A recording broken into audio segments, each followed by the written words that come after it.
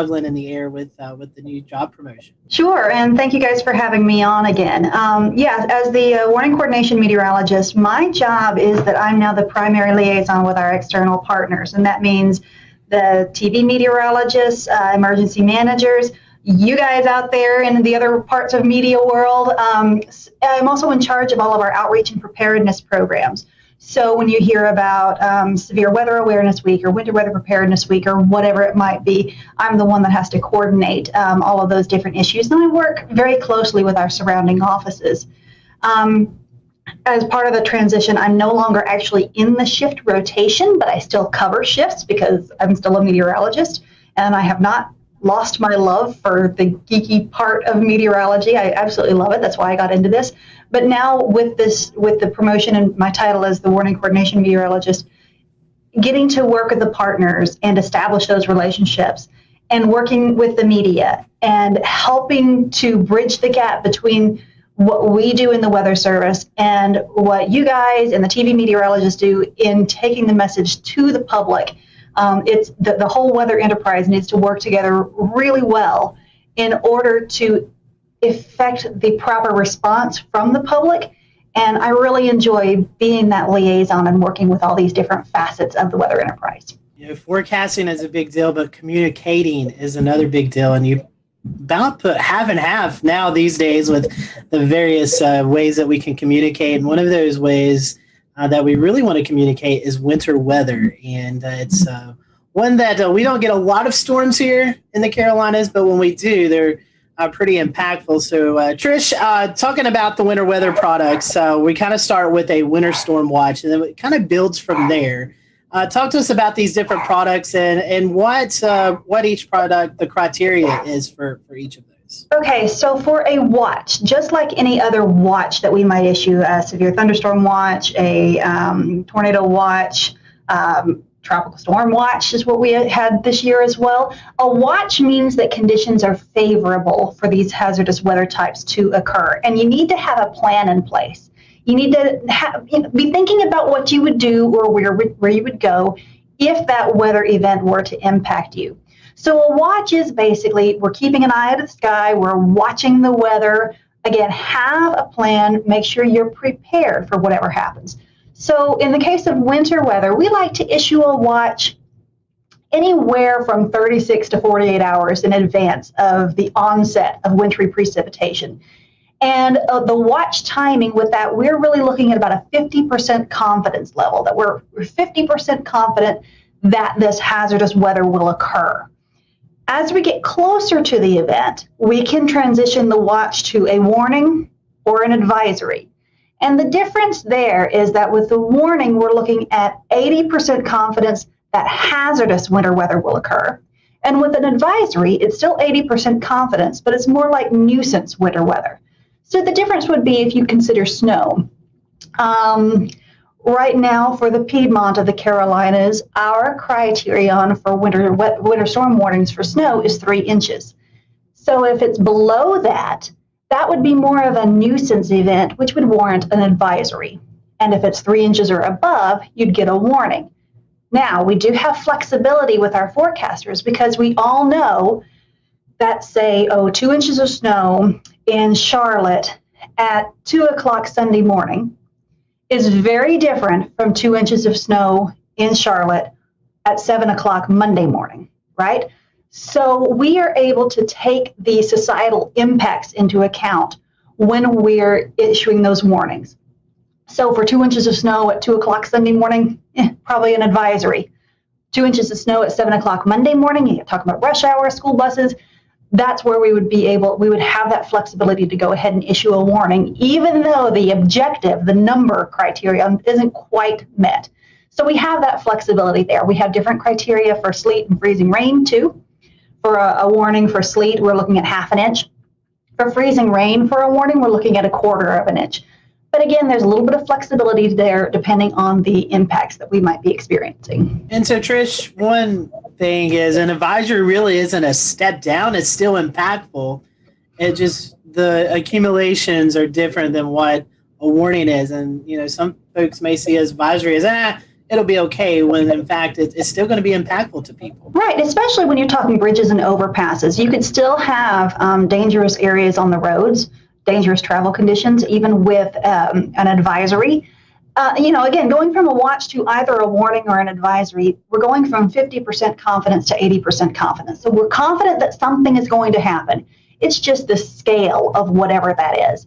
So we don't want people to just take advisories lightly. You still have to be prepared, and you still have to take precautions. It's just that we're talking the chances of, say, like widespread power outages and stuff like that would be much less with an advisory type situation than with a warning situation. Right. And Tricia, one of the things that sticks out that I wanted to reinforce is that the criteria for this is it's tailored to each area in your forecast area. Like, for example, the impacts and the impacts are what matters most. So, what would be most impactful for Asheville is different than what would be impactful for Charlotte and Greer. So obviously you're going to have different criteria for those areas, that's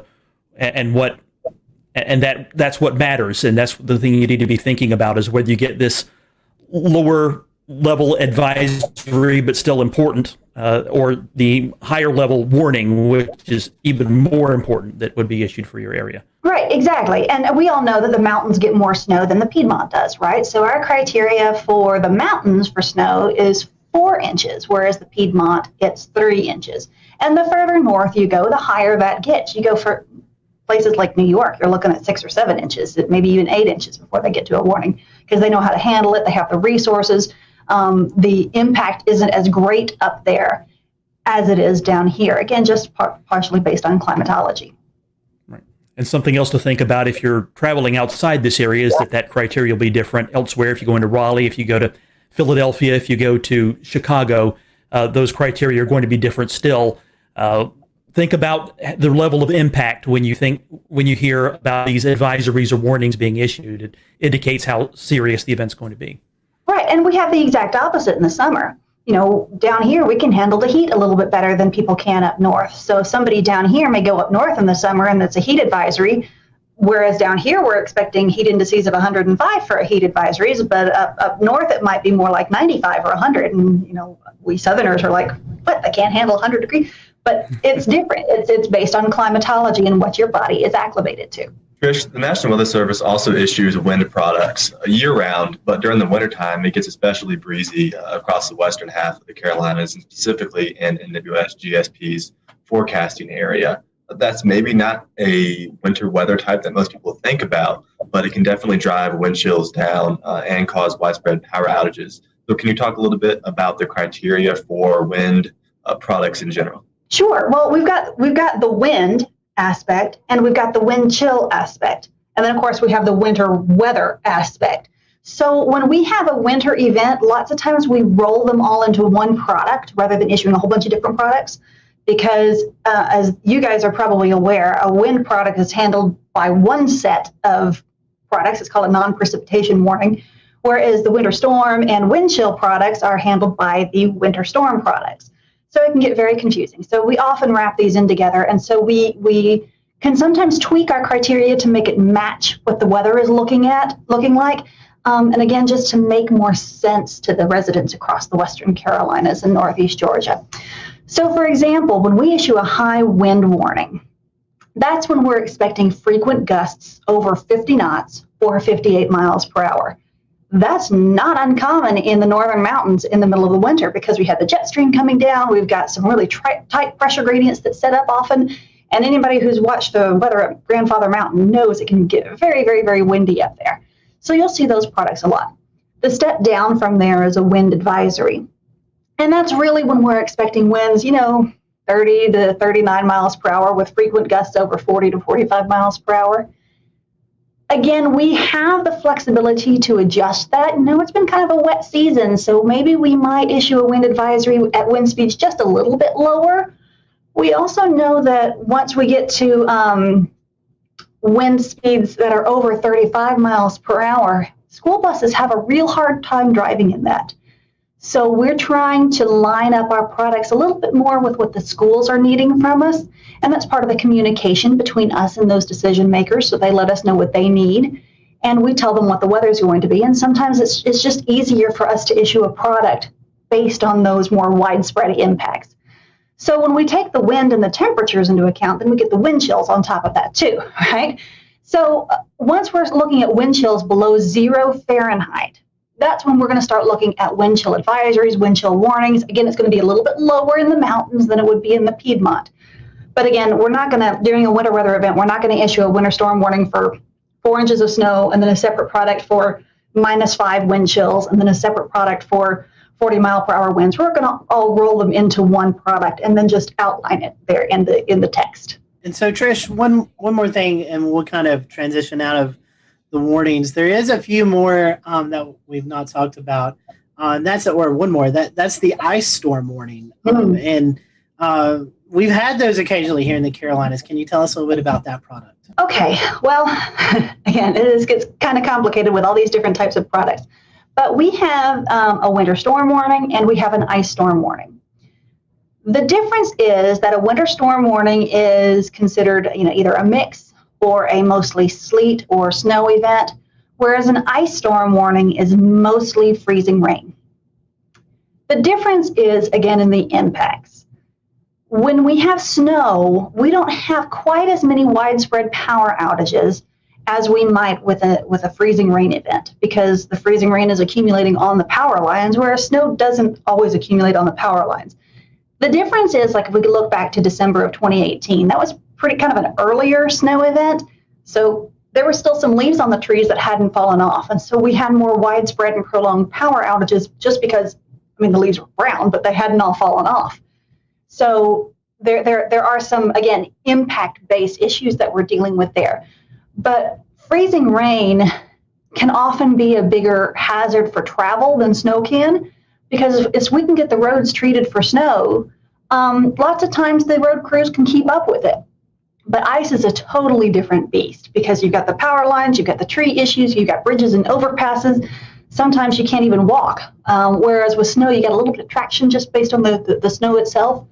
So ice storms are a slightly different beast, and we're happy we haven't had a big one in a while. NOAA released their winter weather outlook not too long ago, and it all it takes everything into consideration, the La Nina state that we're in currently, as well as other factors throughout the year. Can you tell us a little bit about that outlook and how it might impact the Carolinas? Well, the outlook, like you said, it takes a lot of big picture seasonal things into effect. And the outlook is developed by another branch of the National Weather Service called the Climate Prediction Center.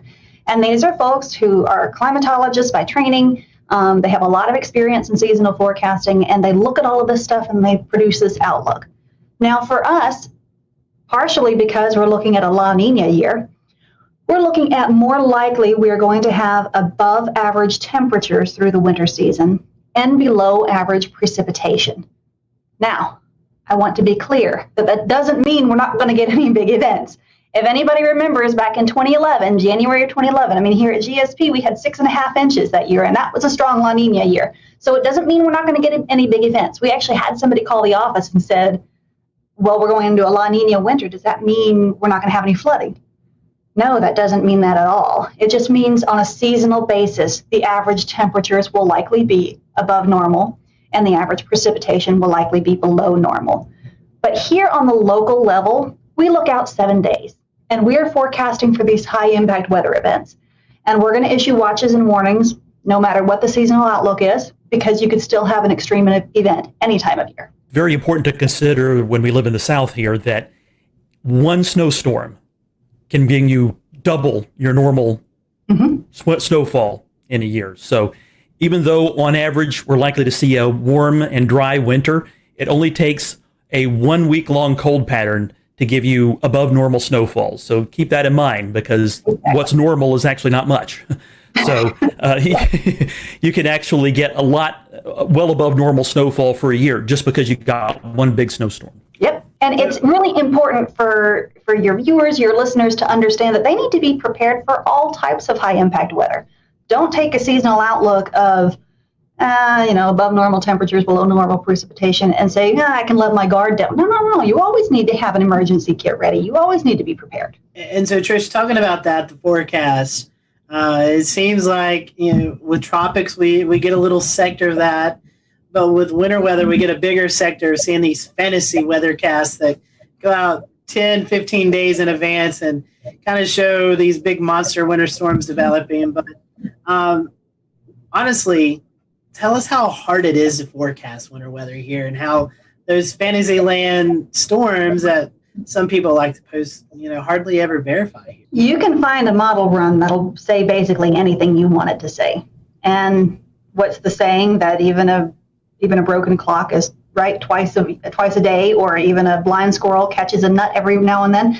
So there may be some extreme forecasts out there, and maybe somebody gets lucky and it gets right. But the important thing is for people to rely on trusted sources of weather information. So don't just look at one social media post from Joe Blow out there. Talk to your, you guys have a huge Twitter following, and you guys have reliable sources that you tweet and retweet, whether it's your local favorite TV meteorologist or us here at the National Weather Service. It's really important that people rely on trusted sources of information.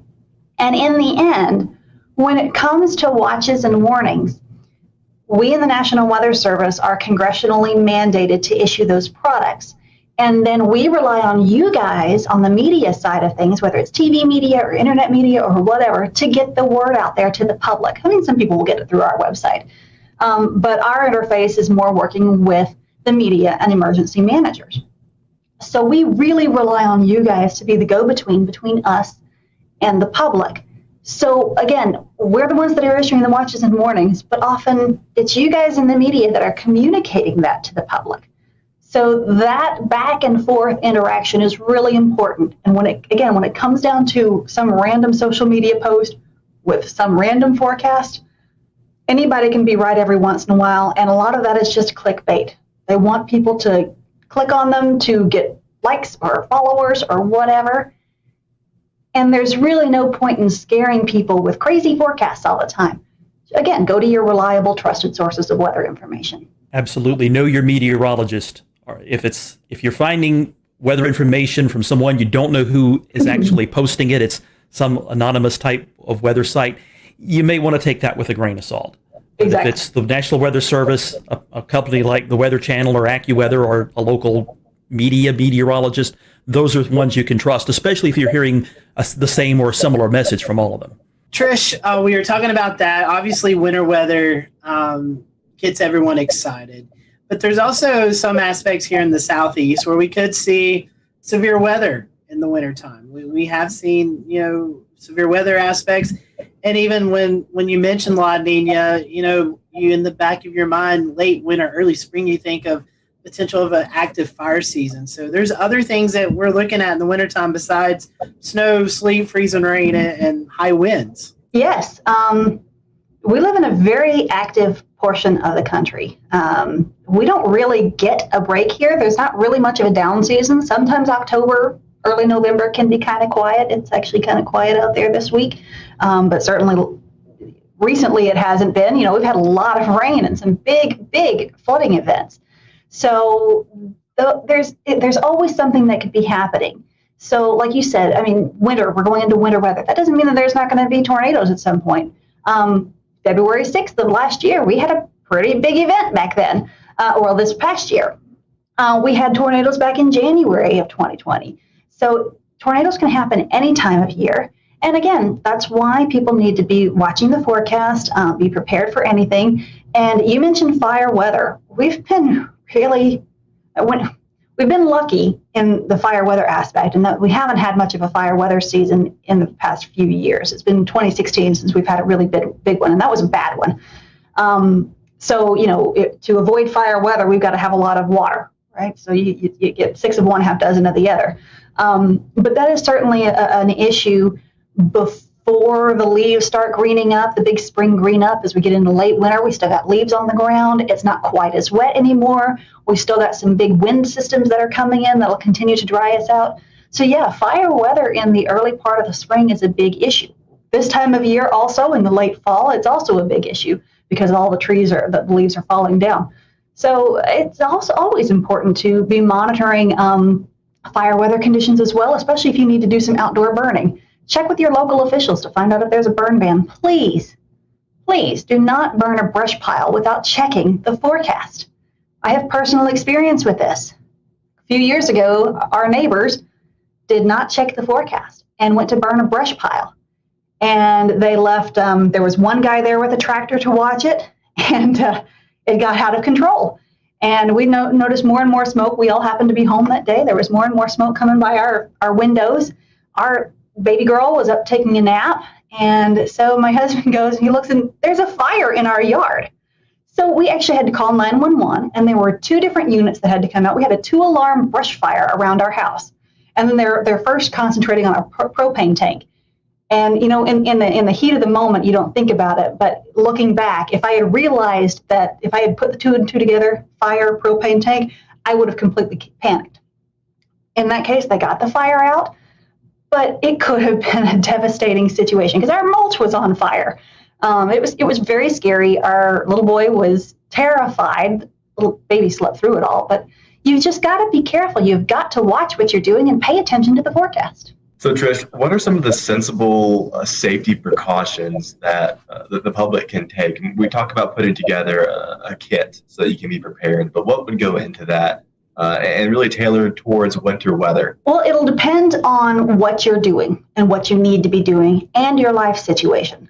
So if you're at home and we have a winter storm warning and you don't need to be anywhere, and hopefully not, you're going to want to have your standard, a gallon of water per person per day in case you lose power and can't get water, especially if you're on a well. You're going to want to have any medications. You're going to want to have non-perishable foods, and make sure you have a manual can opener for any cans that you have. You're going to want to have extra blankets and stuff nearby. If you're using something like a kerosene heater or something, or propane gas fireplace or something like that, you need to be aware of carbon monoxide issues and always have a way to vent the carbon monoxide out. And if you've got the best thing is to have a carbon monoxide detector in your house, because that is truly a silent killer. Because people go to sleep and they never wake up. They have no idea, they don't know what happened. So again, have a way to stay warm, have a way to stay fed, and have plenty of water. If you have babies, make sure you have plenty of baby supplies with you. Again, your medications. If you need oxygen or something like that, maybe you need to have some extra supplies with you there. If you have pets, that's another thing. You need to have a way for your pets to have water and food, and maybe bring them inside. Or if you have like farm pets, make sure that they're taken care of. If you need to be out on the road for any reason, if you must be out on the road, we've got a lot of first responders that have to be out on the road. Make sure you have a bag of kitty litter or ice melt or something like that in your vehicle. Make sure you have an ice scraper. Make sure you have a blanket in case you get stuck. Make sure you have some food and some water. Make sure you have a snow shovel, maybe even. So there's a lot of different things that you can have with you to help you should the worst case situation arise. And it's important to do that in advance. Yes. Like, for example, current times when the weather's relatively quiet, advanced planning is the key to being ready when things happen, be them a weather disaster or something else. Get ready in advance. That way, for one thing, you can actually secure the supplies. They might be in short supply when we're close to an event and something bad's going to happen, a big snowstorm or whatever. Be ready in advance. And ready.gov is a good place to go and look for other tips for not just weather emergencies, but also other kinds of disasters too, earthquakes and so forth. Exactly. And always have your phones charged up. Always have these charged. Even if the cell phone networks get clogged up, often text will still work. So if something were to happen and you get stranded, maybe you don't have a cell phone signal, you might be able to still send a text to a family member or something like that and ask them to ask for help for you. But always have your phones charged up. That's a big one too. Especially going into a big event, just keep it plugged in overnight and just have it there. There are lots of like manual battery chargers that you can get. You can get crank chargers, crank radios, and stuff like that. So there's lots of different options out there. Well, Trish, speaking of winter weather, we'll kind of close with this. For those folks who live in Western North Carolina, upstate South Carolina, and far northeast Georgia, how can they follow you guys? What's the best way for our followers and listeners to get information from the Weather Service there with winter weather coming up? I know your website, you've got social media. What's the different outlets they can check out? We'll return to Best of the Carolina Weather Group in a moment. Now your Carolina weather forecast. Here are today's forecast high temperatures for North Carolina. Here are the forecast lows for tonight for North Carolina. Here are tomorrow's forecast high temperatures. And here's forecast rainfall across North Carolina tomorrow. Here are the forecast highs for the day after tomorrow.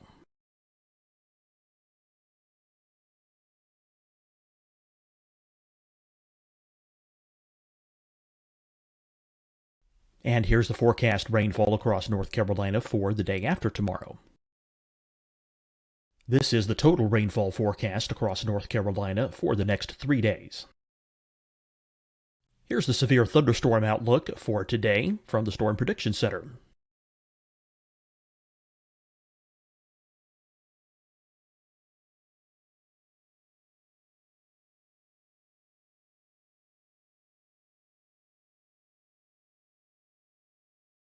Here are the forecast high temperatures for today for South Carolina.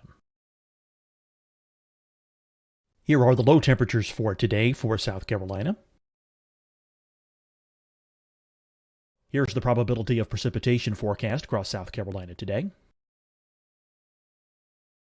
And here are the rain chances across South Carolina tonight. Here are tomorrow's forecast highs across South Carolina. Here are the forecast low temperatures for tomorrow for South Carolina. And here is the probability of precipitation across South Carolina tomorrow. Here's the precipitation chances across South Carolina tomorrow night. Here are the forecast highs for the day after tomorrow in South Carolina. Here are the forecast low temperatures across South Carolina for the day after tomorrow. And here are the rain chances across South Carolina for the day after tomorrow. And South Carolina's probability of precipitation for that night. Here's the Storm Prediction Center's severe thunderstorm outlook across South Carolina for today through tonight. Here's the Storm Prediction Center's severe thunderstorm outlook across South Carolina for tomorrow and tomorrow night. And here's the Storm Prediction Center's severe thunderstorm outlook across South Carolina for the day after tomorrow through that night.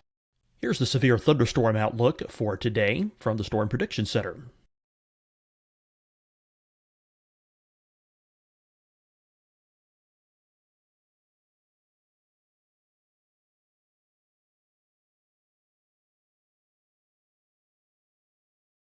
And now here's a live look at weather radar across the southeast. Fight the spread and take a stand against coronavirus. Wear a mask in public. Stay at least 6 feet apart from others. And get tested. Join us and fight the spread. Visit scdhec.gov/COVID-19. Getting tested for COVID-19 helps you to take the steps needed to protect yourself, your loved ones, and your community. Find the testing location at scdhec.gov/COVID-19 testing. Deciding when to wear a mask isn't about who you know or how well you know them. Just ask yourself, will I be with anyone I don't live with? If the answer is yes, get behind the mask. Help slow the spread of COVID-19. Get behind the mask. Learn more at covid19.ncdhhs.gov. Hi, everyone. I'm Dr. Mandy Cohen, Secretary of the North Carolina Department of Health and Human Services. And when you follow the 3 W's, you protect your family and your neighbors from COVID-19. When you leave your home, practice your W's. Wear a cloth face covering, wait 6 feet apart, wash your hands often. Wear, wait, wash. We're in this together. Stay strong, North Carolina. You'll see your Carolina weather forecast at 25 and 55 past. And now back to the best of the Carolina Weather Group on the all-new Carolina WeatherNet.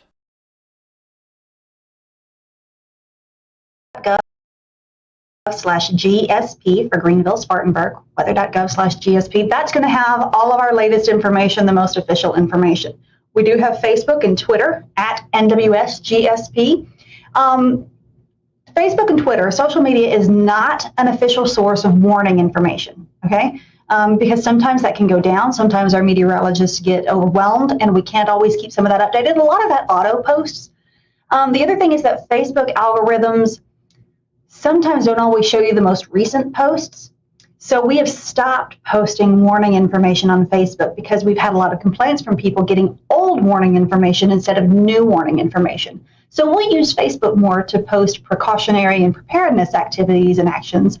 And we might use Twitter more for the actual warnings and advisories, those kinds of real-time, what's going on right now situations. We love to get reports from people. We don't know what's happening basically anywhere except outside our office. And we have these little bitty windows. We can't see very far. So it's really important for people to tell us what's going on out there. And that's not just winter. That's all year round. If you see a tree that comes down, let us know. If there's a thunderstorm out there and it's causing, there's flooding on your road, let us know because we don't always know what's going on at the ground. So get out there with a ruler, take a picture of the ruler. Those are the best. If you can take a picture of the ruler in the snow and then tweet it to us at NWSGSP, or if you go to our website, there are places that you can report your weather there. We really, really, really appreciate that information because that helps us to understand what's going on out there so that we can then adjust our thresholds. That's all good information. Trish, we certainly appreciate you joining us, and fingers crossed. I know I like winter weather. I believe you like winter weather. I know Evan loves winter weather. Frank, I know you've had your winter weather in Pennsylvania, so you might want a little bit of a break. But yeah, I'll take this La Nina winter. Hopefully it's at least 60 degrees every day for now through March. I'll be fine with that. But for the rest of us who are wanting winter weather, we hope that we'll get some. And Trish, we thank you and your crew down at GSP for all you do. I know it's been a very busy year, and maybe we can get one or two winter weather events and then let you guys get a little bit of a break. Maybe we can. And we really appreciate you guys because, like I said earlier, we really rely on you guys in the media, whatever type of media it is, whether it's television or social media or podcasts and videocasts and all of this stuff. Again, we rely on you guys to be the go-between between us and the public. And we appreciate the efforts that you guys make to help in that regard.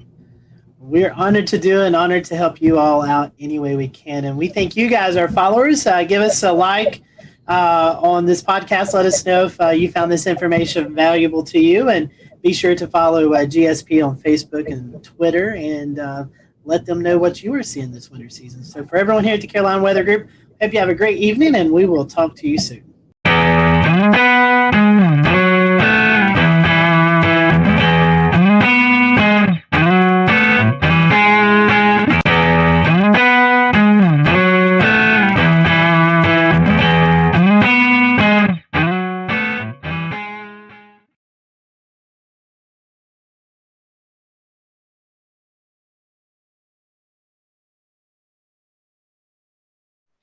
Good evening and welcome to the Carolina Weather Group. I'm James Brierton in Charlotte. We have a great panel for you tonight. We are going to be talking about the flood threat against your house, whether you live in a flood zone or not. We have some great material for you tonight that may have you rethink the next time you're looking at your policies. Joining us from Charlotte, Bill McGinty, consumer reporter at WCNC Charlotte.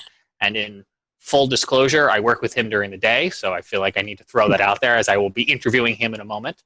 From WPDE, we have Annette Montgomery, who's a reporter there, who's been doing some local reporting on this topic in their neck of the woods. And we're also joined by April O'Leary of Horry County Rising, and they are involved with this exact topic there along the South Carolina General Coast area. But we'll start more inland with Bill McGinty, who, Bill, just last week, you did a story that kind of tipped this whole thing off to us here at the Carolina Weather Group. So why don't I just have you, the reporter, tell us, in your words, a little bit about what you uncovered here in the Charlotte area. Yeah. So one of my jobs here in Charlotte is the consumer investigative reporter, and so people email me. I run a franchise called Get McGinty, and if you have a problem, you email me. And so I got this email from this couple, and I actually got the email in the middle of the 4:00 news, and he said we're being flooded. Every time it rains, we get flooded, and it never used to happen. We can't figure out why. The city was working on the storm drain system.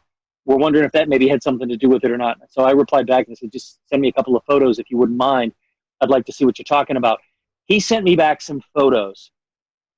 And when I looked at the photo, I said, I'll be out there first thing tomorrow morning. He showed me, he's got a townhouse, a 3-story townhouse, and the bottom floor of his finished townhouse was completely underwater, above the fireplace. And I said, this is from a rainstorm? I mean, this looks like a river came up. He said, it comes up, and then it goes away, and as long as the rainstorm lasts. His point was that if we get 3 inches of rain over 3 days, not a problem. But if we get 3 inches of rain in an hour, huge problem. So it's basically a flash flooding issue. And so one of the things we were able to do was get a hold of the city of Charlotte, which told him they'd look into this sometime about 2021, before they actually would drill down on this and figure out what the exact problem was. And they gave him, I don't want to say the runaround, but for lack of a better word, the answer wasn't good enough for him, which is why he reached out to me. I reached out to the city. I sent them some of his home video that he took, on his iPhone. I sent some of the pictures, and I said, this is unacceptable. He can't live like this. This is his home. And so within a week, they had some digging equipment out there, and what they found was a couple of blockages in those pipes. And so just before we came on, and I mean literally just before we came on, within the last half hour, I got a text from him. They got some rain here in Mecklenburg County tonight, and he said, so far so good, fingers crossed, we haven't flooded. So maybe the blockage was the issue, maybe not. It's going to take a couple of more rainfalls before we know for sure. So I'm crossing my fingers that maybe we have solved this issue. But the bigger issue is his homeowner's insurance isn't going to cover this, because this was considered rising water. And I don't care whether you live next to a creek, you live near a drainage ditch, you live alongside a river. If you have water come up from anywhere and it comes into your home, that is considered a flood, and that is not covered by your typical homeowner's insurance policy. If in a hurricane, which I used to live in Florida, so if in a hurricane, the roof blows off the home and you get a ton of water in, okay, that's water damage, and that is not flood damage. Rising water is water that comes in through the doors, through the garage, things like that. And that is a federal policy that you have to have. That is a completely separate policy other than your homeowner's insurance policy. I don't think, a lot of people know that, and I don't think a lot of people understand the risk they have to their home through rising water. Most people say, I'm not in a floodplain, I don't have to worry about it. I've seen plenty of those people, and I've covered plenty of those stories where they stand there scratching their heads wondering, what am I going to do now? Because their homeowner's insurance says, sorry, this isn't covered. Well, that's some good update, though. A little breaking news there, that at least today it didn't flood. And as we're recording this on Monday night, I'm looking over here at the Mecklenburg FIN system, the Flood Information and Notification System, and they had just shy of about an inch of rain there in Mecklenburg. Yeah. So let me set it up, James, if you wouldn't mind. Let me, I talked about the rising water coming into his home, and you'll see it if we show some pictures and video here. But the bottom line is his townhome, if you can imagine this, runs this way, but the back of his town, the driveway runs down. And so you've got 4 townhomes, and the first one up at the street level is street level. But his is higher because the driveway slopes down in the back. And of course, because the driveway slopes down, you need a couple of grates down there that lead to rain runoff. And that's what was backing up. And it, of course, backs up to the lowest point, and the water came into his house. So I don't want to lead people to believe it came in from the street. It actually came in from the 2 grates that were in his driveway. But because he was down at the lowest point, water came up there. And the grates are on private property, but are connected to city-owned drainage? Yep. It's a stormwater drain. Well, think of what's out in your street. If you go out and you look at your street and you see those grates in the corners of the streets, That's a storm drain. And that's basically what he had, but flat in his driveway. And people will probably know from looking at those, you'll sometimes see the little placard on them that says, do not drain liquid oil and such down into those, because they're connected to the streams and the creeks and the waterway. 100%. Which in Mecklenburg County, as I think a lot of other places, but especially here in Mecklenburg County where we have the urban development, all of that infrastructure is needed for anyone who doesn't live here to drain off into our nearby creeks in order to keep that water flowing, ideally away from your house. Ideally. The gentleman you talked with, in terms of repayment, is the city offering anything in terms of mitigating this flood damage to his home?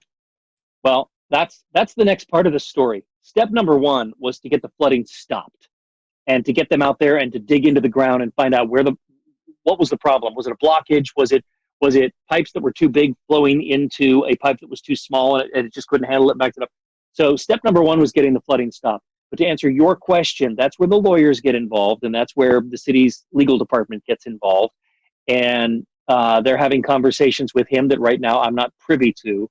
But, in my experience, and I'm just cutting him out of it, but in my experience over 31 years, watching people wait for repayment from some kind of a government entity, I'd say it's about 50-50 as to whether you're made whole or not. Can the city be held liable for the first flood because they didn't know there was a blockage? Should they have known? It's what did you know and when did you know it? And so as soon as they were alerted to the fact that there was a problem, okay, now maybe they didn't act swift enough, and maybe there's a lawyer, his lawyer, that will make a compelling argument enough to say, hey, wait a minute, we alerted you that there's a problem. So that's where it gets sort of tricky, James, is that what are they really responsible for?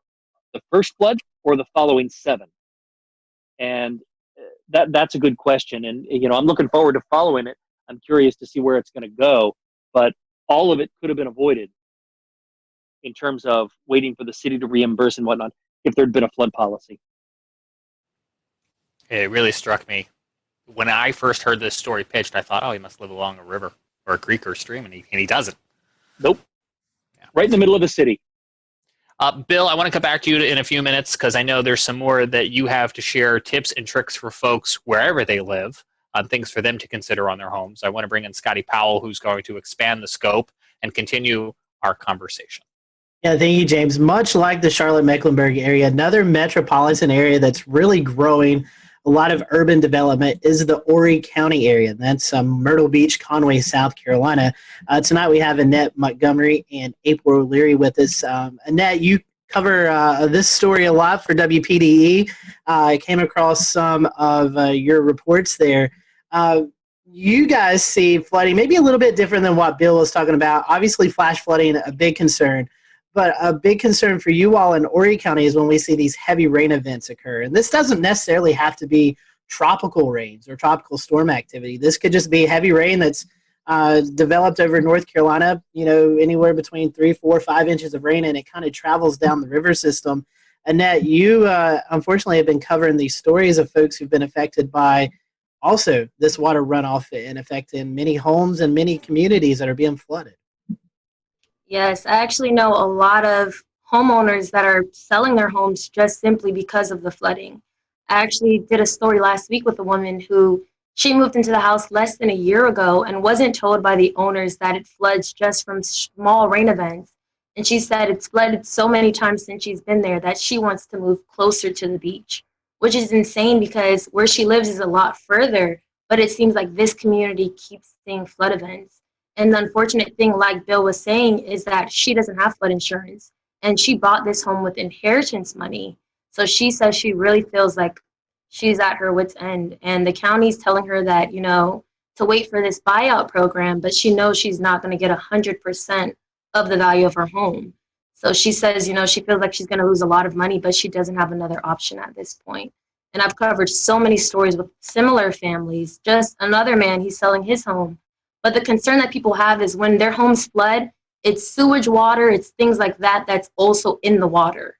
So they're just very concerned for their overall health and their safety. So that's another huge portion that people might not realize, that these people are very concerned for their health as well. And Annette, correct me if I'm wrong, but this isn't just one community. There's several communities throughout Horry County that's experiencing this. Seeing a lot of videos out of the Socastee area, places like that are really experiencing this. We just went through a primary. I know that was a big topic of discussion among the city council and county commissioners. What did they have to say about this as a lot of their constituents are facing this flooding threat, it seems, almost every month? Yes. Just last week, I spoke with County Councilman Cam Crawford, and he tells me right now city leaders are looking into, and county leaders are looking into this relocation program, but they're waiting on money from HUD. So currently right now, it's a federal government concern that they're waiting on in terms of money to get to the county. But he said the only solution they're looking at right now is the relocation program, which buys out these homeowners. And a lot of them that I spoke with say that that's a huge concern for them because they don't want to be bought out, not at the market value of their homes. But that's the most immediate solution they're looking at right now. I want to get to April in just a second, but as Bill was talking about, Charlotte, a big metropolitan area, a lot of construction, a lot of concrete, asphalt, things like that, not a lot of drainage. Horry County also experiencing kind of a big boom, a lot of folks, businesses, housing developments moving into that area. So does that play a factor into this flooding as well? Definitely development, and I know April's probably going to speak to this too, but definitely a huge, huge, huge concern for a lot of the people living here is that a lot of these homes and developments are being built on wetlands. And a lot of these people that are moving from these other areas to Horry County, just like the woman I spoke with, I think she was from like New Jersey, they don't know about the flooding here and they don't know about the wetlands and how bad flooding happens just from rainfall. So a huge, huge, huge portion here and a huge thing that people focus on when they're speaking to these county councilmen is that, you know, development cannot happen on wetlands. And that's something that happens quite frequently. I know I probably talked about what April's going to speak about, but yeah, that's a huge, huge, huge concern, development. Well, April, I want to bring you in. You run Horry County Rising, and this is a nonprofit group. I want to say you're out in the field. I've been following your Facebook page. I've followed the pictures and the videos. You're actually out there with the folks who are being affected by this day in and day out with your rain boots on, high water, kayaking. I've seen a lot of things going on. Tell us about Horry County Rising and just kind of tell us some of the stories that you hear day to day. Well, thank you so much. And thanks for not forgetting about families affected by flooding, especially to Bill helping to work with that family. That's a great model that I like to see in the media moving forward. But yeah, I flooded in Hurricane Florence. And prior to that, was working in clean water protections. And I decided that I really thought that I could make a difference around flood mitigation and making sure our communities are more sustainable. Kind of seeing the trends and seeing the historical trends, both leading to loss of life, but also an increase in damages. And so I quit my position and created Horry County Rising. We are a social welfare organization trying to work with this vulnerable population around flood mitigation, but also trying to propel the government to have a plan.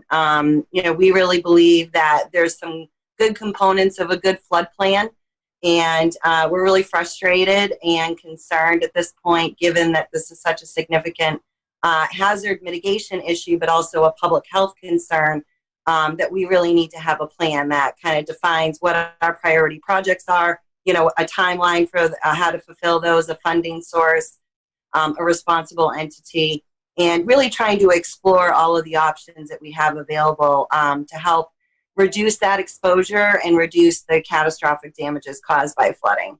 And so, yes, we actually flooded twice this year. We flooded in February, and we also flooded in the first week of June. The last flood event is a community that actually was just built within the last 15 years. So, you know, we're essentially very concerned about future land use because we're seeing more and more homes flood. And we were really hoping that we purchase a product that can sustain a 30-year mortgage, and maybe even possibly sustain families and generations of families. And what we're seeing is we're not even getting halfway there to that 30-year mortgage, that these homes that were just constructed 15 years ago on the ICW continue to flood, continue to be rebuilt, resold to another unsuspecting homeowner. So we see these homeowners, particularly around the Atlantic Intercoastal Waterway, repeatedly flood in the 4 or 5 times in the last 5 years. But we also are impacted by these significant riverine floods as well. So that's, events like Hurricane Matthew, Hurricane Florence, where we saw historical river crests. Hurricane Matthew broke Hurricane Florence's record level by 3.21 feet. It was the largest, most historical flooding event to hit this area. We've been fortunate. We haven't had too many storm surge impacts as of late, but we certainly do see concerns with flash flooding, much like you talked about earlier, Bill, where, our infrastructure is aging. It was based on this assumption that we would have consistent historical rainfall trends, and naturally these really significant events, these high peak rainfall events, contribute to those flash flooding impacts, and we see damages as a result of that as well. April, obviously not mention any of the families that you work with, but just some of their stories. Can you tell us a few of those? I mean, I don't live near the coast, and I know coastal areas always hurricane threats there. We experience flooding up here in Western North Carolina, but we don't experience it like you guys do. I mean, it's just a constant, like you said, already 2 times this year, not counting all the previous years.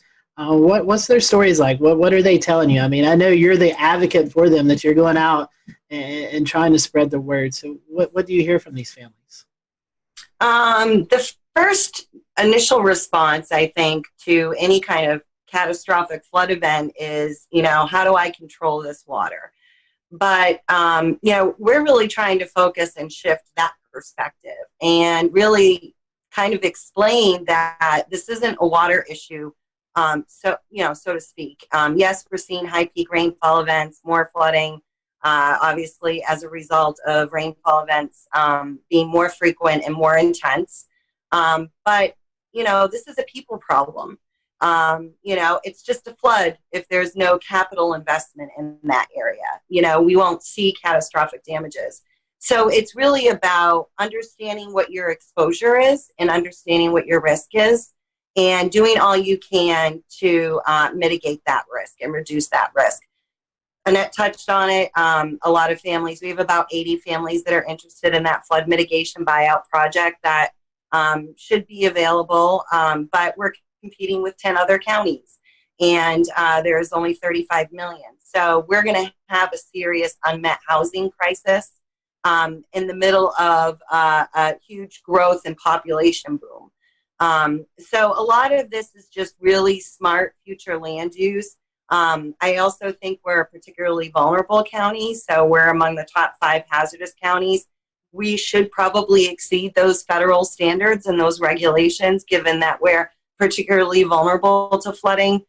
We have a 100% probability of flooding if we get a hurricane, as indicated just with a tropical storm that we recently had. So, these families are particularly very vulnerable. We see a lot of financial stress. They lose their financial viability. So families that are typically getting ready to retire, or maybe just bought their last forever home and in retirement, that are on fixed incomes or flooding. They just bought their homes again, within 15 years, and, they're being impacted every year at this point. So there's a lot of real concern about that vulnerability and, how that really decreases a family's financial viability, and there's very few options. Obviously, protecting yourself and buying flood insurance is critical. You can flood from a tree or a beaver or a stormwater issue, or, Eastern Carolina getting 8 inches of rain.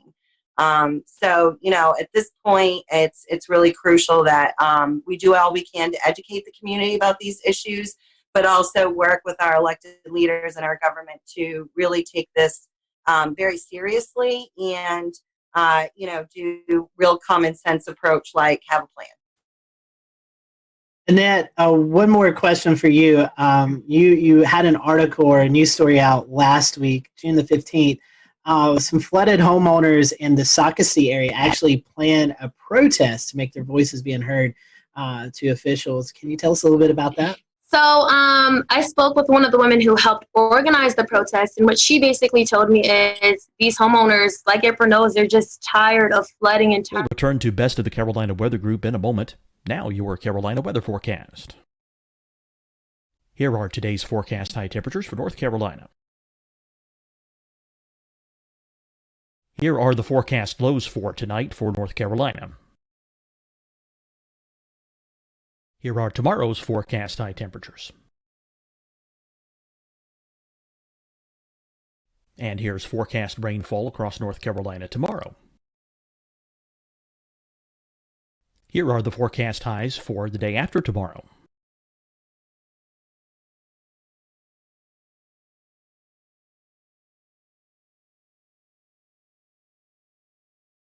And here's the forecast rainfall across North Carolina for the day after tomorrow. This is the total rainfall forecast across North Carolina for the next 3 days. Here's the severe thunderstorm outlook for today from the Storm Prediction Center.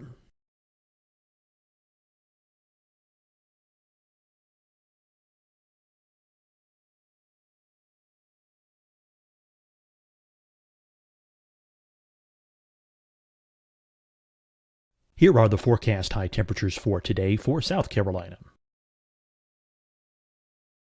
Here are the low temperatures for today for South Carolina. Here's the probability of precipitation forecast across South Carolina today. And here are the rain chances across South Carolina tonight. Here are tomorrow's forecast highs across South Carolina. Here are the forecast low temperatures for tomorrow for South Carolina. And here is the probability of precipitation across South Carolina tomorrow. Here's the precipitation chances across South Carolina tomorrow night. Here are the forecast highs for the day after tomorrow in South Carolina. Here are the forecast low temperatures across South Carolina for the day after tomorrow. And here are the rain chances across South Carolina for the day after tomorrow. And South Carolina's probability of precipitation for that night. Here's the Storm Prediction Center's severe thunderstorm outlook across South Carolina for today through tonight. Here's the Storm Prediction Center's severe thunderstorm outlook across South Carolina for tomorrow and tomorrow night. And here's the Storm Prediction Center's severe thunderstorm outlook across South Carolina for the day after tomorrow through that night. Here's the severe thunderstorm outlook for today from the Storm Prediction Center.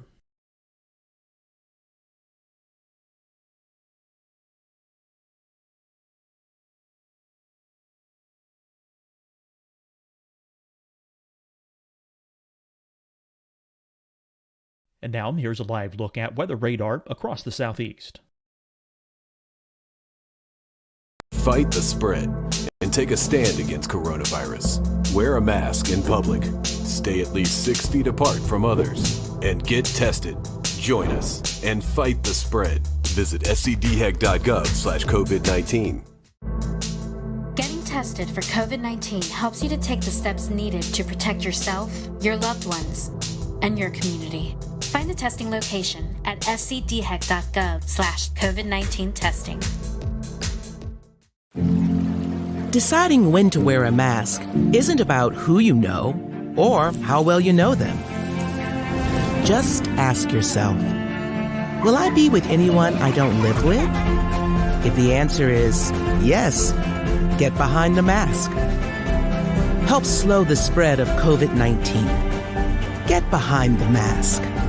Learn more at covid19.ncdhhs.gov. Hi, everyone. I'm Dr. Mandy Cohen, Secretary of the North Carolina Department of Health and Human Services. And when you follow the 3 W's, you protect your family and your neighbors from COVID-19. When you leave your home, practice your W's. Wear a cloth face covering, wait 6 feet apart, wash your hands often. Wear, wait, wash. We're in this together. Stay strong, North Carolina. You'll see your Carolina weather forecast at 25 and 55 past. And now back to the best of the Carolina Weather Group on the all-new Carolina Weather Net. Officials telling them that they're doing studies, and nothing is being done. So they said, they're doing this to make their voices heard. And I know April could probably speak to that as well. A lot of them they just said this is their last resort. They feel like they've spoken to county council members, they've spoken to elected officials, and they just feel like enough is enough. So they said they're going to bring out some of their flooded items and have them laid out for people to see. And this is just to have officials really see how these people are being affected and what it's doing to them emotionally and physically, their stuff. So it's July 6th at 8 a.m. in front of the Horry County Courthouse, in case anyone wants to go. But yeah, I'm glad that, they're doing this. I think it's important. Well, Scotty, I think that we would be remiss if Jared and I didn't also hop into this conversation and talk about Charleston. I can see it. I can see Jared cracking a smile every time you guys mention street flooding, because living in downtown Charleston, this is also an issue that we face regularly, at least once every couple of months.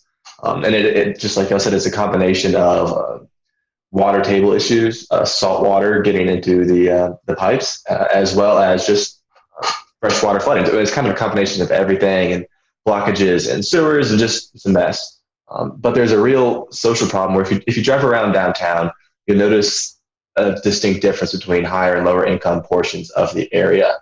A lot of the higher income areas in these homes, they're well off the ground. They're at least 5 feet above street level. Versus if you go to the lower income areas, a lot of these homes are literally sitting at street level. And both areas typically flood in heavy rain events. But unfortunately, one area sees significantly more damage than the other, just because of the way that the infrastructure is in that portion of downtown. So everyone has a plan. When the heavy rain starts, people start coming out and laying out sandbags. And that shouldn't have to be where we go to every time we have a thunderstorm, but unfortunately it is. It's a very serious problem. And Jared, you've had a little bit more experience in Charleston, and you certainly run the weather page that deals with all of the reports. So I'll let you jump in here as well. Yeah, I mean, for historical reference, I used to live on Evans Street a lifetime ago, and I know that sewage water well. I know wading through that. I know losing a car to it almost, and so. I mean, there's real property damage that happens, and much as what y'all are seeing in Horry County, we're seeing the same thing in Charleston. We have people building on wetlands. We have people, building in places where they shouldn't be, and now we have new flood hotspots coming up. Meeting in Hugie Street used to never flood. Used to be it was a clean getaway. That was an escape route from downtown when many other arteries were closed, and now it's got the same problem. So you're building right at the base of the Ravenel Bridge there, and now it floods, and that's just within the last year kind of thing. And it gets up 6.7, 6.8 feet, and it, floods all around the low-income housing, right around the Citadel.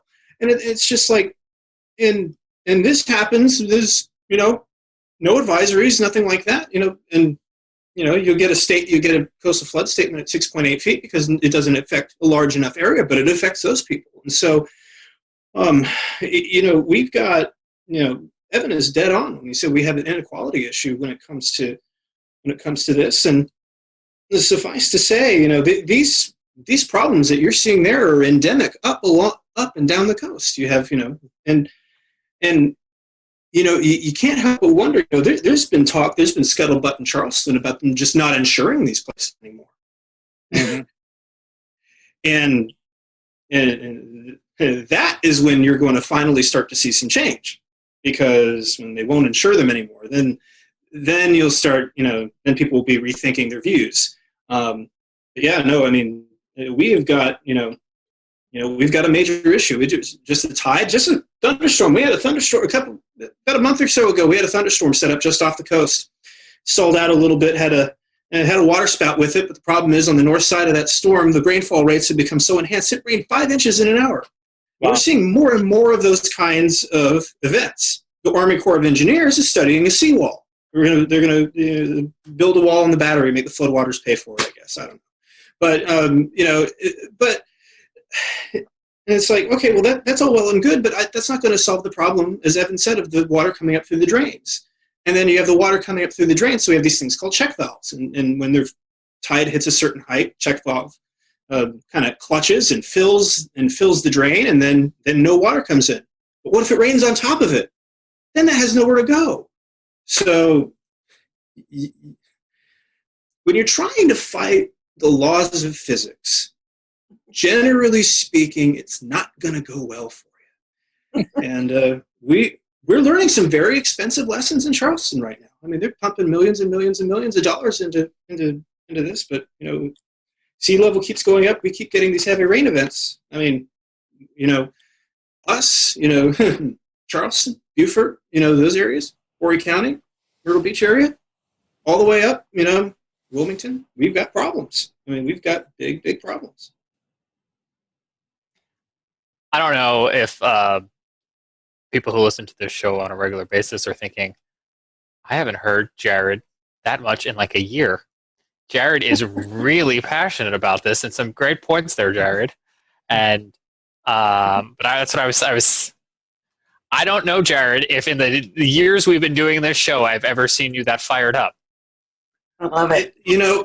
It's a big problem, and it's a big problem. It's just one of those things. It's just so self-inflicted, and it just keeps happening. It's like, that's not cool, man. That's not cool. I'll shut up now. April, in this cycle of proposing, planning, and building, and we loop around again, in your experience, where do we start the problem solving? At what point in this cyclical wheel? Your backyard, right? So you want to have a backyard perspective. You want to pay attention to your county planning commission. You want to review future land use projects. You want to educate yourself about the special flood hazard areas. You want to make sure you speak up, whatever district you live in, and work with your elected official and let them know your concerns about whether that project will increase flood risk or exposure. And I think, making sure you take advantage of public input opportunities at a council level. And then I also think, there's so much value in coming together. Like Horry County Rising really takes care of our own. And we provide a forum, but also a support network. So we're all learning from each other. And I think there's just something so powerful about that, because, every day we're growing and growing, and we're learning more and more. And we took it from, just 80 people to 25,000 in 1 year. So I'm really optimistic. I have a lot of hope. And I think it's really important that when you're in this line of work, that you can remain hopeful and be optimistic. But I think it's really important to look at this from a vulnerability perspective, and really make sure that we critically look at some of those socioeconomic vulnerabilities, and make sure that whatever decisions that we make, that they are benefiting our socioeconomic factors and communities. So that piece is really crucial. And obviously trying to overcome those deficits. There's not enough money. We're always going to have more need than we do funding and resources. So partnerships and engaging with other stakeholders like all of you is really critical, and being engaged is critical. Bill, I want to bring you back into the conversation, because at the start of our program tonight, you were telling us about a gentleman here in Mecklenburg County who fell victim to urban flash flooding. You know that I recently bought a house. And when we bought our house, I looked at it's atop a hill, and water should flow away. But tell me, Bill, what other things as a homeowner do I and all of the other homeowners out there need to be considering to put Yeah. ourselves in the best position we possibly can. All right. First of all, let me apologize for my lighting because it got dark on me. I'm outside. I'm just So- glad you're enjoying the beautiful Carolina Yeah. weather.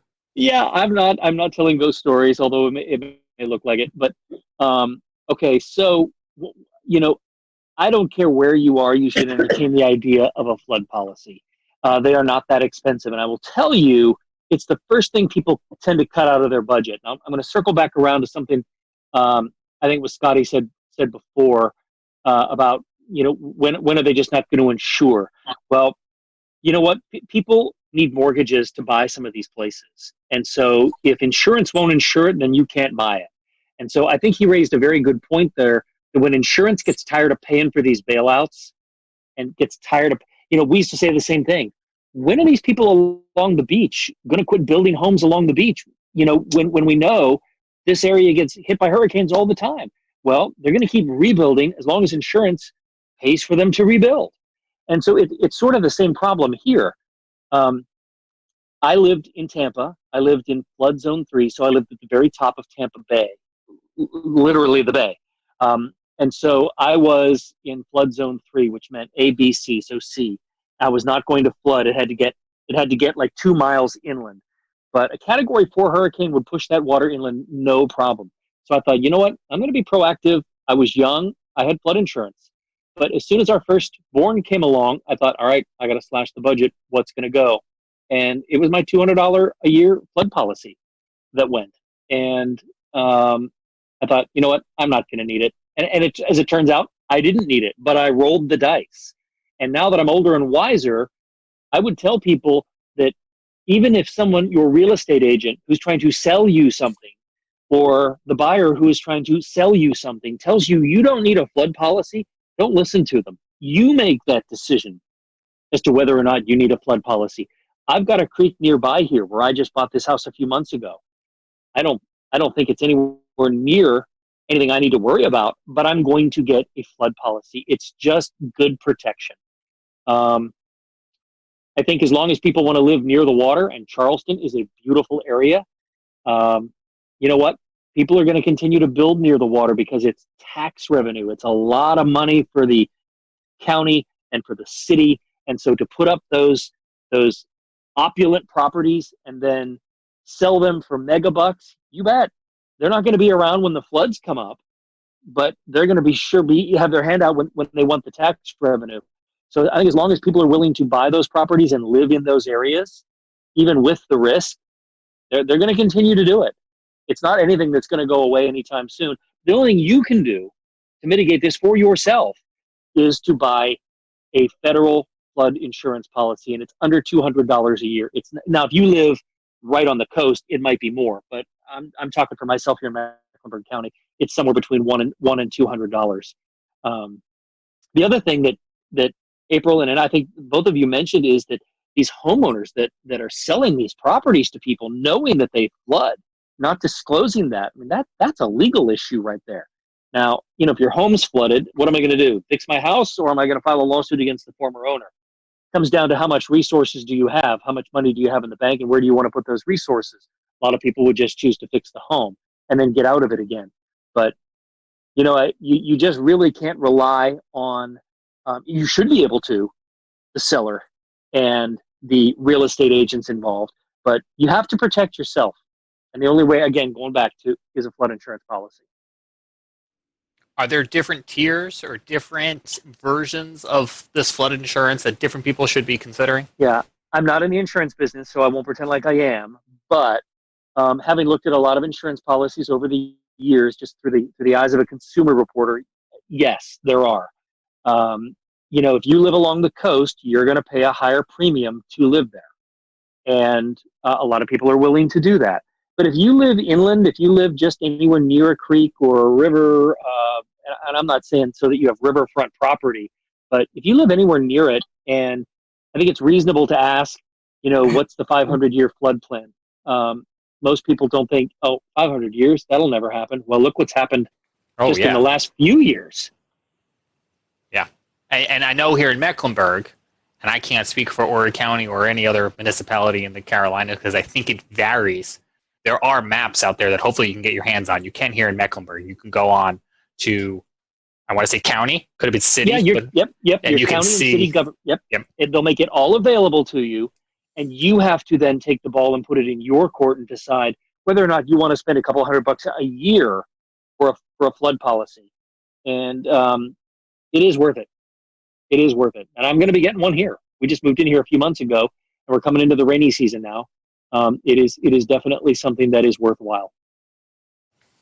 I know when we bought our house, I looked at that map, and we were clear of the 500-year flood plain for the nearby creek. But I think after tonight's conversation, I'm going to take another look at that because it's not out of the question. And the thing that is striking to me that is timely to this conversation, just in the past few days during their regular coronavirus briefing, you had North Carolina state officials coming out and reminding folks that they can still sign up for hurricane relief programs. Hurricane Matthew, Hurricane Florence. These storms are over 2 years ago, and folks are still needing help to clean up. I don't have to tell you that if you're watching or listening to the show and you're in that position, but I will say it's easy for me here in Charlotte to forget that there are still communities trying to clean up from those storms, those floods, more than 2 years ago. Yeah, Jane, let me throw one more point is, and a lot of people think that, oh, you know what, I'll just wait till I see a storm coming, and then I'll get the policy. But a lot of these policies have exclusions, and sometimes they won't write 30 days before a storm. Now, nobody knows 30 days out when there's going to be a storm, but it isn't something that you should sit on your hands. If you're even thinking about it, you shouldn't wait, because a lot of insurance companies will not write policies the minute your area goes into a hurricane watch or a hurricane warning, or even a flood watch or a flood warning, or if rain's expected heavy and the meteorologist is saying, hey, I think there might be, look for a flood watch. The insurance companies are going to use whatever they can to not pay you, down the road if they can. That's how they make money. That's their business model. They don't really want to pay out. And so you can't sit on your hands and wait for the radar to start spinning counterclockwise before you decide you want to do something. At that point, it's too late. You just got to hope for the best. It reminds me of life insurance. We got life insurance after my son was born, and I think it had at least a 14-day, if not a 30-day kind of waiting period. Yep. I want to give each one of you a chance to tell us where we can find you or your organization on social so we can stay informed. But I also want to ask if there's anything else that maybe we forgot to ask or we didn't ask that you wanted to get out there. And I'll start with Bill on both of those points. Bill, how can we follow you on social and get updates on this and other stories like it? The best way to follow me on social is I have a Facebook page that is station branded WCNC Bill McGinty. I put consumer stories on there and consumer advice from time to time. I'm not super active on social, but I should be. James, I see you grinning there. He will be. Don't worry. Yeah, right. But you can also find, my consumer reports on WCNC.com. I just made up for it right there, James. WCNC.com and our WCNC Facebook page, they take a lot of the content as well. I just think that it's better to tell your friends and family members if they live anywhere near a body of water that they at least investigate a flood policy. You might be surprised how cheap it is, and it's one of those things. It's like life insurance. You don't. And I had a family member that needed the life insurance after signing up for it, and you know what? It made all the difference in the world in terms of childcare and things like that going forward. So, I know we hate paying those premiums, but boy, I'll tell you, when you see rising water coming up, you're going to be darn glad you did. And I think those are some good takeaways, Bill, because I hadn't thought about that waiting period for the flood insurance. And we are just into the start of hurricane season with 4 tropical cyclones thus far here in the Atlantic Basin. Annette, how can we follow you? You can follow me on Twitter at AnnetteMTV and then Facebook at Annette Montgomery WPDE. And like Bill said, I'm going to brand my station, WPD.com. You can find my stories there as well. Hey, you got to plug them, right? You got making a lot of bosses happy. That's right. April? We have a Facebook group called Horry County Rising. Our website is horrycountyrising.com. And the only thing I just wanted to add was I just wanted to thank you all for doing this today because, these families, your home is supposed to be your sanctuary and where you feel safe. And these families lose that after you flood. And so I think the more we can keep having this conversation, the better. So thank you so much. And we appreciate you all and your time tonight and your expertise in joining us here on the Carolina Weather Group. And we'll remind folks at home that if you're dealing with an issue or have something on your mind that's weather related, you can always hit us up here at the Carolina Weather Group. Or if you're in any one of these areas and you need to get McGinty or Annette, we need to come up with, do you have a franchisee name yet? We need to come up with one. If you need to get Annette, you can do that as well too, to have them help you out in some of these situations. So on behalf of the Carolina Weather Group, with Jared in Charleston and Evan physically sitting in Asheville, but with Charleston in his heart, and Scotty Powell in the mountains, I'm James Brierton. Thanks so much for joining us. We'll see you back here next week for another edition of the Carolina Weather Group.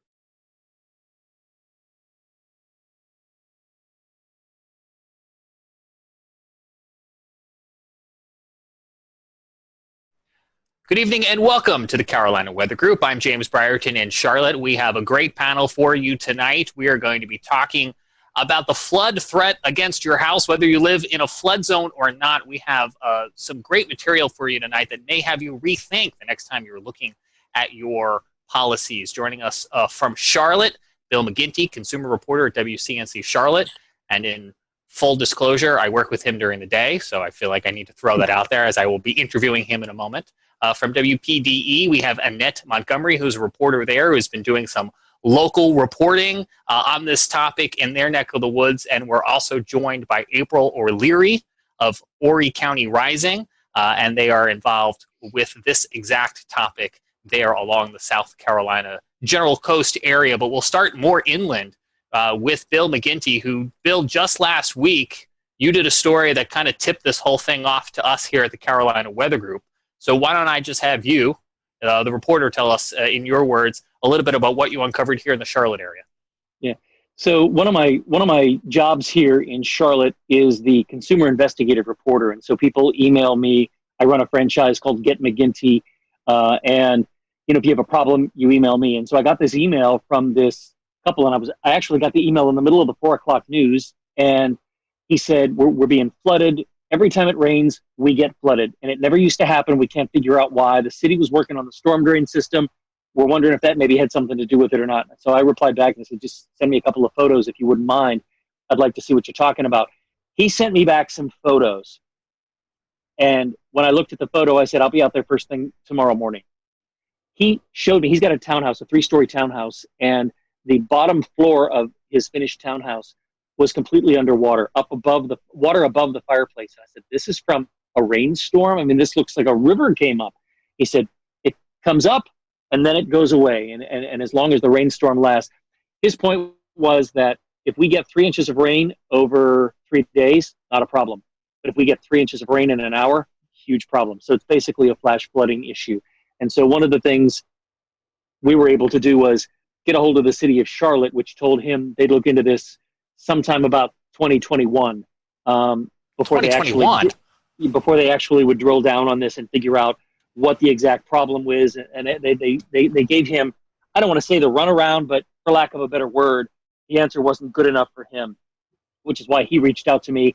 I reached out to the city. I sent them some of his home video that he took, on his iPhone. I sent some of the pictures, and I said, this is unacceptable. He can't live like this. This is his home. And so within a week, they had some digging equipment out there, and what they found was a couple of blockages in those pipes. And so just before we came on, and I mean literally just before we came on, within the last half hour, I got a text from him. They got some rain here in Mecklenburg County tonight, and he said, so far so good, fingers crossed, we haven't flooded. So maybe the blockage was the issue, maybe not. It's going to take a couple of more rainfalls before we know for sure. So I'm crossing my fingers that maybe we have solved this issue. But the bigger issue is his homeowner's insurance isn't going to cover this because this was considered rising water. And I don't care whether you live next to a creek, you live near a drainage ditch, you live alongside a river. If you have water come up from anywhere and it comes into your home, that is considered a flood, and that is not covered by your typical homeowner's insurance policy. If in a hurricane, which I used to live in Florida, so if in a hurricane, the roof blows off the home and you get a ton of water in, okay, that's water damage, and that is not flood damage. Rising water is water that comes in through the doors, through the garage, things like that. And that is a federal policy that you have to have. That is a completely separate policy other than your homeowner's insurance policy. I don't think, a lot of people know that. And I don't think a lot of people understand the risk they have to their home through rising water. Most people say, I'm not in a floodplain, I don't have to worry about it. I've seen plenty of those people, and I've covered plenty of those stories where they stand there scratching their heads wondering, what am I going to do now? Because their homeowner's insurance says, sorry, this isn't covered. Well, that's some good update, though. A little breaking news there, that at least today it didn't flood, and as we're recording this on Monday night. We'll return to Best of the Carolina Weather Group in a moment. Now your Carolina weather forecast. Here are today's forecast high temperatures for North Carolina. Here are the forecast lows for tonight for North Carolina. Here are tomorrow's forecast high temperatures. And here's forecast rainfall across North Carolina tomorrow. Here are the forecast highs for the day after tomorrow.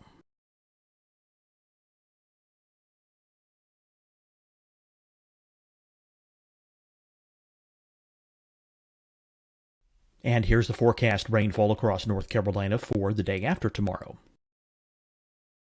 This is the total rainfall forecast across North Carolina for the next 3 days.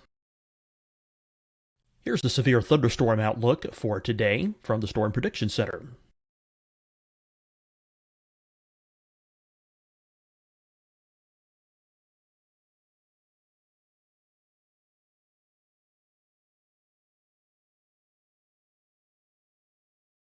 Here are the forecast high temperatures for today for South Carolina.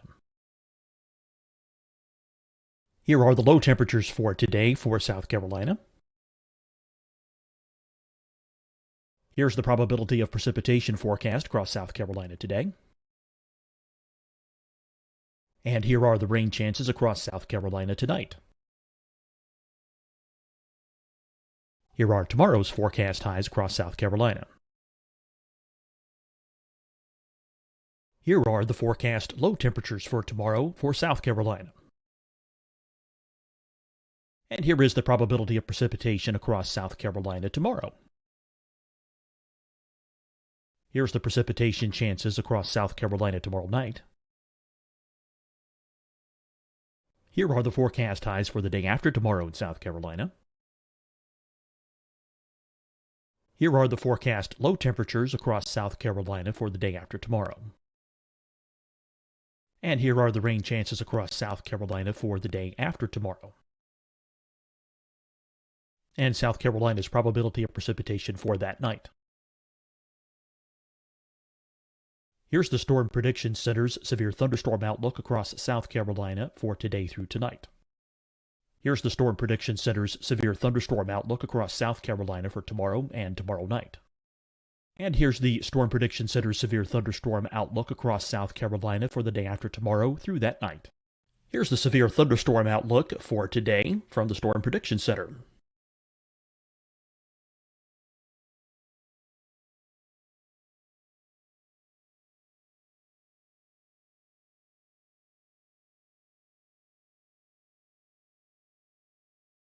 And now here's a live look at weather radar across the southeast. Fight the spread and take a stand against coronavirus. Wear a mask in public. Stay at least 6 feet apart from others. And get tested. Join us and fight the spread. Visit scdhec.gov/COVID-19. Getting tested for COVID-19 helps you to take the steps needed to protect yourself, your loved ones, and your community. Find the testing location at scdhec.gov/COVID-19 testing. Deciding when to wear a mask isn't about who you know or how well you know them. Just ask yourself, will I be with anyone I don't live with? If the answer is yes, get behind the mask. Help slow the spread of COVID-19. Get behind the mask. Learn more at covid19.ncdhhs.gov. Hi, everyone. I'm Dr. Mandy Cohen, Secretary of the North Carolina Department of Health and Human Services. And when you follow the 3 W's, you protect your family and your neighbors from COVID-19. When you leave your home, practice your W's. Wear a cloth face covering, wait 6 feet apart, wash your hands often. Wear, wait, wash. We're in this together. Stay strong, North Carolina. You'll see your Carolina weather forecast at 25 and 55 past. And now back to the best of the Carolina Weather Group on the all-new Carolina Weather Net.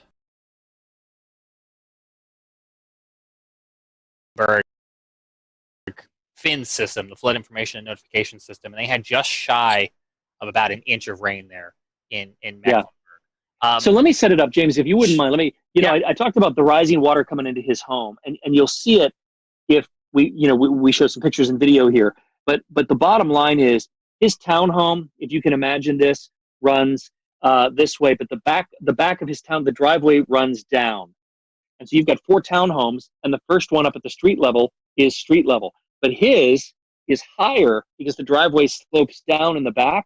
And of course, because the driveway slopes down, you need a couple of grates down there that lead to rain runoff.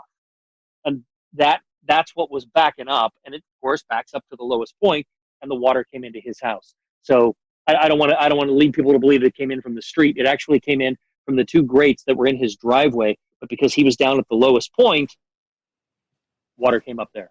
And the grates are on private property, but are connected to city-owned drainage? Yep. It's a stormwater drain. Think of what's out in your street. If you go out and you look at your street and you see those grates in the corners of the streets, that's a storm drain. And that's basically what he had, but flat in his driveway.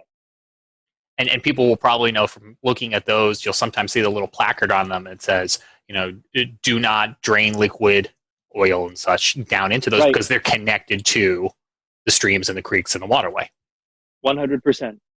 Which in Mecklenburg County, as I think a lot of other places, but especially here in Mecklenburg County where we have the urban development, all of that infrastructure is needed for anyone who doesn't live here to drain off into our nearby creeks in order to keep that water flowing, ideally away from your house. Ideally. The gentleman you talked with, in terms of repayment, is the city offering anything in terms of mitigating this flood damage to his home? Well, that's the next part of the story. Step number 1 was to get the flooding stopped and to get them out there and to dig into the ground and find out what was the problem. Was it a blockage? Was it pipes that were too big flowing into a pipe that was too small and it just couldn't handle it, backed it up? So step number 1 was getting the flooding stopped. But to answer your question, that's where the lawyers get involved, and that's where the city's legal department gets involved. And they're having conversations with him that right now I'm not privy to. But, in my experience, and I'm just cutting him out of it, but in my experience over 31 years, watching people wait for repayment from some kind of a government entity, I'd say it's about 50-50 as to whether you're made whole or not. Can the city be held liable for the first flood because they didn't know there was a blockage? Should they have known? It's what did you know and when did you know it? And so as soon as they were alerted to the fact that there was a problem, okay, now maybe they didn't act swift enough, and maybe there's a lawyer, his lawyer, that will make a compelling argument enough to say, hey, wait a minute, we alerted you that there's a problem. So that's where it gets sort of tricky, James, is that what are they really responsible for? The first flood or the following 7? And that's a good question. And, I'm looking forward to following it. I'm curious to see where it's going to go. But all of it could have been avoided in terms of waiting for the city to reimburse and whatnot if there'd been a flood policy. It really struck me. When I first heard this story pitched, I thought, he must live along a river or a creek or a stream, and he doesn't. Nope. Yeah. Right in the middle of the city. Bill, I want to come back to you in a few minutes because I know there's some more that you have to share, tips and tricks for folks wherever they live, things for them to consider on their homes. I want to bring in Scotty Powell, who's going to expand the scope and continue our conversation.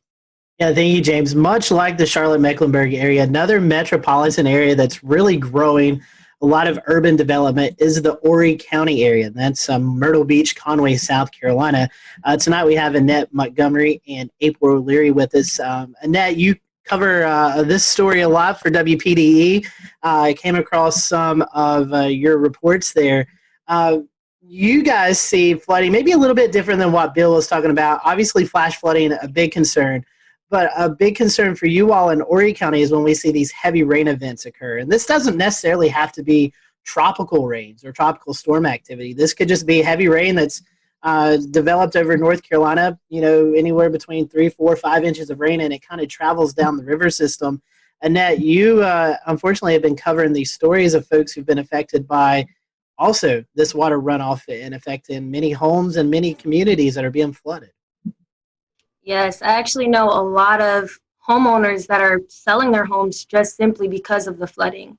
I actually did a story last week with a woman who she moved into the house less than a year ago and wasn't told by the owners that it floods just from small rain events. And she said it's flooded so many times since she's been there that she wants to move closer to the beach, which is insane because where she lives is a lot further, but it seems like this community keeps seeing flood events. And the unfortunate thing, like Bill was saying, is that she doesn't have flood insurance, and she bought this home with inheritance money.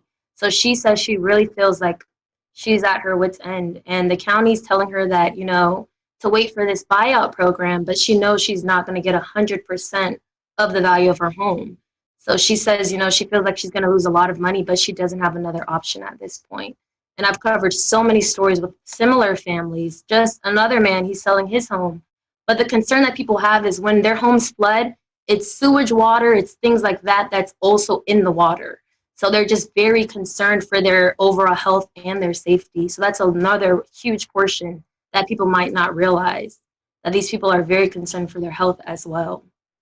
And Annette, correct me if I'm wrong, but this isn't just one community. There's several communities throughout Horry County that's experiencing this. Seeing a lot of videos out of the Socastee area, places like that are really experiencing this. We just went through a primary. I know that was a big topic of discussion among the city council and county commissioners. What did they have to say about this as a lot of their constituents are facing this flooding threat, it seems, almost every month? Yes. Just last week, I spoke with County Councilman Cam Crawford, and he tells me right now city leaders are looking into, and county leaders are looking into this relocation program, but they're waiting on money from HUD. So currently right now, it's a federal government concern that they're waiting on in terms of money to get to the county. But he says the only solution they're looking at right now is the relocation program, which buys out these homeowners. And a lot of them that I spoke with say that that's a huge concern for them because they don't want to be bought out, not at the market value of their homes. But that's the most immediate solution they're looking at right now. I want to get to April in just a second, but as Bill was talking about, Charlotte, a big metropolitan area, a lot of construction, a lot of concrete, asphalt, things like that, not a lot of drainage. Horry County also experiencing kind of a big boom, a lot of folks, businesses, housing developments moving into that area. So does that play a factor into this flooding as well? Definitely development, and I know April's probably going to speak to this too, but definitely a huge concern for a lot of the people living here is that a lot of these homes and developments are being built on wetlands. And a lot of these people that are moving from these other areas to Horry County, just like the woman I spoke with, I think she was from New Jersey, they don't know about the flooding here, and they don't know about the wetlands and how bad flooding happens just from rainfall. So a huge portion here, and a huge thing that people focus on when they're speaking to these county councilmen is that, development cannot happen on wetlands, and that's something that happens quite frequently. I know I probably talked about what April's going to speak about, but yeah, that's a huge concern, development. Well, April, I want to bring you in. You run Horry County Rising, and this is a nonprofit group. You're out in the field. I've been following your Facebook page. I've followed the pictures and the videos. You're actually out there with the folks who are being affected by this day in and day out with your rain boots on, high water, kayaking. I've seen a lot of things going on. Tell us about Horry County Rising and just kind of tell us some of the stories that you hear day to day.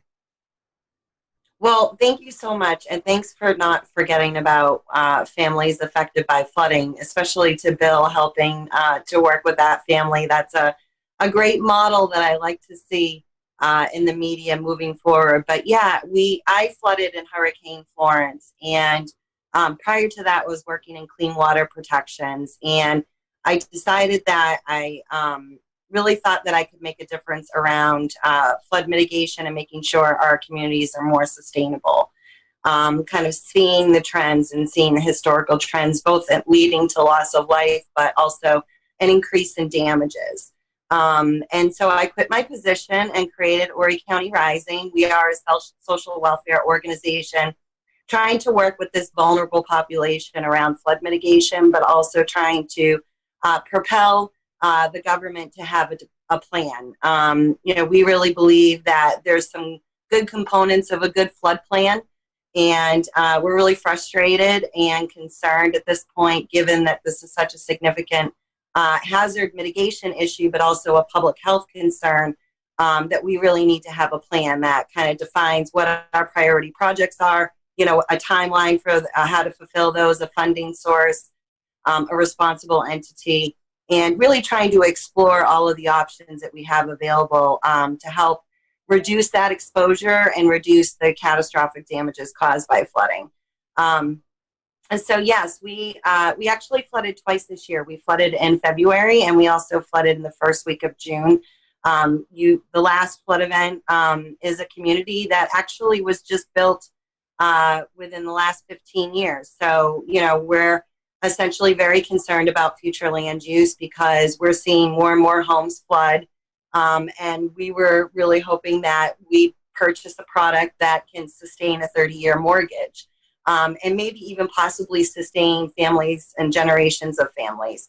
And what we're seeing is we're not even getting halfway there to that 30-year mortgage, that these homes that were just constructed 15 years ago on the ICW continue to flood, continue to be rebuilt, resold to another unsuspecting homeowner.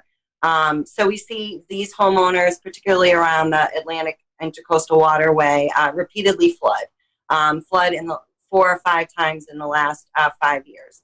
But we also are impacted by these significant riverine floods as well. So that's, events like Hurricane Matthew, Hurricane Florence, where we saw historical river crests. Hurricane Matthew broke Hurricane Florence's record level by 3.21 feet.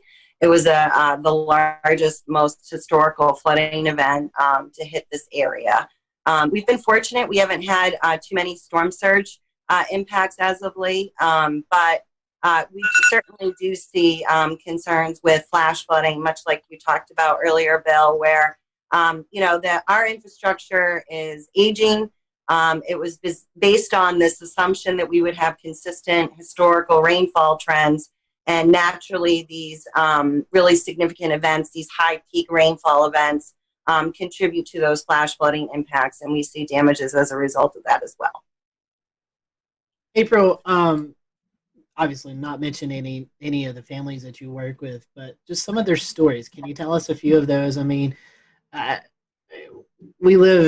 don't live near the coast, and I know coastal areas always hurricane threats there. We experience flooding up here in Western North Carolina, but we don't experience it like you guys do. I mean, it's just a constant, like you said, already 2 times this year, not counting all the previous years. What's their stories like? What are they telling you? I mean, I know you're the advocate for them, that you're going out and trying to spread the word. So what do you hear from these families? The first initial response, I think, to any kind of catastrophic flood event is, how do I control this water? But, we're really trying to focus and shift that perspective and really kind of explain that this isn't a water issue, so to speak. Yes, we're seeing high peak rainfall events, more flooding, obviously as a result of rainfall events being more frequent and more intense. But, this is a people problem. It's just a flood if there's no capital investment in that area. We won't see catastrophic damages. So it's really about understanding what your exposure is and understanding what your risk is, and doing all you can to mitigate that risk and reduce that risk. Annette touched on it. A lot of families, we have about 80 families that are interested in that flood mitigation buyout project that should be available, but we're competing with 10 other counties, and there's only 35 million. So we're going to have a serious unmet housing crisis in the middle of a huge growth and population boom. So a lot of this is just really smart future land use. I also think we're a particularly vulnerable county, so we're among the top 5 hazardous counties. We should probably exceed those federal standards and those regulations, given that we're particularly vulnerable to flooding. We have a 100% probability of flooding if we get a hurricane, as indicated just with a tropical storm that we recently had. So, these families are particularly very vulnerable. We see a lot of financial stress. They lose their financial viability. So families that are typically getting ready to retire, or maybe just bought their last forever home and in retirement, that are on fixed incomes or flooding. They just bought their homes again, within 15 years, and, they're being impacted every year at this point. So there's a lot of real concern about that vulnerability and, how that really decreases a family's financial viability, and there's very few options. Obviously, protecting yourself and buying flood insurance is critical. You can flood from a tree or a beaver or a stormwater issue, or, Eastern Carolina getting 8 inches of rain. So, at this point, it's really crucial that we do all we can to educate the community about these issues, but also work with our elected leaders and our government to really take this very seriously and, do real common sense approach, like have a plan. Annette, one more question for you. You had an article or a news story out last week, June the 15th. Some flooded homeowners in the Socastee area actually planned a protest to make their voices being heard to officials. Can you tell us a little bit about that? So I spoke with one of the women who helped organize the protest, and what she basically told me is these homeowners, like everyone knows, they're just tired of flooding and tired of, elected officials telling them that they're doing studies, and nothing is being done. So they said, they're doing this to make their voices heard. And I know April could probably speak to that as well. A lot of them they just said this is their last resort. They feel like they've spoken to county council members, they've spoken to elected officials, and they just feel like enough is enough. So they said they're going to bring out some of their flooded items and have them laid out for people to see.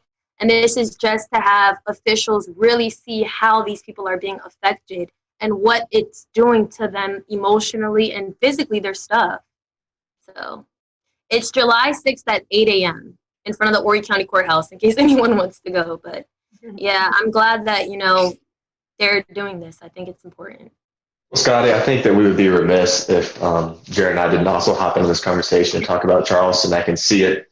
I can see Jared cracking a smile every time you guys mention street flooding, because living in downtown Charleston, this is also an issue that we face regularly, at least once every couple of months.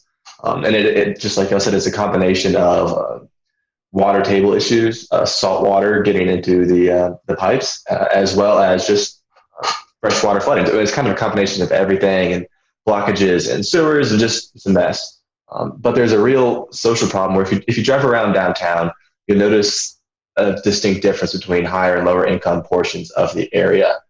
A lot of the higher income areas in these homes, they're well off the ground. They're at least 5 feet above street level. Versus if you go to the lower income areas, a lot of these homes are literally sitting at street level. And both areas typically flood in heavy rain events. But unfortunately, one area sees significantly more damage than the other, just because of the way that the infrastructure is in that portion of downtown. So everyone has a plan. When the heavy rain starts, people start coming out and laying out sandbags. And that shouldn't have to be where we go to every time we have a thunderstorm, but unfortunately it is. It's a very serious problem. And Jared, you probably you've had a little bit more experience in Charleston, and you certainly run the weather page that deals with all of the reports. So I'll let you jump in here as well. Yeah, I mean, for historical reference, I used to live on Evans Street a lifetime ago, and I know that sewage water well. I know wading through that. I know losing a car to it almost, and so I mean, there's real property damage that happens, and you know, and much as what y'all are seeing in Horry County, we're seeing the same thing in Charleston. We have people building on wetlands. We have people, you know, building in places where they shouldn't be, and now we have new flood hot spots coming up. You know, meeting in Hugie Street used to never flood. Used to be that was a clean getaway. That was an escape route from downtown when many other arteries were closed. And now it's got the same problems. You're building right at the base of the Ravenel Bridge there, and now it floods. And that's just within the last year kind of thing. And it gets up 6.7, 6.8 feet, and it, you know, floods all around the low income housing right around the Citadel. And it's just like, and this happens. There's, you know, no advisories, nothing like that, you know, and, you know, you get a coastal flood statement at 6.8 feet because it doesn't affect a large enough area, but it affects those people. And so, you know, we've got, you know, Evan is dead on when he said we have an inequality issue when it comes to this. And suffice to say, you know, these problems that you're seeing there are endemic up and down the coast. You have, you know, and you know, you can't help but wonder, you know, there's been scuttlebutt in Charleston about them just not insuring these places anymore. Mm-hmm. and that is when you're going to finally start to see some change, because when they won't insure them anymore, then you'll start, you know, then people will be rethinking their views. But yeah, no, I mean, we have got, we've got a major issue. It's just a tide, just a thunderstorm. We had a thunderstorm about a month or so ago. We had a thunderstorm set up just off the coast. Stalled out a little bit, had a water spout with it, but the problem is on the north side of that storm, the rainfall rates have become so enhanced, it rained 5 inches in an hour. Wow. We're seeing more and more of those kinds of events. The Army Corps of Engineers is studying a seawall. They're going to build a wall in the Battery, make the floodwaters pay for it, I guess. I don't know. But, and it's like, okay, well, that's all well and good, but that's not going to solve the problem, as Evan said, of the water coming up through the drains. And then you have the water coming up through the drains, so we have these things called check valves. And when their tide hits a certain height, check valve kind of clutches and fills the drain, and then no water comes in. But what if it rains on top of it? Then that has nowhere to go. So when you're trying to fight the laws of physics, generally speaking, it's not going to go well for you. And we're learning some very expensive lessons in Charleston right now. I mean, they're pumping millions and millions and millions of dollars into this, but sea level keeps going up. We keep getting these heavy rain events. I mean, us, Charleston, Beaufort, those areas, Horry County, Myrtle Beach area, all the way up, Wilmington, we've got problems. I mean, we've got big, big problems. I don't know if people who listen to this show on a regular basis are thinking, I haven't heard Jared that much in like a year. Jared is really passionate about this, and some great points there, Jared.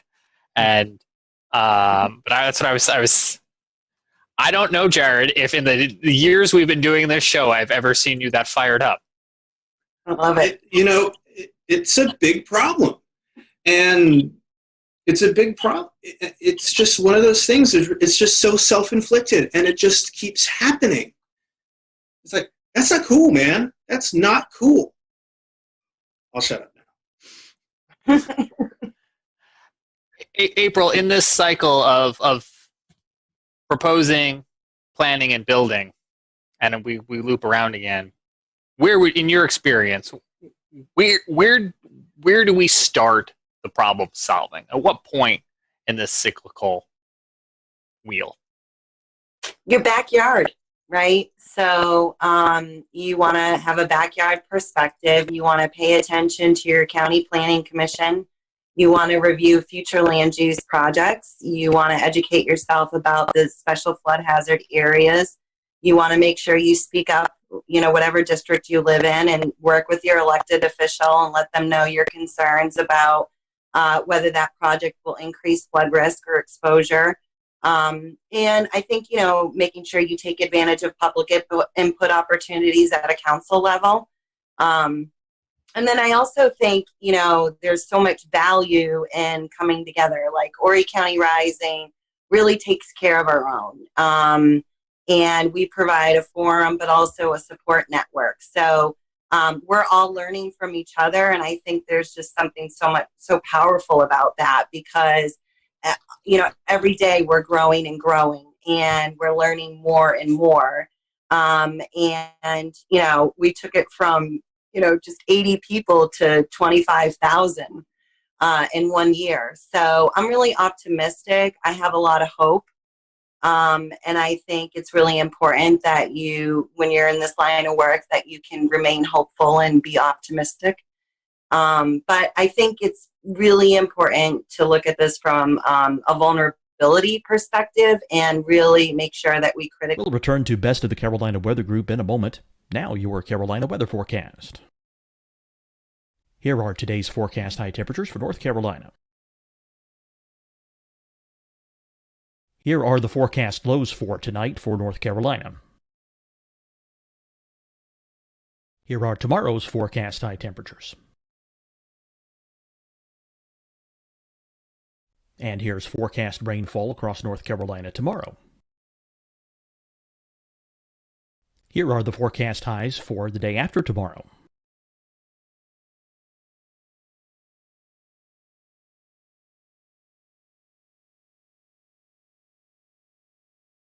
And here's the forecast rainfall across North Carolina for the day after tomorrow. This is the total rainfall forecast across North Carolina for the next 3 days. Here's the severe thunderstorm outlook for today from the Storm Prediction Center.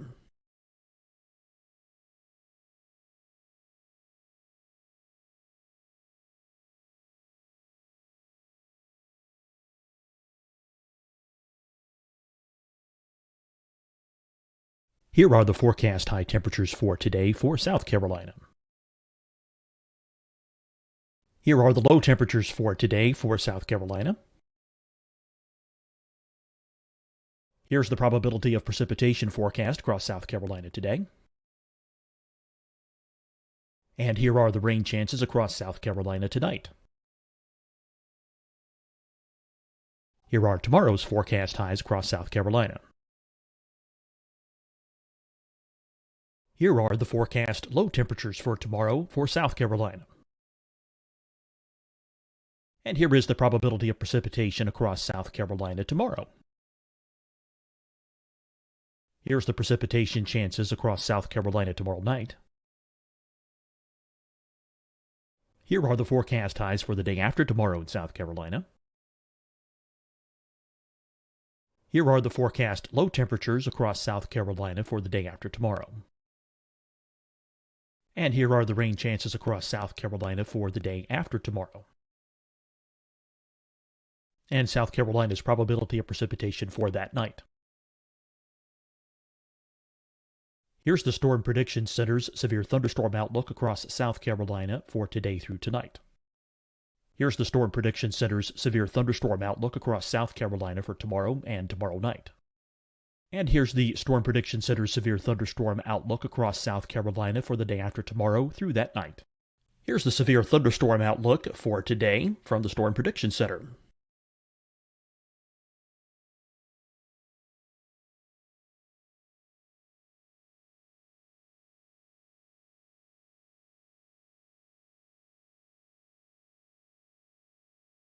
And now here's a live look at weather radar across the southeast. Fight the spread and take a stand against coronavirus. Wear a mask in public. Stay at least 6 feet apart from others. And get tested. Join us and fight the spread. Visit scdhec.gov/COVID-19. Getting tested for COVID-19 helps you to take the steps needed to protect yourself, your loved ones, and your community. Find the testing location at scdhec.gov/COVID-19 testing. Deciding when to wear a mask isn't about who you know or how well you know them. Just ask yourself, will I be with anyone I don't live with? If the answer is yes, get behind the mask. help slow the spread of COVID-19. Get behind the mask. Learn more at covid19.ncdhhs.gov. Hi, everyone. I'm Dr. Mandy Cohen, Secretary of the North Carolina Department of Health and Human Services. And when you follow the 3 W's, you protect your family and your neighbors from COVID-19. When you leave your home, practice your W's. Wear a cloth face covering, wait 6 feet apart, wash your hands often. Wear, wait, wash. We're in this together. Stay strong, North Carolina. You'll see your Carolina weather forecast at 25 and 55 past. And now back to the best of the Carolina Weather Group on the all-new Carolina Weather Net.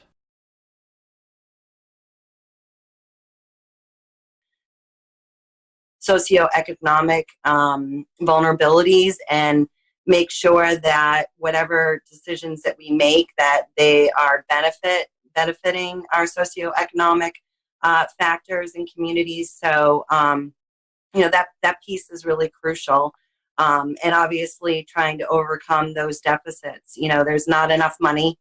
We're always going to have more need than we do funding and resources. So partnerships and engaging with other stakeholders like all of you is really critical, and being engaged is critical. Bill, I want to bring you back into the conversation because at the start of our program tonight, you were telling us about a gentleman here in Mecklenburg County who fell victim to urban flash flooding. You know that I recently bought a house. And when we bought our house, I looked at it at the top of a hill, and water should flow away. But tell me, Bill, what other things as a homeowner do I and all of the other homeowners out there need to be considering to put ourselves in the best position we possibly can? All right. First of all, let me apologize for my lighting because it got dark on me. I'm outside. I'm just glad you're enjoying the beautiful Carolina weather. Yeah, I'm not telling ghost stories, although it may look like it. But okay, so I don't care where you are, you should entertain the idea of a flood policy. They are not that expensive. And I will tell you, it's the first thing people tend to cut out of their budget. Now, I'm going to circle back around to something I think what Scotty said before about, when are they just not going to insure? Well, you know what? People need mortgages to buy some of these places. And so if insurance won't insure it, then you can't buy it. And so I think he raised a very good point there. When insurance gets tired of paying for these bailouts and gets tired of, we used to say the same thing. When are these people along the beach going to quit building homes along the beach? When we know this area gets hit by hurricanes all the time. Well, they're going to keep rebuilding as long as insurance pays for them to rebuild. And so it's sort of the same problem here. I lived in Tampa. I lived in flood zone 3. So I lived at the very top of Tampa Bay, literally the bay.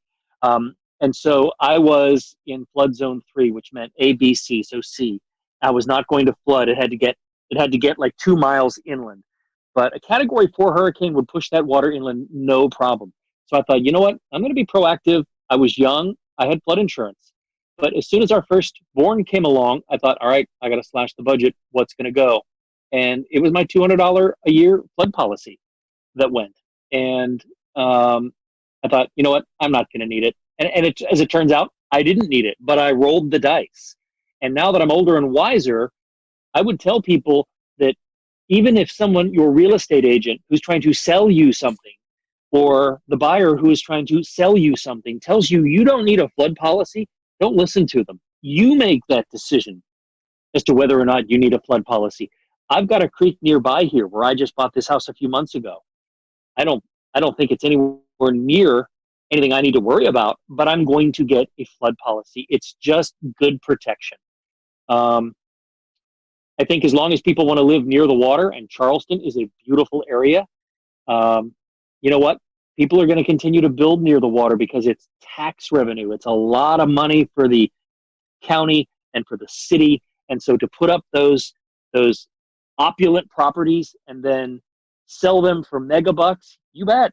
They're not going to be around when the floods come up, but they're going to have their hand out when they want the tax revenue. So I think as long as people are willing to buy those properties and live in those areas, even with the risk, they're going to continue to do it. It's not anything that's going to go away anytime soon. The only thing you can do to mitigate this for yourself is to buy a federal flood insurance policy, and it's under $200 a year. It's now, if you live right on the coast, it might be more, but I'm talking for myself here in Mecklenburg County. It's somewhere between $100 and $200. The other thing that April and I think both of you mentioned is that these homeowners that are selling these properties to people, knowing that they flood, not disclosing that, I mean, that's a legal issue right there. Now, if your home's flooded, what am I going to do? Fix my house, or am I going to file a lawsuit against the former owner? It comes down to how much resources do you have, how much money do you have in the bank, and where do you want to put those resources? A lot of people would just choose to fix the home and then get out of it again. But you just really can't rely on. You should be able to, the seller and the real estate agents involved, but you have to protect yourself. And the only way, again, going back to, is a flood insurance policy. Are there different tiers or different versions of this flood insurance that different people should be considering? Yeah, I'm not in the insurance business, so I won't pretend like I am. But having looked at a lot of insurance policies over the years, just through the eyes of a consumer reporter, yes, there are. If you live along the coast, you're going to pay a higher premium to live there. And a lot of people are willing to do that. But if you live inland, if you live just anywhere near a creek or a river, and I'm not saying so that you have riverfront property, but if you live anywhere near it, and I think it's reasonable to ask, what's the 500-year flood plan? Most people don't think, 500 years, that'll never happen. Well, look what's happened in the last few years. Yeah. And I know here in Mecklenburg, and I can't speak for Horry County or any other municipality in the Carolinas because I think it varies. There are maps out there that hopefully you can get your hands on. You can here in Mecklenburg. You can go on to, I want to say county, could have been city. Yeah, yep. And you county can see. And city government. Yep. They'll make it all available to you, and you have to then take the ball and put it in your court and decide whether or not you want to spend a couple $100 a year for a flood policy. And it is worth it. It is worth it. And I'm going to be getting one here. We just moved in here a few months ago, and we're coming into the rainy season now. It is definitely something that is worthwhile. I know when we bought our house, I looked at that map, and we were clear of the 500-year flood plain for the nearby creek. But I think after tonight's conversation, I'm going to take another look at that because it's not out of the question. And the thing that is striking to me that is timely to this conversation, just in the past few days during their regular coronavirus briefing, you had North Carolina state officials coming out and reminding folks that they can still sign up for hurricane relief programs. Hurricane Matthew, Hurricane Florence. These storms are over 2 years ago, and folks are still needing help to clean up. I don't have to tell you that if you're watching or listening to the show and you're in that position, but I will say it's easy for me here in Charlotte to forget that there are still communities trying to clean up from those storms, those floods, more than 2 years ago. Yeah, Jane, let me throw one more point and a lot of people think that, you know what, I'll just wait till I see a storm coming and then I'll get the policy. But a lot of these policies have exclusions, and sometimes they won't write 30 days before a storm. Now, nobody knows 30 days out when there's going to be a storm, but it isn't something that you should sit on your hands. If you're even thinking about it, you shouldn't wait, because a lot of insurance companies will not write policies the minute your area goes into a hurricane watch or a hurricane warning, or even a flood watch or a flood warning, or if rain's expected heavy and the meteorologist is saying, hey, I think there might be, look for a flood watch. The insurance companies are going to use whatever they can to not pay you, down the road if they could. That's how they make money. That's their business model. They don't really want to pay out. And so you can't sit on your hands and wait for the radar to start spinning counterclockwise before you decide you want to do something. At that point, it's too late. You just got to hope for the best. It reminds me of life insurance. We got life insurance after my son was born, and I think it had at least a 14-day, if not a 30-day kind of waiting period. Yep. I want to give each one of you a chance to tell us where we can find you or your organization on social so we can stay informed. But I also want to ask if there's anything else that maybe we forgot to ask or we didn't ask that you wanted to get out there. And I'll start with Bill on both of those points. Bill, how can we follow you on social and get updates on this and other stories like it? the best way to follow me on social is I have a Facebook page that is station branded WCNC Bill McGinty. I put consumer stories on there and consumer advice from time to time. I'm not super active on social, but I should be. James, I see you grinning there. He will be. Don't worry. Yeah, right. But you can also find, my consumer reports on WCNC.com. I just made up for it right there, James. WCNC.com and our WCNC Facebook page, they take a lot of the content as well. I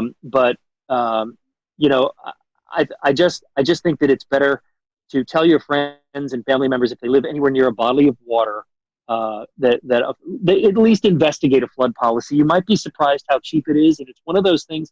It's like life insurance. You don't. And I had a family member that needed the life insurance after signing up for it, and you know what? It made all the difference in the world in terms of childcare and things like that going forward.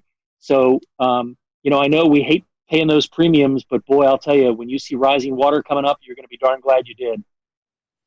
And I think those are some good takeaways, Bill, because I hadn't thought about that waiting period for the flood insurance, and we are just into the start of hurricane season with 4 tropical cyclones thus far here in the Atlantic Basin. Annette, how can we follow you? You can follow me on Twitter at AnnetteMTV and then Facebook at Annette Montgomery WPDE. And like Bill said, I'm going to brand my station, WPD.com. You can find my stories there as well. Hey, you got to plug them, right? You got making a lot of bosses happy. That's right. April? We have a Facebook group called Horry County Rising. Our website is horrycountyrising.com. And the only thing I just wanted to add was I just wanted to thank you all for doing this today because, these families, your home is supposed to be your sanctuary and where you feel safe. And these families lose that after you flood. And so I think the more we can keep having this conversation, the better. So thank you so much. And we appreciate you all and your time tonight and your expertise in joining us here on the Carolina Weather Group. And we'll remind folks at home that if you're dealing with an issue or have something on your mind that's weather related, you can always hit us up here at the Carolina Weather Group. Or if you're in any one of these areas and you need to get McGinty or Annette, we need to come up with, do you have a franchisee name yet? We need to come up with one. If you need to get Annette, you can do that as well too, to have them help you out in some of these situations. So on behalf of the Carolina Weather Group with Jared in Charleston and Evan physically sitting in Asheville, but with Charleston in his heart, and Scotty Powell in the mountains, I'm James Brierton. Thanks so much for joining us. We'll see you back here next week for another edition of the Carolina Weather Group.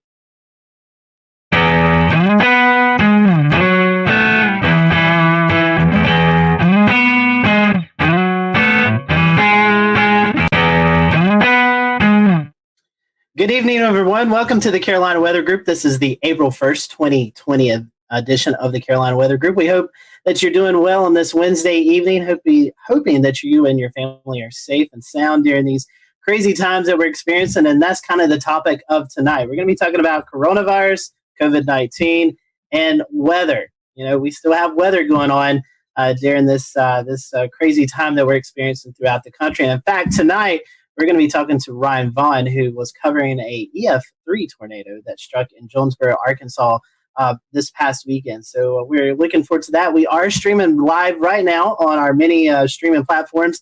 So if you'd like to interact with us tonight during the conversation, just drop a comment in the Facebook Live or the Twitch or Periscope link, and we will monitor those throughout the show. And James, I'm going to toss it off to you because you have been working from home for the past couple of weeks, and we're starting to see more and more people work from home. And so I know it's been a crazy time for you and everyone involved in TV media.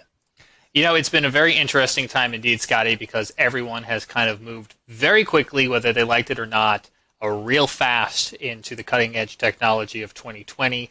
Everyone suddenly knows what Zoom conference is. It wasn't but 3 weeks ago when we would be booking guests for the show saying, hey, we're going to send you a link to a Zoom conference, and then had to proceed to explain what Zoom conference is. We do not have to do that anymore with so many folks using Zoom conference or similar products. So we're going to be talking to Ryan here in just a moment about his experience this weekend with him and his team covering a very a severe and significant incident in Jonesboro, Arkansas. We also have Brad Panovich on with us tonight from WCNC Charlotte, who is very comfortable in his home studio. You've seen his weather video blogs many a times, and now that is his TV space as well, too.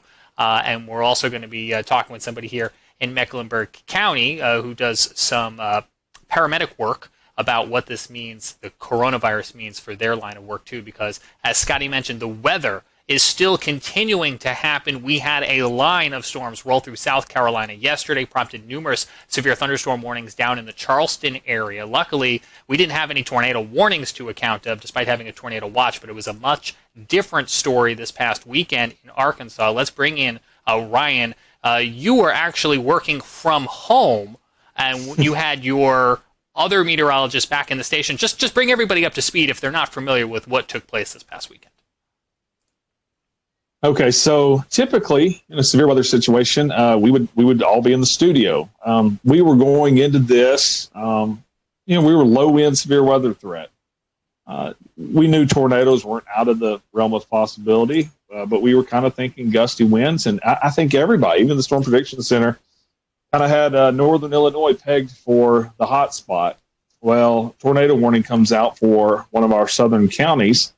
And we had already kind of discussed that, okay, in the interest of social distancing, and we were already kind of playing that that role already was already kind of unfolding.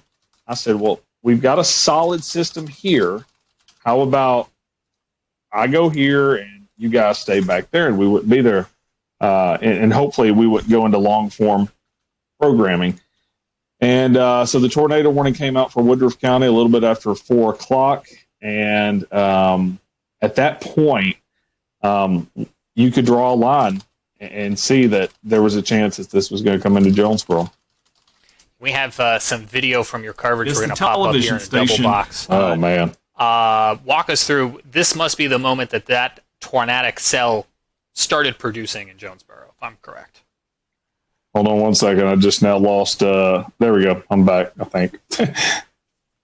Yeah, that's this is where it was producing here. So what was going on? Zach Holder is in front of the chroma key wall, and we had already at this point had a pretty large tornado out of Jackson County. So we were watching this one pretty close, and the meso was going right over town, and we really just started getting some indication that it was cycling. And sure enough, we were concerned that it was going to, if it cycled through and it produced a tornado, it would be right in the middle of Jonesboro. And you see what unfolds here. Now, for Zach, he's in his 20s. He hasn't covered a ton of, tornadic storms, especially like that in front of a weather camera. He did a spectacular Aaron Castleberry. If I'm not mistaken, I think that was his first severe weather event ever covering broadcast wise. So, it was hard to not get emotional. I've lived here almost 20 years, and outside of a couple of years, I lived in Alabama, and to watch that go through the town that you've forecast for and covered for so many years, it was tough to kind of hold the emotions back on that one. I want to ask Ryan, go ahead, Ricky. I was going to say, talk about having to work with the delay and the live view delay or the TVU delay, and being able to hear Zach and the folks in the studio at the same time. Yeah, that was tough. I learned some lessons. We had the delay, and stepping on each other and things like that was a little bit of an issue because when you're in severe weather coverage, you speak in half sentences. You can be sitting there talking about, okay, guys, this tornado is coming for, and you'll stop, and you're thinking they're done, and you step in. And so there was a little bit of an issue there. In the middle of that also, so while we're all going through that, Southwest Power Authority feeds Jonesboro and Paragould. So even though I was 19 miles to the north, when they started taking power hits, I started taking power hits. So I lost programming. I lost what they were seeing, and then also was losing access to Max. So I had Max 1 up in here. They were using Max 2. Then they lost Max 2, so they needed access to Max 1. So after I lost programming, after I lost ability to have Max, and they needed it anyways, that is when I grabbed my phone, grabbed my laptop, and that's when I went out chasing, if you saw the coverage afterwards. Ryan, previous to this weekend, had you ever done live TV from home? Oh, live television yet from home. Yes, that past Thursday we had done all shows. We were kind of dabbling. We're going, okay, do we want to do this completely from home? Do we not? And so Thursday was a beautiful day. Zach was back at the studio, and so we did that. I went live from my backyard, and it went great. Everything went great. And so that's kind of where we were going into this, going, okay, this could work. I will say there was another time about 2 years ago. We had a just random tornado warning. No watch. I'm not even sure if we were in an outlook. Random tornado warning. Didn't produce a tornado, but it was about 2:00 in the morning, and master control calls. And of course, my weather radio and everything's going off. And I told them, I said, I don't have time to make it to the station. So I pulled Max up in my office, and I said, hot up the phone. I'm controlling Max. I'll talk over it. And we did it then. So, I had done that one other time, and no one really even knew then that I was at home. I just talked over it, went through about 30 minutes of a tornado warning, and that was done. Hey, Ryan, looking at the weather outlook from last week, it looked like the severe weather was going to be maybe in Illinois area. How did you and your team go about preparing for this with, trying to keep as minimum people in the studio? What was the preparation like for the days leading up to the tornado on Saturday? Well, we were going into anytime we have that we think there will be watches, warnings, or advisories, we mark that on the 7-day forecast as red. And we do certain things like put social media graphics out there specifically for social media. So we were ramping it up. We knew the possibility was there. Of course, you look at it. If that had been over an open field, yeah, it would be a big deal, but not this big of a deal. We knew the possibility was there for tornadoes. But not enough to risk everybody being in the same studio together. If that makes any sense. That morning, I can remember Zach, we kind of have like a little group chat going on with text messages. And I can remember that morning, Zach goes, I'm getting a little concerned about the tornado threat on this also. So, we knew it didn't sneak up on us, but it was still kind of a low end deal. We put a medium risk out a little bit farther down to the south into southeast Missouri. But it still didn't play out exactly like I think anybody thought. I think one of the remarkable things about this was being able to show the images live. Talk about your camera network and how valuable being able to see that. Because I was watching it on radar in real time.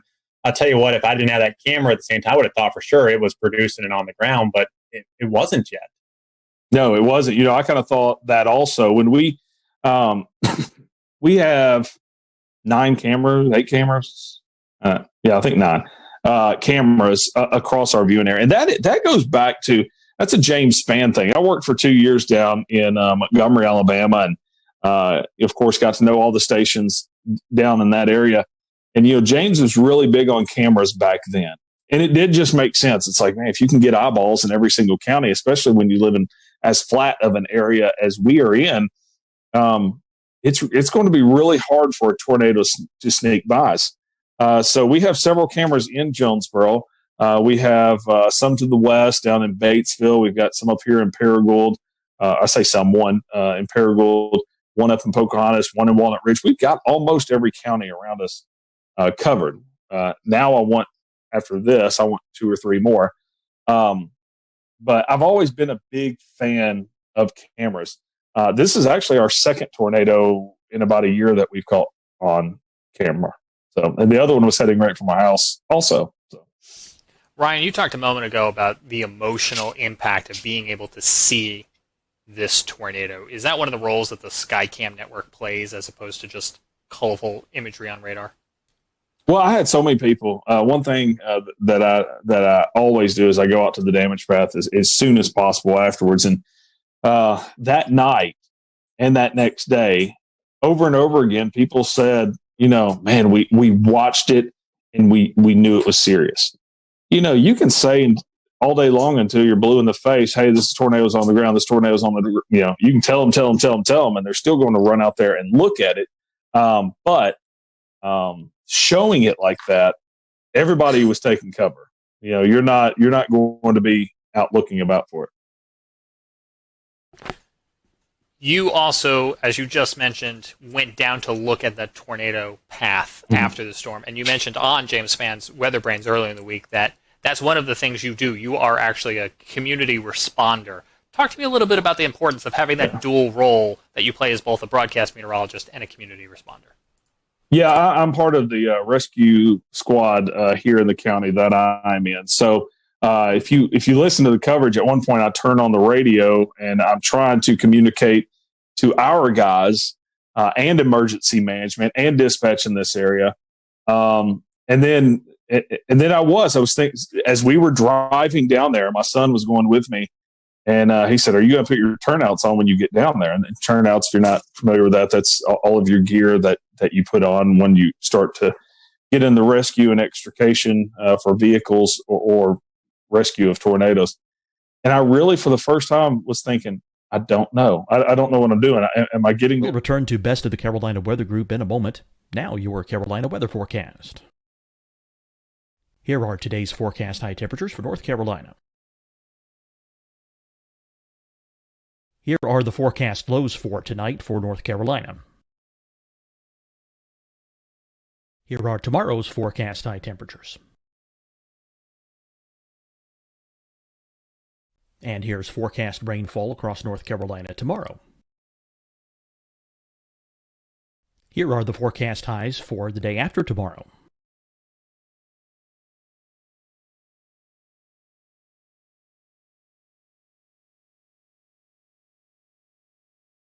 And here's the forecast rainfall across North Carolina for the day after tomorrow. This is the total rainfall forecast across North Carolina for the next 3 days. Here's the severe thunderstorm outlook for today from the Storm Prediction Center.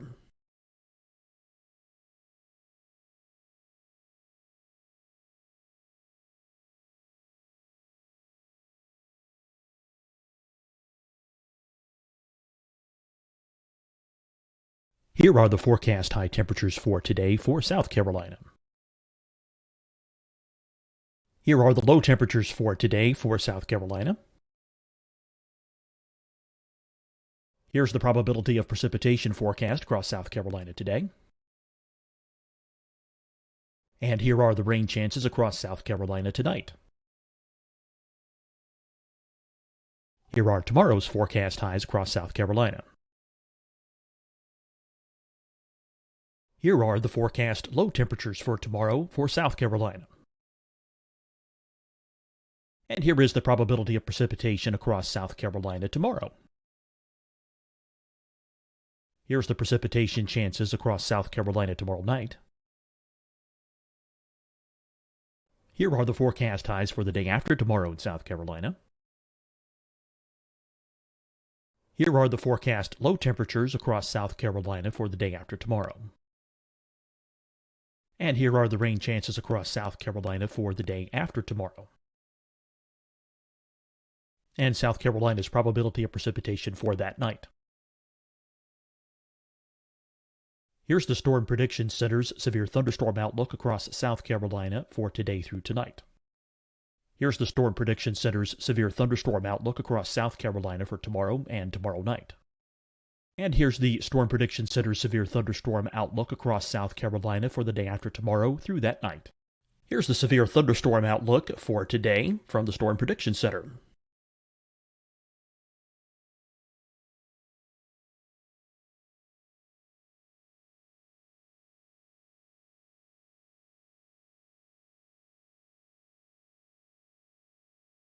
And now here's a live look at weather radar across the southeast. Fight the spread and take a stand against coronavirus. Wear a mask in public. Stay at least 6 feet apart from others. And get tested. Join us and fight the spread. Visit scdhec.gov/COVID-19. Getting tested for COVID-19 helps you to take the steps needed to protect yourself, your loved ones, and your community. Find the testing location at scdhec.gov/COVID-19 testing. Deciding when to wear a mask isn't about who you know or how well you know them. Just ask yourself, will I be with anyone I don't live with? If the answer is yes, get behind the mask. Help slow the spread of COVID-19. Get behind the mask. Learn more at covid19.ncdhhs.gov. Hi, everyone. I'm Dr. Mandy Cohen, Secretary of the North Carolina Department of Health and Human Services. And when you follow the 3 W's, you protect your family and your neighbors from COVID-19. When you leave your home, practice your W's. Wear a cloth face covering, wait 6 feet apart, wash your hands often. Wear, wait, wash. We're in this together. Stay strong, North Carolina. You'll see your Carolina weather forecast at 25 and 55 past. And now back to the best of the Carolina Weather Group on the all-new Carolina Weather Net.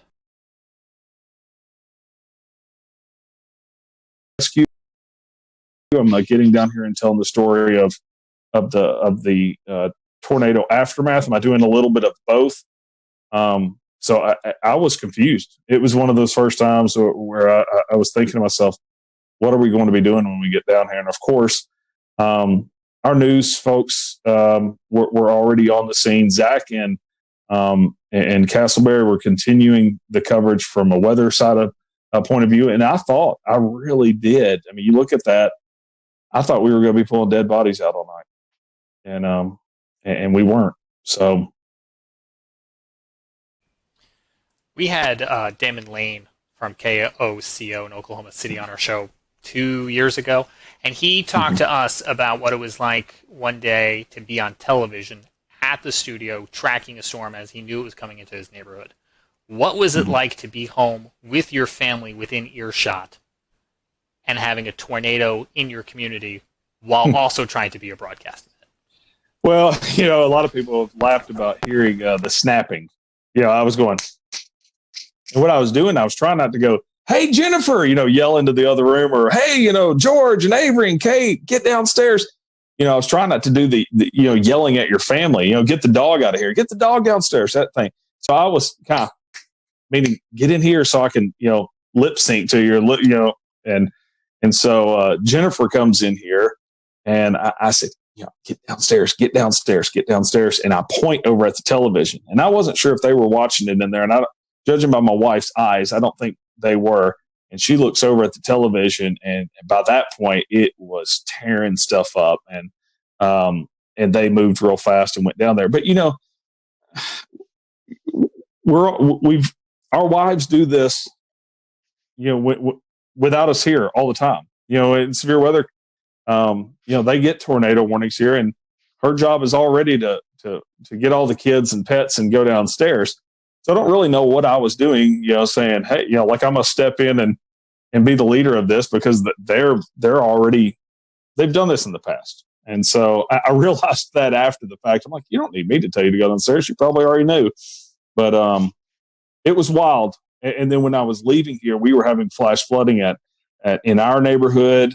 And it was kind of wild, but I knew that they had everything under control here. And fortunately, I've got a 17-year-old that can handle things here. So I felt comfortable leaving in the midst of that also, once I knew it was going east of us.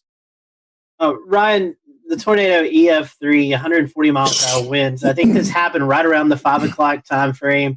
On a normal Saturday night, people would be out at restaurants, shopping. But with the coronavirus going on, thankfully, unfortunately, we had 22 injuries, but I feel like this could have been a whole lot worse if we wasn't going through COVID-19.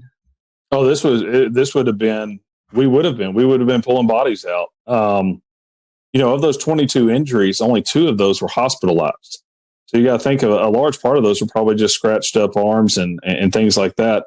But, I just think I just left the mall about 2 hours earlier. We went and picked up a cake right beside the mall, right where it hit. And I can remember going by Best Buy. My wife and I were even talking about it. We were like, wow, look at that. They've got a tent out front. And what they were doing is she goes, yeah, I bet they're, you pull up and you say what you need and they run in and get it and check you out. And I was like, oh, yeah, that's kind of cool that they're still open. We even commented, talked about it before we were heading home. And so you had, just a handful of workers in the mall. The rest of the mall was closed.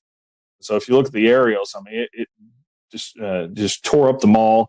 JCPenney, the roof completely ripped off, and you really can't tell until you look at the aerials how messed up JCPenney was. And Dillard's ripped out.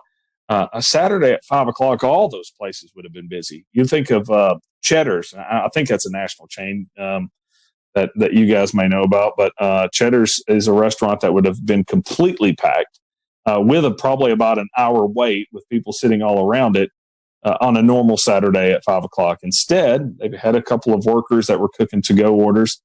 You had Academy Sports. You had several restaurants through there. And it also went through, and I'm going to check the numbers on this, but I'd venture to say the busiest intersection in Jonesboro, Arkansas, if not the top three. I mean, definitely. So you just had an extremely populated area that if this had hit on a normal Saturday night where people aren't staying inside, it would have been very bad. Ryan, you've had a crack at this before with back in the day when you had that other situation where you were home and you had to broadcast real quick. And you've prepared some, and everyone's prepared, but last weekend was something no one has ever experienced before, and certainly to a greater degree than the last tornado that you covered from home. What did you all learn from that? Well, I learned, the power hits, for one thing. I learned that we need an UPS system, even here at the house, if we're going to do that. I learned also that I want an over-the-air antenna, which I've already gotten now. But more than likely, even doing all of that, there's going to come a time where we just all need to be in. I know we're trying to take the steps to be socially distant and things like that. But I think if we have another severe weather event like this, we probably just all need to be in studio. Ryan, talking about the coronavirus stuff for a second, what challenges did that present after the tornado with rescue crews, with the recovery aspect and things like that? The scary part of it is, and it's really part of the reason why I decided that I need to start broadcasting from home, is that everybody forgot about it. So Saturday night, we're sitting there handing off microphones to each other. We're 6 inches away from the mayor talking to him and the police chief, and we're just helping people. It was like there was no virus. Late that night, we start thinking about it a little bit, and start thinking of, okay, we need to stay a little farther apart. We need, things like that. And then the next day, you get out and you get into the damage. You start helping people and you start talking to people, and everybody's just hugging each other and just happy that everybody's alive. And I had one lady come up and just give me a hug. And it was like, well, I'm not going to sit there and say, no, coronavirus. You're not going to say, well, I'm not going to go in this person's home and help them clean up because of the coronavirus. But later in the day, everybody just kind of starts thinking, well, this could be really bad. We've got people coming in from out of state. We've got people that are older. We've got, just everything started to coming around to where you slowly started seeing people taking more precautions. You slowly started, people were elbow bumping instead of hugging and crying and things. I did notice, in fact, Tim Marshall, I met up with him at the tire store, and that's the first time that I saw they were separating out the cleanup and rescue into groups of 10. They were telling all of them to stay 6 feet apart. So it took a while. But for a period, everyone forgot it. As I said, I'm on the rescue squad, and we 3 weeks back were handed masks, and we were supposed to be wearing masks and responding. Well, I wasn't rescuing people at that point, so I was just like, I'm not doing that. So I don't have to follow any rules because I'm not doing that side of it, and I'm back on the media side of it. But I look back and I'm like, man, I hope 10 or 14 days from now, we're not looking at this going, we all got a little too close. So. And that's it'll be very interesting to see how that goes. And you're right. It is weird. I mean, even me personally forecasting on a day-to-day basis, I've kind of had to tell myself, hey, this is still important, but it feels less important on a day-to-day basis with everything going on. So I want to bring in Corbin here real quick to kind of talk about maybe something that you guys experienced too, Ryan. And it was trying to shelter people during severe weather and with the whole coronavirus situation going around. And Corbin, you kind of work in the emergency management field a little bit. Talk about what scenarios would play out and what problems play out with sheltering people during severe weather events while this virus is going around. So obviously that's one of the things that we really want to look into. Is sheltering in general is never a good situation per se, especially in severe weather events. And we're all very aware that, life goes on even though the coronavirus is our main focus right now. So one of the main things obviously is social distancing. There are some guidelines out from FEMA as well as DHS or DHHS that say, basically each person needs anywhere from about 50 to 80 square feet. So that's going to limit how many people we can put in a building and create shelter for. And especially if we're looking, 6 feet apart, so we don't, sneeze and cough on each other to limit the coronavirus spread at this point. So that's some of the things we're thinking about and we're actively working through in the Emergency Operations Center.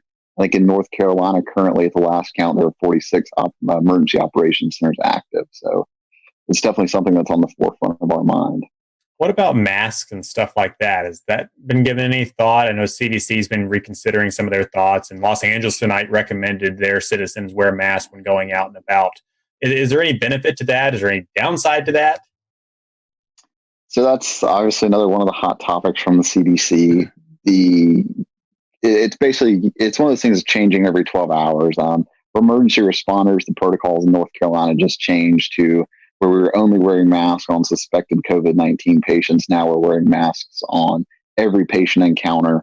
And now, you're starting to see some direction from the CDC and from Pence's, from Vice President Pence's coronavirus task force that may say different. So there's conflicting stuff out there right now, but just for the everyday person, wearing a mask all day long doesn't seem to have an effect yet. But we'll see what the data shows as the days come. Corbin, we learned today that a paramedic with medic tested positive for coronavirus. You mentioned a minute ago that more people might be wearing masks as they go out and tend to emergency responses. Did that decision to have everyone wearing masks as they're responding to calls come as a result of that positive coronavirus case, or more in line with the CDC updated guidelines? So just to clarify one thing, I'm a paramedic relief supervisor in Cabarrus County, but I did see the news about medic's case in Mecklenburg County as well.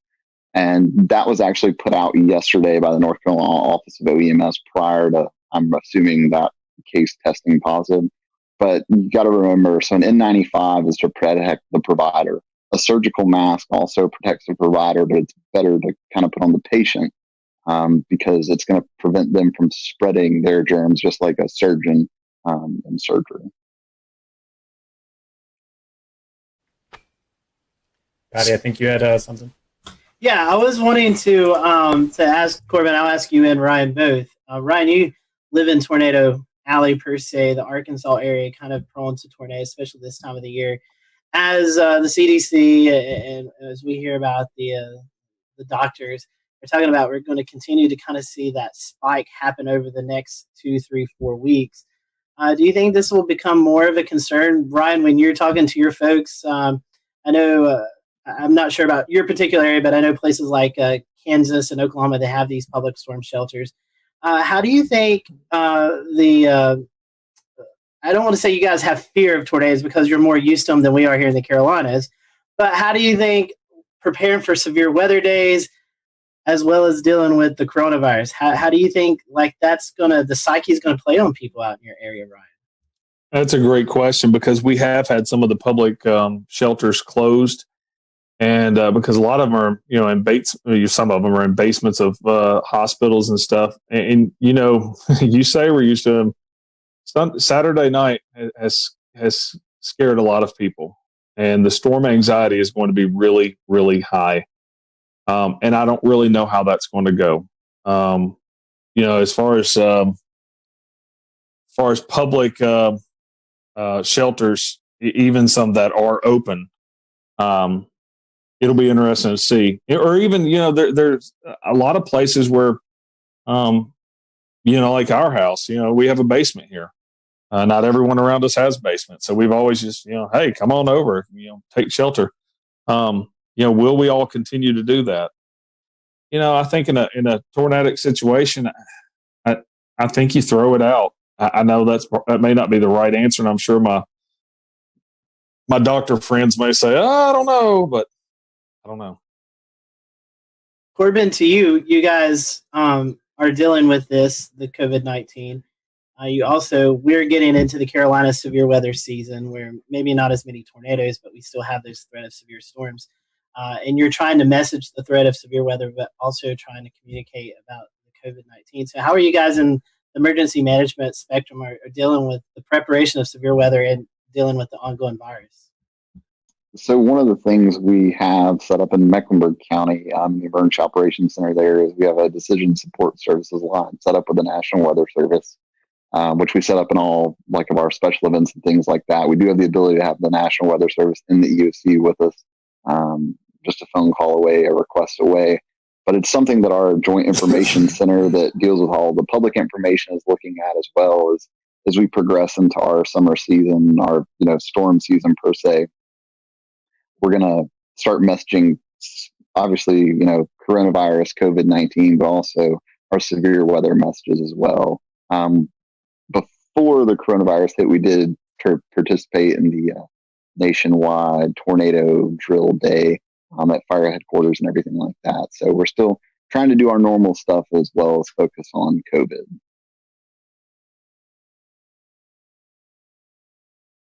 Let's bring in Brad Panovich, who is a broadcast man at WCNC in Charlotte. Brad, if you were to go to air tomorrow for a tornadic situation, do you have something in mind that you would tell people in the event they either needed to leave a manufactured home to go to a sturdy shelter, or even afterwards if their homes were damaged? I found it was interesting. I read the press release that I think the governor of Kansas sent out. I think it was yesterday or today, basically saying, you got to prioritize the threat. So if a tornado is coming, that's your most immediate threat. So you need to seek shelter. But if you are going to seek shelter in a community setting, try to do the social distancing the best you can. But it's one of those things. If there's a train coming at you, you get out of the way of the train first, okay? And then you worry about all these other things secondary. So I think that what I would tell people is, do the best you can, but please avoid the tornado because that's the most immediate threat and most likely going to cause you your life.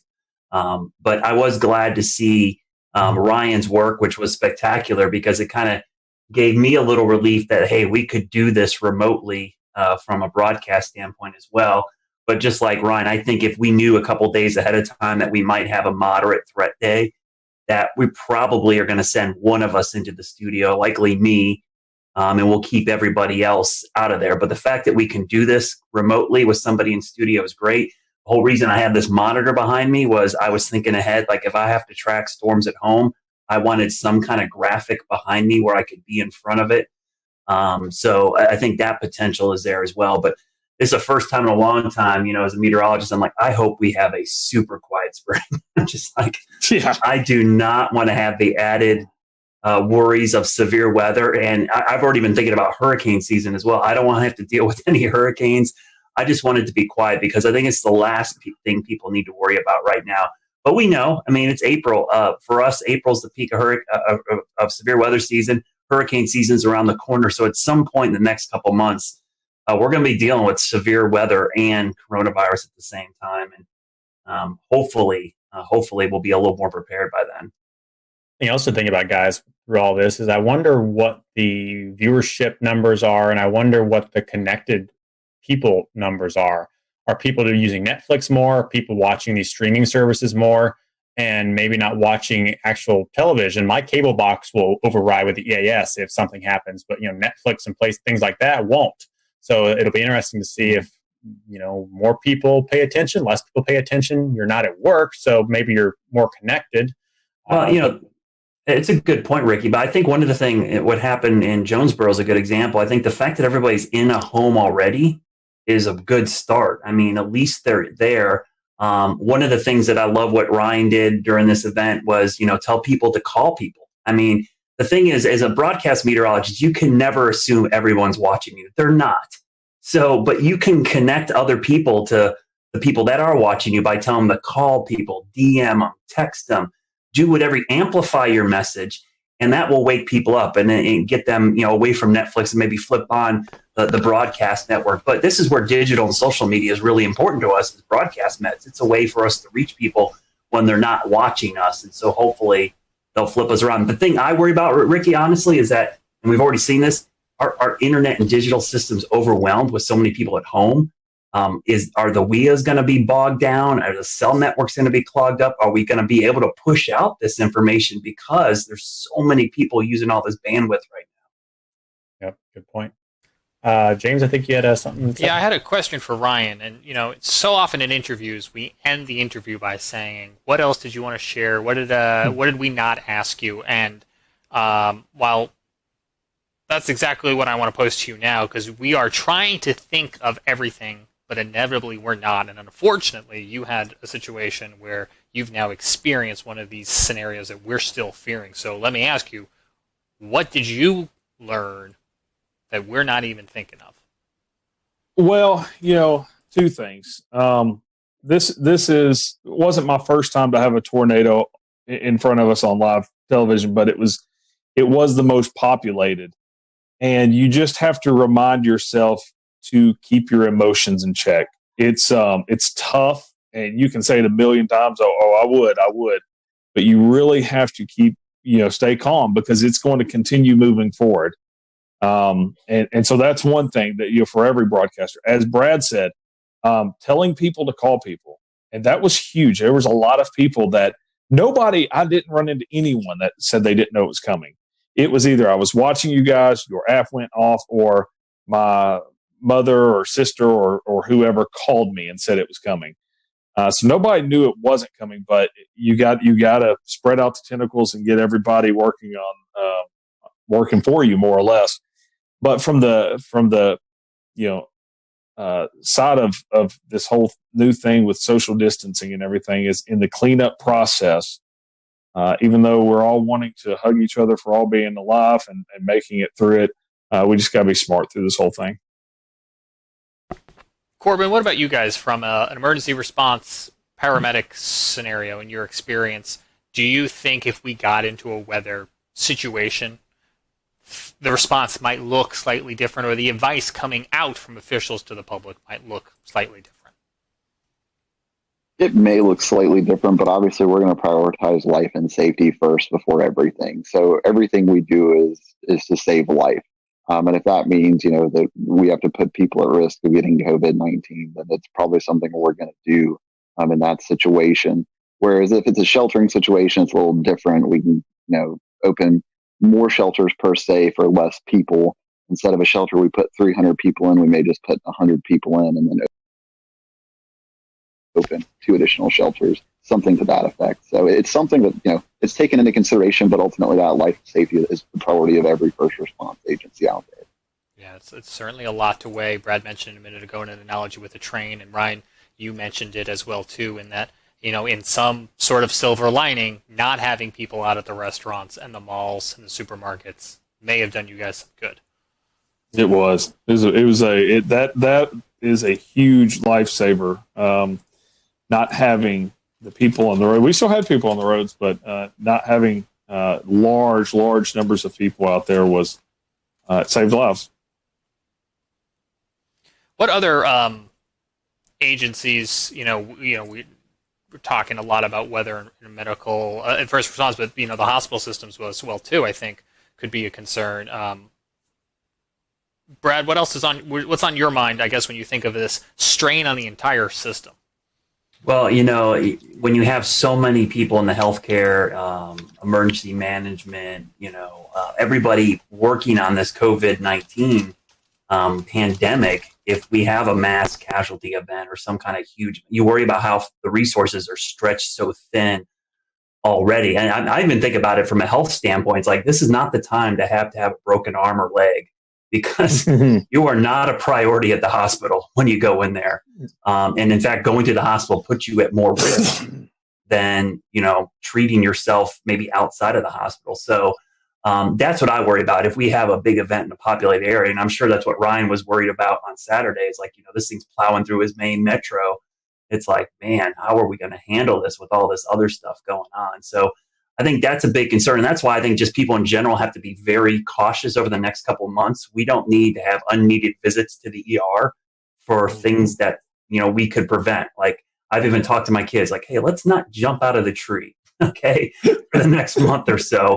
Let's not try to jump the bike over the rock, because we're probably not going to be able to get into the ER. So from a weather safety standpoint, don't take that added risk. If there's lightning outside, let's just go inside. We don't need someone to get hit. If there's severe weather, let's be overly precautious and safe in this situation, because we don't want to have to go to the hospital or ER in this situation when they have a whole mess of another concern to worry about right now. Yeah, absolutely. And we'll return to Best of the Carolina Weather Group in a moment. Now your Carolina weather forecast. Here are today's forecast high temperatures for North Carolina.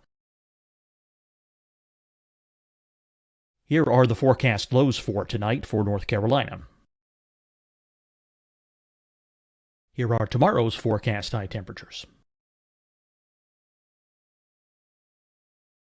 And here's forecast rainfall across North Carolina tomorrow.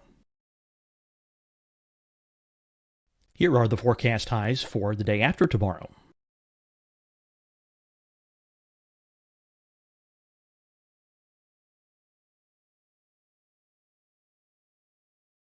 And here's the forecast rainfall across North Carolina for the day after tomorrow.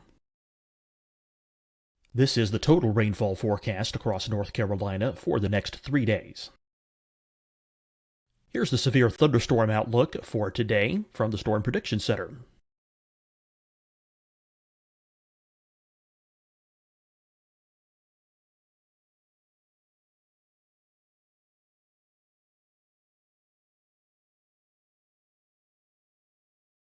Here are the forecast high temperatures for today for South Carolina.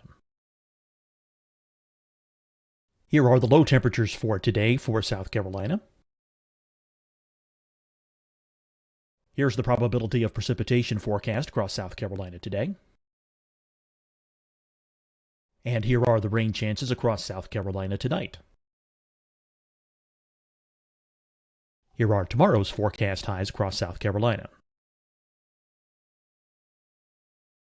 Here are the forecast low temperatures for tomorrow for South Carolina. And here is the probability of precipitation across South Carolina tomorrow. Here's the precipitation chances across South Carolina tomorrow night. Here are the forecast highs for the day after tomorrow in South Carolina. Here are the forecast low temperatures across South Carolina for the day after tomorrow. And here are the rain chances across South Carolina for the day after tomorrow. And South Carolina's probability of precipitation for that night. Here's the Storm Prediction Center's severe thunderstorm outlook across South Carolina for today through tonight. Here's the Storm Prediction Center's severe thunderstorm outlook across South Carolina for tomorrow and tomorrow night. And here's the Storm Prediction Center's severe thunderstorm outlook across South Carolina for the day after tomorrow through that night. Here's the severe thunderstorm outlook for today from the Storm Prediction Center.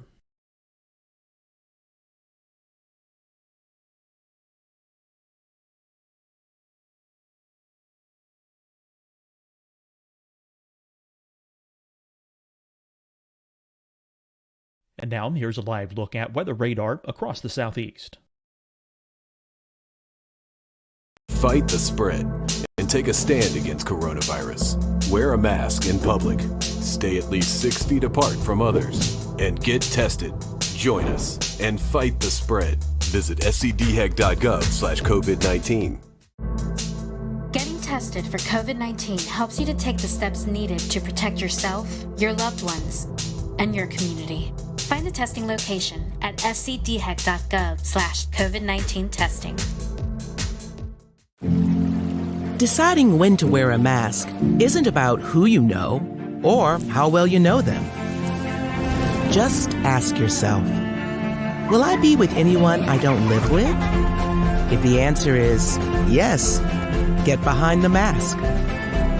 Help slow the spread of COVID-19. Get behind the mask.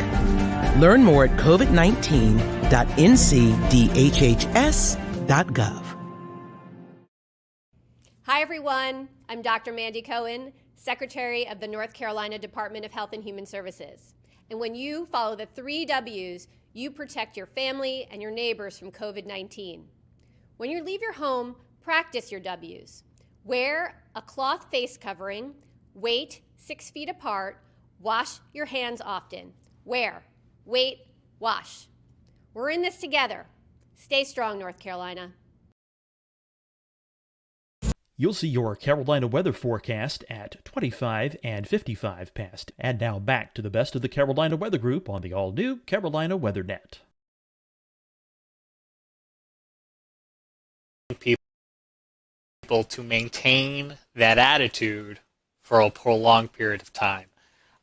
Scotty read an interesting article today, and I'm going to go to him in a second to summarize talking about weather data and observation. And I feel like now is a good time to bring it in because we're talking about the strain on the response system, but also the strain on that data system. Going back to what Brad was talking about could the systems be overwhelmed, the emergency alert systems, or even the data observations? Scotty, that was something that you were reading about today, right? Yeah, so the World Meteorological Organization, the WMO, came out with an article today talking about COVID-19 and how it could affect some of our weather modeling, weather forecasting. I can maybe toss this to Brad here in a little bit, and Ryan, maybe they can tell you a little bit more than I can. But basically, there's all kinds of observations. You know, we run satellite radars. If you're familiar with the Carolinas, it seems like one of our radars is always down. And so it takes people to go out and fix those. And with the strain and the social distancing, the folks may not be there to get that. There's also another concern with the airplanes that are taking off, just everyday flights. A lot of these airplane companies have weather observations on them. They send temperature, humidity levels, wind speed, wind direction, and all that's kind of fed into our systems and kind of help us with our weather modeling and our weather forecasting. So with the less flights that are going out right now, with people not traveling from COVID-19, and just the strain on the staff to get out and fix these instruments that we use every day in the weather community, we could start to see some concerns with that as we get longer and longer into this COVID-19. Brad, I know you love to talk about weather models and how we get all that data in. I know you've actually done some weather school talks about that, which we'll talk about in just a little bit. But can you kind of tell the public a little bit about how we could start to see more inaccurate weather data as we get through this process? Yeah, so I actually posted some graphs the other day. This is called what we refer to as AMDARB data. It's basically aircraft data. And I'm going to try to share my screen here. I don't know if this is going to work, but we'll try to do this. You guys can see my screen. Oh, maybe it's not going to share. I'm going to share it here, hopefully. Not yet. Otherwise, is it something you tweeted? I can double. No, it's let me see if I can bring it up. It won't let me share it. But what it was is a chart basically showing the lack of upper air obs from aircraft. People don't realize that every commercial aircraft that takes off and lands collects, data for us. And so what has happened is that we have actually. Let me see if I can share it. There we go. You guys see it? Yeah, we got it. So what you're looking at here is I made it a little bigger. This is the GFS model, and that red line is the drop in observations from aircraft going into the GFS model. You can see pre-COVID, which is earlier in the month, we were getting about 15 to 18,000 observations into the 12Z GFS. As of this morning's GFS, that is down to like 2,000. I mean, that is just a tremendous drop. And the best way I can explain this to people that have seen hurricane coverage, you may have seen me talk about how we often like to get the plane out in the system so that we can get better data for the models. Well, this is what these planes are doing. When we have that lack of upper air data, some of the accuracy and the guidance can drop by 20% or so. And it's just not the US. That's just US data. That doesn't include European data, Asian data. I mean, and that article you're referring to, Scotty, all those aircraft, I was amazed how much some of the European airlines added to this. It was crazy, the drop in upper air observation. So this is going to be a real task that we're going to have to watch and see how much this impacts severe weather. Day-to-day weather, it might not have an immediate impact on us, but I think for high impact events like severe weather outbreaks, tornadoes, flooding, this might have a pretty significant impact, because the difference between something being 20% more intense or less intense is pretty significant in the weather world. Brad, do you think it would impact high-res models more, or models like the global forecast system? It seems like it'd be more the global forecast, because the upper air data is really key for, big, long wave troughs and ridges. You're looking at long wave pattern. I think the CAMS models are going to do fine. Thank goodness we have the GOES 16 and 17 sounder data, and now we have the polar orbiting data. The only problem is you need clear skies for good sounding data from the polar orbiters. But that sounding data, back after 9/11, we saw a similar drop in this aircraft data, but we didn't have the satellite data that we have now. So I think the satellite data is actually offsetting some of the issues, but this is going to be a much longer period of time that we'll start missing this data. It's only been, about 2 weeks now. I think we start getting 3-4 weeks, and now the long wave pattern across the whole globe will be totally impacted by this lack of upper air data. Well, you've been teaching us some stuff now, and I think, James, part 3 of our episode tonight was about teaching folks about weather. Do we want to transition over to that? Sure thing. Real fast, let me ask Ryan one last question, and then we'll certainly go to that, and I appreciate the transition. Did you guys, Ryan, have any issue with observations during or in the aftermath of your storms with everything going on coronavirus related? You talking about from weather observations? Yeah, Jonesboro Airport took a direct hit. And there's going to be some interesting things come out of that, because KJBR did take a direct hit. You can go back and look at the data and see the winds backing as it was coming in. And the interesting thing is, it looks like power was knocked out. It looks like the altimeter was knocked out, but was in kind of a separate area from the actual ASOS. So we probably, like you said, with the weather service being stretched thin and social distancing and stuff, we probably won't have observations from Jonesboro for quite a while. That's interesting, and I think that's going to play into this bigger picture as we're just trying to use whatever we've got available, and everyone's trying to do their best and safely to restore all of this. As Ricky mentioned, I know Brad Panovich here at WCNC has started to do some at-home weather classes. Brad, how did this come about? Why is it an important thing with so many kids at home that you guys saw a void to fill? Well, yeah, Ryan could speak to this as well. We do a ton of school talks throughout the year. I think last year I added up, and I thought I did a lot last year. I did 76 last year. I know some folks, like our good friend Ed Pietrowski down in Myrtle Beach, I think he does like 200 a year. I mean, this crazy amount. And so initially when this happened and all the kids were stuck at home, I thought, man, I had to cancel a bunch of my school talks. I do a 1-hour presentation where I go out, and I had a ton scheduled in the spring for 2nd and 5th graders here in North Carolina, which is weather is part of the curriculum in those courses. And so what I did the first couple days we were out, I decided, you know what, I'm just going to do my 1-hour presentation at home, and I'm going to stream it. And I did it with my kids, and it did pretty well. And then my general manager in the station said, hey, let's do this every day at 1 o'clock. I'm like, every day? I was like, an hour? Like, no, we're going to do small, one topic at a time. Let's break that hour thing down to one topic, and we'll do it every single day. And so I got the rest of my weather team involved. And it's put another thing on my plate, but I enjoy it. I mean, I produce the thing from home completely. I do it all out of this computer right now that's in front of me. And we send it out every day at 1, and on YouTube, Twitch, Periscope, Facebook, our app, and our website. And the cool thing is our YouTube page, we have a playlist built that James put together that archives all these. So if kids miss them or teachers miss them, they can go back and watch them again. And it's been a lot of fun. I think we created a monster, though. I have a bad feeling. When sales starts asking questions about it, I'm like, uh-oh. What did we do here? So we've already had that inquiry. I know nothing about this. Yeah, so you're like, oh, what did we do? Now it's going to have a sponsor, and we're going to have to do this every day for the rest of our lives. But I think it's really important because the cool thing about weather, I'm a weather geek. We're all weather geeks, right? We love it. But to me, it's one of the few sciences for a kid. It's just not something in a textbook.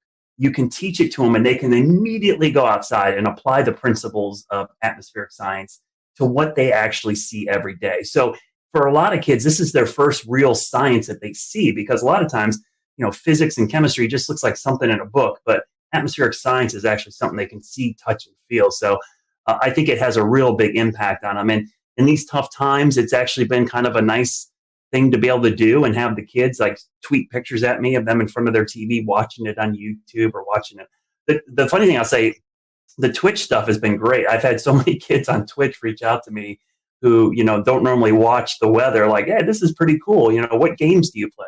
So it's like, everyone wants to wants me to game with them online, and maybe me and my son will team up and we'll get in there and get a server going, and we'll start playing some games with some people online. But last week we played one of the virtual storm chasing games on our Twitch. Exactly.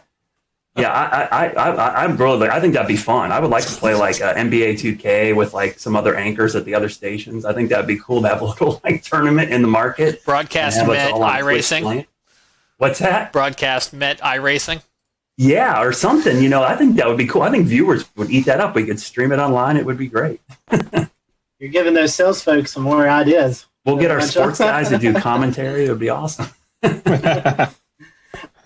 Corbett, I have one question for you before we kind of wrap up. As Brad was talking about, he does a lot of hands-on things with students. You guys in emergency management, you guys do the same thing. So has this kind of affected you all with your outreach to the public? Yes, it's affected our outreach substantially. We're not really doing much face-to-face right now. You'll notice if you go to like the Charmec EM, Instagram, Facebook, Twitter account, you'll start seeing some videos pop up from the Emergency Operations Center in areas like that, where we're trying to do some education, but just obviously not face-to-face like we normally do. I think last year we did anywhere between 30 and 50 face-to-face talks with everywhere from school-age kids to older adults to talk about emergency preparedness. So it's definitely affected that, and we're seeing that effect, I think, just across about every industry at this point. That's interesting. I hadn't thought about that in terms of fire prevention and first aid trainings, and that would be school-age kids. But you guys also, would you normally be doing office visits? Is that something that is done too, for like professionals in office parks? So we have a public information officer, and she goes out and does a lot of talks. One of the most recent age groups has been like older folks in not retirement communities, but maybe apartment complexes over the age of 50 to talk about emergency preparedness and what they can do just in a general emergency, a weather event, having 72 hours worth of supplies on hand, just general things like that. Let's not even talk about supplies, because we know those are scarce right now. But James, one thing I want to do before we close out, I do want to bring on Dan Whitaker. You guys may have seen him pop up from time to time on our show tonight. Dan is our newest panelist here with the Carolina Weather Group. So Dan, for those who are watching tonight, why don't you introduce yourself to everyone? Hey, thanks, Scotty. So I have been involved with weather as a kind of weather geek and weather follower since 2008, and have really I'm strong on the storm observation, visual storm aspects, storm spotting, storm chasing. I'm kind of in the field, in the storm type of guy. So nice to be able to kind of join everybody and represent that angle when I can. And definitely great listening to all the different kind of pieces to the conversation tonight. Honestly, I have kind of one thought, that kind of reaches out to a lot of the different things that were being talked about from tonight, which is, as a person who enjoys the spectacle of nature and following everything from nice day cumulus clouds to supercells in the Midwest. For those who want to experience more outdoor weather during this time when we want to travel less, we want to do more staying at home, short of tuning into Brad Panovich's weather lessons to get some real world observation. Is there a way that anyone wants to kind of speak to that would be a good way for people to do that right now? Definitely so, Dan. And we are happy to have you on the team and can't wait. Maybe we can't wait till hurricane season, but we can't wait to see your footage out there. Evan, I wanted to bring you. I know you had something you want to mention, but you also did a little chasing of yourself today, but not storm chasing. Yeah, I do my little cheesy snow chasing. It's really not nearly as complex as the stuff that Dan does. But as long as you drive high enough up on a mountain, you'll eventually run into snow. So I did. I went up to Craggy Gardens today. Parkway was closed at about 4,900 feet, but I ended up running the rest of the way up to Craggy Pinnacle at 5,900. And it was beautiful. About 3 inches of snow up there, real windy. I'll share a picture since I can see James yearning and trying to share a webcam. I was trying. Yeah, so then that's what it looked like up on Craggy, right near the Craggy Pinnacle Tunnel. It was real pretty. But you're right, Scotty. The one other thing I wanted to mention tonight before we close is that we've talked about a lot of the challenges that have been presented to us over the last couple of weeks as we suddenly get thrown into this new coronavirus situation. But there are some opportunities and some good things. If Melissa Griffin were here from the South Carolina Climate Office, she would be talking about Cocoa Ross. I know we just finished up March Madness, but this is an excellent opportunity for people to be joining Cocoa Ross and submitting precipitation reports every day because everyone's got to stay at home, right? So why not get up at 8 a.m. for work or school and check the rain gauge? So she would want us to mention that. And just because it's not March doesn't mean we can't do it. But go join Cocoa Ross. We'll tweet out a link later tonight. That sounds good. That's a great point, Evan. We definitely, I think I read a tweet, North Carolina second in Cocoa Ross Reporter. So that's pretty cool. And I know South Carolina is up there as well. So the Carolinas representing really well. So anybody have anything else before we kind of close up shop tonight? All right. So I appreciate you guys watching tonight. We hope that you stay safe out there. Continue to practice those best practices of social distancing and kind of just staying inside. Eventually, hopefully sooner rather than later, we'll get back to normalcy and be able to enjoy what we've not been able to enjoy for the last 3 weeks. So we're thinking about everyone. We hope that you stay safe out there. We appreciate you watching the Carolina Weather Group tonight. Be sure to follow Ryan and his folks if you're ever out in the Arkansas area. Ryan, once again, great coverage this weekend for you and your team out there. Spectacular. And we hope that everyone in your community get back to normalcy with the cleanup from the tornado. And we extend our thoughts and prayers to your folks out there as well. So we hope you all have a great week, and we'll see you back here next week for another episode of the Carolina Weather Group.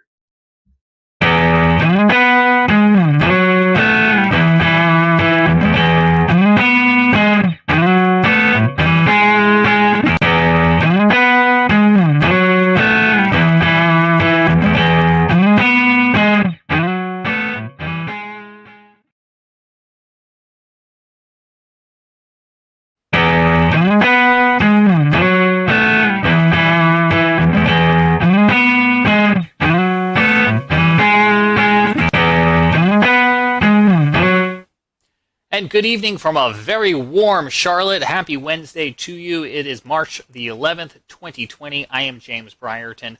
It is Severe Weather Awareness Week carrying on here in the Carolinas. Last week, it was Severe Weather Awareness Week in North Carolina with a tornado drill on Wednesday. And we were lucky enough to bring you some special snippets from our friends at WCNC Charlotte. Well, joining us again this week as Severe Weather Awareness Week continues in South Carolina is Chief Meteorologist Brad Panovich, back from WCNC. Brad, thanks for taking the time out again for us. So you got an opportunity last week, Brad, to go visit the Insurance Institute in Chester County, South Carolina. The rest of our audience is going to get familiar with it if they're not already, with a rerun of our 2019 interview. But tell us a little bit about what you saw down there at this great facility they've got. the interesting thing was how they test roofs in particular for hail. The standard test for hail was actually done with just a steel ball that dropped on a horizontal surface, roof surface. Well, what they did is they try to recreate actual hailstones, how they are in nature. And so what they've done, they've gone out and done field studies where they try to measure hailstones in the wild, if you will, to get a more accurate measurement of their density. And then they shoot them out at speeds that are more similar to what you see in a strong storm. Because what happens in most hail events is the hail is wind driven. It doesn't just fall. It's being blown by 60, 70, 80 mile an hour winds. And so they test roof structures in particular, metal, asphalt shingles, plywood, just to see how they withstand it. And then they can rate these shingles so that you have, like, as a consumer, a better idea of what you're getting into when you're going to put these on your roof. And it also helps the insurance industry kind of understand, like, what kind of damage certain type hail can cause to your building. Well, let's talk a little bit about that roof, because you just put a brand new roof on your home about a week before that EF1 tornado came through Charlotte. Did you get some ideas from the Insurance Institute? Yeah, so last year I went down there for one of their tests where they were taking a roof and they were submitting it to a hurricane, basically. What they did is they took wind and rain and they blew it at a home that had half the roof using what's called the fortified roofing system, and the other half a typical roofing system. So what they did is for several hours, I think the test went on for 8, 10, 12 hours, which is typical for hurricane winds. They're going to last a long time. The winds went up and down and they blew rain. And so they wanted to see how much water intrusion they would get through the normal roof versus the fortified roof. And when I saw that demonstration, and at the end of last year, my roof needed to be replaced, I said, you know what? I'm doing that fortified roofing system. So every contractor who bidded on my house, I basically said, hey, I want this fortified roof. And a lot of them had never heard of it. So I had a PDF that they actually can print out on their website, disastersafety.org. And I gave it to my roofers. I'm like, okay, we can do that. And basically what they do is they tape the seams of the plywood, or in my case, the roofer decided just to put ice and water shield on the entire roof. They also use underlayment that's synthetic with caps, cap nails instead of just regular nails or staples. And then they use double shank nails, which don't pop out when the wind rips on them. And the reason you do this is in a big storm, shingles are going to fail. But with this fortified roofing system, if water gets underneath the shingles, you have the layers of protection that will keep the rain out of your house. That's the goal, is you don't want water getting into your house to cause further damage if the roof gets damaged. So I had just got my roof replaced a week before the tornado came through my backyard. I lost 15 trees in my yard, and we only ended up losing 10 cap shingles, which are the shingles on the peak. Those are weaker shingles, and the nails held. The shingle was actually ripped off the roof. The nails did not pop out, and because I had that ice and water shield underneath, it actually kept the rain out of my house. So my roof held up pretty well. Considering I had a 71 mile an hour wind gust, I was pretty impressed on how well it did. And our viewers right now on our Facebook and our Periscope and our YouTube feed are looking at pictures from your neighborhood from February the 6th. What have you seen in your neighborhood in terms of neighbors helping neighbors over the past month? You know, that event is going to be crazy. It was by far the worst weather event in my neighborhood. And, you know, it seems now after the Nashville tornado, it doesn't seem nearly as bad because most of the homes escaped with minimal damage. Most of the damage in our neighborhood was all trees. And obviously, so those trees came down and did cause quite a bit roof damage. We had, I think, 50 or 60 roofs damaged. And you really didn't notice until the following days when you started to see the blue tarps go up everywhere. And we had one house that was heavily damaged because a tree fell through their kitchen in the back of their house. But what's amazing is that here we are, you know, over a month removed. James, there are still tree guys all over my neighborhoods. There's still the sound of roofers nailing stuff. I still hear chainsaws and chippers and fences being put up. So it's a long process. It is still going to be a while. And these trees, you know, there were just so many of them down that there's just wood everywhere. There's tons of firewood in my neighborhood and trees still stacked up all over the place. So I really, the thing that struck me most about that storm is how long it's taking for the cleanup process to be completed. And to remind folks, this is the same line that came through South Charlotte, starting over in that Pineville area through South Charlotte and ended up in Matthews, where we we showed you some pictures here on the Carolina Weather Group. But Brad, I'm wondering, this is obviously really close to home for you and your neighbors. Yeah. The next time we get into a weather awareness day, do you think the perception's a little bit different now for so many people who've came so close to this? Yeah, and I mean, honestly, for this event, people did a pretty good job. There was some schools that didn't evacuate their students, but in general, I think it was a pretty good success story considering we had an EF1 tornado go through the heart of South Charlotte and no injuries or deaths is pretty amazing. I hope that it serves as a wake-up call for a lot of people just to have a plan. I mean, that's the thing I preach all the time. It's like the warning times, I wish they were longer, but the average national warning time, lead time for a tornado is like 12 minutes. And we were about 16 minutes with those tornadoes back on the 6th. That's if you get the warning right at the beginning. What happens if you don't get the warning until halfway through or 3/4 full of the way through? You only get like 5-10 minutes. And that's not the time to look at each other and go, where do we go? A lot of people, especially in businesses and structures they weren't familiar with, had no idea where to go or didn't know what a tornado safety protocol is. So that's one of the things I think going forward I'm going to work on is try to educate people on getting that plan together. But I think you're right. I think people are going to take these more seriously. Used to have a saying. We'll return to Best of the Carolina Weather Group in a moment. Now your Carolina weather forecast. Here are today's forecast high temperatures for North Carolina. Here are the forecast lows for tonight for North Carolina. Here are tomorrow's forecast high temperatures. And here's forecast rainfall across North Carolina tomorrow. Here are the forecast highs for the day after tomorrow.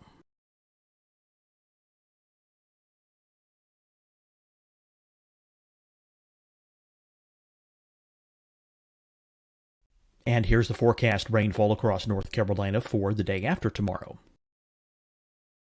This is the total rainfall forecast across North Carolina for the next 3 days. Here's the severe thunderstorm outlook for today from the Storm Prediction Center.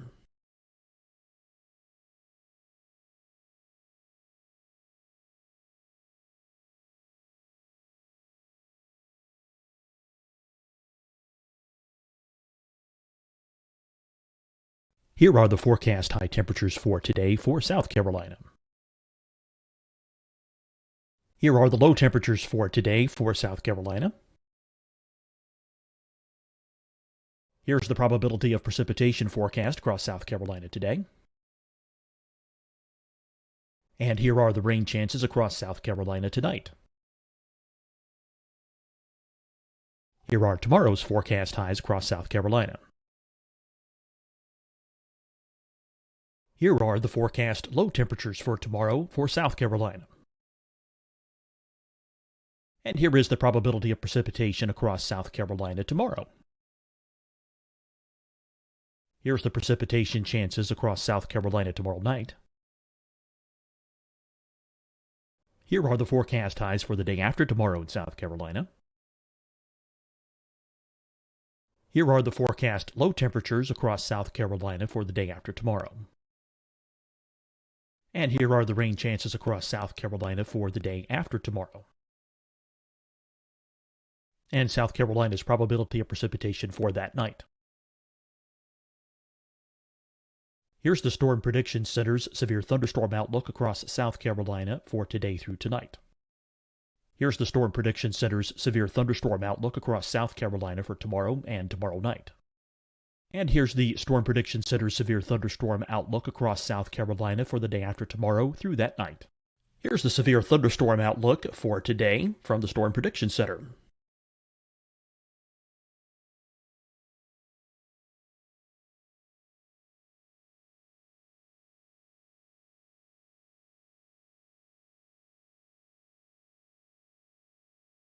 And now here's a live look at weather radar across the southeast.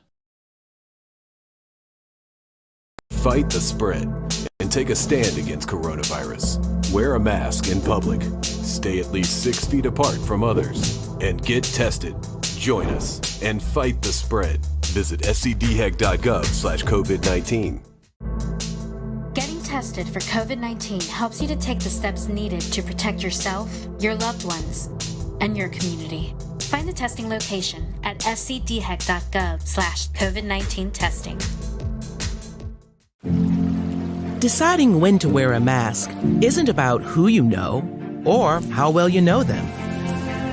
Just ask yourself, will I be with anyone I don't live with? If the answer is yes, get behind the mask. Help slow the spread of COVID-19. Get behind the mask.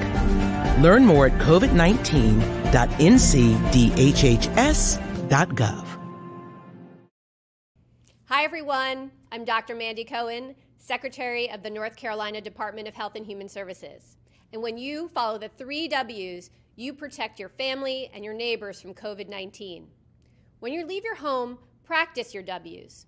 Wear a cloth face covering, wait 6 feet apart, wash your hands often. Wear, wait, wash. We're in this together. Stay strong, North Carolina.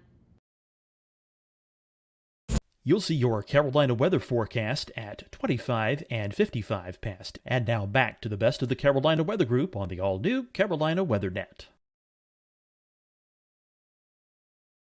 Hurricane coverage, but people's level of preparedness is only as good as their memory of the last disaster. And it's just human nature. If people are going to remember this tornado and the next one, they're going to take it much more seriously because they have that recent memory of this event.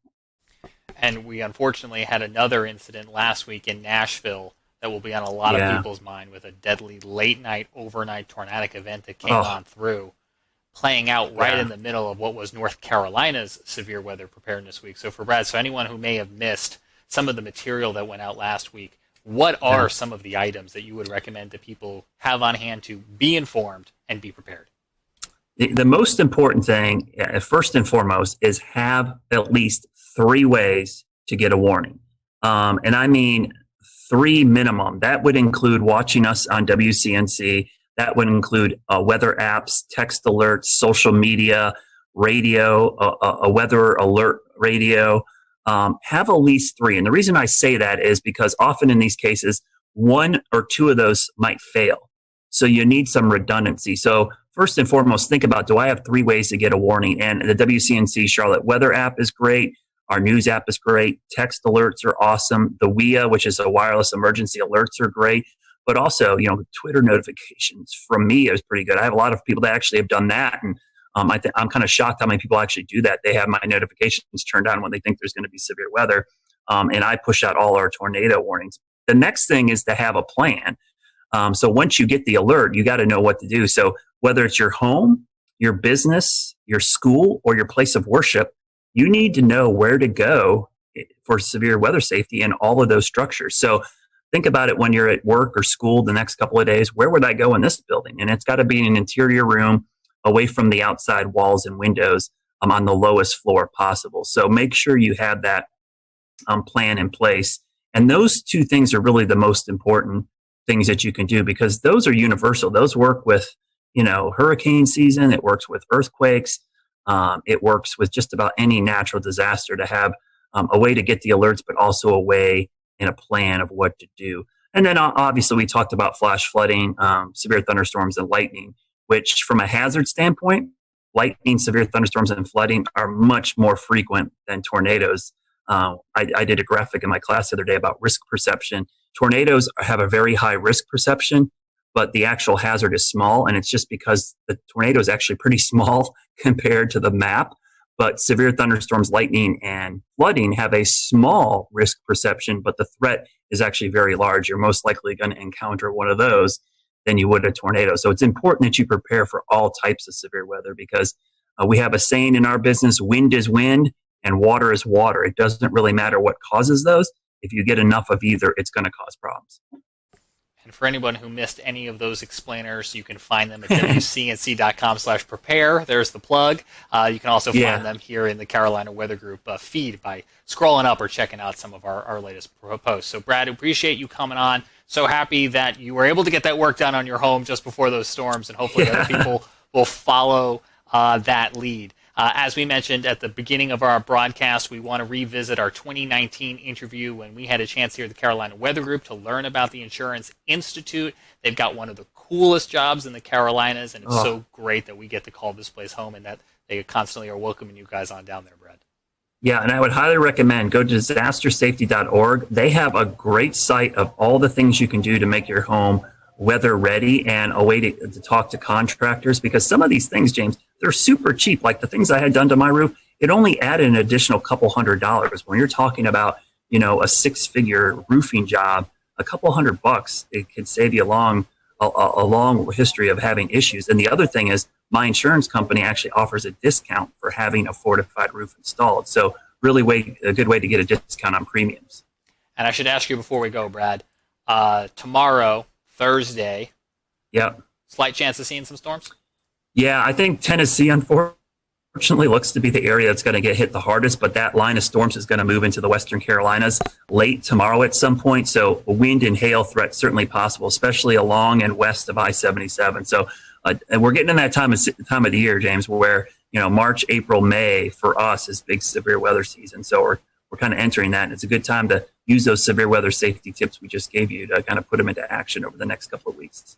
Stay tuned, stay weather aware. They're tips that you could use tomorrow, and if not tomorrow, it never hurts to be prepared for the next go around. Absolutely. Thanks, Brad. We're going to go ahead now and take you to that 2019 interview and check out this place in Chester County, South Carolina.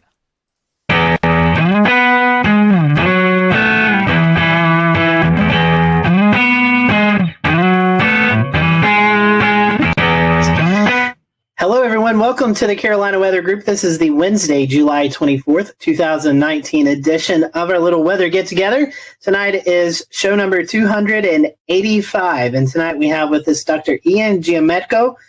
He is the lead research meteorologist at the Insurance Institute for Business and Home Safety. We're going to be talking about hail and some of the research they've done with hail. Ian, welcome to the Carolina Weather Group. This is kind of your first gig with us, and I told you before the show, we're glad to know you're in the Carolinas. So let's talk about what you do at the IBHS. Our lab here in South Carolina was built and opened in the fall of 2010. IBHS as an entity has been around almost since the 70s. It can trace its root back to a few different names and basically started as an advocacy group to help people better prepare for severe weather and try to reduce the losses associated with severe weather. Well, in 2010, our research center opened, and we're taking the model of the Insurance Institute for Highway Safety. So think about car crash tests.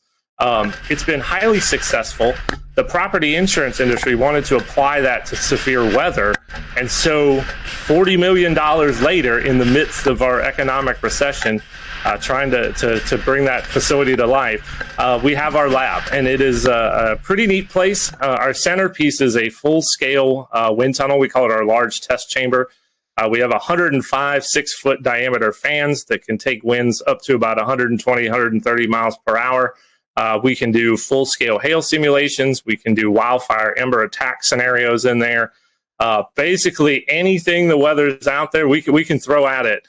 And our goal is to understand how all these different hazards associated with severe weather attack structures. How can we build better? What are the systems that we can improve? And how do we show people those steps that resilience is affordable, and then we can start to bend down the loss curve that we see growing and growing each year. Tell me a little bit more about, one, to go start basic, how do we get hail? And how do you do a hail simulation? That sounds really interesting. Yeah, so, most intense thunderstorms have hail aloft in them. It can grow from particles that freeze or grapple, kind of those melted snowflake conglomerate things. And as they make their kind of horizontal arcing traverse through a thunderstorm, they can collect more ice and water and essentially grow and grow. Sometimes they become too heavy and fall out and get down to the ground. Sometimes they fall and then they melt before they get down to us. And other times they can hang around up there in a thunderstorm and get really, really, really big and then fall down. And those are the ones that can break things. Once you get above that kind of 1.5 inch or so threshold, that's when you start seeing legitimate property damage. Now for cars, it's a little bit less. But for us, it's duplicating the properties of hailstones in the lab. And we can propel them or fire them at materials basically using electronic controlled potato guns. So in our small lab, we have a single, actually we have two setups, basically cannons with barrels that have a pressurized air tank, and we calibrate that to an exit velocity and associated kinetic energy that a hailstone would have when it hits things. Now in our big chamber, if you ever come to visit us, you can go out in there and look straight up and you'll see a whole bunch of white pieces of PVC pipe. Well, that are the barrels that can basically put down a swath of hail across the footprint of our large test chamber. We can do 3 different sizes and shoot as fast as 1 per second. So really unique piece of capability.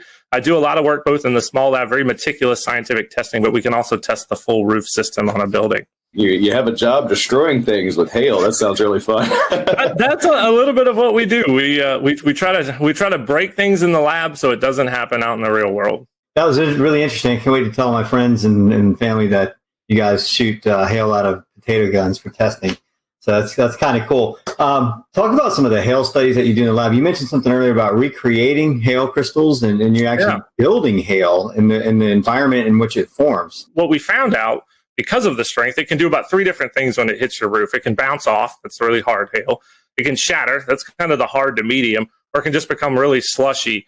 That's the very soft hail. And all of those have different kind of types of damage that they produce on your roof. The soft will kind of dislodge all those granules. The hard bounces and shatters will do more cracks and dents. So we realized all that stuff was mattered, and we needed to simulate it in the lab and also repeat it. That's scientific testing right there, is being able to repeat this stuff over and over and over again. And after about 8 years of work, we released a new hail impact test standard for asphalt shingles, and we have our actually we rated the products that are considered impact rated, and we have a rating scale that's actually out on our website now. So if you're looking to get a roof that's more resilient to hail, I would encourage folks to check that out. It's at ibhs.org. You'll see what products are out there and which ones meet the top of our class and which ones are at the bottom, and where you might want to be.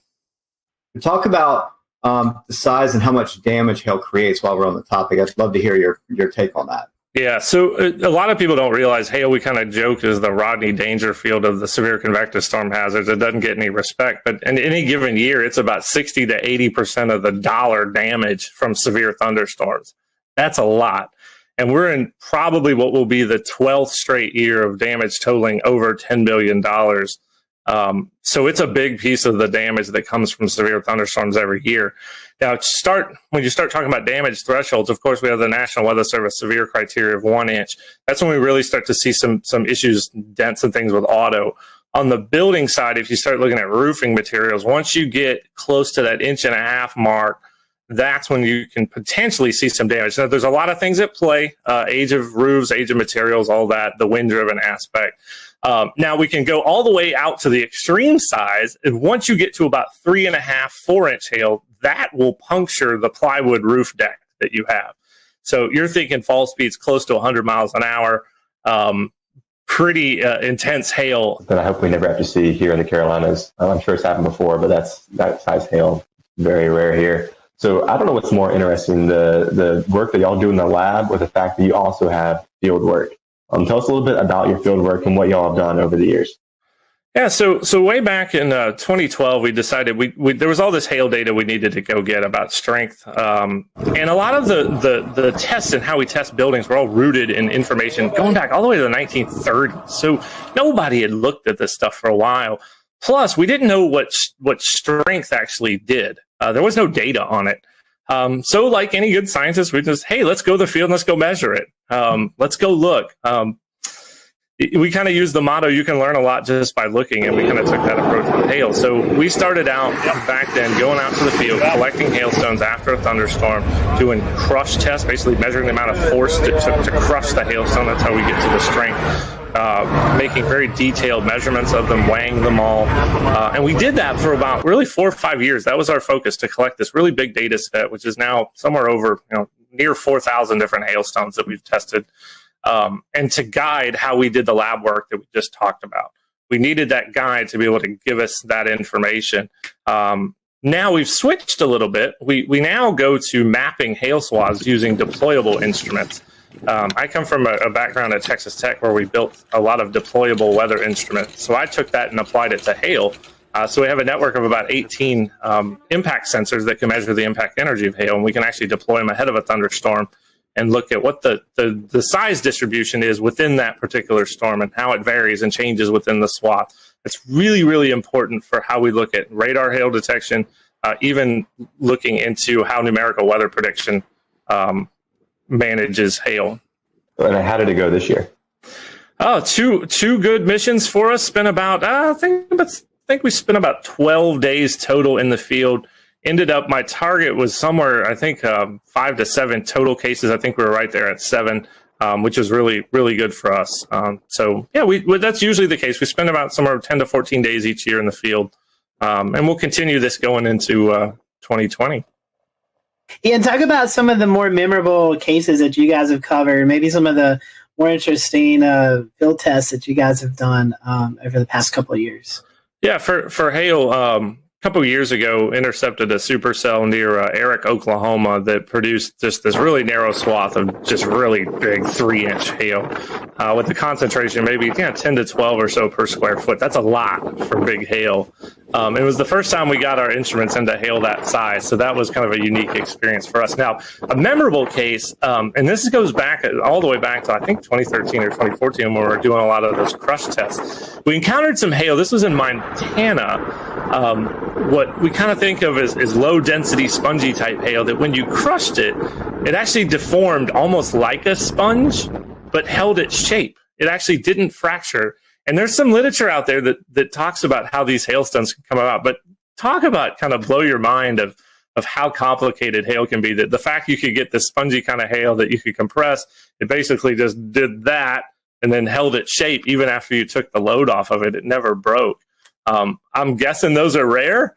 We haven't seen that again. It was one particular case, and I don't know what kind of environment might produce that, but it's really unique, and it's always been a memorable one from looking at hailstones. And I've seen a fair bit of them.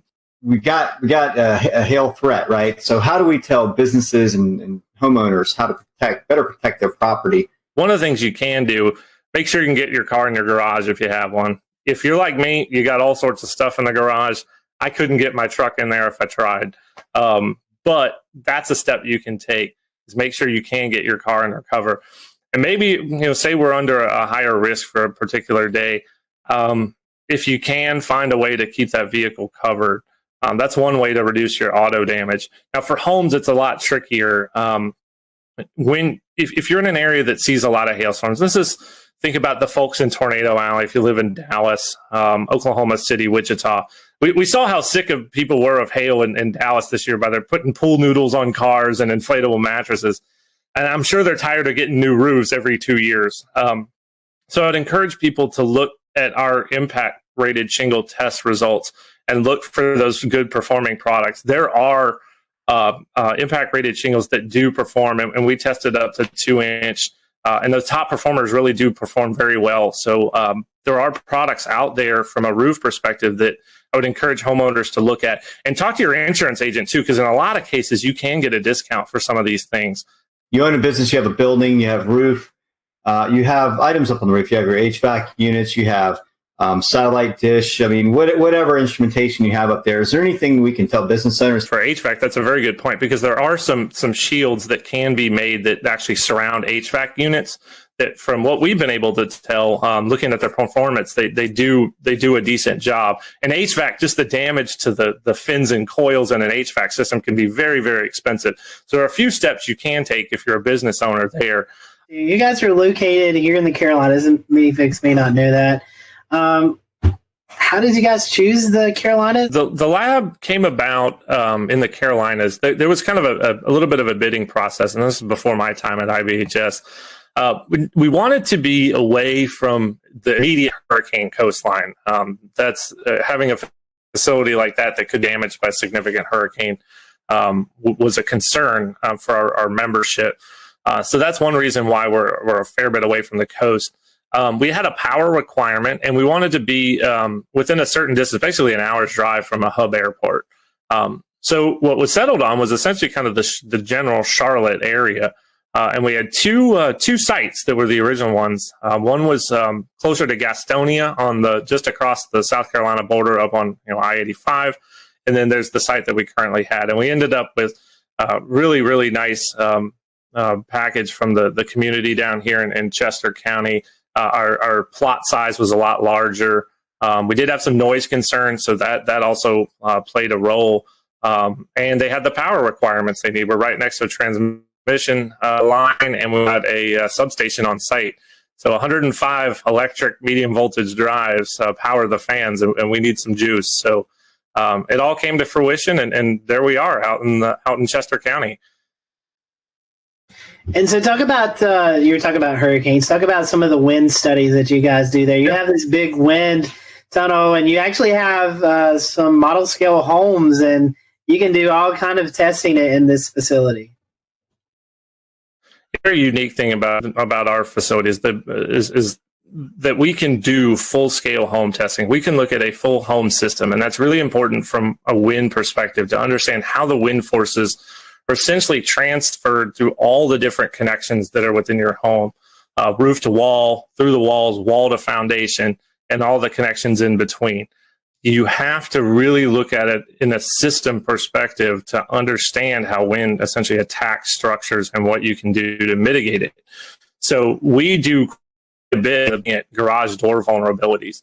We've seen that garage doors can be a huge damage amplifier. Think about it, they're a big hole, really, if they fail in your house. That allows wind to get in and start acting inward, pushing up and out, and can lead to failures. Once you start the damage cascade, it just goes. Tornadoes, it happens very, very fast. Hurricanes, it can happen over the course of, say, 6 to 12 hours. But that cascade is what we're trying to stop the start of that. And we think we can find those mitigation solutions that are not only useful, but also affordable too. So before we kind of wrap up the interview, can you tell us a little bit about how you forecast and how you decide where you're going during your field studies? Yeah, the logistics are actually a fair bit challenging. So we are a good distance away from essentially what is Tornado Alley or the Great Plains. We like it out there, good road networks, good visibility, although we are going to try to explore some southeast hail. There's some environmental questions that we have that I think we're going to try to tackle that. So we basically have to rely on medium range forecasting. So we're looking for just general pattern support for severe weather. So is the Gulf of Mexico open? Is there good moisture transport northward? Maybe not necessarily if there's a trough, but is there just generally enough flow aloft to support supercells? Sometimes you didn't have the surface features underneath the best flow aloft. It kind of became a day-to-day, almost a mesoscale type forecasting scenario, which is very hard for us in terms of when we pull the trigger. So we work our teams on about a 48-hour lead or 48-hour kind of go, no-go scenario. Using GFS output, Euro output, try to get our best feel that we're going to get at least 3 operation days out of a mission. We got to have some kind of confidence that we're at least going to get 3. It's just not worth shipping equipment out and bringing the team to the field. So, okay, say we give a go. We actually ship 5 big Pelican cases of equipment. FedEx is fantastic. Out to some target cities, and it's usually where we can store equipment. So Norman, Oklahoma at the National Weather Center, have lots of colleagues there. We've used my wife's grandma's garage in Wichita to store all the cases and equipment. So we do that, pick our target city, fly in. We use rental vehicles. We do try to stay out of the hail as much as we're researching hail, and we've done a pretty good job of that. And we outfit them, get our instruments ready, take all the equipment we need, leave the cases behind, and off we go. And usually each mission is about 7 days. So there's some logistical challenges there, given our distance, but we've managed it quite well over the years. When you're renting the car, do you have to kind of stay quiet about what you're really doing with the car? There's one hail. We were out in the field for a hail event in Cheyenne, and the rental car dealership at the Denver airport, they were dealing with a whole bunch of people who were bringing back hail damaged cars, and I kept thinking in my head, I'm like, we're running a hail research project, and we got perfectly fine vans here. But yeah, for us, it's a safety concern to stay out of the hail, and we do a good job of that. You're talking about these instruments. Can you kind of give us an idea of what's on these instruments? What it's like? Yeah, certainly. They're on little tripods. They're basically little engineering tripods. And then the plate itself is a little small pyramid. It's 1 foot by 1 foot. And it's actually based on a design that was developed at NASA, Kennedy Space Center, and was published in the literature. So we use that same plate design. It's got a little acoustic sensor, a piezoelectric disc that can record the vibration of the plate. So the higher the signal amplitude of that vibration, the larger the kinetic energy of the hailstone that hit the plate. And then we can work backwards to estimate a size. The unique thing about ours, we actually use robotics microcontrollers as our data system. We use an Arduino Do. It's about $35. A lot of maker components. We needed to make them cheap so we can have a bunch of them. And it samples really, really fast, about 5,000 times per second.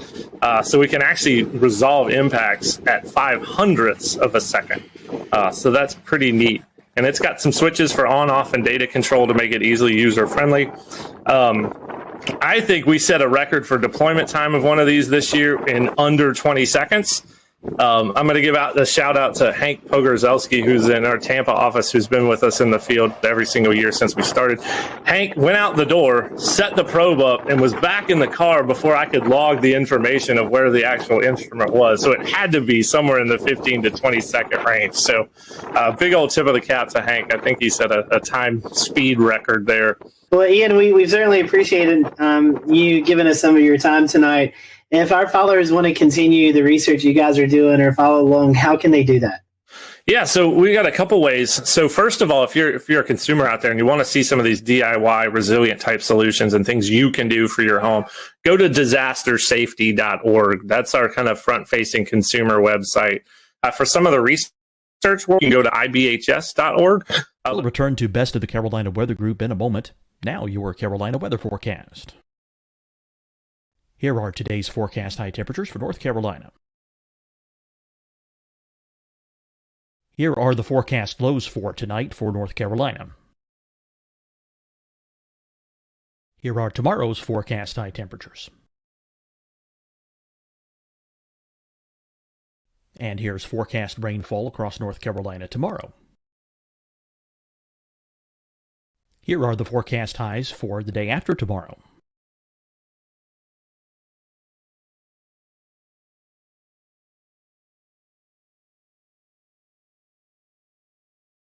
And here's the forecast rainfall across North Carolina for the day after tomorrow. This is the total rainfall forecast across North Carolina for the next 3 days.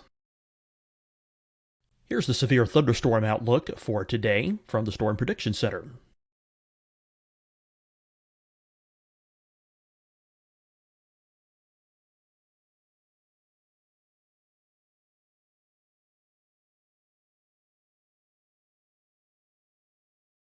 Here are the forecast high temperatures for today for South Carolina.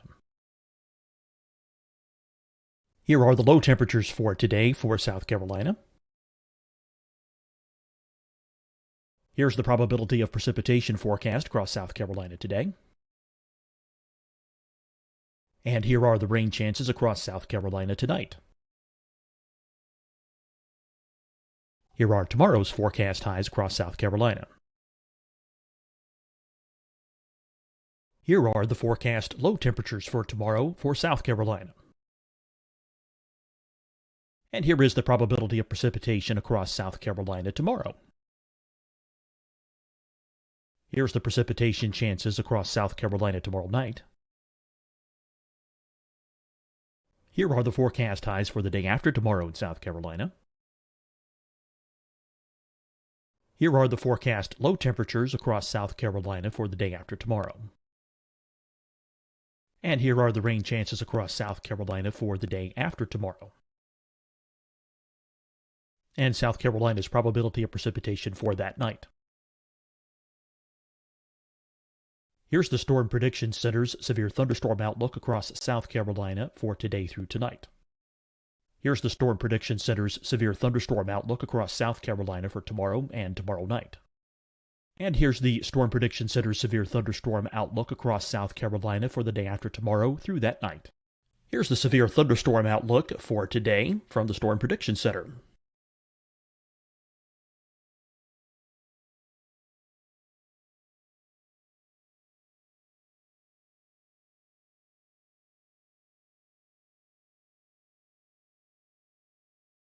And now here's a live look at weather radar across the southeast. Fight the spread and take a stand against coronavirus. Wear a mask in public. Stay at least 6 feet apart from others. And get tested. Join us and fight the spread. Visit scdhec.gov/COVID-19.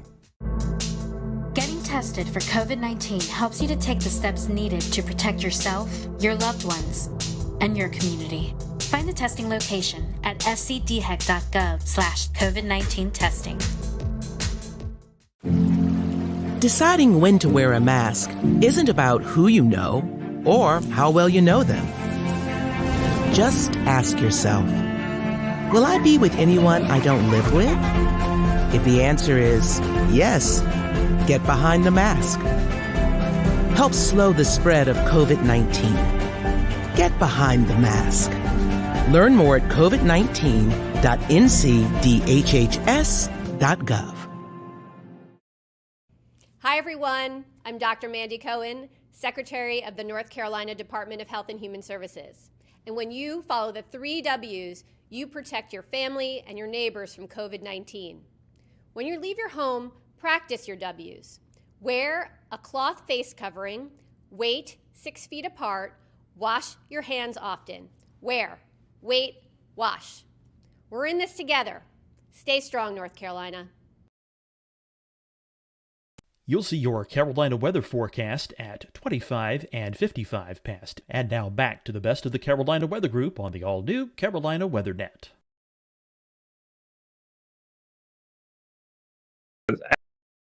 At Disaster Safety. You can also follow our hail research, specifically at IBHS Hail Study. You'll get kind of an inside look on that Twitter account as to what we're doing in hail. We've had many guests on this show, and I think you've got one of the coolest jobs because you get to use potato guns and mix it with weather. I mean, I don't know how much better that can be. So.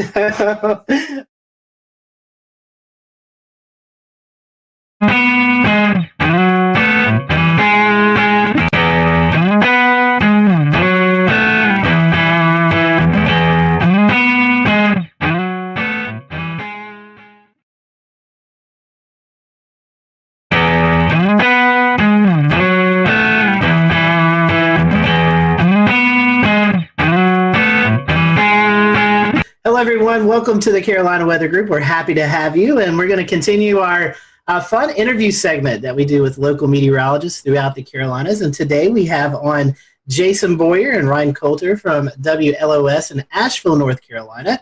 They are the ABC affiliate. So if you live in Western North Carolina, I'm sure you've tuned to Channel 13, and we're happy to have Jason and Ryan with us today. One of the main questions that we always ask everybody is how did you know you wanted to be a meteorologist? Everybody has that story. So, Jason, I'll let you start. What's your story? Well, my story goes back to, like most, to when I was very young. Always was inquisitive about the earth sciences and always wanted to understand how things worked around me. And I spent a lot of time outdoors as a child back in the 80s when I was growing up. And that was kind of the way to go growing up in the 80s. Most people just let their kids kind of run around in their backyards. I grew up in a small town, so that was where I grew up and explored. But I think it was around 3rd grade, and this is the most stunning and life-changing moment that I remember. I was walking home from school. It was November, and I lived in Illinois then, so we weren't in Tornado Alley per se, but I remember coming home from school, and I could walk home. That's how close I lived. And it was an unusually warm day. In fact, it was record warm that day. I think it got into the 80s. And the sun was out, the wind was blowing. And I was just thinking like a kid, like a 3rd grader, I can't wait to get outside and play ball, ride my bike. I got home, the sky went pitch black in about a matter of 30 minutes. The wind started picking up. My older sisters, thankfully, wiser and certainly more proactive, they knew something bad was going to happen, and we all rushed downstairs, and in a matter of moments, the tornado sirens in the neighborhood went off, and we had a weak tornado go through my backyard and hit my neighbor's house, and it happened in a matter of a couple of minutes, and that was it.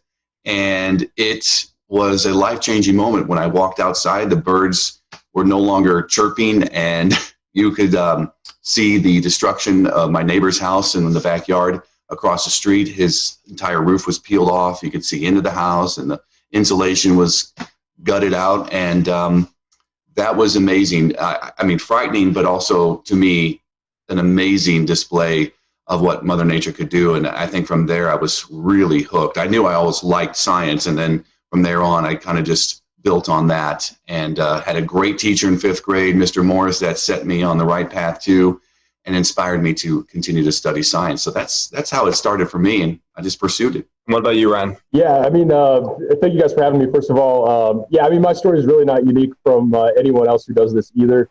I mean, grew up, my grandparents lived with us growing up, and, you know, they were avid news watchers, as a lot of older people are. And so anytime the weather came on, I was always, you know, super interested in watching that. They always let me watch that with them. I grew up in Colorado, so as growing up, you know, we had a little bit of everything, wintertime snow, severe weather in the springtime, and the summertime heat, wildfires. So kind of a mixed bag of everything. You get it all there. And so I grew up around that. And I was in about 5th grade. We had a science fair project, and I actually wanted to make a homemade barometer. And so I figured out how to do that. And I actually wrote into one of the chiefs in Denver. She's still there.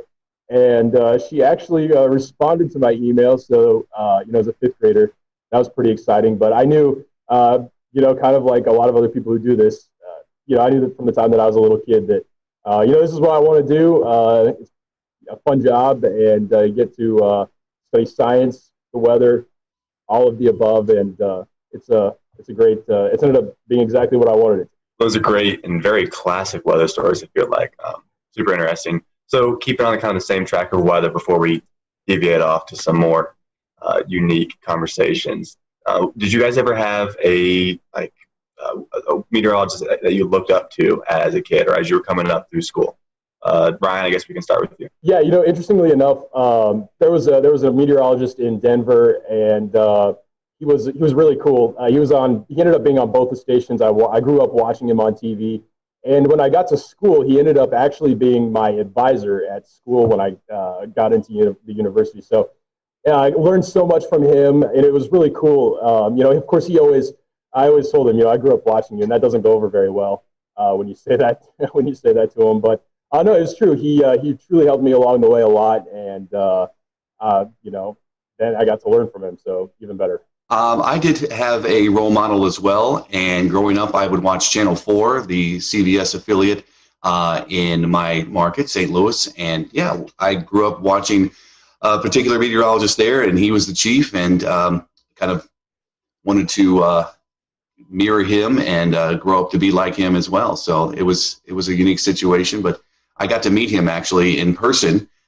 We had a old-time power show in my rural town, and he flew in a helicopter, and I mean, it was the biggest thing that ever happened in my small town, seemingly, at that point in my life, and got to get an autograph, talk to him briefly, and so that was a moving situation for me too. So Jason, I'll pose this question to you first, and then Ryan, I'll let you to finish up. So, Jason, you've been in Western North Carolina a while. We have all types of weather. So this question is, would you rather forecast for severe weather or the dreaded winter weather that we face here? Yeah, you know, they have their unique qualities, obviously, and they're very different when you're trying to forecast those two situations. And the most challenging, I think, would be winter weather, because it usually is much more of a large-scale system. So it affects many more people than just, say, localized severe thunderstorms.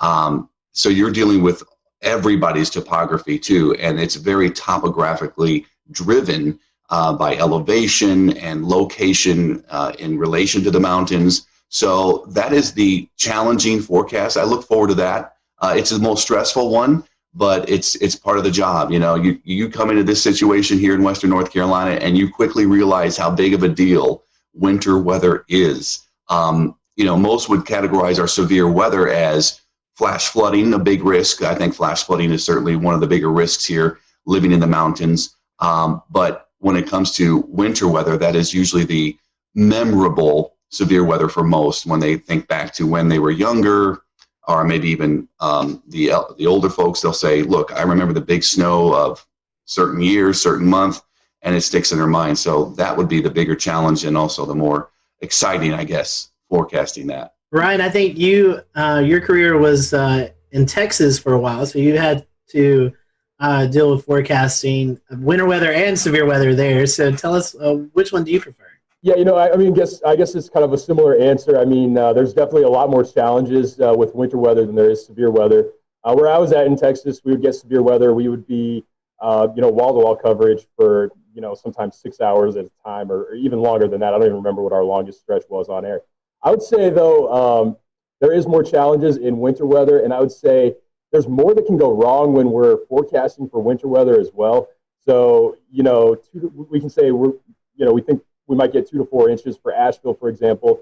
The temperature comes in a degree or two warmer. We're not getting that. And people get a lot more upset when you miss winter weather forecasts versus severe weather forecasts. So I would say, I would rather, I guess from that standpoint, I would rather be forecasting for severe weather. It's usually, I want to say easier, but usually you can have a better idea of exactly the elements that could be coming at you. There's, people are, again, they're more mad when you tell them 2 to 4 inches of snow and we only get an inch of snow, or you get, on the other end, you get 3 to 6 inches of snow, and then they don't like that either. So, yeah, definitely severe weather would, I guess, be my preferred. Well, Jason, you mentioned topography a minute ago, and with this conversation of severe and snow, I feel like this kind of rolls into a question that we had on social media about lower precipitation totals and kind of the French Broad Valley. I know you have a map and some resources to talk about, so I'll kind of let you take over from there. Yeah, I think when people talk about Western North Carolina weather, the first thing that comes to mind is snow, but then rain is actually a very diverse topographical feature here as well. So I brought this 3D relief map just to give you an idea. It's kind of one of my more favorite maps to look at. I could study this. I've looked at this 100 times already, and I could still just look at it almost every given day. So here's the French Broad River Valley right here. This is I-26 running through, and it's a valley. So it's the Broad River Valley. So it's pretty wide considering the other features here. The French Broad starts down in Transylvania County near Rosman and goes north through Asheville and all the way up into the Holston River into eastern Tennessee. But what you have around the valley are higher elevations. So Asheville sits kind of in the middle here, Hendersonville down here, Brevard right there. And the prevailing winds during the spring and summer months are south and southeasterly winds. That will draw moisture from the Atlantic and the Gulf, bring it into the mountains. And because of the features we have from lower elevations in the upstate and Piedmont to highest elevations here, the air has to rise. And so the air will rise and cool and condense into clouds and form a significant rain event down here into the southern mountains, whereas Asheville is in that rain shadow. And the rain will fall mostly to the west and south or to the north and east because we have the Black Mountains and the Craggies up here. So that prevailing wind will certainly help rain form more over this area of the county, Buncombe County, eastern side, and into Yancey. So there's a rain shadow here. There are other rain shadows like in Waynesville. They're surrounded with the Balsam Mountains to the south and west. They don't see nearly as much rain in the valley as they do just west and south of Waynesville as well. So that's kind of how it works in the summer months. In the winter months, the prevailing wind is much, much different. It's from the northwest. So the wind is blowing into the Smoky Mountains and the higher elevations along the Tennessee border. And that's where most of the precipitation is going to fall, near and along the border, whereas there's another shadow effect down here in the valley. So this is why Asheville usually averages a foot of snow a year, and places up in Madison and Yancey County can get up to 50 inches of snow, like Mount Mitchell averages in a particular year. So big difference with the prevailing winds during the different seasons. But that's pretty much how the shadow affects us here in the French Broad River Valley. In fact, south of Virginia, east of the Mississippi River, I believe Marshall is the driest point in that eastern U.S. So pretty neat. Cool. Do you guys have any, what was your most embarrassing moment while on TV? I'll take this one. it happened pretty early in my career. I was working in Tennessee. I started out in the Tri-Cities, Johnson City at WJHL. And I filled in for the morning guy who went on vacation. And I was working one morning, and the newsroom was downstairs. The studio was upstairs. So there was always this climbing the flights of stairs.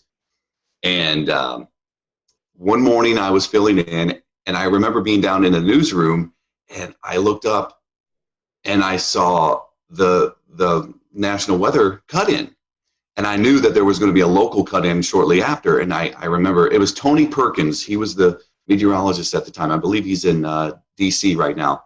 But he was on CBS This Morning at the time. And then I had to run upstairs, end a quick conversation I was having with my news director. I ran upstairs, 2 flights, ran into the studio, ran over to the computer to make sure it was set up, ran over to the chroma key, the green wall, and I had about 10 seconds to situate myself. I was out of breath. I was trying to calm myself down. And I remember I just started talking, and almost instantly I was exhausted. So I started talking about the 7-day forecast, and I got about 5 words out, and you could just tell that I was losing steam, and I started getting real hot. I felt like my temperature went up, and I was getting flushed, and I was kind of panicking in my head, like, how am I going to get through this? You know, you're talking to yourself in your head while you're doing the delivery of the forecast. And I tried to push through it, and I should have just kind of ended early and said, all right, just take a look, here you go, enjoy. But I thought I was still, I'm going to make it through, and it was brutal. I could see the studio guy on the headset kind of laughing, chuckling behind the camera. And I just thought, this is, I'm bombing here. And I went off, and we had a good laugh after that, but that was really embarrassing, especially when you're trying to make a good impression. I was maybe 6 or 7 months into starting the job. So that was mine. Yeah, I got to think back here on this. So far, luckily, since I've been here, I don't think I've had anything crazy happen here. I will say, though, in my last job, my first job, first day on the air, we have a system. It's called Max. I don't know if you guys are probably familiar with it, WSI. And the way we have it formatted, you have your first weather hits, you have your main weather hits, you have your final weather hits. And unknowingly, I had the wrong weather hit loaded for my first full weather ever on, and I didn't know what to do in the moment. I had my final weather loaded for my main weather, and kind of like what in TV you always have a time limit that you're set for, and you have to fill that time. And so here I am. I have my current temperature graphic, and I think I had a camera graphic, and then it went right to the 7-day. And so I'm standing there for 2:30 is what we were allotted for. This was the weekend evening show. And I looked back towards the anchor, who's also the producer at that station, and she's just cueing me to keep going. So I think I talked for a solid 2 minutes, 15 seconds on the 7-day forecast. And I may have even gone back. I don't remember. I may have even gone back and talked more about the current temps. I don't know. It was bad though. Luckily, I haven't made that mistake since, or if I have, I just will run over and correct it pretty easy now. You learn quickly how to get around things. Yeah. Oh my gosh, that's funny. Both of you guys have experienced this, and tell us what it's like, and then we'll maybe go into some more non-weather questions. A lot of folks may tune in when the weather's at its worst, and you guys are doing wall-to-wall coverage. Tell us a little bit about that. I mean, that's pretty intense for you guys. Jason, you were talking about, you were out of breath, with that little run, but, being on the wall for 2, 3, 4 hours straight, that's got to be mentally, exhausting as well as physically exhausting. Talk to us about that. It certainly is. Most recently, I think this year we had so many of those early season tornadoes, especially for the upstate, and we had wall-to-wall coverage almost every time, obviously, when those were occurring, because our protocol is to stay on when the warning comes out until it ends. And what do you do when you have a tornado warning that goes for 30 minutes and then another one comes out in between and another one comes out in that? So we were going on and on and on. And a couple of times during this early spring season, I was there waiting for, backup to come in and help out as well. Like Ingrid would come in or Ryan, and you have to go. And if you're solo, you are just essentially repeating a lot, but you're trying to get new information at the same time you're giving the current information. So that's a challenge. You're literally on a computer talking, looking at data that's now happening and trying to analyze that data on the fly, as we say, and also looking at other pages of weather information on the internet, trying to get information from the National Weather Service sites and observers, and then you're on social media pages looking for information from people that are sending you pictures or updated information from what they're experiencing. So yeah, it's a lot of information. And you know, nowadays we're able to get social media information, and years ago when I started out, there was none of that. You had to wait for somebody to call or email you a weather observation, and that would have made it even more challenging, I think, looking back, because what other information are you going to get? The more information you get, the better it is to kind of have things to talk about. And that is, it's unique, and it doesn't happen that often here in this market. We don't get widespread severe outbreaks like they do in the West or the central U.S. And a snow event, a winter weather event, you see for days coming, typically, and you can just, you know, lead up to it and get into it and talk about it. You don't really have to be breaking news and breaking into programming for a weather event like, say, snow. But the severe weather events are certainly challenging, and you just you learn from each one. You know, even somebody like me in the business for 22 years, you still learn from these experiences. Ryan, you dealt with that in Texas. I mean, that's you know, these are what we face, or could be more rain-wrapped tornadoes. But you guys out there see these massive tornadoes, or you saw could see these massive tornadoes. So is there a little any different perspective of that, where you guys have storm chasers out in the field and you can kind of relate to those folks out in the field? Yeah. So when I was in Texas, you know, that's a station that really drove the market for severe weather coverage, and so it was more built for that kind of thing. So yeah, we had storm chasers out in the field, but you still need to have, you know, 2 people at the station during these kinds of events, because you know, you have one person off camera that can help to look at and analyze that data, look at radar, see what's going on. We also had in that market, we had a crazy amount of cameras. I think there was like 50 or something like that. We could move those around during severe weather events. That's what we used them for. And so, you know, you have the other person off camera that can see that.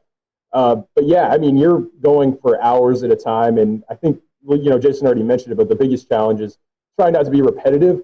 In some cases, you have to be repetitive when there's, you know, potentially life-threatening storms out there. I mean, we're talking about tornadoes that could be affecting communities. There could be communities in the path. And I think one of the hardest things with these kinds of storms is people don't like it when we cut in, and they don't like it when we interrupt their show. And especially being an ABC affiliate, that's what I was at in Texas too. You know, we have a lot of basketball. We have, you know, big shows. I mean, the Bachelor. I mean, heaven forbid we ever have to interrupt any of those kinds of shows.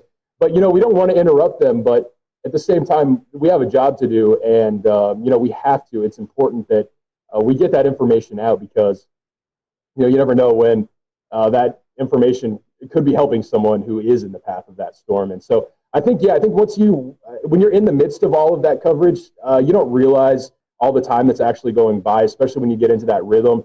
I think that, you know, especially in some of those more long duration events, you get off the air and you're like, oh, you know, we were just on for, you know, 2 hours or whatever the case may be. So yeah, definitely one of those things though, that it can be stressful for sure.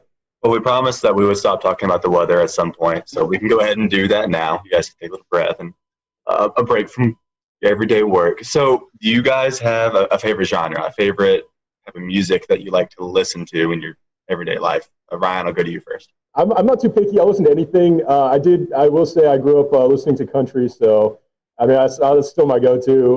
2000s country, Garth, anything like that, I'll go for. I'm with you on that. What about you, Jason? I went through that country phase many years ago, and I got to get out of that. But I listen to a lot of different genres as well.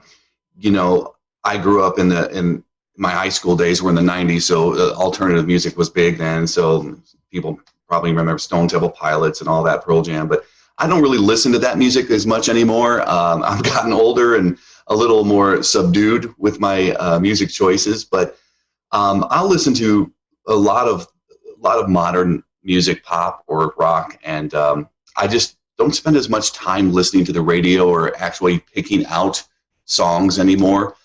So more of my time is spent just maybe even popping in some classical music just to chill out and get my mind cleared of certain things during the day. So that's what I do. I play music too, so I have a guitar and I love playing music. So that's my escape. Anytime I want to, I can just pick up the guitar and play some songs or whatever. That's something we've found with a lot of these that we're doing is a lot of meteorologists play music on the side. I don't have that ability. Evan, I know you play guitar as well, so you Yeah, I play a few instruments. Brian, do you play anything? No, I can't play anything. I can't sing either. I mean, no one for that. So yeah, no music ability here. I'm glad we're there on the save link there, Yeah. right? All right, assuming pizza's got cheese on it, so it can't be that. But if you only had one topping to put on pizza, what would it be, Jason? One topping. I think pepperoni would be mine. It's an easy choice. I know. I mean, I love Hawaiian pizza, but if I get one choice, then I'm going to just do pepperoni. Yeah, I mean, I think for me the choice would be pepperoni, but not to steal Jason's answer. So I'll go with a more controversial pick. I like Hawaiian pizza. I'm gonna go the pineapple on the pizza. I know I'm probably gonna get some flack for it. You are good. That was actually one of our other questions: does pineapple deserve to be on pizza? So both of you guys like Hawaiian. I guess that's a yes. Yes, it does. Well, since we're on the topic of food, what's your favorite kind of food? All right, I'll go first. Any food, really. My son and wife are usually finding me in the pantry, digging through snacks, and I wish, sometimes I need to. We'll return to Best of the Carolina Weather Group in a moment. Now your Carolina weather forecast. Here are today's forecast high temperatures for North Carolina. Here are the forecast lows for tonight for North Carolina. Here are tomorrow's forecast high temperatures. And here's forecast rainfall across North Carolina tomorrow. Here are the forecast highs for the day after tomorrow.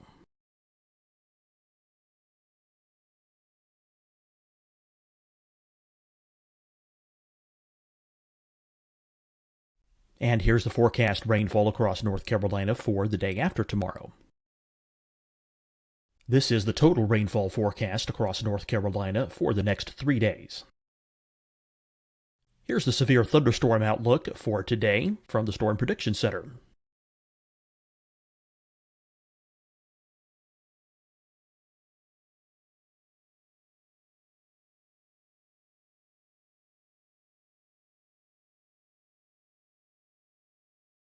Here are the forecast high temperatures for today for South Carolina. Here are the low temperatures for today for South Carolina. Here's the probability of precipitation forecast across South Carolina today. And here are the rain chances across South Carolina tonight. Here are tomorrow's forecast highs across South Carolina. Here are the forecast low temperatures for tomorrow for South Carolina. And here is the probability of precipitation across South Carolina tomorrow. Here's the precipitation chances across South Carolina tomorrow night. Here are the forecast highs for the day after tomorrow in South Carolina. Here are the forecast low temperatures across South Carolina for the day after tomorrow. And here are the rain chances across South Carolina for the day after tomorrow. And South Carolina's probability of precipitation for that night. Here's the Storm Prediction Center's severe thunderstorm outlook across South Carolina for today through tonight. Here's the Storm Prediction Center's severe thunderstorm outlook across South Carolina for tomorrow and tomorrow night. And here's the Storm Prediction Center's severe thunderstorm outlook across South Carolina for the day after tomorrow through that night. Here's the severe thunderstorm outlook for today from the Storm Prediction Center.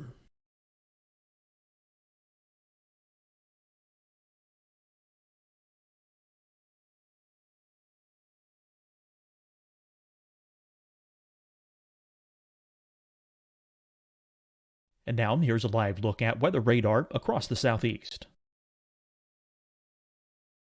Fight the spread and take a stand against coronavirus. Wear a mask in public. Stay at least 6 feet apart from others. And get tested. Join us and fight the spread. Visit scdhec.gov/COVID-19. Getting tested for COVID-19 helps you to take the steps needed to protect yourself, your loved ones, and your community. Find the testing location at scdhec.gov/COVID-19 testing. Deciding when to wear a mask isn't about who you know or how well you know them. Just ask yourself, will I be with anyone I don't live with? If the answer is yes, get behind the mask. Help slow the spread of COVID-19. Get behind the mask. Learn more at covid19.ncdhhs.gov.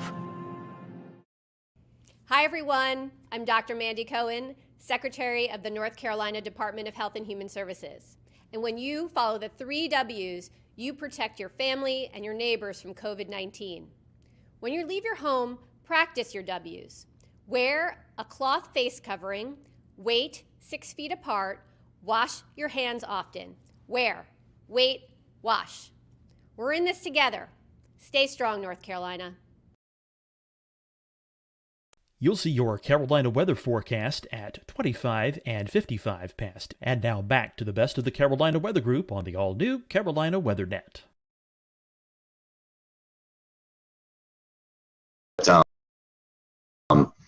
Favorite type of food, if I had to pick one type, I would probably go, tacos.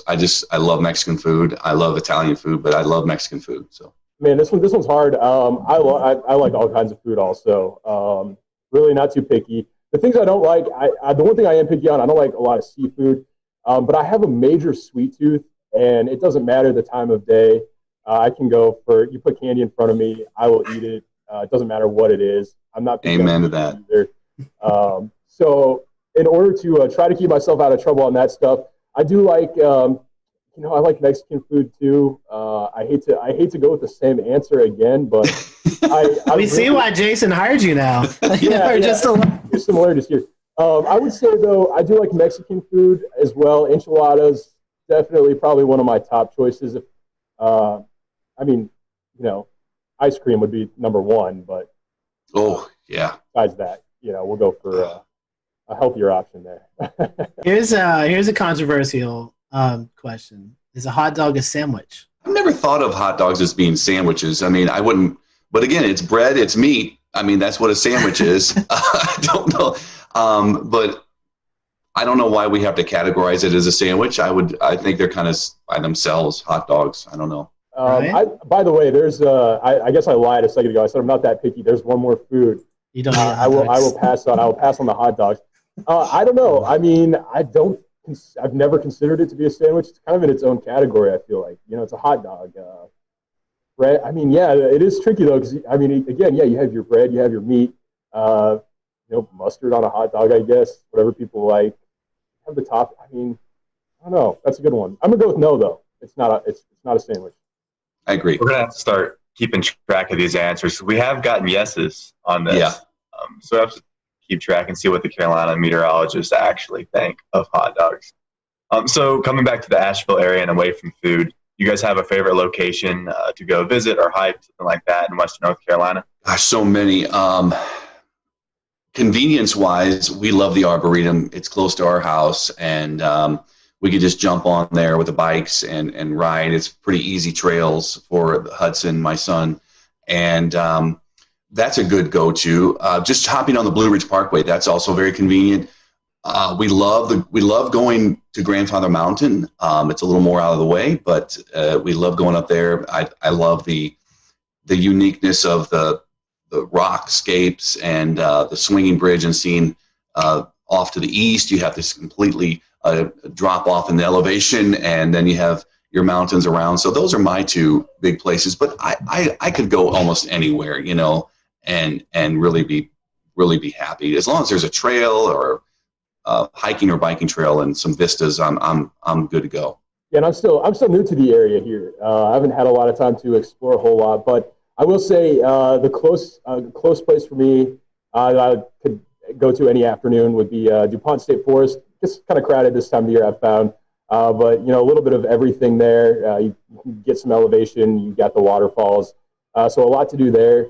I've actually spent a little bit of time in South Carolina here more recently. I found some cool places, cool pockets down there. So there's short drive down there as well. Ryan, you're from Denver. Evan and I, we went storm chasing. We was based out of Denver. We flew in and kind of went from there. So we took our last day. We took our trip into the Rockies, and it was June the 3rd, and it started snowing on us, Evan, I believe.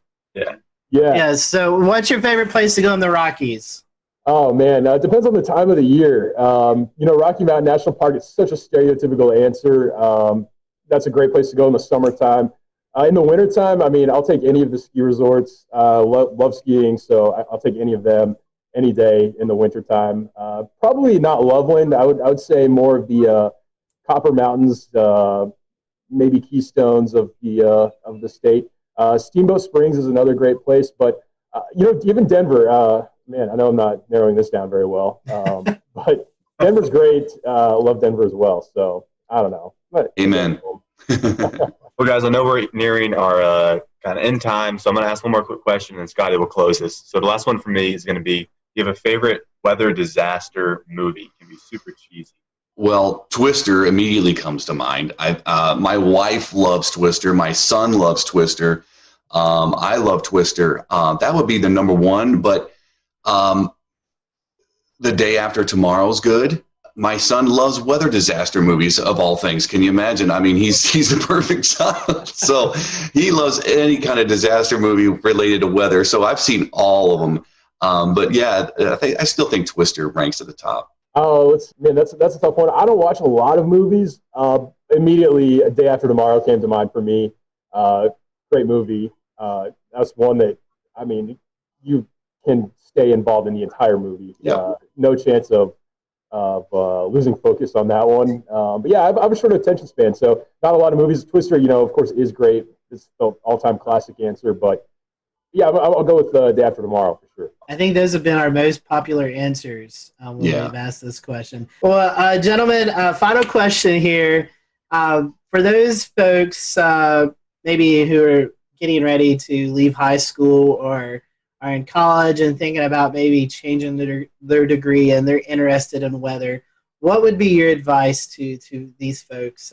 Why should they choose meteorology if it really interests them? And Jason, I'll let you go first. Well, that's a diverse question, but here it is in a nutshell. Meteorology offers so many opportunities. Besides what Ryan and I do every day, broadcast meteorology is a small sample of overall the meteorological profession and the meteorology field. You can go into research. You could work for NOAA. You could work for the private sector. You could start your own company. There are many climate-driven sectors to go into as well. That's becoming more and more important, and certainly more and more are leaning towards the environmental/climate side of things too. It's just such a diverse area of study. It's great for somebody that loves science, and you got to stick with it. It's challenging. Many people don't understand how much math and physics goes into meteorology unless you've taken those courses. It is a very challenging profession and study, but I think it's wonderful. So yeah, just stick with it. If you love science, meteorology is one of the best fields to get into. I obviously haven't been at it for very long. I'm still pretty young myself, but I would say the biggest thing is there is a lot more work involved than I think that people realize. It's something that is fascinating. It's interesting. There's a lot to look at, and again, TV is not the only thing. In fact, I would say if someone wants to go into meteorology just to be on TV, that's maybe a bad idea because there's so much more to it than that. A lot of math, a lot of science, but it is fun, and every day for us looks different. And I'll disagree and agree with the statement to a certain degree. Everyone always says you can be wrong and you still get paid. We're right most of the time, but you know what? Even if we miss a forecast, it is true. We still get paid, so that part's kind of cool too. It would be challenging if they did pay by the accuracy of the forecast. Some people, you never know, right? Goodness great. I can imagine now dealing with the Carolina wedge and at least a temperature forecast. That would be horrible if that was true. It's challenging. minus $100 every degree you're out. Oh my goodness. Yeah, that would be brutal some days. Well, guys, we're going to let you do your social info so folks can follow you if they're not already. Ryan, how can our followers follow you on social media? Yeah, I'm on Facebook and then Twitter. I should know what my handle is, but I don't. But you can find me on there as well. And I'm on Instagram, and same thing. I gotta figure this out. But I don't know what my handle is on there either. Not much help. Well, I'm Ryan, sure if you just your handle on Twitter, it's Ryan_WLOS. So if y'all want to follow him, you can find it there. I think it's the same on Instagram. So there we go. All right, Ryan, thank you. Jason, how can our folks follow you if they're not already? I believe, well, I'm on all three too, Insta, Twitter, and Facebook. I won't get into the uniqueness of each demographic and socioeconomic thing, but the idea is that I'm pretty simple. I think it's just at Jason Boyer WLOS.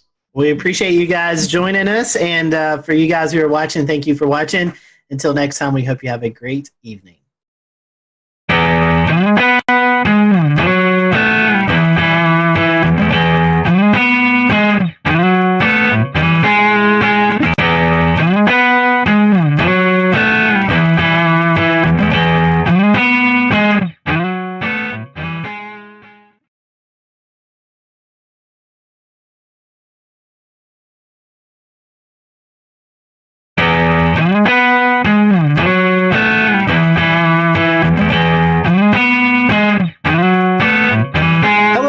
Welcome to the Carolina Weather Group. We're happy to have you this evening. Tonight, we are joined by the WLTX weather team out of Columbia, South Carolina. That is the CBS affiliate there. So if you watch Channel 19 at Columbia, you probably see some familiar faces. And if you don't, hopefully after tonight, you'll get to learn about these meteorologists and tune over and check out the weathercast. So Efren, Daniel, Alex, and Danielle, thank you for joining us, and happy to have you all, and thank you for a little bit of your time. So we're going to start off this question, probably one you've been asked several times, but we're going to ask it again.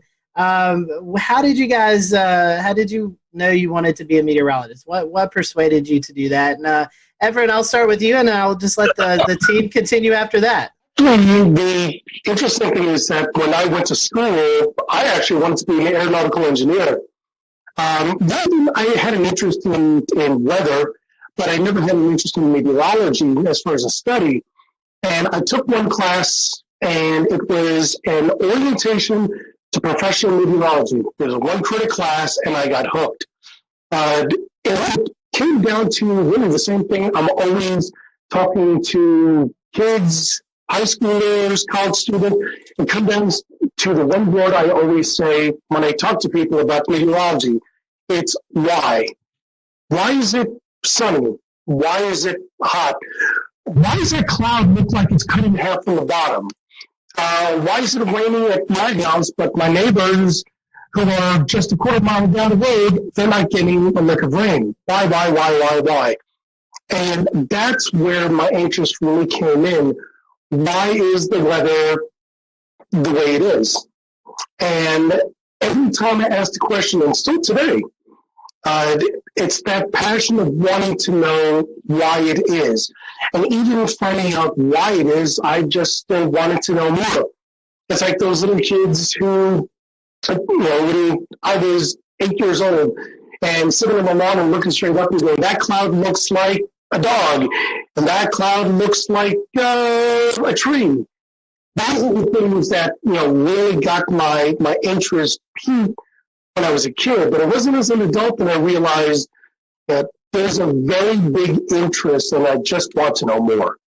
So I always knew I loved the weather. For me, it was, flying to Florida for the summer and seeing all those big puffy clouds and just wondering, how do clouds that produce so much rain stay afloat, as a kid. I was just so amazed by the idea that it was just totally sunny along the approach when you're flying into, let's say, like Orlando, for example. And then by the time you're at the airport and you're getting the taxi, it's pouring, So just the power of the weather in the Southeast was actually what started it. But I'm from New York originally, so it wasn't the snowstorms and things like that that initially did it for me. So that was kind of the surprising thing, because a lot of my, fellow colleagues and friends that I went to school with, it was snow for them because I went to school at Rutgers in New Jersey. So yeah, I originally wanted to be kind of more of the operational forecasting side of things. But then I realized when I was in school after Hurricane Sandy that I wanted to do more television and communication, because a lot of people were impacted by storm surge because they had no idea what it was. It wasn't well communicated. As far as the city evacuating people from for Sandy. Hurricane Sandy wasn't a hurricane when it made landfall. So there were just so many communication things. I mean, we see it now with the derecho in the Midwest. People don't know what a derecho is. And so there's all of these different things that kind of go into the communication aspect that I was like, you know what, that is absolutely where I feel comfort. I need to, kind of explain what's happening because I love learning about the weather and why it's happening. So that was sort of what did it for me. I'm kind of like Alex. I grew up outside of Philly, but it wasn't snowstorms that did it for me. I have a lot of good memories of snowstorms, but kind of like the two big things I remember growing up was sitting on the back porch, dangerously close, just listening to thunderstorms and this is the coolest thing ever. And then just kind of growing up, the news was always on in my house. And for my 15th birthday, I think my mom took me to the Today Show so I could meet Al Roker and do that whole experience. So I knew I kind of wanted to do news, but I hated writing. And I naively thought weather's cool. I love science. I'm never going to have to write as a meteorologist. Wrong. But I kind of just combined a lot of different interests and it really worked out. And it's been great. And it's fun, like Alex said, communicating while also being a scientist and kind of digging deep with the math and science was always kind of what I leaned towards growing up. Well, I'll go ahead and tell you, back in 1984, a tornado destroyed the school I was in. And so that kind of sparked a little bit of interest for me. And then Hugo back in 1989, that was a big deal as well in South Carolina. And all y'all know it as well. That's still the litmus test for hurricanes is Hurricane Hugo. But I think those are the two things that kind of sparked my interest. I do apologize. I'm sitting in the car. They don't like for us to stay in the station. So I'm sitting in the car kind of holding the phone. You look good, Daniel, and you sound good. Appreciate that. Hugo, definitely one of those benchmark storms for the Carolinas. Speaking of that, Daniel, I heard you mention Al Roker. So our next question, was there a meteorologist that you looked up to growing up or maybe even in college with internships, someone that you looked up to as you went through your career? I can start. So yeah, Al Roker, when I was growing up for sure. And then, so I got to go to school at UNC Charlotte. And so being in Charlotte, Panovich is who you kind of watch and who you're kind of following along. So on the more local scale, Panovich was definitely a really good mentor and then ended up being a teacher at school. So he was one of the people that definitely helped solidify that for me. When I was a kid, I watched a lot of Weather Channel. Anytime I was sick at home, I was so excited that I could just watch that all day long and, just hear the forecast around the country. So honestly, growing up seeing a lot of those meteorologists, all of them, I was just totally attached to and interested in because I felt that they were very knowledgeable and that they dug in deep to the weather. So I appreciated that always. I have to say, probably in high school, Stephanie Abrams her career was really starting to rev up.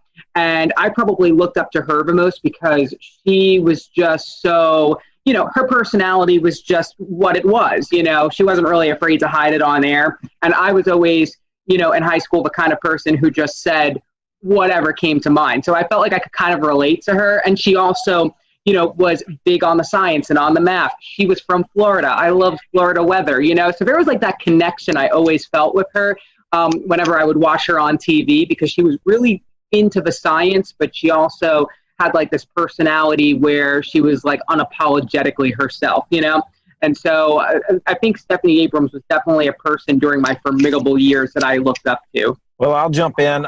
Crazy enough, since I live where I work, where I grew up watching Jim Gandy.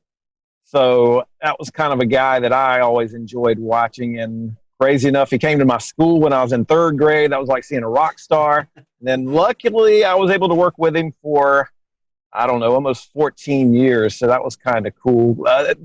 Kind of dating myself because the Weather Channel was not necessarily huge when I was coming along. So I do remember watching Cantore, and I met him a few years ago, and he seemed to be a pretty nice guy as well. Something that you guys have dealt with already this year, severe weather in the Columbia area. So our question is, which one do you find more challenging forecasting, severe weather or winter weather, which we get a little bit of in the Carolinas? Alex, I'll let you start. That is a great question. So for me, I mean, obviously the tornado outbreak the day after Easter was something that I hadn't anticipated, prior to seeing that, synoptic setup could even happen in South Carolina, just because it's so rare to have tornado outbreaks like that. A lot of times, our tornado outbreaks come from our tropical weather, where we're on the dirty side of the storm. And so those are a little bit easier to sort of convey, whereas, a morning tornado outbreak where we had, I believe, like 3 or 4 EF3, big tornadoes in the Midlands in the, 5, 6 o'clock hour of the morning, that was definitely, I think, a big challenge. But, winter weather here, we're going on now, our 7th year without any significant snow. So I think as the years go on, there's a whole generation of people that aren't used to snow, either because they didn't live here at the time or because, they weren't grown up yet at the time. So I really think now, and as the years continue to go on, that we go without snow, I really feel that winter weather is perhaps one of the trickiest, because severe weather, a lot of times it's isolated, the impacts, but if it snows, everybody's feeling that. I'll jump in. Winter weather. I've been around I've been doing weather in Columbia since 2007 at this point. And winter weather is always the big thing. And I remember in 2013, we forecasted 1 to 3 inches of snow in Columbia, and we missed by 50 miles. The city was shut down, and it was blue skies outside. And even now, it's become even a bigger deal because of social media and all the bad information out there. So in my opinion, for a snow or ice event in South Carolina, that's the bigger challenge. Maybe not from a forecasting standpoint, but from the standpoint of social media and people getting the wrong information out there and calling us names because we're not buying into the hype sometimes. Good point. Danielle, I want to bring you in. You graduated from UNC Charlotte. You didn't prepare for doing weather from home, I'm assuming, in class there. So what are your thoughts? No, I barely made it 9 months into my career for say that I had to transfer to my 500 square foot apartment. So I definitely was not equipped like other meteorologists have their green screens, blah, blah, blah. I didn't even have this map here. The station was like, we're going to throw something on your wall for you. So I was not prepared whatsoever, but I think I really do like what it has offered. Now that we're going back to the station, it showed how much flexibility we could potentially have in our job. We can work and build our graphics and do everything at home on a quiet weather day. And I live across the street from the station. I can pop over, do my show, and come on back. So that's kind of been nice. And with Alex's setup, it has been so cool to see him that'll be great if he could stay home on a nice weather day and say, check out my plants, check out the beautiful sunshine. It's fantastic. So I didn't really prepare. Thankfully, it had been kind of smooth. There hasn't been a ton of hiccups with it. My dog has only barked on air once. So that has all been positives. But I don't think we're going to stay like this. But I think it does show that we could have more flexibility in our jobs that we didn't really think we had beforehand when it comes from working from home. Yeah, just beyond this window is my porch, and I have hundreds of plants out there. So it's been really fun to show off, the different plants and how they're growing. My banana tree is growing a new leaf every single week because of how hot and humid it's been. And so there is this opportunity to tell the forecast in a different way. Sometimes during the morning show, the wind will actually shift from behind me, which is my south, to in front of me, which is my north. So I can talk about the reason why there is maybe some fog because, the temperature has now reached the dew point because of this northerly breeze that's coming in. It really has been a good opportunity. And a lot of people have come up to me and said that they really like that I'm out on my porch because I'm wearing a jacket when it's cold out and, I'm wearing my windbreaker when it's misting. Luckily, I have a roof over my porch, so I don't have to worry. And since it's the morning show, I don't have to worry about storms very frequently getting in the way either, because if there was lightning, then I would not be outside. And that's only happened once during the morning show. So yeah, it's been a good opportunity to sort of change things up a bit. I still have my forecast graphics. I'm still doing still showing the same things, but now I get to bring the weather outside where it's happening. And I feel that it's kind of made me a little bit more intuitive, like to see the sunrise earlier in the morning. I see hummingbirds flying at 7 a.m. It's just made me so much more in tune with nature, which is really needed when you're not around people. You need something to hold on to. Let's switch it up a little bit. Let's get some fun questions here. These are just some questions to get to know you guys a little bit better. So, beach or mountains? Which one do you guys prefer, beach or mountains? Beach. Beach, all right. Easy. I'm beach. Danielle. That's good. We're all beach. I love the beach too. Favorite food? Anything pasta for me with cheese. That's my anything Italian food is great.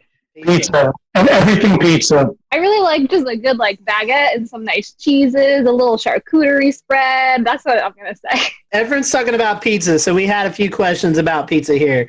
A, does pineapple deserve to be on pizza? And B, if you only had one topping besides cheese, what would it be on pizza? We'll return to Best of the Carolina Weather Group in a moment. Now your Carolina weather forecast.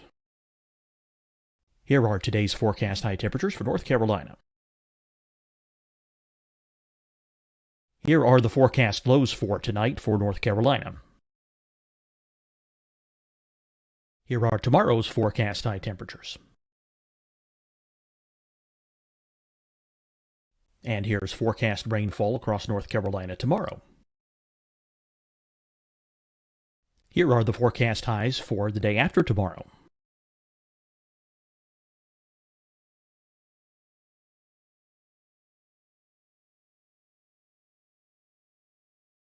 And here's the forecast rainfall across North Carolina for the day after tomorrow. This is the total rainfall forecast across North Carolina for the next 3 days. Here's the severe thunderstorm outlook for today from the Storm Prediction Center.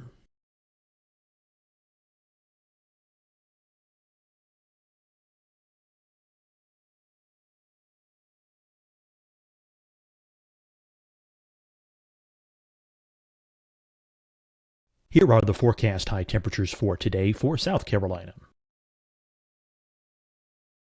Here are the low temperatures for today for South Carolina. Here's the probability of precipitation forecast across South Carolina today. And here are the rain chances across South Carolina tonight. Here are tomorrow's forecast highs across South Carolina. Here are the forecast low temperatures for tomorrow for South Carolina. And here is the probability of precipitation across South Carolina tomorrow. Here's the precipitation chances across South Carolina tomorrow night. Here are the forecast highs for the day after tomorrow in South Carolina. Here are the forecast low temperatures across South Carolina for the day after tomorrow. And here are the rain chances across South Carolina for the day after tomorrow. And South Carolina's probability of precipitation for that night. Here's the Storm Prediction Center's severe thunderstorm outlook across South Carolina for today through tonight. Here's the Storm Prediction Center's severe thunderstorm outlook across South Carolina for tomorrow and tomorrow night. And here's the Storm Prediction Center's severe thunderstorm outlook across South Carolina for the day after tomorrow through that night. Here's the severe thunderstorm outlook for today from the Storm Prediction Center.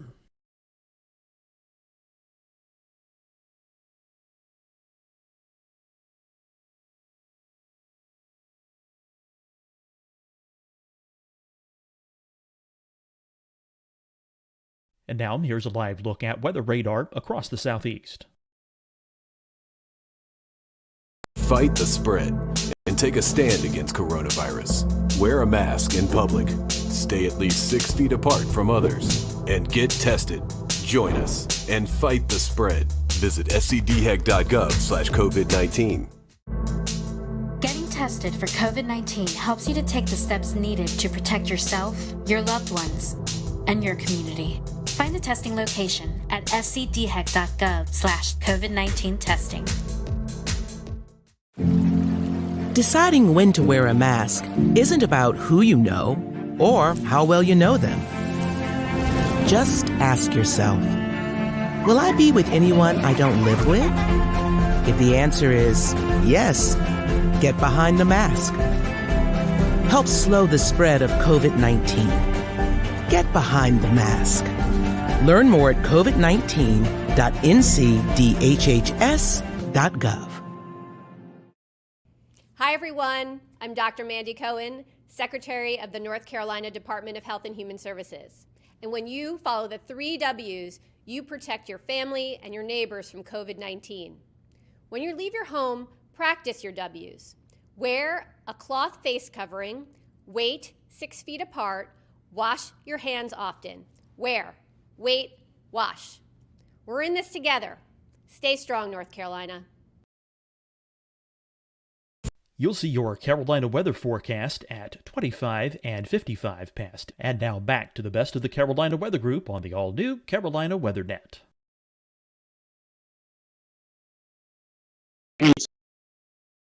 I actually, surprisingly, do like pineapple on pizza. I didn't first have it until after I left New York because that's just not something you tend to see up there.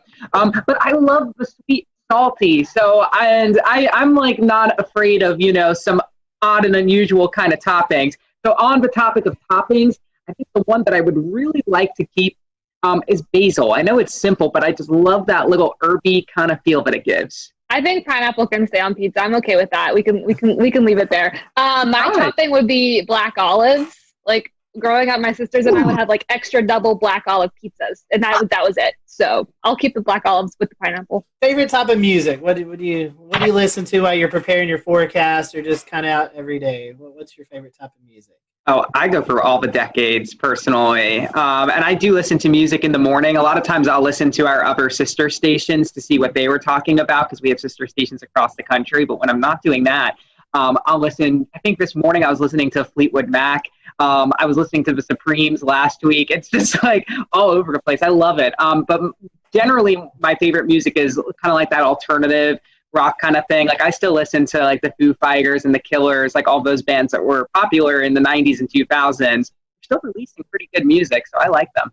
I'm country all the way. And then whatever Spotify will like say is popular, I'll like shuffle because I don't think I'm a good playlist maker. But if I have to pick, it's going to be country. Favorite disaster or weather-themed movie? I agree with Twister. We actually did a senior project about all of the things that were wrong with Twister. That was our final assignment in mesoscale meteorology, and that was a lot of fun because, you got to watch Twister and, kind of pick it apart with the things you learned. It was really fun. I'm going to go Twister, too, just because I know I've seen it. I don't like disaster movies. They stress me out. I feel like I heard a couple of weeks ago there may be a Twister 2 coming out soon. Oh. So we may all have to get together and kind of do what you did, Alex, and kind of point out the inaccuracies of the movie. I'm down. That sounds so fun. All right. We have one more controversial fun question, and then we'll kind of start to wrap up. This is one that we've done with all of our specials here, and it goes back to food. Is a hot dog a sandwich or not? Oh. A hot dog, is it a sandwich or is it just a hot dog? Some people say it's a sandwich, some people no. What's the definition of a sandwich? Well, they say it's 2 pieces of bread and a meat, but a lot of people say that doesn't qualify. A hot dog doesn't qualify. Bread. It's one bread. That's one bread. True. That's a good point. I'm with Efren. That is a really good argument. Final question. This is one to promote your city, Columbia, or your forecast area there in the Midlands. Tell us why we should visit your area. Give us maybe your favorite spot to hang out at, something that anybody should go out and see if they're in the Columbia area. We have so many river walks. Those are like my favorite places to like take my dog and exercise or like go tubing down the river, and you're still like right next to downtown. So I feel like there's a really good mix of like you can do your downtown thing, but you could also like kind of get out in nature. I really like that aspect of the city. I was going to say the same thing, the rivers. And we have some great parks too. And so you have like awesome geography. Like I'm up towards the Sandhills, which is totally different than Riverwalk, and they're all like a 15-20 minute drive. And sometimes I'll go to because you kind of talked about this a little bit earlier. Iced coffee or hot coffee? Which do you prefer? Usually iced coffee all the way. I've been on this whole whipped coffee kick. Andrew hasn't heard me shut up about it for a long time now. But iced coffee on most days, unless it's like winter outside. And then sometimes I'll go for a warm cup, usually iced. Andrew, Robert, you guys have a choice? I would say I'm an iced coffee guy. I wasn't until I moved here into Myrtle Beach. And once you get into the humidity here, you're almost kind of forced to be an iced coffee guy. So I do hot coffee in the mornings, but if I have it in the afternoon, it's usually iced. And yeah, that whipped coffee, Jessica talks about it nonstop, and it is very good. I wouldn't steer you wrong. Yeah, I think it's 50-50. It depends on the season. And it depends on where you're getting the coffee from. Ooh, Dunkin', I love Dunkin's hot coffee. I'm not a big fan of Starbucks hot coffee, but I like Starbucks iced coffee and cold brew better than the iced coffee at Dunkin'. That is a well thought out answer. Yeah, I discovered this thing too. It's called a hyper chiller. And so what you can do is brew hot coffee at home. You pour it into the hyper chiller that's frozen, and you spin it around for 30 seconds, and you have iced coffee that's not watered down. Wow. I don't own any stock in this hyper chiller either, so I don't get any commission if I sell any product. How many sugars and creams, though? You know what? You're really, that's a hurtful comment right there. That's what gets me at Dunkin'. I'm like, load it up. Just keep squirting it. And my coffee is like white, okay? What are y'all's favorite weather or disaster themed movies? I guess we can go in the same order again. Start with Jessica. Twister is for sure. I mean, that's very typical, but that came out when I was younger. And, you know, Jessica, she had blonde hair. I have blonde hair, so it just kind of really, it stuck with me. Love that movie. And also one that I grew up watching, I feel like it was on ABC Family a lot, was Night of the Twisters. It's very corny, like 90s one, but that's another. I think for me, Twister was a big one. I'm not a big movie guy, though, if I'm being honest. Especially when it comes to weather movies, I just critique them really bad. But another one that stands out that I did watch a lot, which is even worse, is The Day After Tomorrow. That's one that immediately pops in there with Twister. But as far as if I could quote a movie, the one I've watched the most, it's definitely Twister for me. Yeah, I think Twister is kind of the go-to answer, I think, for this one.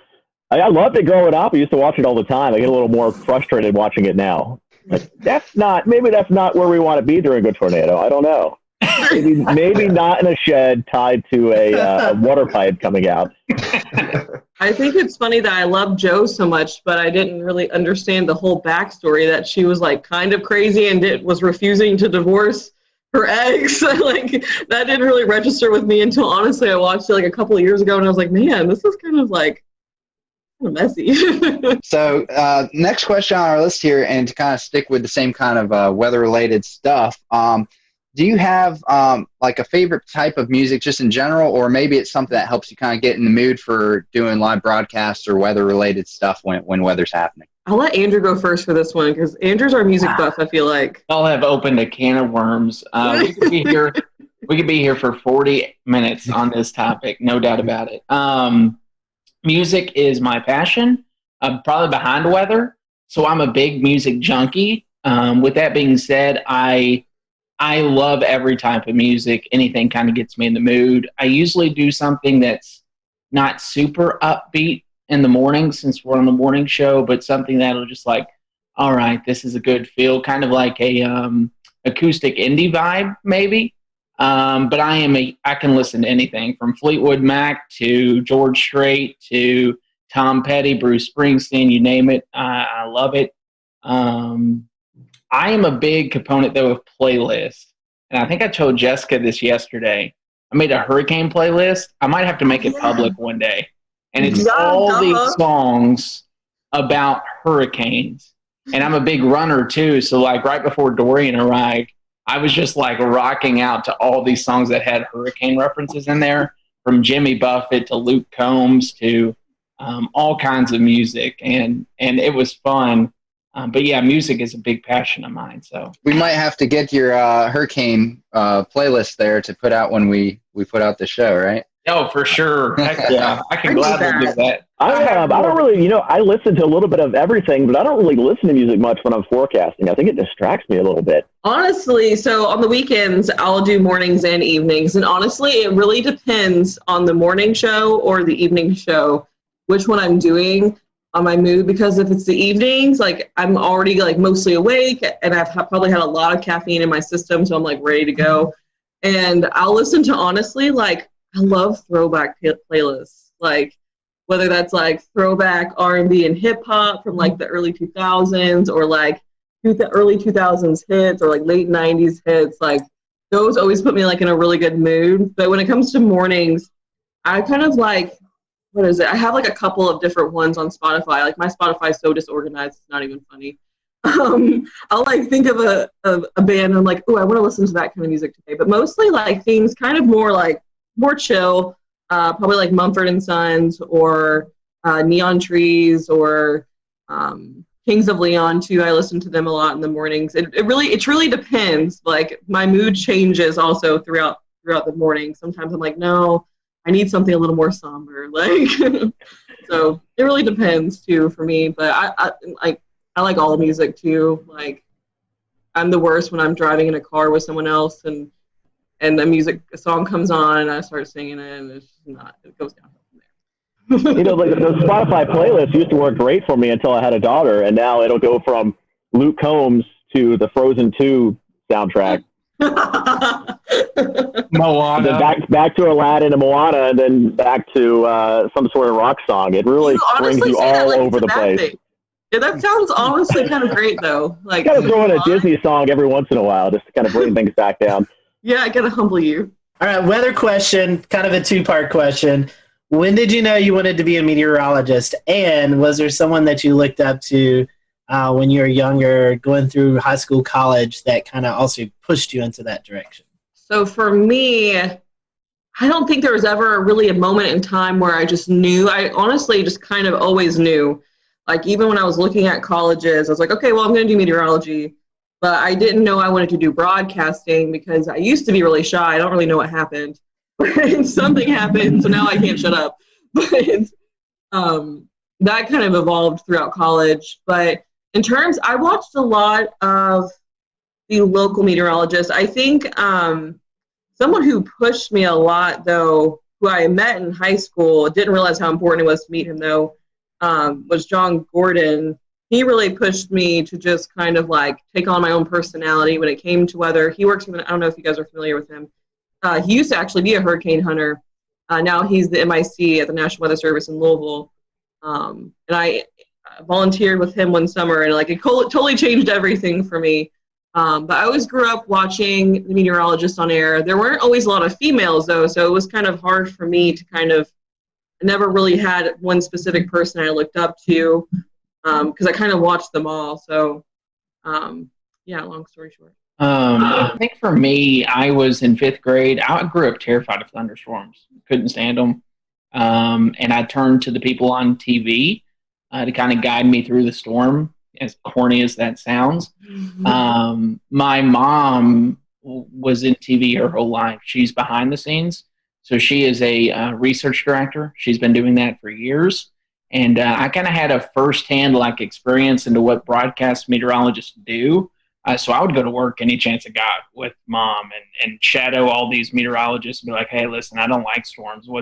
And that actually grew a passion more out of fear back when I was in like fifth grade to, oh my goodness, this is crazy. Like the power of the atmosphere is so amazing.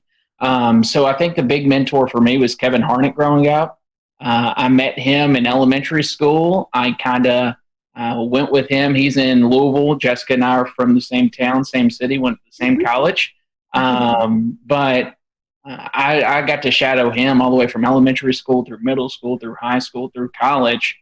And it really paved a way for me to understand how this business works, but also to really just be amazed at, there's people that are out there that are afraid of this type of thing, but just to be amazed at the power and how the technology these days is almost like there shouldn't be a fear just because we've come so far for how we are in this industry. And I think that's a big focal point for me right now, is to try to teach people, hey, if there's a warning issued, take precaution, but at the same time, there's no need to be afraid of these things. Yeah, I think my passion for weather started pretty young, and I think it was kind of a fear thing too. But my grandparents, my parents always told me that 5 or 6, I would always watch the Weather Channel instead of the Cartoon Network or something, especially when a storm would come in, and then I would go into a closet and watch the Weather Channel because the storm scared me, but I was so interested in it. And especially my mom has kind of pushed me into weather because I was so passionate about it growing up. But we would go storm chasing in Florida. Whenever a hurricane would go by, we'd go down to the beach. I remember Floyd going up the coast, and we were down at the beach looking at the wind gusts. And whenever a storm would come by, we would do that kind of stuff. So it's something I always wanted to do. And I don't know if I really had a favorite meteorologist growing up. I watched a lot of the Weather Channel and local. We had Tim Deegan in Jacksonville. I think he's still there. He's been there a long time.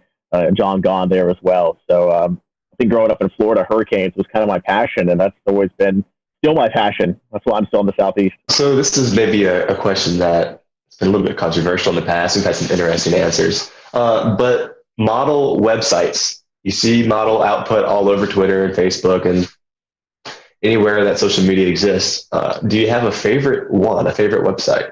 So in college, we always used Pivotal and COD, or College Up to Page. And so in college, I got so used to those that those kind of, I'll use other ones. I can never remember the one we use now. I think, Robert, you have it on our computer, or it's your account. But that one's good too. But I always end up, I think, going back to COD and then, or Pivotal, because I don't know, I just always like Pivotal, the colors. And then when it comes to COD, I like their satellite data a lot. I always go to their satellite or their surface analysis. So. I am a weird one when it comes to models. Twister data, does anyone remember that site back in the day? How the color table was so great, but the features were a little I'm a big fan of ensemble forecasts and having a ton of variety on a website. So simple is great. Otherwise I get distracted. So I try to do COD throughout a 48-hour window. And then I transfer over to weather models, which Robert and the team use, and then Weatherbell. I love Weatherbell. I love weather models. And those two are I would say my 1 and 2. But if it's coming to a quick 48-hour look of a forecast, it's usually Pivotal Weather or College of DuPage if I need to get something out quick. Otherwise, I'll spend way too much time on the other two. Yeah, I think a lot of them, each have their strengths. Yeah, Pivotal Weather with the clickable soundings for the Euro and the UK Met and all the extra data now. That's great. You can't really find, I don't know where else you can find that kind of stuff right now. Obviously, you could break down the levels yourself on the Weatherbell or weather models, but to have those clickable soundings for the Euro and the UK Met, great. We were big into Weatherbell, and then when Ryan went over to weather models, we kind of gave that a try, and I think they're both great. The navigation certainly gotten a lot better on both of them. I think when they first started, it was there's all this stuff, but I don't know how to get to it. You'll find it once. You're I really want to save that. You come back and you couldn't find it. But I think they've kind of improved with those. So we use all three. We're kind of lucky that we have an account for all three. Yeah. I don't know if many people know about this one, but the FSU cyclone phase, that's good. That's good stuff there. You can see it kind of gives you an idea if it's going to be a shallow warm core, or if it's more cold core. What would be your most embarrassing on-air moment that you can recall? I feel like I embarrass myself on a regular basis. So I don't know. I mean, I have made it before on one of those like viral YouTube like blooper things over something so stupid.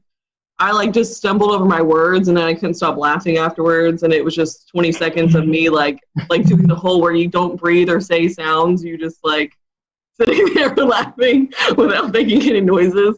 I did that. That was probably up there with one of the most embarrassing. I don't really, and this, I mean, you can ask Jessica and Robert, they know. I don't get embarrassed often. That's true, yeah. So, like, I think back to, like, my job at Eastern Kentucky when I was the chief at WIMT. I would go out and do face paintings right before main weather and dance with people to learn, like, a jig or whatever it was. So I've done probably a lot of embarrassing stuff, but to me, I was just doing it just because it was interactive. But something I did not plan that happened was I did a whole main weather and Twitter blew up. This was back at Bowling Green, and it was obvious that my flag was down the entire time. So that was the only thing I can think of. I will never remember or forget that day.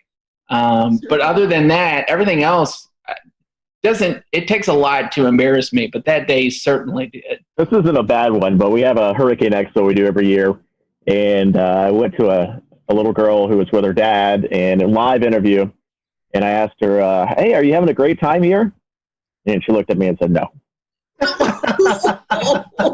And I had no idea what to say. I was like, oh, well, there's some fun stuff over there. Back to you. You didn't respond with, I like turtles, right? And this is the thing with kids. They'll tell you the truth. They're not going to sugarcoat it. Storm chasing. I know Western Kentucky goes out in the storm chasing every year. Have you guys been storm chasing? Any memorable events from that?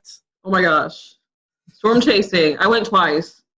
And best 2 weeks of my life, both times. Like, hands down. Like, second time, they were both great for different reasons. The first time I was in 2016, in May of 2016, which I don't know if you guys remember or not, but that was the whole Dodge City event that unfolded, which was the craziest day of my whole life. Just like a tornado on the ground for I think over an hour, and it had, sister tornadoes at one point, and it was just like complete madness. Like, I'd never seen chasers like that before either. And really that whole season I got to see pretty much every type of storm structure you would want to see, whether there was tornadoes or not. So that was really big for me. It was like literally, like everyone says it, but it was literally like everything you learned in your meteorology class and your textbooks, everything you see, but it was like in front of your face. And so that was really cool for me. The second time we didn't see quite as much, but WKU goes over a 2 week span, which I think a lot of schools probably do that too. And we did a lot more sightseeing. We went out to New Mexico, and we got to do a lot of cool things outside the whole storm chasing thing too. But I got to be with like my best friends when they saw their first tornado. So like lots of bonding, and like, it was just the best of both worlds, like being with your friends, but also at the same time learning so much, like being able to share all those like experiences and your same passion with other people. I could go on for days about storm chasing. Very near and dear to my heart. I wish I could go back and relive those days. For me, I did go on the storm chain. We'll return to Best of the Carolina Weather Group in a moment. Now your Carolina weather forecast. Here are today's forecast high temperatures for North Carolina. Here are the forecast lows for tonight for North Carolina. Here are tomorrow's forecast high temperatures. And here's forecast rainfall across North Carolina tomorrow. Here are the forecast highs for the day after tomorrow.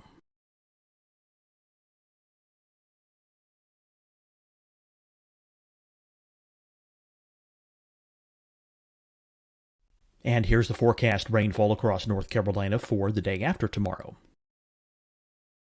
This is the total rainfall forecast across North Carolina for the next 3 days. Here's the severe thunderstorm outlook for today from the Storm Prediction Center.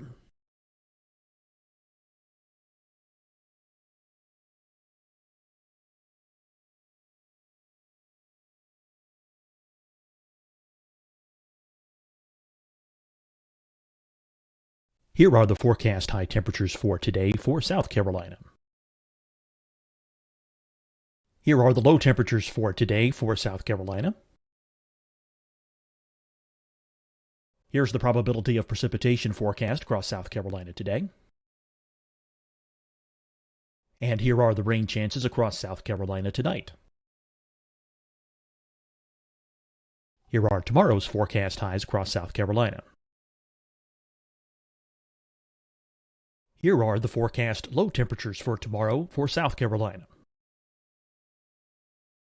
And here is the probability of precipitation across South Carolina tomorrow. Here's the precipitation chances across South Carolina tomorrow night. Here are the forecast highs for the day after tomorrow in South Carolina. Here are the forecast low temperatures across South Carolina for the day after tomorrow. And here are the rain chances across South Carolina for the day after tomorrow. And South Carolina's probability of precipitation for that night. Here's the Storm Prediction Center's severe thunderstorm outlook across South Carolina for today through tonight. Here's the Storm Prediction Center's severe thunderstorm outlook across South Carolina for tomorrow and tomorrow night. And here's the Storm Prediction Center's severe thunderstorm outlook across South Carolina for the day after tomorrow through that night. Here's the severe thunderstorm outlook for today from the Storm Prediction Center.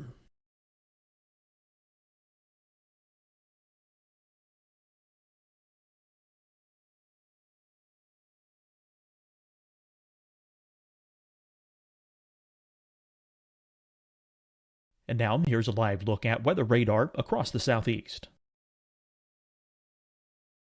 Fight the spread and take a stand against coronavirus.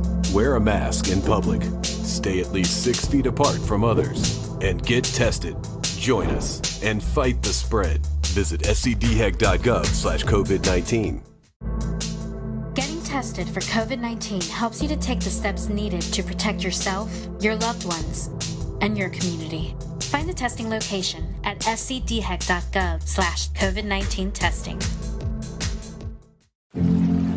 Deciding when to wear a mask isn't about who you know or how well you know them. Just ask yourself, will I be with anyone I don't live with? If the answer is yes, get behind the mask.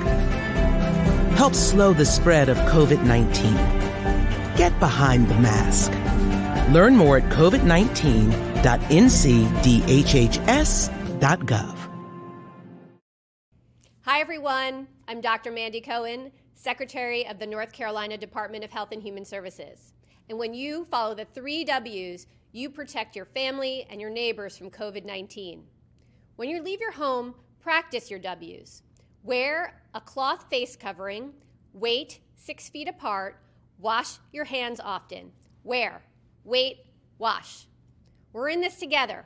Stay strong, North Carolina. You'll see your Carolina weather forecast at 25 and 55 past. And now back to the best of the Carolina Weather Group on the all-new Carolina Weather Net. I worked 2 years in college while doing school, so I did 19 hours of classes in a 40-hour work week in Bowling Green, which was crazy. The first year I couldn't because of a job. We just lost someone, so I couldn't take off.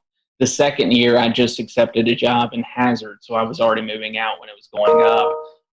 I've storm chased on my own. I've never seen a tornado with my eyes. I've been around storms that produced a tornado at night and knew that, hey, this had a good chance of a tornado. I've seen damage firsthand from a tornado. I think the most powerful experience, though, would have been when we signed up for something that's not even storm chasing. We remember March 2nd, 2012 was a big time event in Kentucky. It was the one time I left Kentucky to go to and paid for this big conference in Oklahoma. I never attended the conference. I just sat there and because everyone back home was so freaked out. So that was probably one of the more memorable events, is coming back and seeing the damage of what that produced up in Henryville and all that, because it's still crazy to look back at. But yeah, it's kind of a bucket list thing for me. I've never really done storm chasing much, other than with my mom going to the beach when hurricanes went by. And of course, in Jacksonville, it's always when they went by for the most part. So we could go down to the beach and have wind gusts 40, 50 miles per hour. It was kind of crazy to watch. And they would always shut down the bridges going over the waterway. So we get stuck at the beach for an hour or two until the storm went by. But I've never really done any big storm chasing. I worked in Hattiesburg, Mississippi for a couple of years, and we certainly had quite a bit of severe weather there. A lot of tornadoes, and certainly saw a lot of pretty bad damage around there, but never actually seen one in person. I foresee a WMBF storm chasing trip here in the near future. I am down 100%. So our next question is about favorite non-weather related hobbies. Robert, I don't think we've started with you yet, so I'll let you lead off if you want. I love to get outdoors. So I love to mountain bike. We love to camp, go fishing. Growing up, my dad and I would always go up into North Georgia and go camping for a weekend, do some trout fishing in the Chattahoochee, going up into the little rivers up and streams up in North Georgia and to the upstate of South Carolina. So, of course, I'm outdoors for this shot, too. So I guess that I'm a big outdoors guy, too. Hiking, kayaking, boating, running lately has been a big passion of mine just because I love food, too. So food's a hobby. I love to eat. And then I also, like I said, I love music. So I play guitar, play the mandolin, play a little bit of piano. Any instrument I can play, I try to get my hands on. But yeah, I think those are the big things. I just love being outdoors. I hate sitting on the couch all day. I always have to be doing something. My hobbies have kind of changed over the years. I used to dance growing up. I was on the dance team in college. But obviously now don't really do that as much. But I kind of, now that I live near the beach, I don't ever like to be sitting in my apartment. So I go to the beach literally as much as possible. Like when I get off here, I'm probably going to try to go to the beach because it's so nice outside. I love to read. I love reading books, especially recently, like autobiographies about either meteorologists or people in broadcasting, like books that I can take a lot away from. I love to cook. I don't like to clean.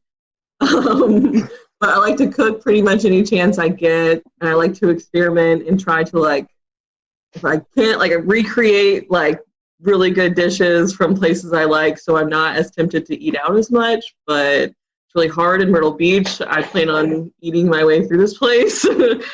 So, yeah, and then hanging out with my cats. Since all three of y'all like doing stuff kind of around the city and stuff, is there a shout out to some of the places or things that you like the most? What makes your city so great? Can you name a couple favorite spots? Beach. Any particular part of the beach?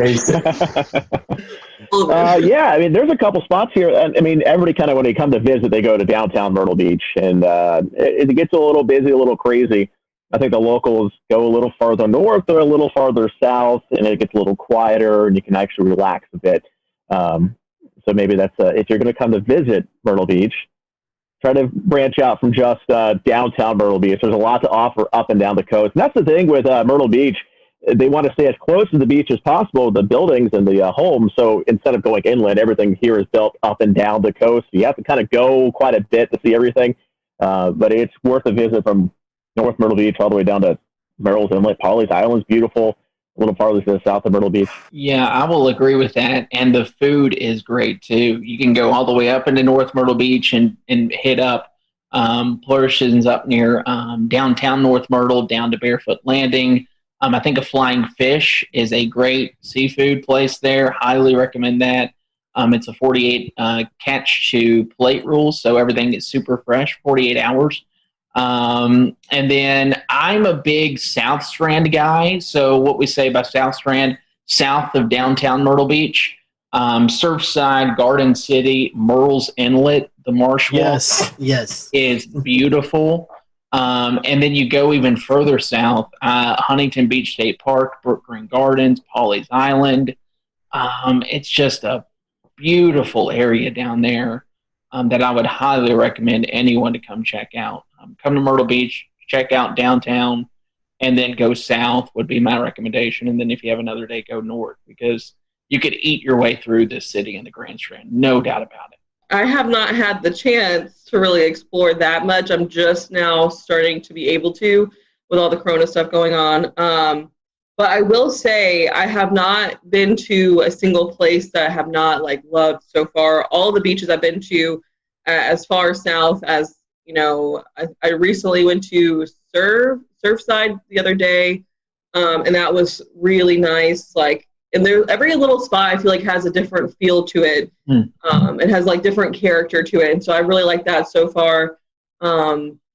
Honestly, have not really even had the chance to eat at any local restaurants except like the Boathouse. That was really good. Andrew and I ate there after work or during work one day. And then I went to a local Mexican restaurant the other day, Soli Luna, which was freaking amazing. Where do you see the future of meteorology being? We're seeing a lot more non-traditional wise media with social media, websites, blogs. You still have your TV, your National Weather Service stuff. Where do you think the future of meteorology takes us in the next 10, 15 years? I think that's kind of the magic question that everybody's looking to the answer for. I mean, you think back 15 years ago, how different it was, and then you look 15 years or 10 years in advance and just how different it's going to be again. Obviously, a lot of focus is on digital now. Everybody's on their phones. Most stations have a weather app at this point, but I think we invest a lot of time into our weather app, and we've seen quite a bit of growth with that here in the last few years. And even on social media, I think when I started in 2013, we had 3,000 or 4,000 likes on our weather page. I think we're up to almost 40,000 now. And you can see that kind of growth on our digital team as well. I did a presentation a couple of years ago about digital growth, website growth, and it was something like 200% growth since we launched the station. We're a relatively new station. We've only been around for a little over 10 years. But you start to see the TV side go down a bit, but the digital side is kind of taking over from there. And we started to put some work into OTT, things like Roku, so you can get your news kind of on demand. We're setting up a new system now at the station where basically an anchor or weather anchor can go on air or onto digital by themselves, has his own mixer board, audio board, cameras built in. They can punch up any sort of audio source, video source. And so we don't have to wait for that traditional 4 p.m., 5 p.m., 6 p.m. People don't want to wait until 4 p.m. to get the forecast or 4 p.m. to get some information. So it's tougher now to tease things. Like, hey, we got this really big story. Tune in at 4 p.m. for the details. And people don't, everybody wants the information now. So instead of doing that typical thing, if it's breaking news, we can get on air, we can get on the digital, get on the Facebook with it, onto the website, and people can go there and get the information right away. Otherwise, they're going to go somewhere else to find it. What's your favorite social media platform? Twitter, Facebook, TikTok, Snapchat? Where's your go-to? Well, I still have my MySpace active, I think, somewhere. So make sure you give me I'll put you in my top 6. But really, I think Facebook is still probably the king when it comes to weather information with the general public. I think it's probably starting to skew a little bit older with the population. I don't think the younger you go, I think you get the less people on Facebook now. And where we go from there, I'm not sure. We've kind of dabbled in Instagram a bit, and we have decent luck with it, but I don't think we've got a huge amount of traction on there yet. But it seems like most TV stations still use Facebook as the kind of big digital social metric, and then you just kind of have Twitter and Instagram and some other things on the side. All right, we're gonna end with a couple of fun questions. So I'll end with this one. You're ordered a pizza. You're only allowed one topping. What is that topping? Pepperoni? Sausage, but this puts out a Barstool Sports one bite, everybody knows the rules is what I thought of as soon as you said that. It's hard for me to pick one. My original thought was pepperoni, but I love banana pepper pizza. Interesting. Nobody said pineapple, so that's good. I was waiting for the pineapple. Yeah, I don't think pineapple's on a pizza. All right, then I will close this out tonight. This is a question that we briefly talked about before the show and had you all stow away your answer. So this could be controversial. There's only one right answer. Toilet paper, over or under? I had to think. It's over. No. It's over. Okay, one for over. I saw a terrifying image once, and I'll explain it after Jessica answers. It's over. Okay. And it's because of the image. Okay, yeah, I would say over, and I think of a meme, and I hope it's not what Andrew's thinking. It's like I don't know. I can't even remember the meme. Something about a mullet. Like it had to do with a mullet. I've seen that. You know what I'm talking about? I know what you're talking about. The one I saw had a spider underneath, and like you reached underneath the toilet paper to get it on the underside, and when you do that, you're like touching the spot. Ever since then, it's over. No. All right. We have definitely enjoyed having you up for this. We appreciate it. I would hate to give up this opportunity, or would love to give you this opportunity to promote your social media accounts. So if anyone who's watching or listening, head down to Myrtle Beach. They know where to get the weather information at, and maybe some of the best places to hang out. So I'll let you guys give out some social media information before we close off. Robert, I'll start with you. No, you could. I'm big on Facebook, so if you just search for meteorologist Robert Whitehurst, it should pop up on there. And of course, our main Facebook page is kind of the one where we put a lot of our time into more forecasting, and that's going to be the WMBF First Alert Weather Facebook page. Yeah, I think we're all pretty generic in our handles. I'm meteorologist Andrew Dockery on Facebook. And then you can find me on Twitter at AndrewWMBF. We have a great team that loves social media. We would love to just even chat with you all about weather sometime. Yeah, mine's the same pretty much. It's meteorologist Jessica Dobson on Facebook, and then at Jessica Dobson WX on Twitter. You can also follow me on Instagram. I can't even think of my handle right now, so whatever. You can also follow me on Pinterest. You can also find Jamie Arnold at Jamie Arnold WMBF on Twitter. So look up Jamie. We hate that he wasn't able to join today, but certainly appreciate having you all around. And if you're in Myrtle Beach, be sure to check out the WMBF First Alert Weather Team. For everyone here at the Carolina Weather Group, thanks for watching, and we'll see you next time.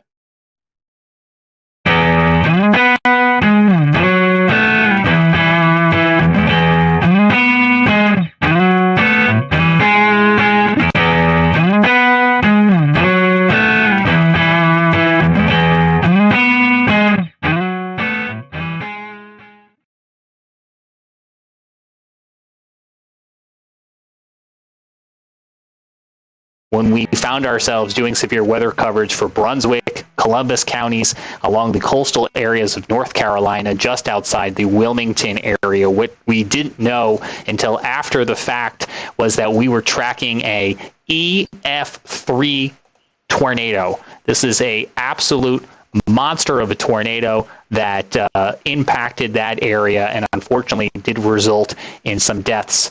2 or 3, if I'm not mistaken, as well as 10 injuries. We got some new video today when North Carolina Governor Roy Cooper visited the communities hardest hit, and I want to allow the panel some time to talk about this, because this in and of itself would be a very big news story for us here in the Carolinas and on this show.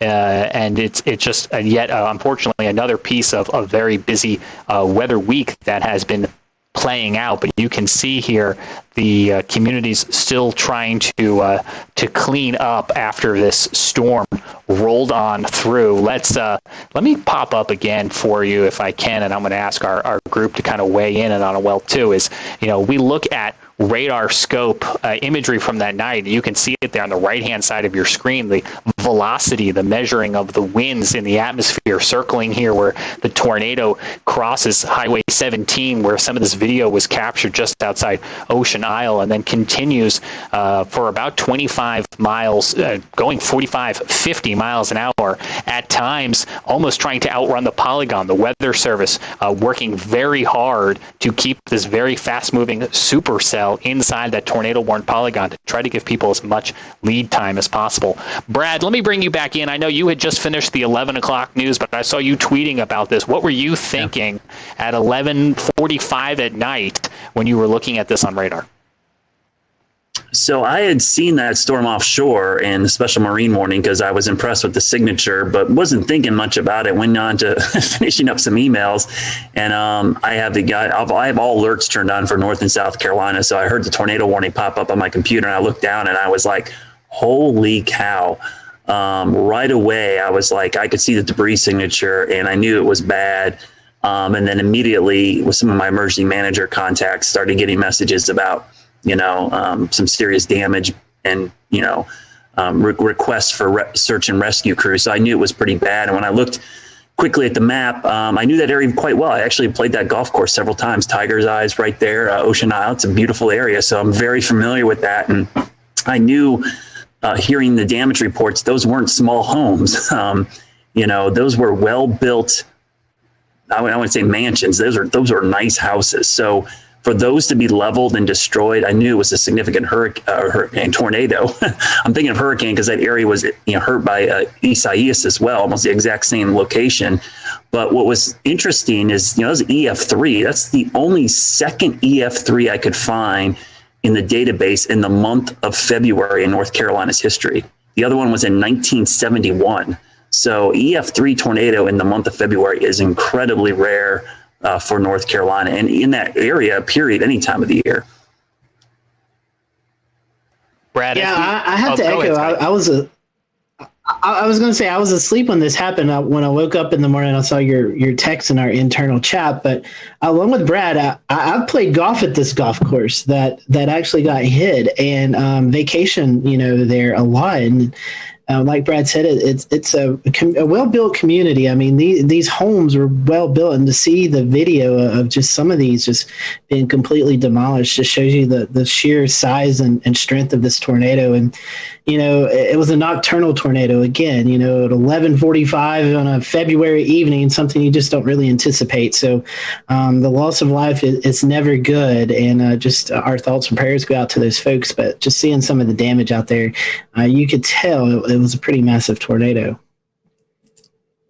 Yeah, I'm like you, Scotty. I slept through this too, and the very next morning I woke up and saw that there had been a big tornado from browsing through Twitter, and so I went and downloaded the old the radar scans from the archive and went to look at what the radar looked like. And when I saw that debris signature, I thought, "Oh my God, that had to have been a really bad tornado." Debris was lofted up to something like 22,000 feet. Is that right? 22, 25. It was up there. It got sucked right up into the updraft. It was pretty impressive. Right. Yeah. When you see debris lofted that high, you're dealing with a pretty substantial tornado, and in this case, at EF3. And that's what it looked like. It could have been just looking at the radar. Yeah. That's a tough warning scenario. The Weather Service, did the best job they could, but nocturnal February, I think that these coastal communities have it tough because I was talking to another group about this today. The special marine warnings, we're talking about water spouts and rotation. But who on the coast is looking at special marine warnings off the coast? If that was a polygon for a severe thunderstorm warning or a tornado warning to a county to your south and east, you're probably a little bit more aware. But when they're special marine warnings, you're probably not even thinking twice about it. Right. And even if there is a water spout, you think, oh, well, it's going to last 100 yards inland at most. But this is a little different. This was, I think this was supercellular in nature. And when you get that kind of situation, you get a water spout from that. It's going to keep going inland and a long way sometimes.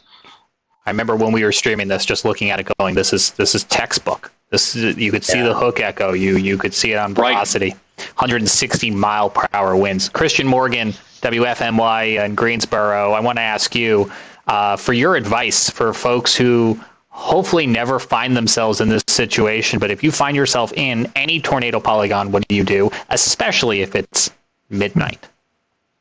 Yeah, guys, I was kind of watching this all unfold, kind of like Frank said. I just happened to log on to Twitter to just kind of see what folks were saying and kind of check out some different things about our upcoming storm this week. And I noticed all of these radar scans and started to notice and realize that, we were dealing with something pretty serious down in the coastal region of North Carolina there.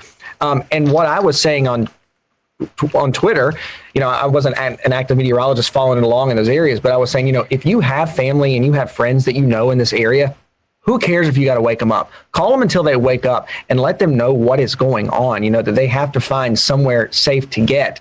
And really, in this situation, we say it all the time and it kind of gets drowned out and people kind of put it in the back of their minds. But really, you got to find that most inner room in your home. If you have a basement, that's the safest thing to do, away from doors and windows. And people say, well, I'm in the next room over. Is that okay? And I'm in the closet in the bedroom that, has windows in it. No, it's not okay. because especially in a situation like this with such a dangerous tornado, I mean, we see picture after picture after picture of whether it's branches or whether it's beams from houses flying around. They can pierce right through walls and right through doors, and they can come into those rooms and into those areas. So the most inner room in your home, away from doors and windows. If you have a basement, that's the best. And one thing that we always try to say on the air in a tornado warning situation is take shoes with you, take a helmet with you. And people think that sounds crazy at first, but if something comes through the door or something comes through the wall, if you've got a helmet on, just like riding a bike, if you fall off and you have a helmet on, you're going to be that much more protected. And shoes, people say, well, I'm in the home. Well, if you have debris in the next room over and you come out to survey that once things are over, there's no telling what you could step on. So a helmet, glasses, safety goggles, shoes, if you have those things and take them with you, you're that much more prepared and that much more ready in a situation like that.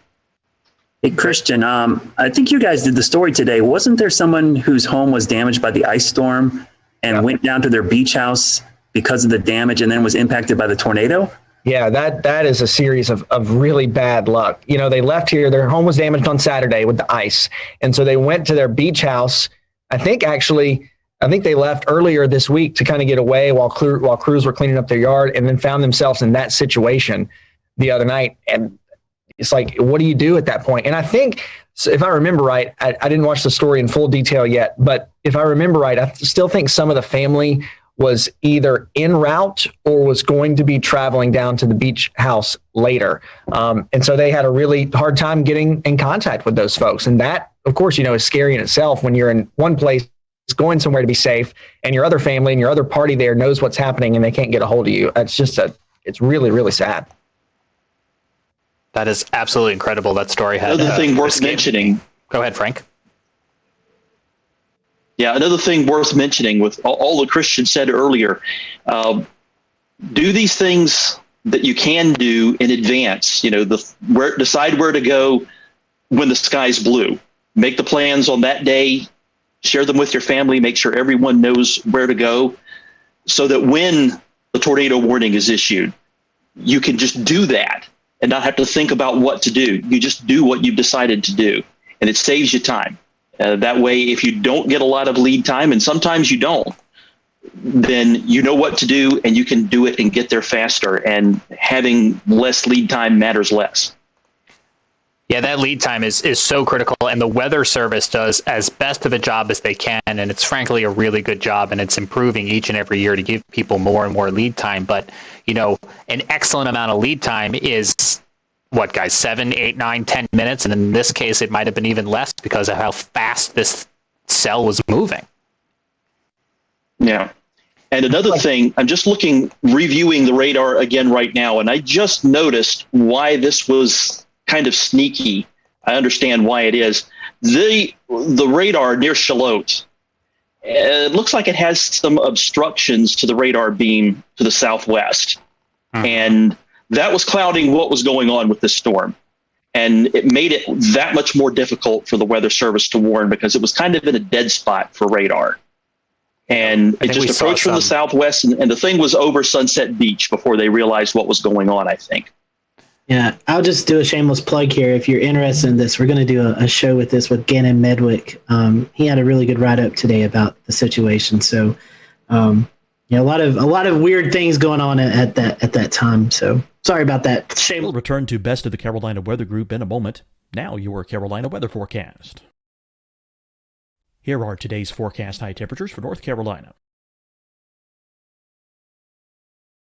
Here are the forecast lows for tonight for North Carolina. Here are tomorrow's forecast high temperatures. And here's forecast rainfall across North Carolina tomorrow. Here are the forecast highs for the day after tomorrow.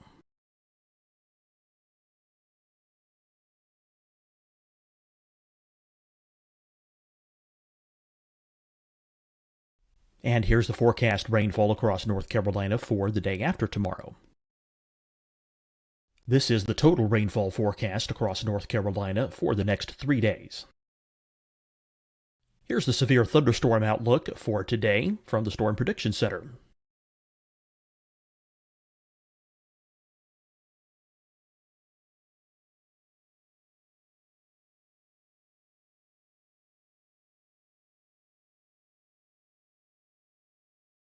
Here are the forecast high temperatures for today for South Carolina.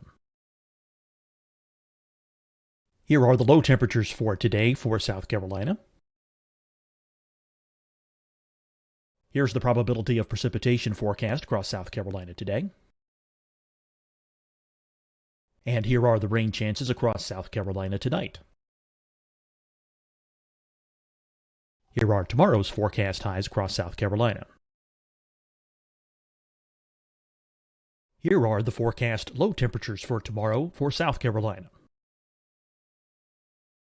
And here is the probability of precipitation across South Carolina tomorrow. Here's the precipitation chances across South Carolina tomorrow night. Here are the forecast highs for the day after tomorrow in South Carolina. Here are the forecast low temperatures across South Carolina for the day after tomorrow. And here are the rain chances across South Carolina for the day after tomorrow. And South Carolina's probability of precipitation for that night. Here's the Storm Prediction Center's severe thunderstorm outlook across South Carolina for today through tonight. Here's the Storm Prediction Center's severe thunderstorm outlook across South Carolina for tomorrow and tomorrow night. And here's the Storm Prediction Center's severe thunderstorm outlook across South Carolina for the day after tomorrow through that night. Here's the severe thunderstorm outlook for today from the Storm Prediction Center.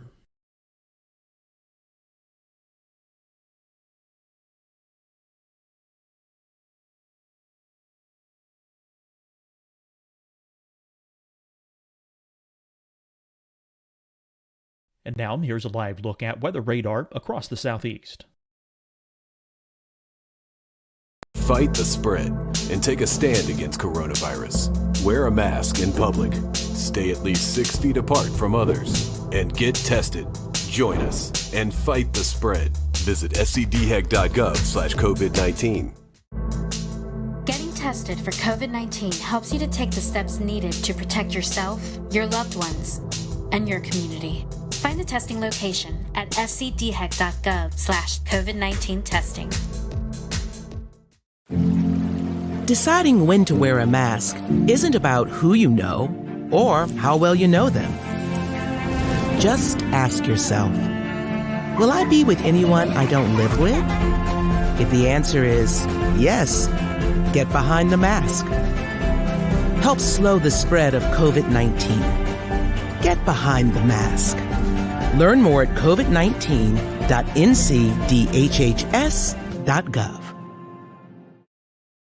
Hi, everyone. I'm Dr. Mandy Cohen, Secretary of the North Carolina Department of Health and Human Services.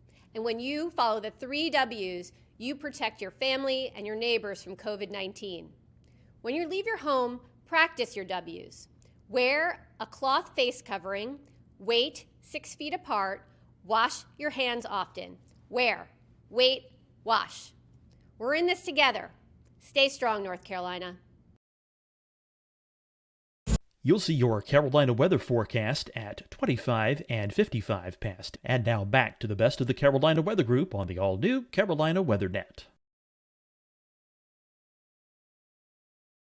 I'm glad you actually, that's more late breaking news, because I know you had reached out to him there at WECT to find out if he would come on and talk to us. So I think those are all valid points. And Frank brought something up that I think in hindsight more people are learning about. I think the folks in that area may have already known about it. So I think there is some hindsight review analysis going on. I will say one of the things that I think was a silver lining saving grace is that this supercell, this tornado, passed just to the side of the radar. If it had gone over the radar, we could have lost eyes on the whole cell for the rest of the night, which I think would have introduced a whole other level of an issue. Certainly. Yeah, just under 3 miles. If it had been just under 3 miles farther east. So we mentioned that Governor Roy Cooper went down to survey the damage today and to meet with folks who were impacted by this tornado firsthand. And amongst some of the video that was fed back, we have about 2 or 3 minutes here where the governor is talking to 2 homeowners who were inside of their home when this tornado approached. You're going to hear them talk about the amount of lead time they had, or what frankly was a very small amount of awareness and lead time for them by the time they realized something was wrong, and what position that left them in, and how they ultimately rode this storm out inside of their home. It's a miracle. It's miraculous. It's heartbreaking. It's inspirational. It's a whole palette of emotions. Now, because of the ongoing coronavirus pandemic, the microphones are a little bit further away than they would be ideally, and I'm letting you know that because the first rule of broadcast is always good audio, and you can hear them here, but especially if you're listening on our podcast, I want you to just stick this out with us and take a listen to the conversation the governor is having here with these homeowners. It's an incredible story. They want to invade your space here, but I thought I'd just come over and just see things. Yeah. Hello, how are you? Doing okay. How are you guys doing? We're alive. The fact that we're alive is a big positive. I know that's something to be thankful for these days. Yep. So we're thinking about you and hope that everything can be put back together. So sorry about the loss of life here. Yeah. Tragic. That's our greatest fortune. That was not us. This is sticks and bricks. They can be replaced. So is this your house? Yep. And so were you guys home? Oh yeah. We were in this under the curtain. So what happened? How did you guys? Where were you? I was in bed and I heard the hail, and at that point I said it's time to get up. And by the time I turned my back, the doors came in and hit me in the back and knocked me down to the sofa, to the bed. And that's probably the only thing that helped me survive, being knocked down. So, oh yeah, well you heard the hail. The amount of time between the hail hitting and the noise of the wind was instantaneous. There was no I couldn't tell you what this happened. I was on the living room sofa, and as soon as the hail cracked the first piece of glass, I ducked and the whole back of the house flew in. And I went for a ride. Fortunately. So how far were you carried? Where were you? I was in the great room. The entire back of the house flew in. This wall here, I'm on the other side of it. Buried under everything else. And I'm sure the only thing that saved my life is our porch furniture is teak. And the one chair blew in on me like a TP tent. So everything falling and throwing landed on that and not directly on me. And I swear that's the only reason I'm here. That is amazing. Were either of you injured? Minor scratches. I had to get a couple of stitches. But considering, no is the answer. Bumps and bruises by comparison. Well, you have an amazing attitude about all of this. It's got to be devastating to lose your home like this.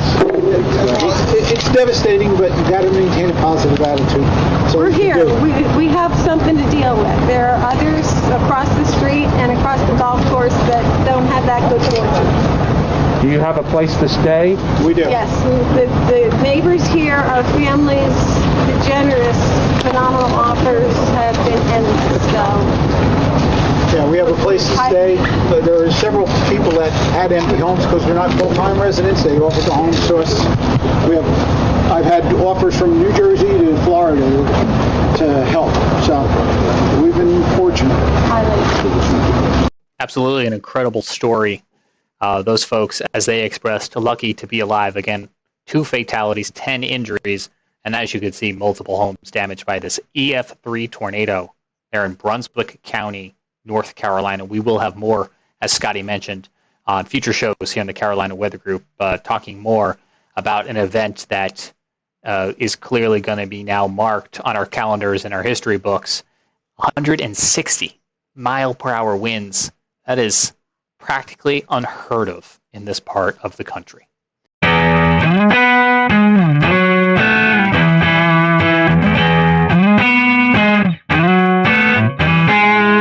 Hello, everyone. Welcome to the Carolina Weather Group. We're happy to have you this evening. And man, I am excited about this show.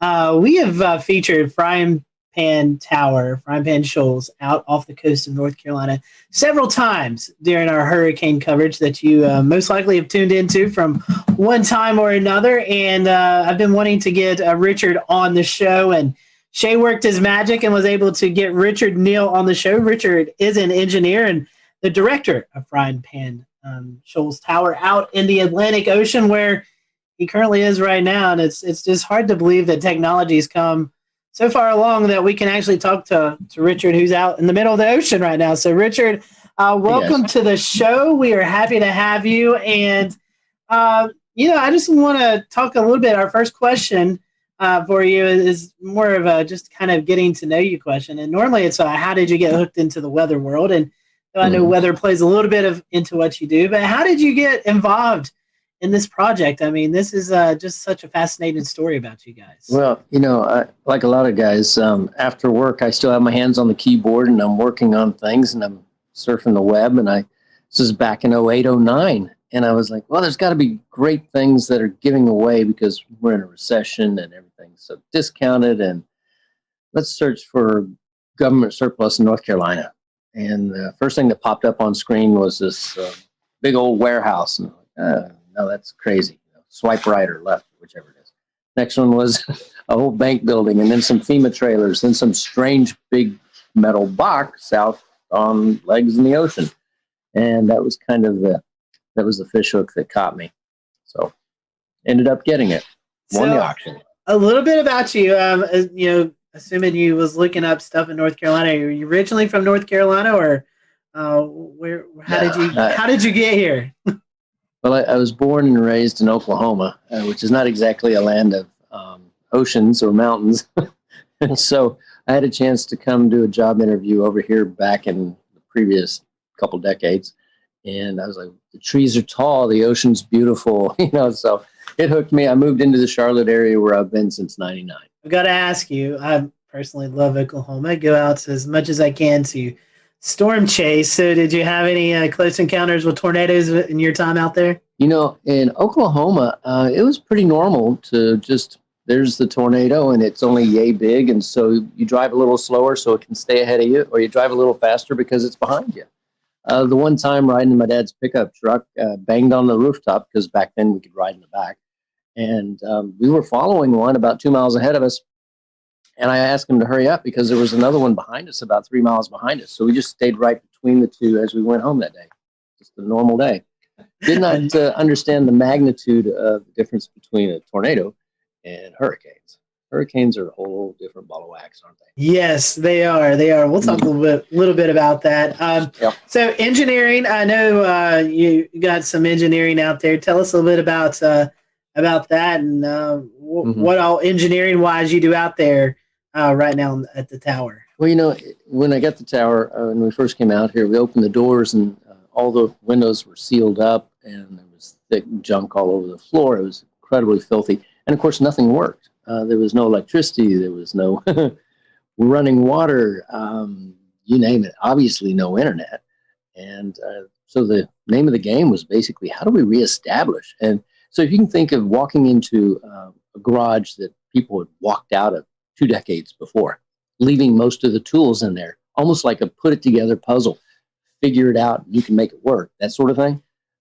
That was what it was. So found that there were holding tanks of water, found that the wiring was redundant because in the classic military Coast Guard sense, you never modified a circuit. You just added another one, and added another one. So, oh my gosh. So it's really stretched my brain, everything from the structural to the mechanical to the electronics to you name it. Again, you don't just hire a plumber out here. You are the plumber. So. Very interesting. And the first question that pops into my mind here, Richard, is how do you get out there? Good question. After I bought it, it took me 4 months to get here because I couldn't get a captain willing to bring me out in a boat. He said, there's no ladder on it and you can't get up on it. And I said, well, I was actually a really good climber, so just get me close. But I think what really made him laugh was when I showed up at the dock carrying an extension ladder with hooks on the top. So climbed on it that way, and we do come out by boat when we're carrying things, but more commonly we just fly out by Robinson R-44 and land on the helipad, which is our entire rooftop.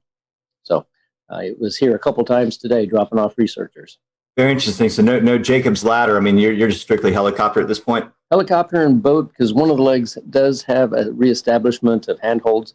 You do have to be a little bit of a monkey to jump from a boat to a leg and then climb up freehand 65 feet of handholds. So you're telling me if you're not a fan of heights, that might not be the best way to. Not a good idea. But, that's actually how we get to the first person on, usually one of the crew, and then we snatch everybody. If you don't like heights, we snatch everybody out of the front of a boat with a hoist and just pull them straight up, and that's actually really, really safe because a person's sitting there with a harness or whatever, and until they get hooked in, they're perfectly safe. They're just sitting in a boat, right?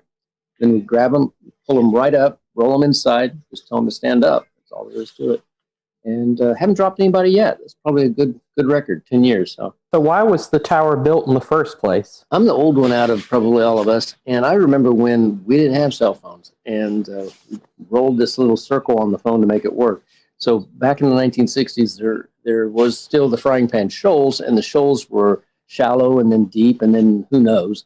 Boats were going aground and wrecking. So because we didn't have GPS and we didn't have LORAN, and you could use a sextant or whatever to look at the stars, but it was out here to be the lighthouse. So it's still got the light up in the corner that we don't use anymore because GPS, obviously. But it was purely to keep people from running aground. There's literally hundreds of shipwrecks from here to shore. We're about 32 miles from the closest point. Technically, we're outside of America by about 6 miles. And speaking of that closest point, for those who may not know, what is that closest point off reference of North Carolina? A lot of people would be aware of Wilmington, and Wilmington has a bunch of smaller cities flanking it, Southport and Carolina Beach, and coming out to the tip of it of Bald Head Island. And that's from where the shoals actually continue on outward. So Bald Head Island, which is right over that way. We can see the light of a lighthouse on shore occasionally, just a little faint glimmer, but we don't see light of anything else because we're just too far away. Sometimes people just like to go out in the ocean, fishing and stuff. Do people ever come by and just yell up and say hey to you and whatever? Yeah, it is interesting. I don't know if it's good or bad, but I've got, I guess people are like, hey, Richard, and my phone number's out there, so I'll get text messages, emails. I think I'm down to, 5,000 or more emails in the last couple of weeks again. So it's a little tough. I'm amazed you guys could track me down. I'm glad you did. But they'll holler up, Richard, hey, this is so-and-so. And I was out there 2 years ago, 5 years ago, 6 years ago. Sometimes I remember who they are and sometimes I don't. But on a good, flat, calm weekend, we can have 30 boats around here all getting bait fish or catching fish or just hanging out. It's really quite the party. Yeah, I was going to say, I've done spearfishing at the Chesapeake Light Tower to the north up there. That's a popular spot. And there's, there's a lot of fish. There's a lot of great, fish that hang around these things. It's an object in the water. It goes in depth. There's teeming life around it. It's kind of neat. Yep. We've got a lot of bugs underneath this. And bugs, in layman's terms, are lobsters, spiny lobsters. They average about 8 pounds here. So you kind of took up my next question was going to be about the B&B and how long that ran for. Yeah, we were doing that from 2012 when we had our first family stay out here, which was quite interesting. They were like, yeah, we know it's sort of a B&B, right? And then we shifted over in 2018 purely to the nonprofit. And we still have a lot of people come out, but it's not in the sense of coming out and hanging out. It's come out and participate. The walls in here are nice and blue because we had 3 or 4 volunteers a couple of weeks back, clean and scrape and put it all back in order. How many people do you normally average in a year, Richard, that come out and volunteer? I mean, I know it can vary, but it's... that's a really great question. We've had thousands out, and that's because many, many people will come by in their boat, and then they'll come on up, and maybe they'll carry something out. I occasionally get a call on the Marine Band radio. Hey, Richard, we're here, and we brought you that extra water, or we brought you some food, or we have too much beer and we can't get rid of it. We need your help. So, or we have fish that we've caught, and they're like, yeah, come on up, let's share it and have a meal, and then head out the next morning. But with 8 bedrooms and a crew room in addition, and about 6,000 square feet, and a rec room and a stainless steel kitchen and a big generator room where we can cut and torch and do all the types of mechanical things you would want to. It's actually got a place for all different kinds of people. We've got people that came out and did nothing but work on our garden in the back corner. So we've got a garden that grows. Go figure. And for those who are maybe wanting to know, you do a fantastic job on social media, the Facebook page, of just sharing your experiences from day in and day out. And it's a really cool thing. If you go to Facebook and type in Frying Pan Tower, Richard, you do a great job on social media, just kind of showing the behind the scenes look there. Yeah, it's funny. People ask what the tower is really like and how it survived these hurricanes. And some of the things that I've learned is that the engineers that put it together had a fair amount of experience with what they call Texas tower or Texas oil rigs, the genre in the 40s and the 50s. So they made this thing stupidly overbuilt. I mean, massively structurally strong. With the legs, I just got a blueprint that I hadn't seen in 10 years. And it actually indicates that when they set the base pilings down, they actually took pipes and then hydraulically rammed them through the legs down into the bedrock to the depth of, if you can imagine this, 296 feet.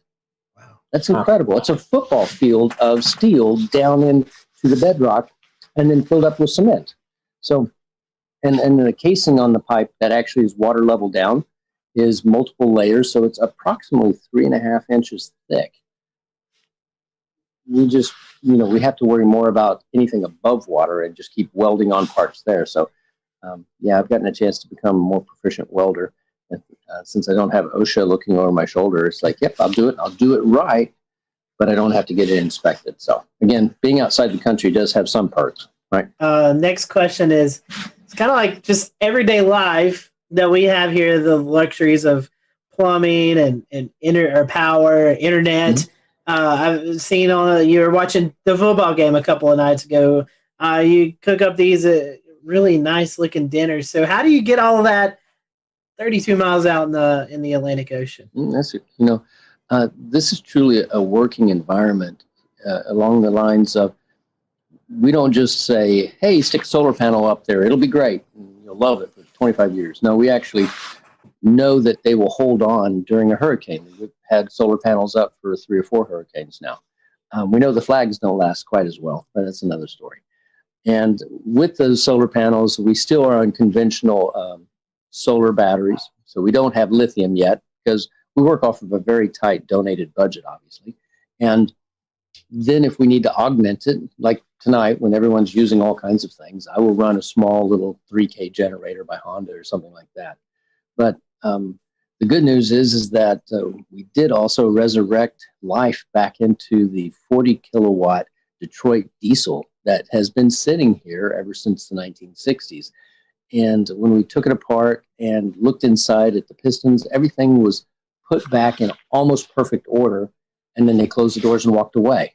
So all we had to do was get it up and running again. Now we need to get the electrical part out of it, which is the diodes and the rectifiers. And guess what?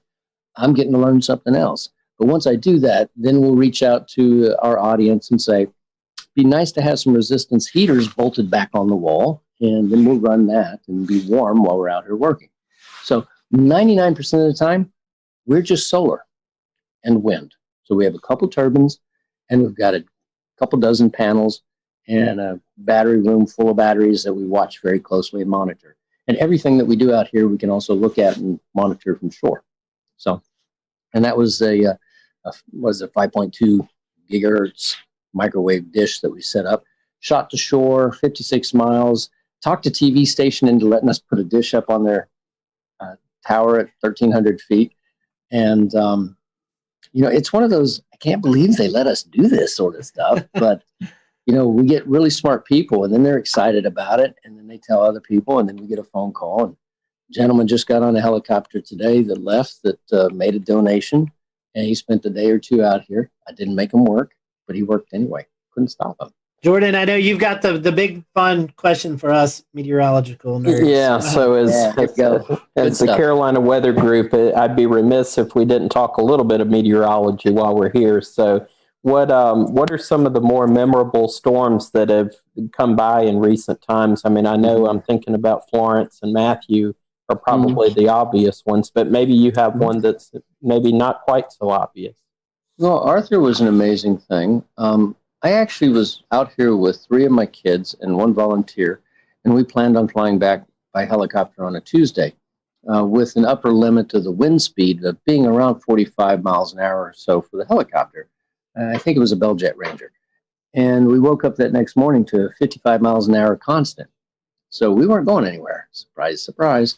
Had not been out here for a hurricane. And my kids are like, are we going to be all right? Of course we are. It's going to be great. So everything was great. The winds were averaging around 75. They got up to 100 and something during that. And we were all in here, and it's very noisy. My daughter points out the window because there's a huge mooring light that's about 2/3 of a mile that way. And it has a 12,000-pound dumbbell weight at the end of a huge chain. And it's the marker for the very end of the shoals. Well, the waves were so big. They were about 30 feet tall. They don't even look like waves. They just look like hills, that it was picking it up and slogging it along.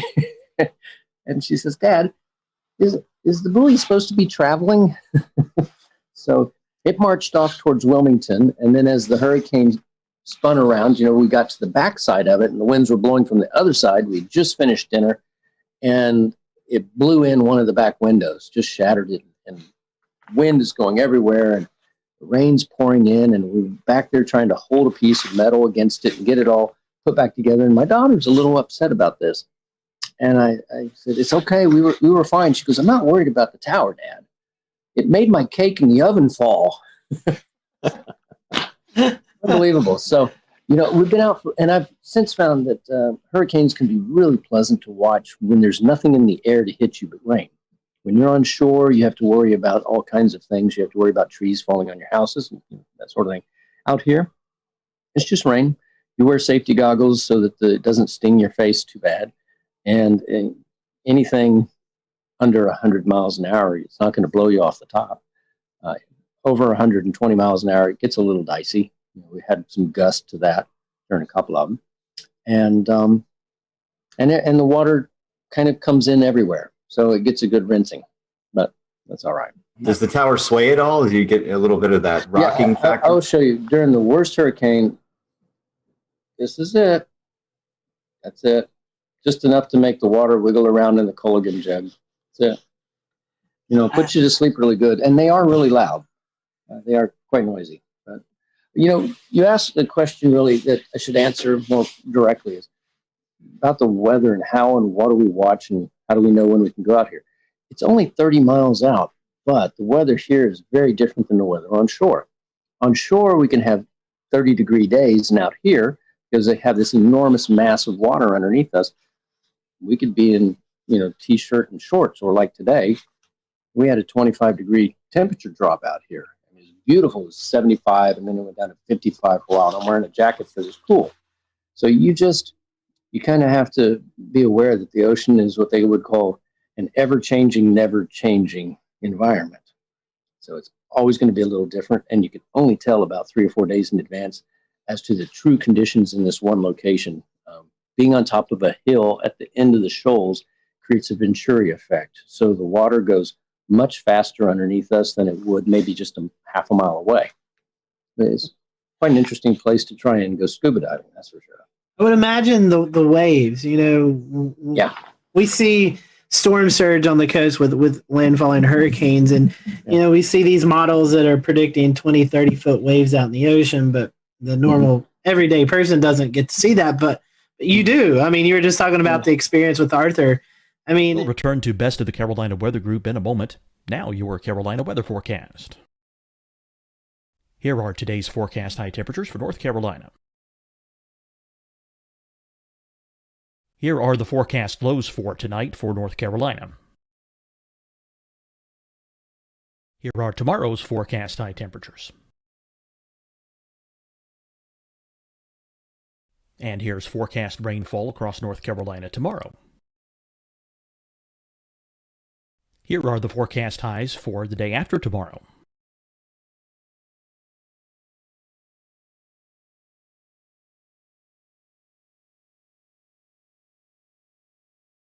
And here's the forecast rainfall across North Carolina for the day after tomorrow. This is the total rainfall forecast across North Carolina for the next 3 days. Here's the severe thunderstorm outlook for today from the Storm Prediction Center.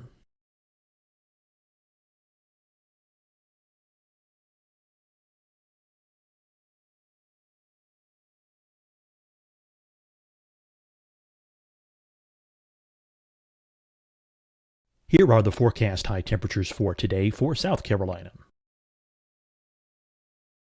Here are the low temperatures for today for South Carolina. Here's the probability of precipitation forecast across South Carolina today. And here are the rain chances across South Carolina tonight. Here are tomorrow's forecast highs across South Carolina. Here are the forecast low temperatures for tomorrow for South Carolina. And here is the probability of precipitation across South Carolina tomorrow. Here's the precipitation chances across South Carolina tomorrow night. Here are the forecast highs for the day after tomorrow in South Carolina. Here are the forecast low temperatures across South Carolina for the day after tomorrow. And here are the rain chances across South Carolina for the day after tomorrow. And South Carolina's probability of precipitation for that night. Here's the Storm Prediction Center's severe thunderstorm outlook across South Carolina for today through tonight.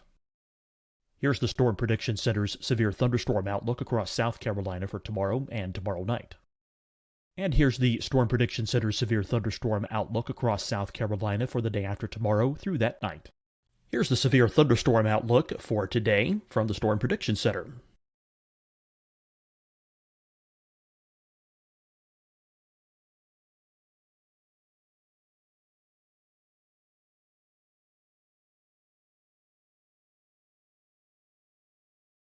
And now here's a live look at weather radar across the southeast. Fight the spread and take a stand against coronavirus. Wear a mask in public. Stay at least 6 feet apart from others. And get tested. Join us and fight the spread. Visit scdhec.gov/COVID-19. Getting tested for COVID-19 helps you to take the steps needed to protect yourself, your loved ones, and your community. Find the testing location at scdhec.gov/COVID-19 testing. Deciding when to wear a mask isn't about who you know or how well you know them. Just ask yourself, will I be with anyone I don't live with? If the answer is yes, get behind the mask. Help slow the spread of COVID-19. Get behind the mask. Learn more at covid19.ncdhhs.gov. Hi, everyone. I'm Dr. Mandy Cohen, Secretary of the North Carolina Department of Health and Human Services. And when you follow the 3 W's, you protect your family and your neighbors from COVID-19. When you leave your home, practice your W's. Wear a cloth face covering, wait 6 feet apart, wash your hands often. Wear, wait, wash. We're in this together. Stay strong, North Carolina. You'll see your Carolina weather forecast at 25 and 55 past. And now back to the best of the Carolina Weather Group on the all-new Carolina Weather Net. Sure, the first time you saw it was like, oh my gosh, but have you kind of got used to the fact of seeing these huge waves now after being out there so long? You know, it's funny, the smaller waves, just the 12-footers or so, those actually impact harder than the big ones. We have these legs that are 42 inches in diameter, so relatively speaking, they're very narrow. But if you catch completely square to the cross pipes at the 12-foot level, a 12-foot wave, you know the weight of water, it's quite a bit per cubic yard. You feel it, just a shudder like that. That was a good one. That hit well. The huge waves, they look strange because they really do look like hills rolling past. and then occasionally one of them will break over like you would see on a small wave on the surf. But then you look across it and you realize that it's breaking over hundreds of feet wide and 7 or 8 feet, the top of it's cresting over. And you're just thinking to yourself, if I had a jet ski, I bet I could ride that all the way to shore. But I don't know. From what you've told us, it sounds like there's not many things that would cause such a concern that you'd have to evacuate. But I am curious what your emergency procedures are like. What things might it take to get you to have to bug out of the tower? And if so, what's the process? That's great one. We have about 4 different forms of communication. We have, and that's for knowing what's going on. Of course, we benefit other people out here by having that available for them too. So we shoot our signal around here. So we kind of know what's going to happen weather-wise to some degree. It's really about a decision of, do I need to get back to shore because there's people on shore I might need to help? So when Matthew came through, we left a day after it happened just simply so we could get back to shore and help reestablish power for several houses that were out, elderly people. But, it's funny. I guess it's kind of the reverse. We got plenty of food, plenty of water. If you have a string and a hook, you can't starve. It's really more a matter of we stay away from things like COVID virus and monitor the people that come out, that sort of thing out here. People have said that this is probably the best place to survive a end of times or in a zombie apocalypse. I don't know. As long as we have our connection to shore with the Marine Band radio, with the internet that we have here, with emergency locator beacons, things like that, probably could sit out here and ignore the world for about a year if you had to. Nice. Not that I want to. I got family on shore. Speaking of that and COVID, I know one big thing is folks coming out there and helping you. What was there downtime? I'm assuming there was downtime where we didn't have folks out on the tower. Yeah. What was it like when the world was going crazy and you're already out on this island? I'm sure for you personally it wasn't much of a change, but what was it like? A few years ago, I had finished a job of 11 years and I needed a break. So I came out here and was just here for 6 months straight. Went to shore one time. And I noticed that you don't know what day of the week it is anymore. You don't really know what month it is after a period of time. And you start just living, I'm in this season. Oh, gee, I'm getting into fall now. Okay. But during the time that everyone was really locking down on COVID, I was here for a few weeks by myself and isolating. And it was odd because, I turn on the TV, I get it over the air, I get it over the net, I can see everything that's going on. So, you do always have the ability to communicate, same as we all do while we're still locked down. But I think it just made me really appreciate the fact that out here, I have a mask, I've got one in my pocket right now. And anybody that comes out here is going through a questionnaire. Have you been around anyone? Do you have the temperature taking? All that good stuff. They could still be carrying it, but we're trying our best to be just safe about it. So. Right. Well, speaking of that, we talked about the weather aspect. One thing I also want to mention is I was looking through some of the Twitter mentions for Frying Pan Tower. Water spouts also, I'm sure you get to see your fair share of water spouts out there. Oh, that's amazing, yeah. But any other memorable moments? I know you were talking about the meteors a little bit earlier. I mean, you are out in the middle of nowhere, dark skies, so I'm sure you can see all the meteor showers and International Space Station travel across the. I mean, any other memorable moments out there? Any sunsets, sunrises? We did a time lapse of what was it? The Neowise comet that was off, and we could see it pretty clearly. And what we didn't realize in our time lapse was that the ISS, International Space Station, came cruising right past. So it's all on the time lapse with there's the comet, there goes the space station, and there's the meteor. It's just, you don't know what you don't know if you're not in a dark enough area to see it. On the same type of thing, you might look down at the water, and I didn't know this, but there's a shrimp variety that when they snap their tail, they make a blue flash. And I'd never heard about that, but I was looking down in the water one evening and all these little blue dots of light, all these shrimp just pop, pop, pop, pop, pop. And it was like, incredible. How would you have known? So, the wildlife that you don't see when you just look across the ocean is all abundant underneath there. And it's just increased my desire to help educate people. So we have the above camera, the water level camera, and then the shark camera down on the very bottom that we do for explore.org. And that's in classrooms all around the world with kids watching it. Just kind of fun. So hopefully they'll learn about the ocean and, keep the straws out of the turtles' noses and understand the power that is in our oceans. I mean, the weather is by virtue of this enormous body of water that gets heated up and moves around. I mean, the things that our world does, I just think there's so much for us still to learn. And I really applaud what you guys are doing on sharing and discussing what's going on with the weather, because, it's not a matter of do I have on a jacket so I can go from my apartment to the car. It's what's happening in the world and why are there, storms and fires in different places. And that's all about weather and what's happening, right? Yes, that's true. The one thing I'd like to learn, those spiny lobsters, how do they compare to Maine lobster? What do they really taste like? Oh, I had thought they would be, because they're so large, that they would be tough, right? No. They have no claws, but they can have very long legs, almost like, what is it, a snow crab, those giant ones. And their tails are usually about that big around, about that long, and they're deliciously fresh and soft. We have divers that come out here and they'll grab them. We have a lot of rock ledges. So if you grab the one or two out of there, next day another one will move in because they're always looking. So they're migrating at night, running around. And they brought up 4 enormous ones. We filled up a stainless steel bowl that was about this big, full of lobster meat. We all ate. There was 6 of us, and we ate so much lobster we couldn't stand it anymore. So the next day when we wanted to go fishing, we were fishing with lobster meat, which is just ridiculous.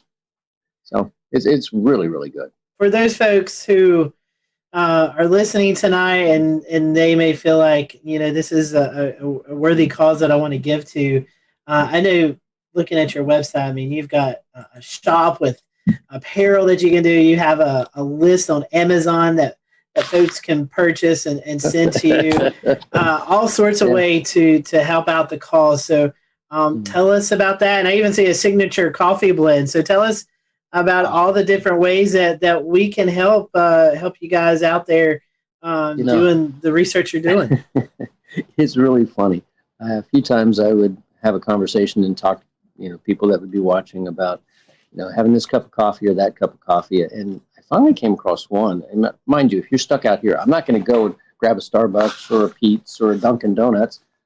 And so I found a blend that was incredible. And the company that makes it, Black Powder, said, well, I'll tell you what, we'll make you that particular variety and we'll give you a percentage of the proceeds for the nonprofit. I thought, oh, win-win. And then they gave me free samples. So I'm going to drink that coffee because it's really, really good. The whole goal is, it's not just a YouTube clip that makes you a few pennies, or an Instagram or whatever, or a few shirts that you make $1 or $2 off of. It's whether or not we can get enough people to pay attention to this, to restore this. And that really is my goal, is how do we restore something? So it's restore, obviously, protect, which is not only the sea life down there, but also the mariners around here. We've been really lucky. We've actually helped save 3 different divers' lives out here, and over the last few years. And then preserve. How do we get it so it's self-maintaining? And I think the only way to do that is basically what we're doing right now. Sharing the message, educating people, and helping them understand that it's not me. Again, I joke, it's like I'm the chief custodian and janitor. But I'm also the one that really wants to get the world to understand that this is a rare thing that was done back a long time ago. And we typically don't do things like this anymore. We don't build big steel structures because we simply don't need to. And it's really worthwhile to save it. That's all we're trying to do. Interesting that you say that. I was looking, you're on the wish list, you have like an AED, and I never would have put that together with, folks who may be out there and, 30 some miles off the coast and they need immediate medical attention. That's a great thing. Had a heart attack when you had to, get him out of here. We had the helicopter flew out here and grabbed him. So a big Coast Guard helicopter snatched him off, and he was okay. Next day, he was fine. Wow, amazing story. Well, Richard, I personally want to thank you for what you're doing, and You were talking about, Dan, about getting some storm chasers out there. We may have to. I'd love it. May have to pitch in on a helicopter ride and come out and at least have a meal with you or something. I'd love to get you guys out for a weekend, and you know what? If you give us enough notice, we'll find a volunteer with the boat and just have you guys come out on that. How's that? Hey, I am down for that. we are up for that. And again, Richard, how can we follow you? I told about your the Facebook page, but do you have Twitter or anything else that they can follow the work you're doing? Yeah, we've got we're either Frying Pan Tower, I forget what it is, original or something. So we have an Instagram. It's easy to find us. You search for Frying Pan Tower. Clearly, there is also a in the middle of the woods a frying pan light tower, not a light tower, but a tree tower for observing for other things. You'll know it when it's us because we have water around us. So we have Twitter, we have YouTube, we have Instagram, we have Facebook, and I don't know what else. Well, you're talking about and our website. Yeah, at the explore.com, which we got permission to air some of the footage during hurricanes. Oh, good. It's explore.org. They're good. Yeah, explore.org. Yes. Yeah. They're doing good things. I definitely check that out. That's awesome. Yeah. Good deal. Well, Richard, we thank you for your time. And for those who are watching here on the Carolina Weather Group, we hope you have a great rest of your week. And we'll see you next time here on the show.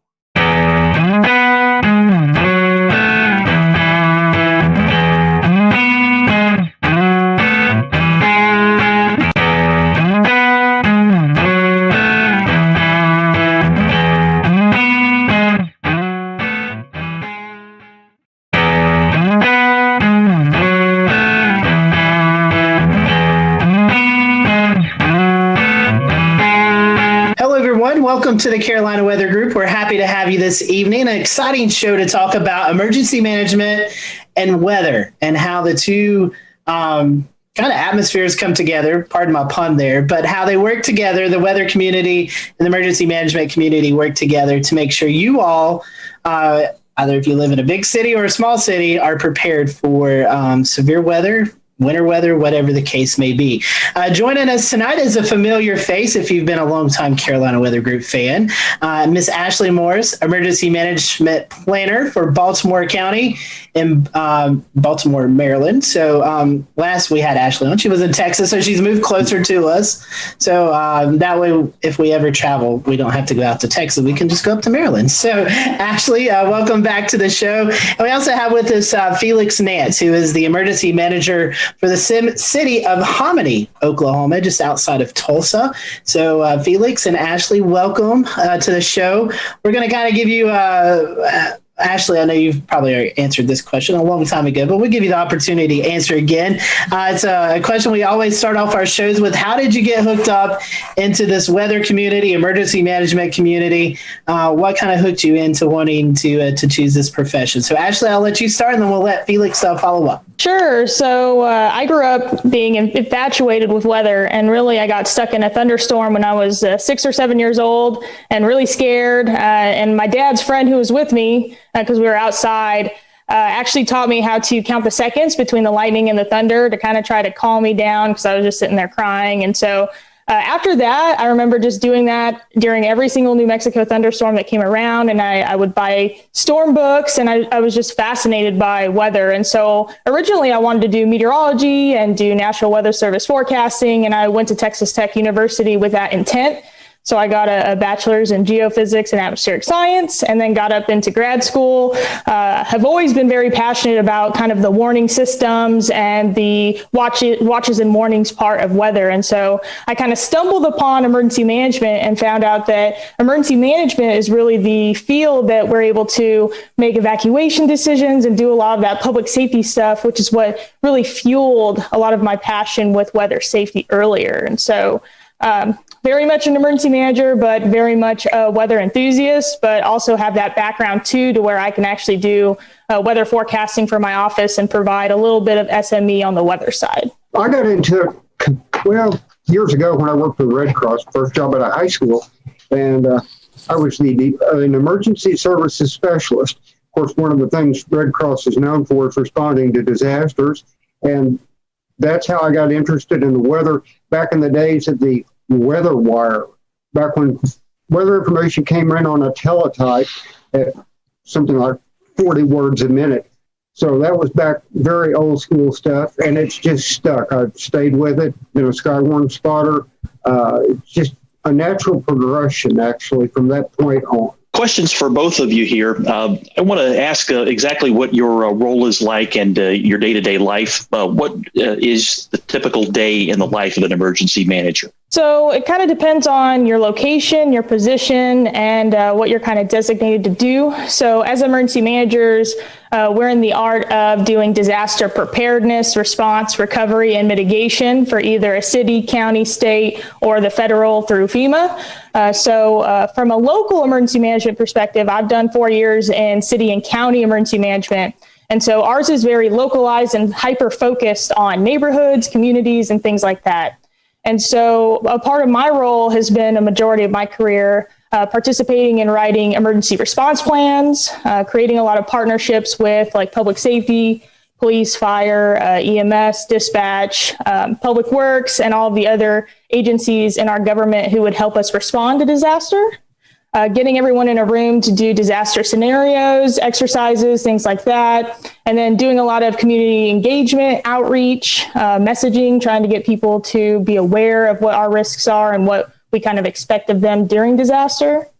And then a very small amount of our time is usually doing response. Obviously, if we had severe weather coming into the area, if we had a big impactful storm, or like the past entire year where we've been responding to a pandemic or some other kind of thing, that's kind of what that looks like. So we kind of have a blue sky day and a gray sky day where we're either doing a lot of planning and just preparations, or we're actually responding, working with partners, making decisions and providing resources to the public during the incident. Very well put. It depends on the size of your community and your staff.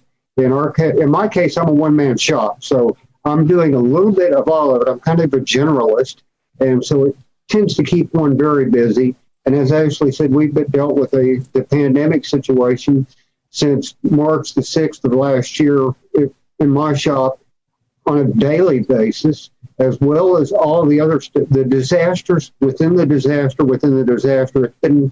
It's been nonstop, and tends to keep one busy. Unfortunately, that does tend to limit some of your planning time. So you have to limit your planning to a lot of the special events that go on.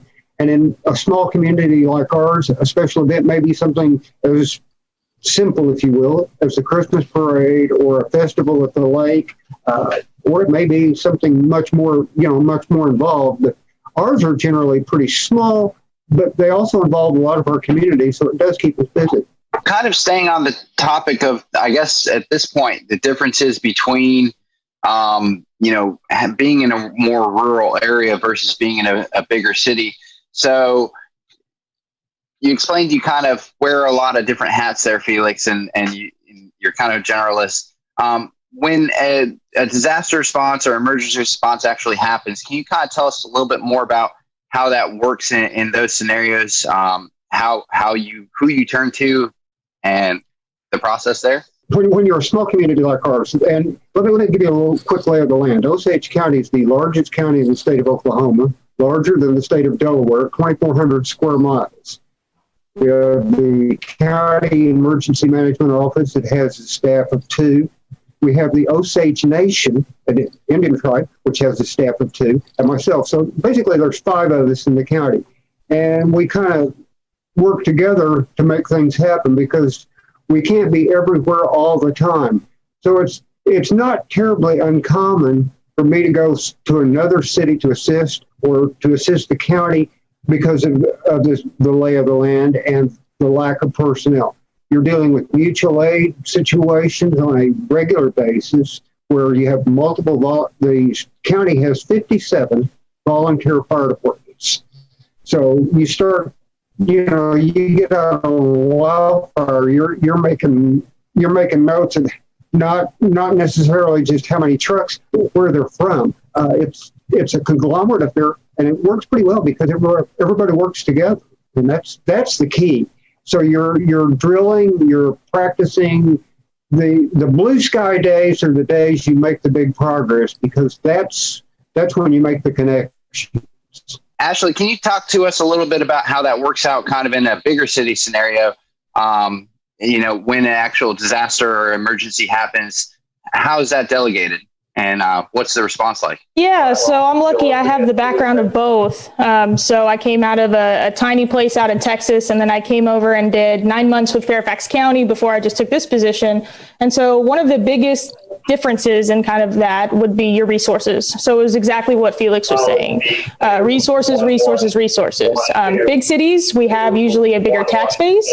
We usually have better funding, better things like that. And so when you have that, your capacity to respond is a lot bigger.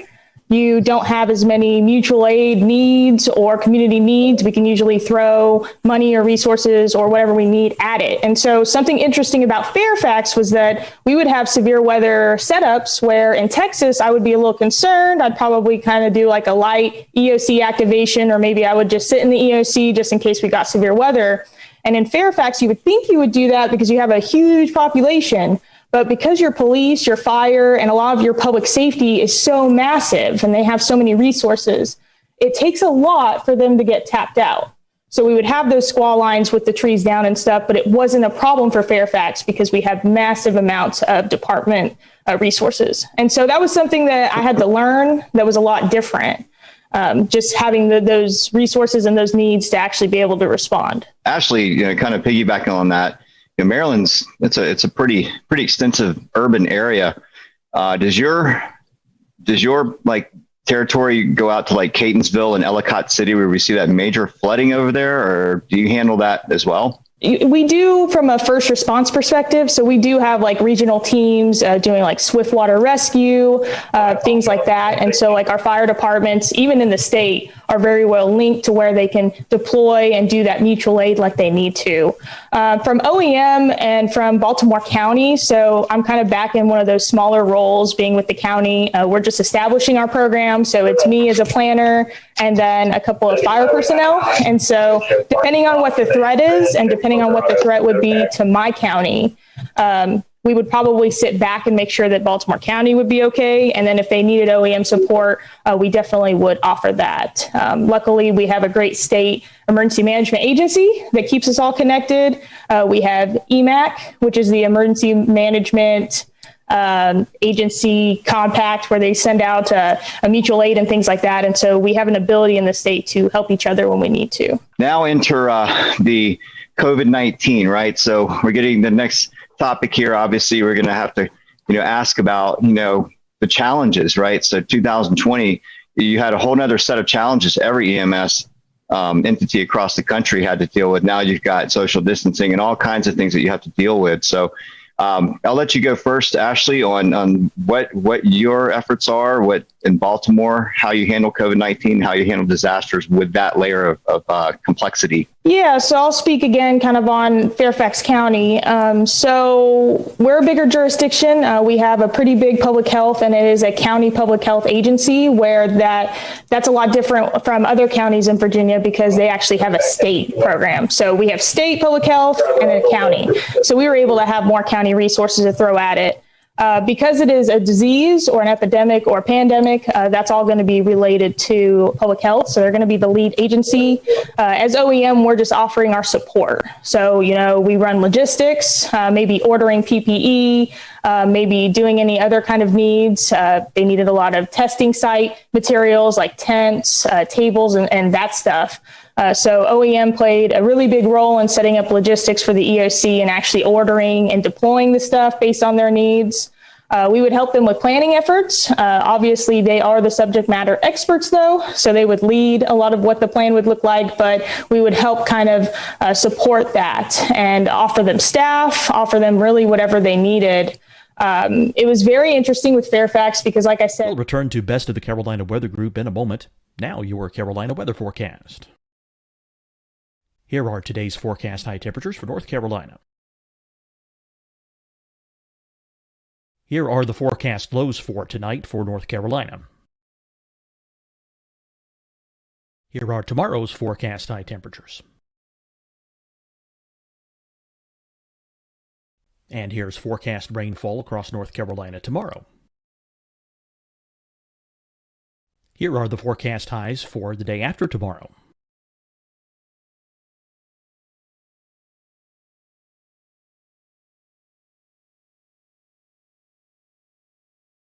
And here's the forecast rainfall across North Carolina for the day after tomorrow. This is the total rainfall forecast across North Carolina for the next 3 days. Here's the severe thunderstorm outlook for today from the Storm Prediction Center.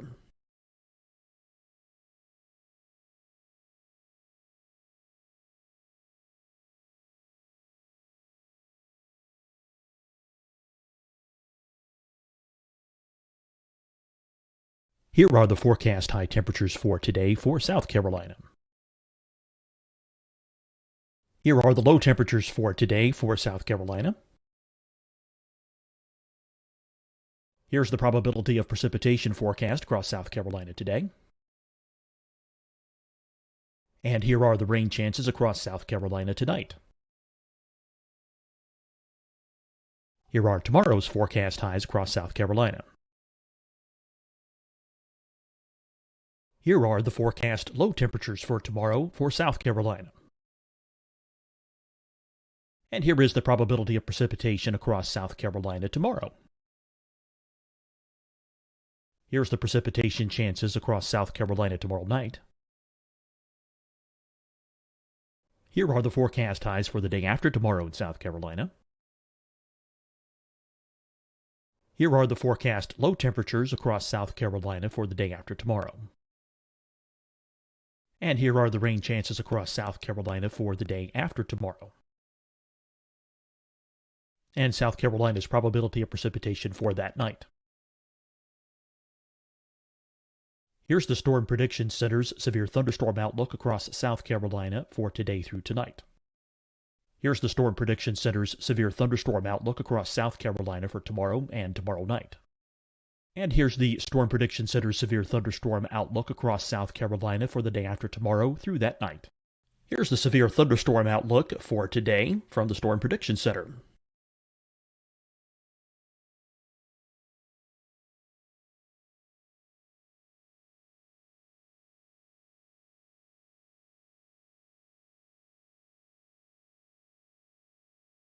And now here's a live look at weather radar across the southeast.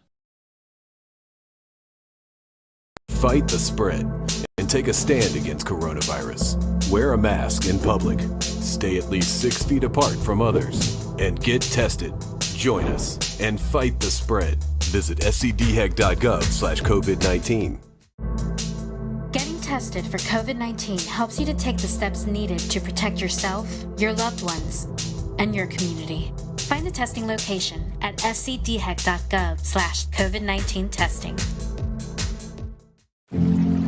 Deciding when to wear a mask isn't about who you know or how well you know them.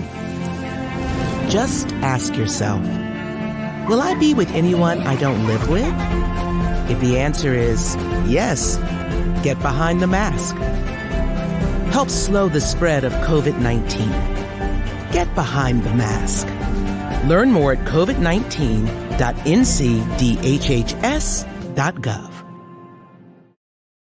Hi, everyone. I'm Dr. Mandy Cohen, Secretary of the North Carolina Department of Health and Human Services. And when you follow the 3 W's, you protect your family and your neighbors from COVID-19.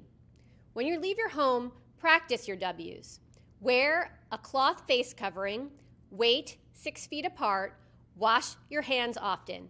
Wear, wait, wash. We're in this together. Stay strong, North Carolina.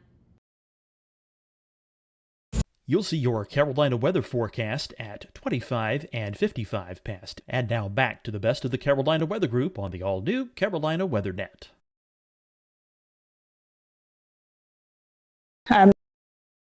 Even our OEM was 20 people. And so we had a huge capability and a huge amount of people to where we could spread people out. we had a ton of different NGOs or nonprofits that would actually plug in and help us with food donations, mask donations, and doing a lot of the other needs that we might have for our residents. And so it really has been an all community effort from everybody responding to this. And it's really important too, because Fairfax is 1.2 million people. And so it's a massive county. Well, it's pretty much the same as Ashley, but some of the interesting things, we had a lot of PPE come in for the schools. We've got 12 school districts in those separate school districts in Osage County. We had a 6-county area that got together at a pod, picked up all the stuff for the local Osage County, brought it back to Hominy and sorted it here, and then distributed it to the schools. So there's an awful lot of work that goes on behind the scenes that people don't see and things like that. Then one of the most interesting things, we've been working with our senior citizen center here. They cannot have in-person meals or in-person feeding in the senior citizen center. And they've had trouble getting disposable trays and other supplies that they need. They turn to emergency management, and we pull rabbits out of hats and get them the things they need to help feed our senior citizens. So there's a lot of unusual things that small towns do that the big cities may or may not do, or the people may or may not see, or they may or may not be unusual for them. I mean, picking up the phone and ordering a specific item in a big town is not unusual. In a small town, it may take some doing to get certain items.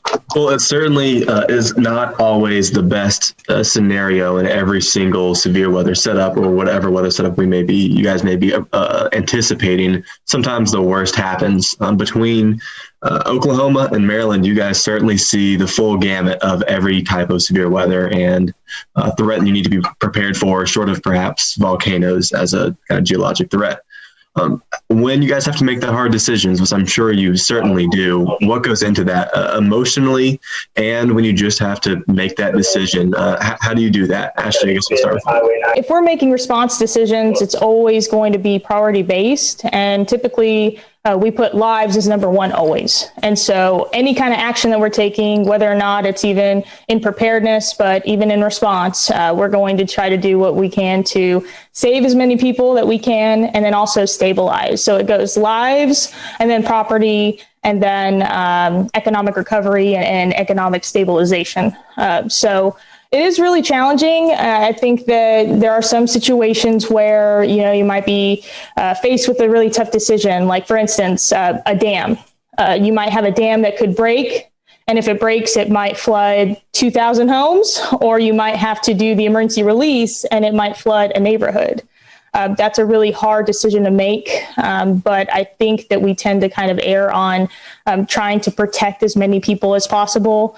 And usually we can kind of have that support from our community in advance. But yes, we are faced with very difficult decisions in a lot of our incident management. Felix, I'm sure that you know just about everyone in Hominy, and everyone knows you. With a 2,000 person town, it's a lot more personal than perhaps it may be with the 1.2 million, I believe it was, in Baltimore.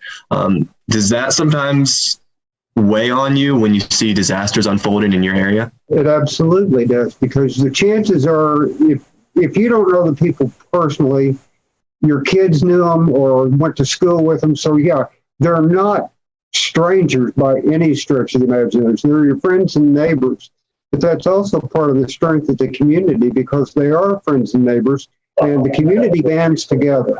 A lot of what we do is, in a situation with a storm, is the pre-storm warnings and get the information out. In the response phase, we leave that to fire and EMS for the rescue part and law enforcement. But we're also out there with them, and not just the day of the event. We're out there with them for a long period of time afterwards. We had a flood in May of 2019 that affected 71 homes and 9 businesses in our town. And I told the city manager, I said, "You signed on for the long haul. We're going to be at this a while. We're still we're just now starting into the mitigation phase of that." But part of it is you were working individually with each family. And as we were doing debris removal, I told the guys, I said, now, break this stuff out with the backhoe out into the street, scoop it up, and put it in the truck. I said, I want you to remember, that's someone's life you're taking away in the truck. It's not debris, it's not junk, it's not trash until you get around the corner. It's their life. And they all looked at me like, never thought of it that way. I said, yes, that's everything those people own in some cases. And it's right there in a pile in the front yard, and you're taking it away. They're starting over from zip. So it changes your perspective and the perspective of your people. So it's important to remember that, one, when the debris's gone and the rebuilding's done, now you've got to go back to those community areas of the community and visit with those people and ascertain long-term needs, make sure that their needs are met both physically and psychologically. So it's a huge, huge job. And it doesn't end. You'll see them in church months later, and they're still the same people. You're still the same people, and it still tends to evoke the same emotions. In January of every year, in January 2021, we just had NOAA release the $1 billion disaster map that they come out with every year. This year, I believe there was $23 billion, or 2020 had $23 billion disasters. Felix, I'm going to direct this question to you. And Ashley, living in Texas, you've experienced this as well. A lot of those $1 billion disasters were severe weather events. And Felix, it's known you're in Oklahoma, prime severe weather territory, tornado season. So my question to you, and Ashley, feel free to jump in with your experience in Texas. When you're setting in your office or the EOC or the situation room or whatever the case may be, and that moderate or enhanced or high SPC outlook has been issued for your area, and you're waiting for the storms to develop, and then they do develop, and then they're producing the severe weather. What's it like? Take people into like the situation room. What are those high intense weather days like? And it could be flooding, or Felix, there's fires that occur out in Oklahoma a lot. You have your wildfire season. So what are those days like? Take the public into what it's like to be in your office on those intense days. It starts off with a very relaxed atmosphere. They give me a hard time because they'll see me come in and my arms will be behind my head and my feet will be propped up, and I'll be watching radars and chat and different social media sites. And as the storms develop and approach what we call the I-35 corridor, which if you've been to Oklahoma, you're familiar with that. That means they're coming towards us. We're watching the WFO in Norman, which is our adjacent counties to the west, but that's only 20 miles. So I'm picking their brain by reading chat to see what they're seeing in the storms, plus the weather forecast office in Wichita, which borders their county's border is on the north, plus what my WFO in Tulsa is saying. So we're stirring all that together. The intensity level just starts to ramp up. The closer the storms get, the more information you get, the worse they get. The intensity kind of tends to ramp up to a point. Right now, all the fluorescent lighting's on and everything. As the situation gets worse, the radios kind of get turned down. The lights actually get turned down. We have a different lighting setup that we use when that happens to not have bright fluorescent lights. They're toned down on a dimmer, and the noise level goes down. Inversely, as the intensity level goes up, the light level goes down. It's kind of a marked change, and it's like hard to describe, but the quieter it gets, the higher the intensity level, and it kind of just peaks at that point. And it's one of those things where you're sitting there watching and waiting, expecting the absolute worst and praying that, this is one forecast you could bust, and I wouldn't mind. But you mentioned the high levels. That's kind of one of the keys. You're watching the SPC forecast days out to see what they're thinking. You're watching the local WFO stuff, and their decision support page. It's a team effort. No one's sitting there making a decision on their own without a lot of base knowledge coming into them. Yeah, and I kind of agree with that too. So doing a ton of different severe weather events in Texas, but also a couple of hurricanes, Hurricane Harvey activation, though we got lucky with it. And then had some activation up here for one of the storms from last year. And so really it all kind of starts with a lot of briefings and a lot of meetings and a lot of conference calls. We're really trying to talk to our partners, our first responders and the entire county, getting people prepared and ready, trying to get us all on the same page. So in the event that we actually do have to spring forward on a decision, we're all there on the same page. We will open up the EOC. The Emergency Operations Center is basically a giant conference room. We've got screens all over the walls. We put weather radar up on the screens. We put all the different news agencies, local news, national news, all kinds of things for situational awareness. And then it's really just a waiting game, just like he said. So kind of staying in touch with National Weather Service through chat, looking at the latest SPC products, also watches that come out, making sure that we're pushing that to the public because we're trying to get the public to take action on their own before the storms come in. And then also using social media to do a lot of that communication as well. And then once the storm comes, there's kind of that, it's like a uncertainty of what's going on. Like you're kind of lost in the dark because you're sitting in an EOC and there's a storm hitting your entire city or county or jurisdiction. And so you're trying to assess all the weather data and you're talking to your weather partners and you're trying to talk to dispatch and your first responders out there, but you still feel blind. You can't see exactly what's happening out there. And so we're kind of frantic at that point, trying to just find storm reports, trying to get on social media, trying to see if we can get any kind of hint of what kind of damage is going on at the surface.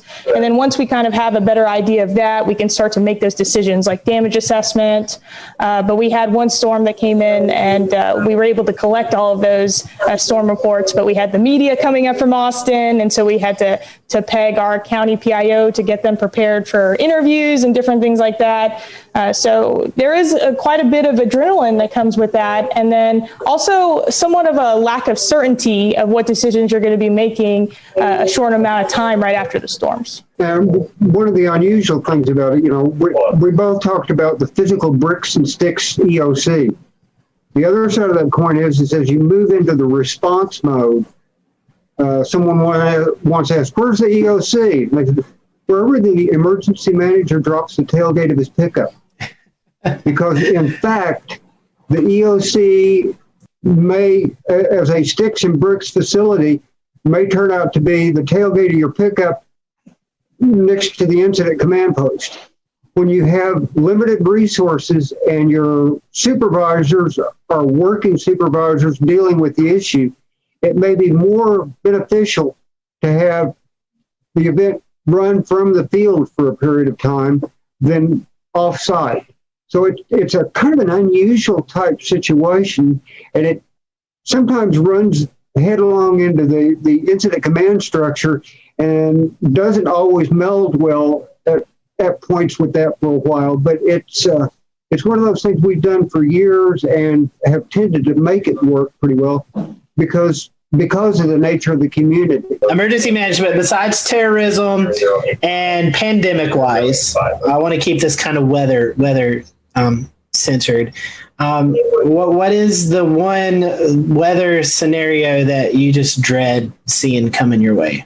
One thing that scares me the worst is when SPC puts up an enhanced or high-risk day, and you're sitting there waiting because you know the watch is coming, and it will likely be one of the PDS types.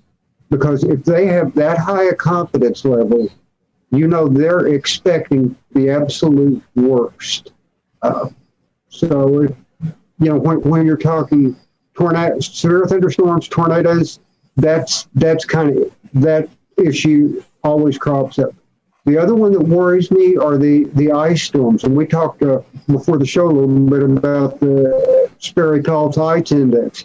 That's an incredibly valuable tool because a quarter to half inch of ice on power lines can make an incredible difference. And if a rural area can lose power, and it may be out for days. The ice storm we had in October, which was much worse to our west, one small community, about 800 people, the line going to town and all the lines in the poles in town were down. They had 900 utility poles down. Jeez. Now, I don't know if you know how long it takes to set a utility pole, but if you can get 4 of them set in a day, you've done real well. Wow. So you can imagine what it would take to get power restored to that town. I think they were out 32 or 33 days just in town. Now, there is a whole planning process to hold food for thought. What are you going to do if you have no water or no electricity for 33 days? Does your power plant have a backup generator? Do you have plans, your sewer? Can you keep your infrastructure working? Yeah, so mine's kind of along the same lines as that. I was going to say derecho because we've had them here in the DC area. We had one that was pretty bad, and it did that. It caused power outages for over a week. And then on top of that, we had a heat wave come in behind that. And so we had heat-related fatalities because people did not have power to cool off. And so you see those collapsing incidents that follow.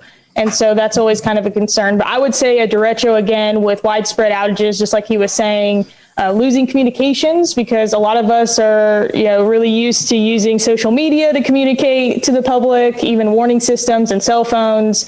If we lost that stuff, I'm not quite sure how we would get messaging out about shelters and other things. And then on top of that, I don't think that our general public is very prepared for power outages, especially for long-lasting ones. And I think that we would be very challenged with getting them the right resources and making sure that they were able to get the help that they needed, because I just don't think that we're accustomed to really thinking that way. So that would be my number one. Number two is that I did some research on Baltimore County, and I've noticed that we've had several federally declared disasters that were snowstorms, either blizzards or something of that nature. And while I'm from New Mexico up in the mountains and I've seen snow, I've never seen enough snow to cause a federally declared disaster. So I'm very concerned about what that's going to look like. And what's even worse is they're always in January and February. And so I'm sitting here looking at the upcoming month and some of the winter storms, hoping that I can avoid that. So some great information. Felix and Ashley, we certainly appreciate your time. I think our audience will really enjoy seeing the behind the scenes of what you all are doing to keep us safe on good weather days and bad weather days. So would hate to not give you the opportunity to promote any social media accounts that you all would like to. So Ashley, I'll let you go first. If there's anything you'd like to share or our followers would like to follow you, how can they do that? Sure. I am addicted to Twitter, so you can find me on Twitter as Ashley Morris or at Miss Ashes 92. And I'm also on Twitter at Felix A. Nance. Very cool. Well, it's certainly been a great conversation. Felix, Ashley, thank you for joining us. And thank you all for who are watching tonight. We appreciate it. We will see you next time here on the Carolina Weather Group.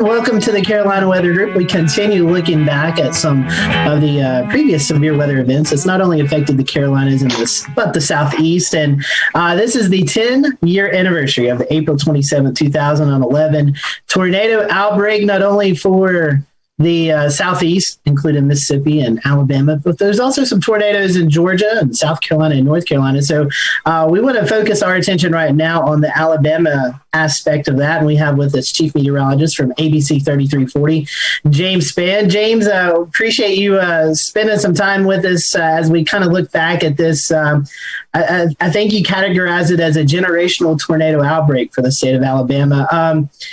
A very well forecasted event leading into it. Take us behind the scenes as as you there at the station are getting not only the viewers ready, but the reporters ready, the storm spotters ready, take us back to what it was like a couple of days leading into the event. Well, it was a well forecast event. And, one thing about it, I didn't know it was going to be that bad. I didn't know. I mean, could it be? Yes. But odds of an event like that are always not that high. So I didn't know we were going to have 62 tornadoes that day. I didn't know that the death toll would be so high. But having said that, it was a Wednesday event, and you could start to see it, about 5 days out. The Friday before the Wednesday, we started to mention it. And then after the weekend, we really hit it hard, Monday and Tuesday, with everything we had. And I think people were prepped, and I think people knew that it was coming. But despite that, the only number that matters to me, and I'm a numbers guy, is 252. That's the number of people that died that day. We had 251 names, and we had one infant that was delivered prematurely at 6 months. The infant did not have a name, and the infant didn't live. So 252. And that's just a reminder, guys, we got some work to do. I think what we learned that day is that, what we do is not enough. We need some help. And we've been trying to get help for the last 10 years to make the process better. It was an interesting time, too, I believe, because that's when social media started coming into effect. And looking back through some of the coverage, you had the storm chasers out in the field. You were getting some reports via social media. I guess Twitter was about maybe, 5 years old, and Facebook had been around for a while. And it was still kind of primitive. The penetration of the public is not as high as it is now, but it was still very helpful. I think the most amazing thing to me looking back on that day was how we were able to get video back from the middle of nowhere. I mean, we had some pretty remarkable video of these big wedge tornadoes. I mean, literally in the middle of nowhere. And cell service in 2011 is not as good as it is now in terms of coverage. But with social media, I pushed out stuff on Twitter and Facebook when I was on the wall over there. But it's still, like, even today, the most important thing I do is television. But it was great getting reports and pictures and video, not as much as we get today, but that always helps. I mean, it's just crucial. I mean, you can't beat showing a live video of a tornado. In fact, that's one thing we learned from social science, is that when you show radar on television, and we were standing out there April 27th, 2011, I don't know, in the morning we were there for 5 or 6 hours. And in the second round, we were up there for 8, 9 hours. You show radar, it doesn't mean much to people. I mean, all you weather dweebs on here, you show a hook echo and a debris ball, the eyes roll in the back of your head and your underwear starts flapping up and down your legs. Everybody knows, man, this is awesome. But to most people in the street, they don't know what that is. And even if you communicate that clearly, they still might not believe you. But by golly, if you show them a live video stream of this big tornado, they're going to dig a hole and they're going to get into a safe place. So we have to do a better job of getting cameras on these tornadoes. And it's problematic for us. You guys know this where you are. I mean, most of our tornadoes are rain wrapped. Most of them happen at night. We have hills, we have trees, but we do the best we can. But I thought on that day, it was pretty amazing how many tornadoes we did get on camera. You had multiple tornadoes at one time. How was that? I know you and I had some meteorologists out in the field, another meteorologist in the studio helping you. What was it like covering multiple tornadoes, strong tornadoes at the same time? There's no book or manual on how to do that. You don't learn that in college. You kind of learn it on the fly on that day, which is what we had to do. And that's one of the things I look back on. And then everybody's probably seen, whether people that listen to the show here, they've probably seen some of that. History is going to judge us for what we did that day. And I tell Jason Simpson, Jason was the meteorologist with me in the studio. We bonded that day. If you go through a generational tornado event with another meteorologist in the same room, you will be bonded for life. And I've known Jason since he was a kid. He interned with me. He's a really close friend. He's chief meteorologist at the station in Huntsville now. But, history is going to judge us, the two of us, for what we did that day. And I don't even know if what we did was right or wrong. Obviously, we did something wrong because 252 people died. That's inexcusable for anybody in the weather enterprise, inexcusable for the public. These were precious people that died. And I look back on it, I wonder, like the Tuscaloosa tornado. Everybody talks about the Tuscaloosa tornado. Well, what about the Cordova tornado? Tuscaloosa is a population center here. There's a big college there.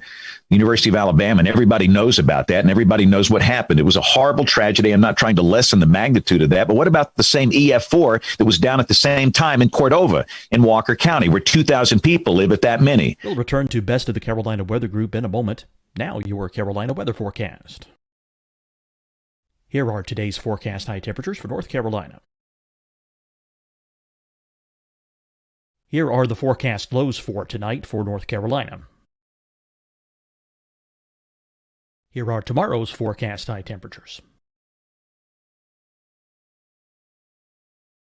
And here's forecast rainfall across North Carolina tomorrow. Here are the forecast highs for the day after tomorrow.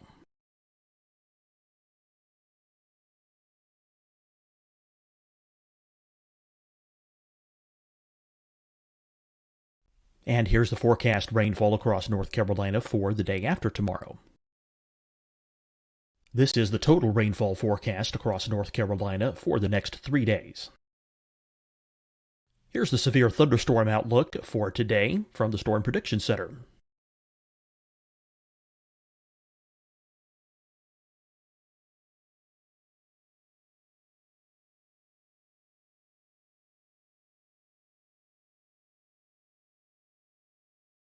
Here are the forecast high temperatures for today for South Carolina.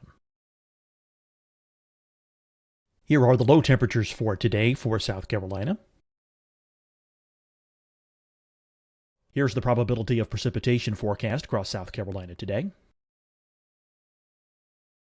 And here are the rain chances across South Carolina tonight. Here are tomorrow's forecast highs across South Carolina. Here are the forecast low temperatures for tomorrow for South Carolina. And here is the probability of precipitation across South Carolina tomorrow.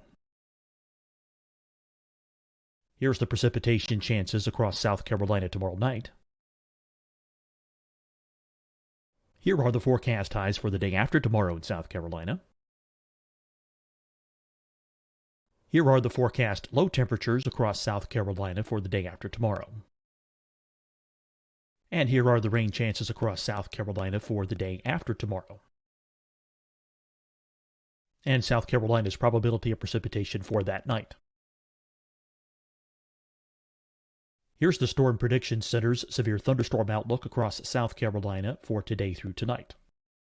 Here's the Storm Prediction Center's severe thunderstorm outlook across South Carolina for tomorrow and tomorrow night. And here's the Storm Prediction Center's severe thunderstorm outlook across South Carolina for the day after tomorrow through that night. Here's the severe thunderstorm outlook for today from the Storm Prediction Center.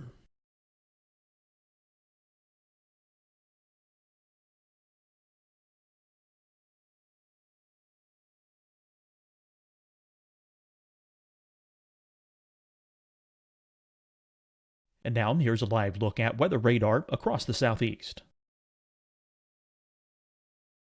Fight the spread and take a stand against coronavirus. Wear a mask in public. Stay at least 6 feet apart from others. And get tested. Join us and fight the spread. Visit scdhec.gov/COVID-19. Getting tested for COVID-19 helps you to take the steps needed to protect yourself, your loved ones, and your community. Find the testing location at scdhec.gov/COVID-19 testing. Deciding when to wear a mask isn't about who you know or how well you know them. Just ask yourself, will I be with anyone I don't live with? If the answer is yes, get behind the mask. Help slow the spread of COVID-19. Get behind the mask. Learn more at covid19.ncdhhs.gov. Hi, everyone. I'm Dr. Mandy Cohen, Secretary of the North Carolina Department of Health and Human Services. And when you follow the 3 W's, you protect your family and your neighbors from COVID-19. When you leave your home, practice your W's. Wear a cloth face covering, wait 6 feet apart, wash your hands often. Wear, wait, wash. We're in this together. Stay strong, North Carolina. You'll see your Carolina weather forecast at 25 and 55 past. And now back to the best of the Carolina Weather Group on the all-new Carolina Weather Net. About that. And did we focus too much on the Tuscaloosa tornado because we had that thing on camera and not focus enough on the Cordova tornado? I think about that a lot. And even in that case, we had two others down at the same time. And you just try and bounce back and forth between these things as best you can. And I try and give equal time. And I firmly believe that television meteorologists discriminate against people that live in rural areas. And that really makes me mad because I am from the guys. I'm from rural South Alabama. I'm from Greenville, Alabama. You guys ever seen Forrest Gump? Where's Forrest Gump from? Greenbow, Alabama. The guy that wrote that book, I know him. He passed away recently, Winston Groom. He patterned Greenbow after Greenville, this little town where I came from. And, if it's in a big market of, part of the city, the metro, we'll be on television live, local, late breaking, saving lives, the Weather Authority. But the minute it goes out into a rural area where maybe there's 1 meter in the whole county in the television ratings world, you go back to Freak of the Week or whatever it is on television, which is absolute insanity. What you're saying, people that live out in the country, their lives don't matter. And I'm not going to play that game. And the day they ever tell me to stop, I'll just go somewhere else where I can do that. But they've always supported me here.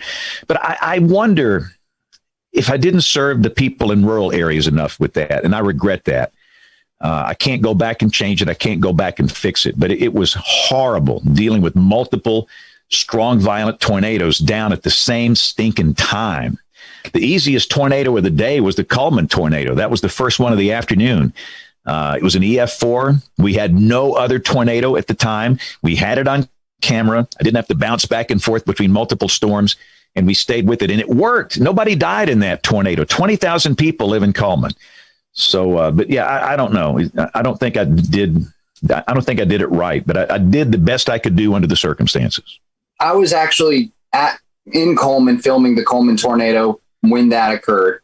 And I was live streaming it as well at that time to Chaser TV, which was the big Storm Chaser streaming platform back in the day. One of the things that was crazy is the communications actually kind of went down, cell communications and pretty much everything else. And people were kind of distraught and didn't know where to turn to get their information from.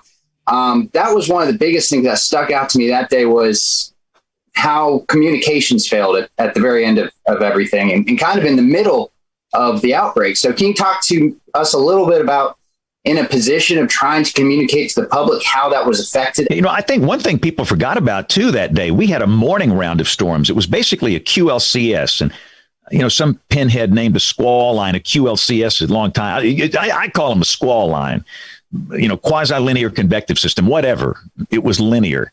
And we had a few embedded tornadoes and there was widespread wind damage. And that morning we had 250,000 people with no power before the big events started. And 5 people died in the morning storms. That in itself was a tragedy. And so we had a problem going into the afternoon with so many people without power. You had a lot of cell sites down. You had a lot of infrastructure damage. And our TV station, we had a lot of damage. We had cameras down. We had microwave paths that were down. We were crippled. I mean, all these engineers, we had a little break between the morning round and the afternoon round. And we got off the air for a little bit after the morning round. All these engineers, they came in there telling me everything that wasn't working. This doesn't work, and this is down. This is not working right now. And I finally said, guys, stop. I need to know what is working because we've got to get through the afternoon and prioritize how we're going to repair what we can in the next 2 hours. And they did a great job of getting things back, including that Coleman camera. That's one of the ones that went down. But yeah, there was clearly infrastructure problems with communication that afternoon. I think the one thing we learned is that some people have forgotten that good old radio and television is free. It is over the air. It has nothing to do with a cell network, and it's pretty darn reliable. And we often just blow past that these days. I'm going to watch it on my phone on YouTube TV, or I'm going to watch it on, whatever on a streaming platform. But what happens when all the cell sites go down? We're still on the air. These big 5 million watt blowtorch transmitters we have, not that many people watch them over the air now, but I think we have to remind people that with a, crappy $5 antenna from Walmart, you can pick up 60 channels, and you need to have that in your toolkit at your home in terms of severe weather. So I think that's the one thing we need to do. And goodness, local radio, people have forgotten about it. Everybody streams, their music on their phone. But they forget that we've got these local radio stations that are 100,000 watt blowtorch FMs and AMs, and they will simulcast our coverage. And they provided a lifeline that day. And I got to give a shout out to all those radio stations that just simulcast our coverage. If you listen to all those videos, those YouTube videos about like Tuscaloosa and these places, you could hear my voice. That was over the radio. So I think that's a thing we need to remind people of today, is that TV is still free. It is still over the air, and you don't need a cell network to watch it. James, the thing I wanted to ask you is what has changed over the years since April 27th of 2011, and how do you do things differently today when you're on and involved in a situation like what happened back on March 17th of this year compared to the way you handled April of 2011? Well, here's the deal. After the event, I didn't talk about it for 6 months. I had nothing to say. And people that know me, that's an anomaly. I mean, I'm a bag of hot air, and I've always got something to say. In fact, the National Weather Association annual meeting was here in Birmingham that year. Usually, James, they get me up there just to wave my hands, and I talk loud and I say something, that's outrageous. And I didn't speak. I had nothing to say, nothing. And everybody just couldn't believe it. But I needed to go through the phases of grief. These people died on my watch, and I'm in the process of trying to memorize every name. I'm not there yet. I was hoping to be there in 10 years. 251 names, their stories. Let me tell you, so you want to get motivated? You do that when there's a tornado in your market. Learn their names, talk with their families, get to know them. It will be so motivating for you in future events. But what after 6 months, I said, all right, let's roll up our sleeves and let's fix it. Something went wrong. There were 62 tornadoes in one day in the state, and there was a darn good warning for every one of them. In some cases, the lead time was 40 minutes. And I thought the death toll that day should have been 30. And 222 people ought to be listening to this show right now. And so I went to some of my friends in the social science world and said, help. And the first one that really reached out to me was Dr. Cloco McLean, Kim, and so many others I've befriended. And I'm not going to start mentioning names because I'll leave somebody out. But they have been such a great help. But this is the bottom line. What we do is not enough. My background is physical science. My first major in college was electrical engineering. And I changed majors and finished in meteorology. I don't know anything about being some TV guy or radio guy, or I don't know anything about it, really. I've just tried to watch people that I think are good and learn from them. I don't know anything about human behavior. And here we are trying to get people to do something, to take action. So they have so helped us. But here are the quickies on what we've learned, how things have changed. There's no doubt in my mind the number one reason people died that day, the siren mentality. I don't know what it is about Americans, especially in tornado-prone areas, and these stinking sirens. It's like there's a love affair. They think they're sexy or something. Now, I'll admit, they sound cool. I mean, you get a video, some guy with a tornado down and that thing's wailing in the background, but you can't hear that thing in your house during a raging severe storm at 3 a.m. And we've got to be better at teaching people this ain't it. I mean, they serve a purpose. They reach a few people outdoors, but that's it. And weather radio penetration is embarrassingly low in tornado-prone areas, Oklahoma, Alabama. And we've got to do a better job of getting a weather radio in every house. And again, that doesn't work on cell technology. You guys know that, these big RF transmitters the Weather Service has, and, teach people about, your phone's not enough. You got to have two ways, because your phone's going to quit working, and WIA might not work, and your app might not work, and the weather radio. But if you do all this stuff together, you'll get the warning. But that's the main thing, the siren mentality. And the number two reason people died, the lack of helmet use. It's not that hard, guys. It's not. Most people that die in tornadoes, and let me just say this, I dabble in healthcare. I call it my hobby. For 15 years, I have been the chairman of the board of a really large tertiary care hospital here. I've just been interested in it. And I fell in love with these people 15 years ago, and I've learned a lot by talking to ER docs. And they will tell you that most people that die in tornadoes, what do they die from? Blunt force trauma. From where? The skull and the neck region. And all you need is a $5 bicycle helmet from Walmart. And probably over 50 people would be alive today. So it's messaging. It's messaging before the event. We've got an event Thursday, so I just messaged on television. What's the message? Have two ways of getting the warning, and it's not a siren. And you're going to have a helmet in your safe place for everybody. And that's not just for kids. And a lot of people go, well, it's nice for a kid. No. It's for everybody. I mean, you put a helmet on me, it's not a good look. It's like, lipstick on a hog, but it's going to keep me alive. Every life is precious. And so we've learned to message, helmets. That's really, really, really important. And, I could keep going, but one thing that we knew that we screwed up on with the false alarm ratio was too high. It was over 80 in 2011. That's insane. Over 80% of tornado warnings were false alarms. We heard this in research all the time. I hear tornado warnings all the time and nothing ever happens. So the Weather Service in Birmingham went through a really comprehensive program going back to basic science. Kevin Laws is one of my heroes, the Sioux down here. They were issuing tornado warnings for, high-based storms, high LCLs. Never produced a tornado here, never. And they went back to the basic science and cut out all these bogus warnings, and the forest down in the 30s now. And all these things have added up to where it's a lot better now. We had and I'll stop answering your question. I could talk all day on this, but we had an event last Wednesday, St. Patrick's Day. We had 25 tornadoes in one day in the state, 25 last Wednesday. Not one person was killed and not one single person was hurt. Let me tell you what, 10 years ago, it wouldn't be that way. So we've learned a lot, and I think the lessons learned have paid off. James, you hit on a couple things I want to get your expertise on. Social science, overwarning. National Weather Service right now is undertaking their initiative to simplify some of their communications, but also kind of introduce tiers for what goes to WIA and how the public then gets triggered. In your experience, is that going to be enough, you think, to help reach people and get them to understand?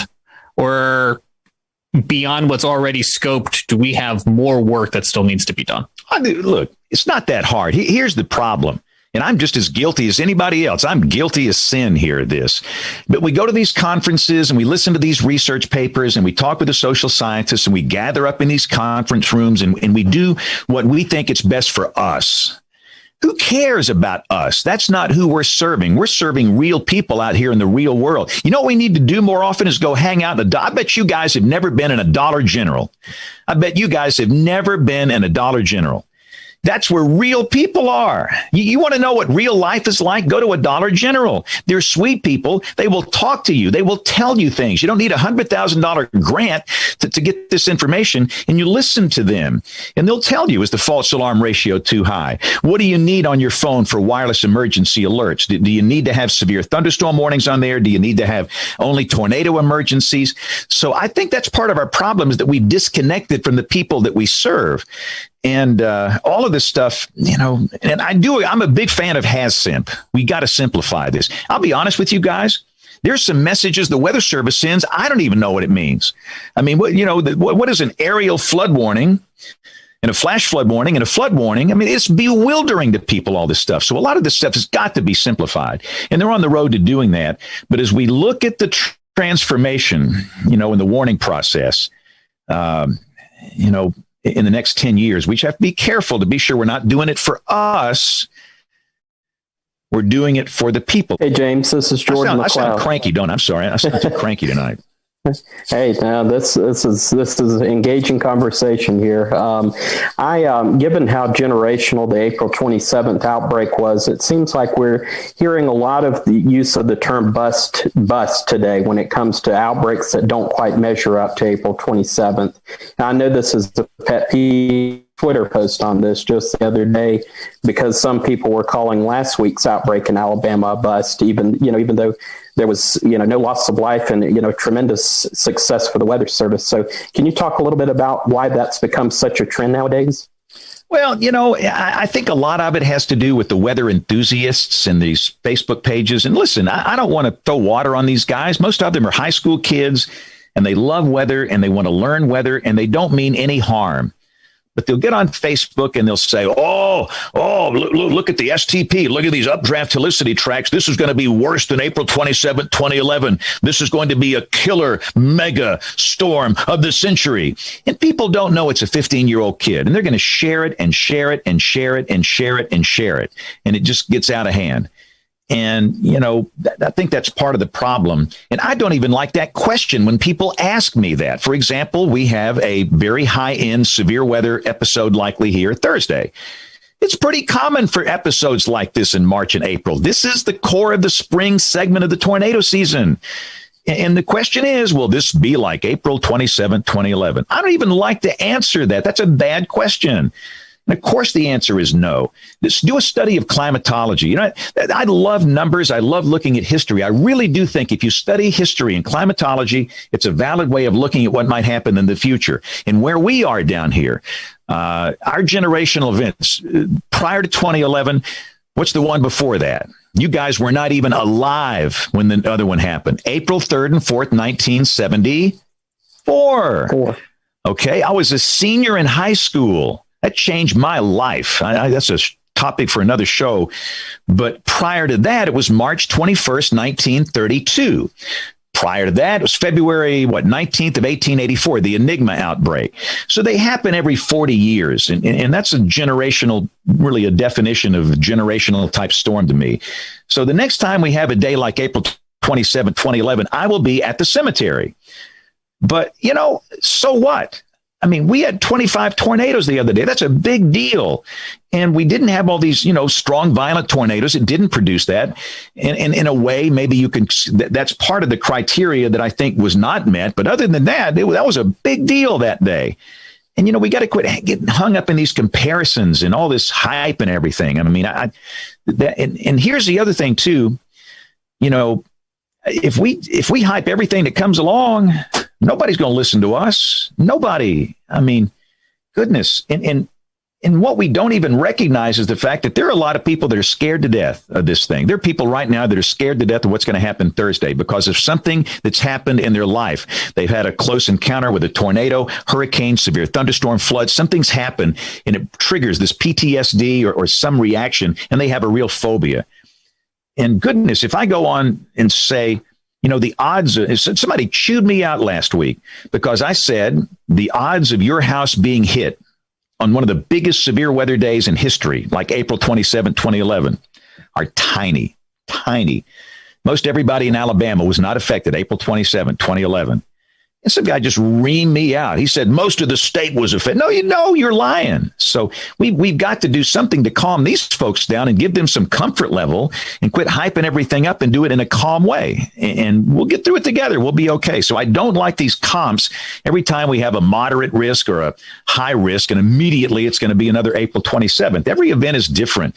And again, the next time we have a day like that, you know, the 2038, 2048, 2050, you guys will still be doing this show here, but I won't be around. Hey, James, quick question here. You bring up the risk. Have we overcomplicated that, the SPC? Well, come on. You guys, I'm sure you guys have talked about it like we have. The category names just are horrible. Yeah, we know trust me. I'll go down to the Target down here in Alabaster and say, what's the highest level risk? Is it moderate or enhanced? Everybody says enhanced. Everybody says enhanced is a higher level risk than a moderate, where in reality it's flipped. And, you know, it's just not working. I mean, it works for people in the weather business. And when you talk with people in the weather service, they say, well, all the emergency managers have been used to those names and those criteria, and they're used to it. Well, so what? Are we here just to serve emergency managers or people that work for the weather service or broadcast meteorologists? We don't know. And so I really think we have to revisit that. And some TV meteorologists just don't even use it. Some good friends of mine don't use their words. They have different colors and different names. And I'm not so sure I'm a big fan of that, because consistency is important to me. If one guy says one thing and some guy says something else, and who knows who you believe? I think we should be messaging the same thing, but I think we have to work together to fix that. And we need to bring in some of the SPC guys and have a long talk. And really, it's way Rich Thompson, John Hart. These are my heroes. They got nothing to do with this. It's up there at NOAA headquarters where this kind of stuff is made. But the 5 levels don't bother me. And I mostly use numbers now. That's what I use. 1 out of 5, 2 out of 5, 3 out of 5. I'm kind of getting away from even using those words because it's just not working.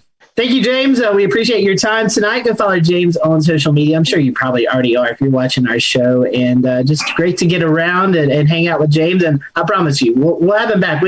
we've got a whole list of questions we didn't even get to tonight. So stick around. We'll make sure that James repays us another visit here real soon. So for the rest of everyone here on the panel, we hope you enjoyed the show, and we will see you back here next Wednesday night for another episode of the Carolina Weather Group.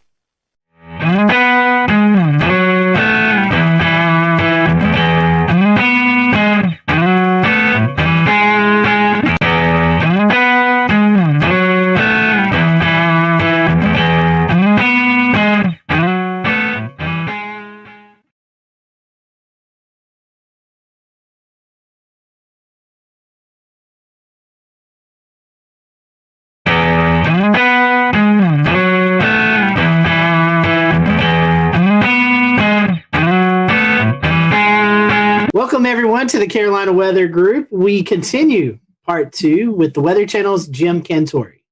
So I think to talk to you, Jim, and not bring up the famous commercial of you going to the beach and playing beach volleyball and going to different places, and the crowds run away from you, and you're like, "What? I'm just here to go to the beach," which is an amazing commercial. I think it's a fun kind of that was pretty brilliant. Time for all of us. So kind of in the sense of that commercial and kind of how we know you, how are the actual kind of emotions and reactions of communities when you do show up and they do see you? Is there sometimes some mixed emotions, or is it usually kind of just people are excited to be meeting you and in an area that is going to be on TV, or is it more of a thing where people are kind of sometimes a little bummed? No, to me, it's both, to be honest with you, Dan. I mean, it's really both because, I mean, obviously during hurricane season, when I show up, it's not going to be good. I mean, the good news with Sally, I'm like, don't worry, I'm not going to be here. I'm going to be moving after my shots. We've been moving every day, so this is no different. Till we finally wound up in Pensacola. But, some people are still excited to come out. Their town's getting some attention. I've been doing this a while now, so people have kind of grown up, just kind of getting used to, if there's going to be a big weather story, Jim's more than likely going to come to town. So if it like I've always said, if it creates the awareness and it has people react in a way that they protect themselves and their family, then great, mission accomplished. So I still kind of get both ends of the spectrum. I mean, I told you one time, I can't remember which storm it was, but I think I was going to North Carolina. I mean, this lady literally, she saw me on the plane. She hollered at me. She told me it was my fault. In front of everybody on the plane. I was just like, okay. But,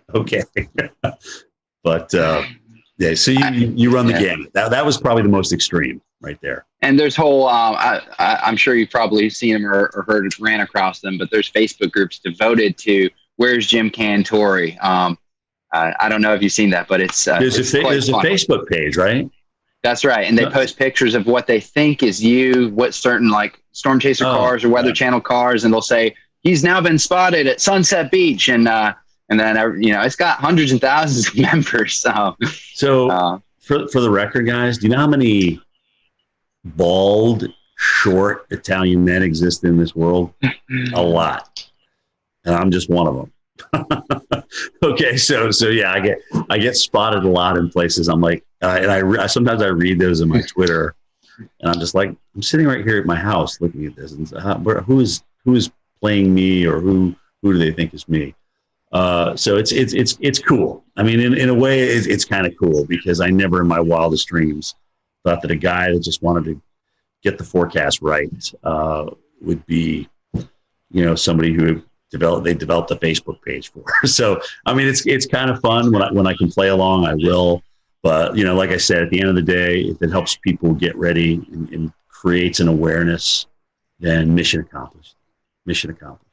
All the memes that come out of that, I'll read you one. I sent the memes. Oh, my God. Oh, man. The one that I thought was kind of funny, I sent this directly to you because it was right in the middle, right when the COVID was just, the fear was so high at one point. And I said, if Southerners don't seem too worried about this coronavirus still, it's because we have been conditioned to believe that we likely don't need to be concerned unless or until this man shows up. And it has a picture of you. So.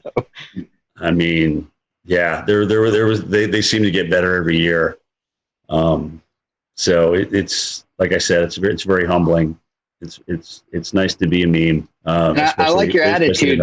I like your attitude on it a lot. I mean, the idea is if you can bring attention in a positive light to the storm, then you're doing a good thing no matter what, and that's great. It's really weird. Bobby Labonte is a friend of mine, and I remember when he was telling me a story about the ESPYs, where he was in the back room with Tiger Woods. We'll return to Best of the Carolina Weather Group in a moment. Now your Carolina weather forecast. Here are today's forecast high temperatures for North Carolina.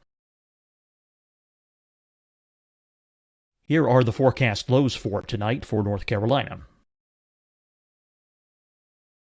Here are tomorrow's forecast high temperatures. And here's forecast rainfall across North Carolina tomorrow. Here are the forecast highs for the day after tomorrow.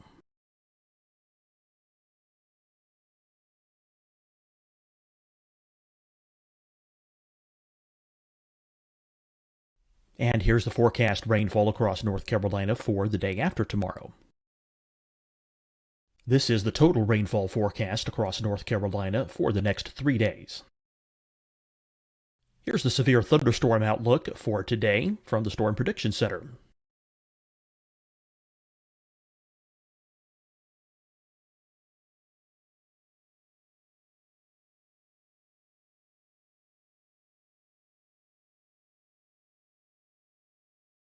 Here are the forecast high temperatures for today for South Carolina. Here are the low temperatures for today for South Carolina. Here's the probability of precipitation forecast across South Carolina today.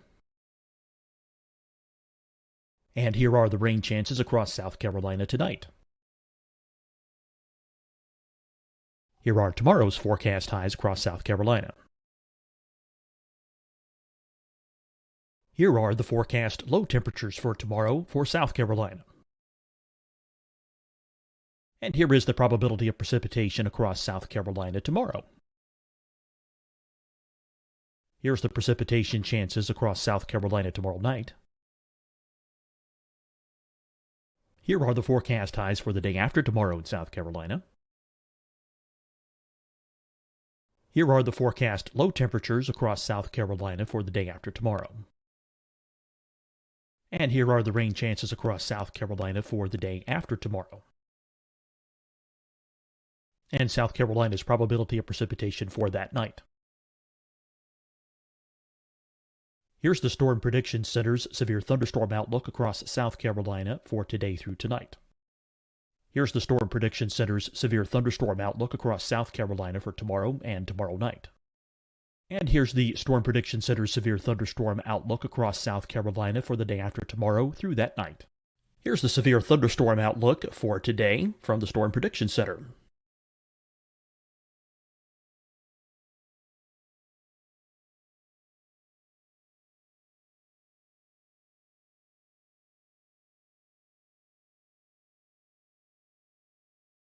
And now, here's a live look at weather radar across the southeast. Fight the spread and take a stand against coronavirus. Wear a mask in public. Stay at least 6 feet apart from others. And get tested. Join us and fight the spread. Visit scdhec.gov/COVID-19. Getting tested for COVID-19 helps you to take the steps needed to protect yourself, your loved ones, and your community. Find the testing location at scdhec.gov/COVID-19 testing. Deciding when to wear a mask isn't about who you know or how well you know them. Just ask yourself, will I be with anyone I don't live with? If the answer is yes, get behind the mask. Help slow the spread of COVID-19. Get behind the mask. Learn more at covid19.ncdhhs.gov. Hi, everyone. I'm Dr. Mandy Cohen, Secretary of the North Carolina Department of Health and Human Services. And when you follow the 3 W's, you protect your family and your neighbors from COVID-19. When you leave your home, practice your W's. Wear a cloth face covering, wait 6 feet apart, wash your hands often. Wear, wait, wash. We're in this together. Stay strong, North Carolina. You'll see your Carolina weather forecast at 25 and 55 past. And now back to the best of the Carolina Weather Group on the all-new Carolina Weather Net.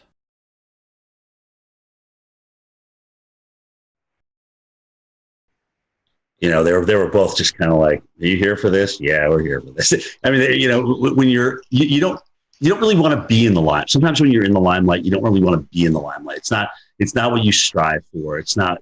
You don't wake up in the morning and say, "Oh gosh, you know, what can I do to make myself more in the limelight today?" I mean, that's just really not. I mean, you know, Bobby is a fantastic race car driver. He won a championship.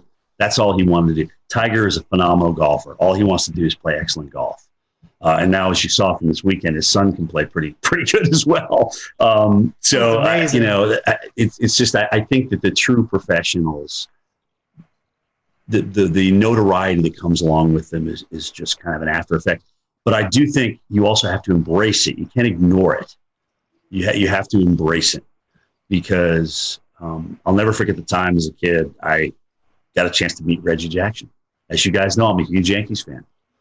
And I got a chance to get an autograph from him. I stood in line just like everybody else. They used to have this big thing in Atlanta called the Super Show, which was everything and anything to do with sports. And I was like, oh my gosh, Reggie's signing for Upper Deck. I got to go get Reggie. So I had my baseball and I stood in line just like everybody else. So when I finally got up there, which was, you know, probably 45 minutes, I was like, oh my gosh, I handed my baseball. I said, Mr. Jackson, what a pleasure to meet you. I mean, you've been you've just been my hero. You know, you took the Yankees to a world championship. And he turns around and looks at his publicist or whatever. He goes, hey, how much time we got left here? 15 minutes. All right, here you go. And he handed the ball to me. It was just kind of, I don't know.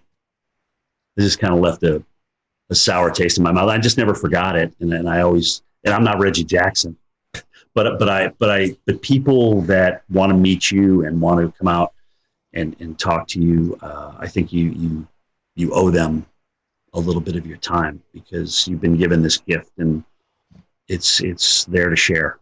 And that's really how I feel about it. But I'll never forget that experience, and I always go back to it. And look at, you know, I can't say that Reggie didn't have another thing to do. I can't blame him for that, but I just never forgot that reaction, how disappointed I was. Now, if I'm out to dinner with my girlfriend, or if I'm with my kids and we're talking and having a good time, and if you want to come up and talk about climate change or what we should do about NextRad, I'm like, hey, can we save this for another time? You know, pick your times and when you approach people. That would be my best advice to other folks out there.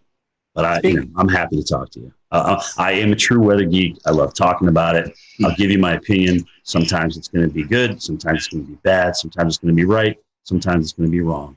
But that's me in a nutshell.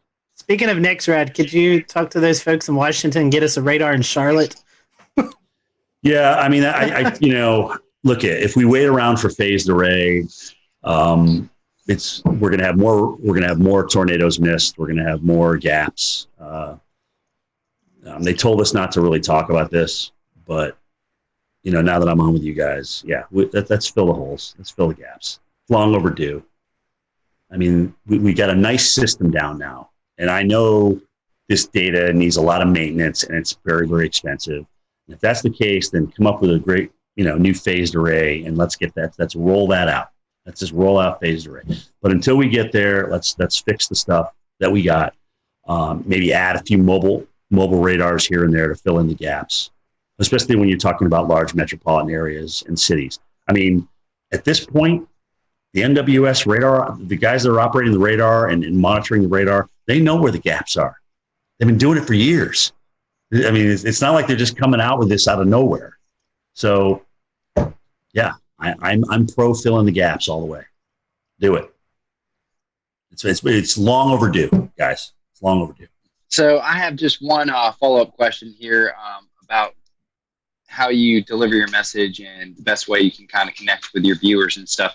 So really, in a perfect world of your day to day, big storm comes around or whatnot, would you rather spend more time actually kind of doing on camera storm action coverage where you're in the heart of the storm, or would you rather spend more time kind of in some instances being from a safe location where you can spend better time broadcasting, have clearer messages, and work more on the communication side?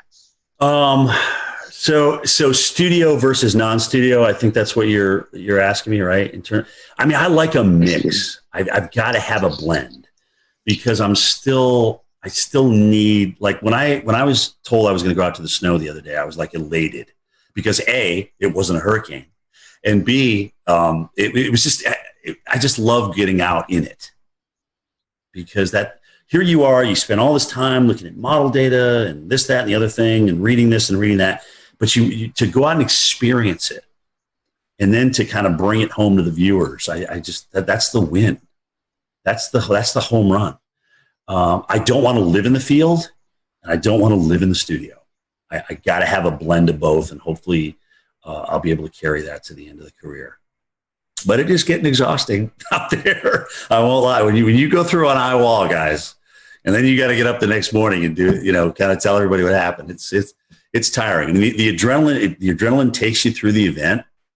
And then after that, the tiredness and the lack of adrenaline, you got to find it from somewhere else, but you still got to put together 2 words in a sentence. So that's how that's going. What's going on, Pete? Hey, what's going on, Jim? How you doing? Good, man. So to kind of piggyback off of that question, take us through your workday at the Weather Channel, from when you wake up to when you leave the Weather Channel for the day. So AMHQ is the show I'm on, 7 to 10 in the morning. Get up about 4:15, come down to this very computer that I'm on, jump on it, see what's going on. Like I said, Twitter is nice not only for us to communicate with each other in the enterprise, but also it kind of helps me centrally get my thoughts together. What do I really want to say about this? What do I think about it? And I can put it down right there and go from there, because more than likely I'm going to be talking about one or more of those things when I get to the Weather Channel. So, I'll get in about an hour before my show. I'll slap a little powder on, put my mic on, go meet with my weather producer, talk about any interviews that are coming up with my show producer, and boom, here we go for 3 hours. Strap in and enjoy the ride, and be ready for whatever Stephanie has to throw at you, because it's usually something you didn't expect. But it's great. She makes it fun. She really does. She makes the whole 3 hours go by. When her, Jen, and I aren't there together, it's definitely different. And that's not to say other people aren't talented, because Felicia and Tevin and Jordan and Chris, those guys are all incredibly talented. But it's just we've been working together so long now. We kind of got this little routine. We kind of know each other's quirks and things like that. So it's very fun. After the show, we have a meeting at 10:30. A call in, kind of talk about the evening show, Mike's show, Bettis' show, and then what's going to happen the next morning, who we may have as guests and things like that. And that is my day. And tell us, like, behind the scenes, who's in the studio during the show, and how many people are working on the show every day. So in the studio, it's either 2 or 3 talent. Sometimes they'll have somebody from home. Like if Steph or Jen are on the road and they just get back, they will have them home for a couple of days. Again, this is all about a part of the COVID thing. It's been weird. I've actually been lucky because when I've come back from the field, it's been a Friday. So I just go into my weekend and I just come back into the studio. I think I'm the only guy who doesn't have a home studio. I said, look, I will come in. I have no problem in coming in. They have me in this area where nobody's around. I have my own desk. It's literally yards and yards away from anybody else. So I'm nowhere near anybody. And it's literally as soon as you walk in the door. There's a couple floor directors, 2 weather producers in the studio, but we're all spread apart. That studio that we have downstairs that we're doing the immersive reality on is huge. It's kind of like a half a gym if that gives you an idea of the size. So ceiling wise and width wise. So we just have everybody spaced out perfectly. And, you know, a lot of the cameras are run from inside the production booth, so they can run those from upstairs with the joystick. So we don't need people down there moving cameras, even though sometimes you have to move some of the cameras. It's really the jib operator who's got to move this big jib and this big teleprompter so that we're out on the new augmented reality set.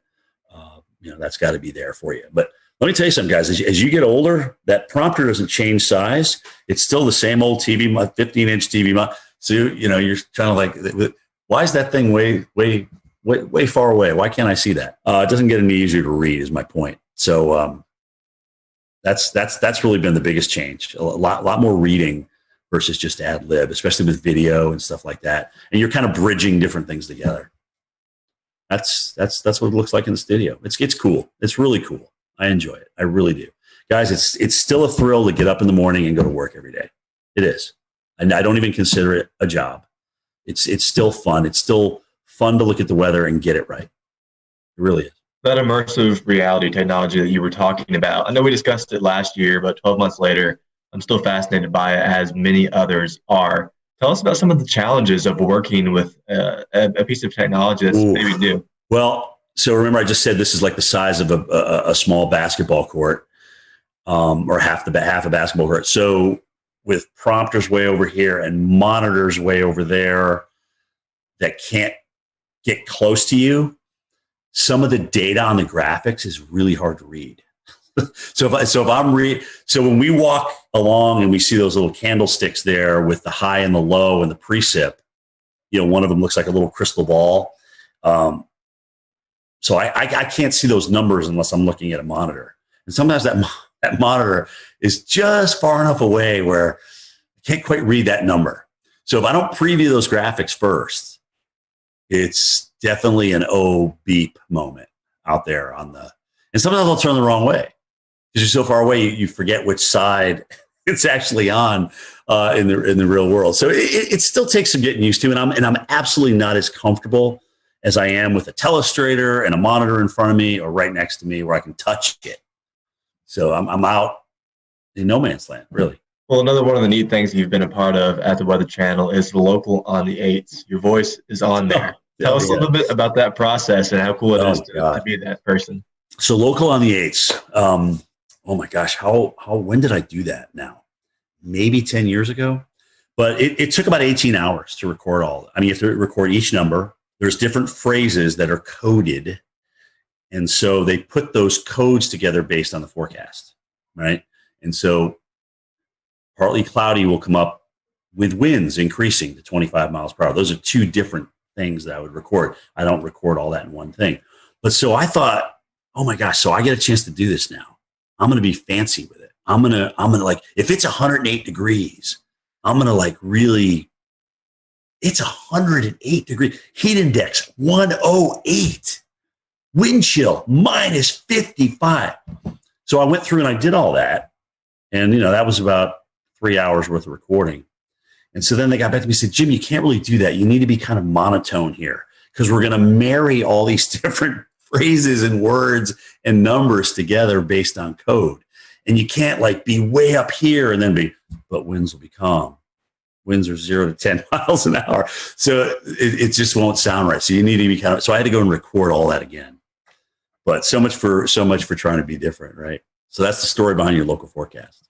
Well, and it's crazy, dude, because when I here I am with my mask going through an airport and somebody will look at me and they'll be like, I know who you are. I know I recognize that voice. And I know it's from the local forecast. So not even being able to see my face, just from the local forecast, I get recognized now. It's great. Well, it sure sounds a lot better than it used to before that. Yeah, well, it's HD. It's got a little bit more resonance to it, reverb to it. And yeah, it's not the National Weather Service radio, that's for sure.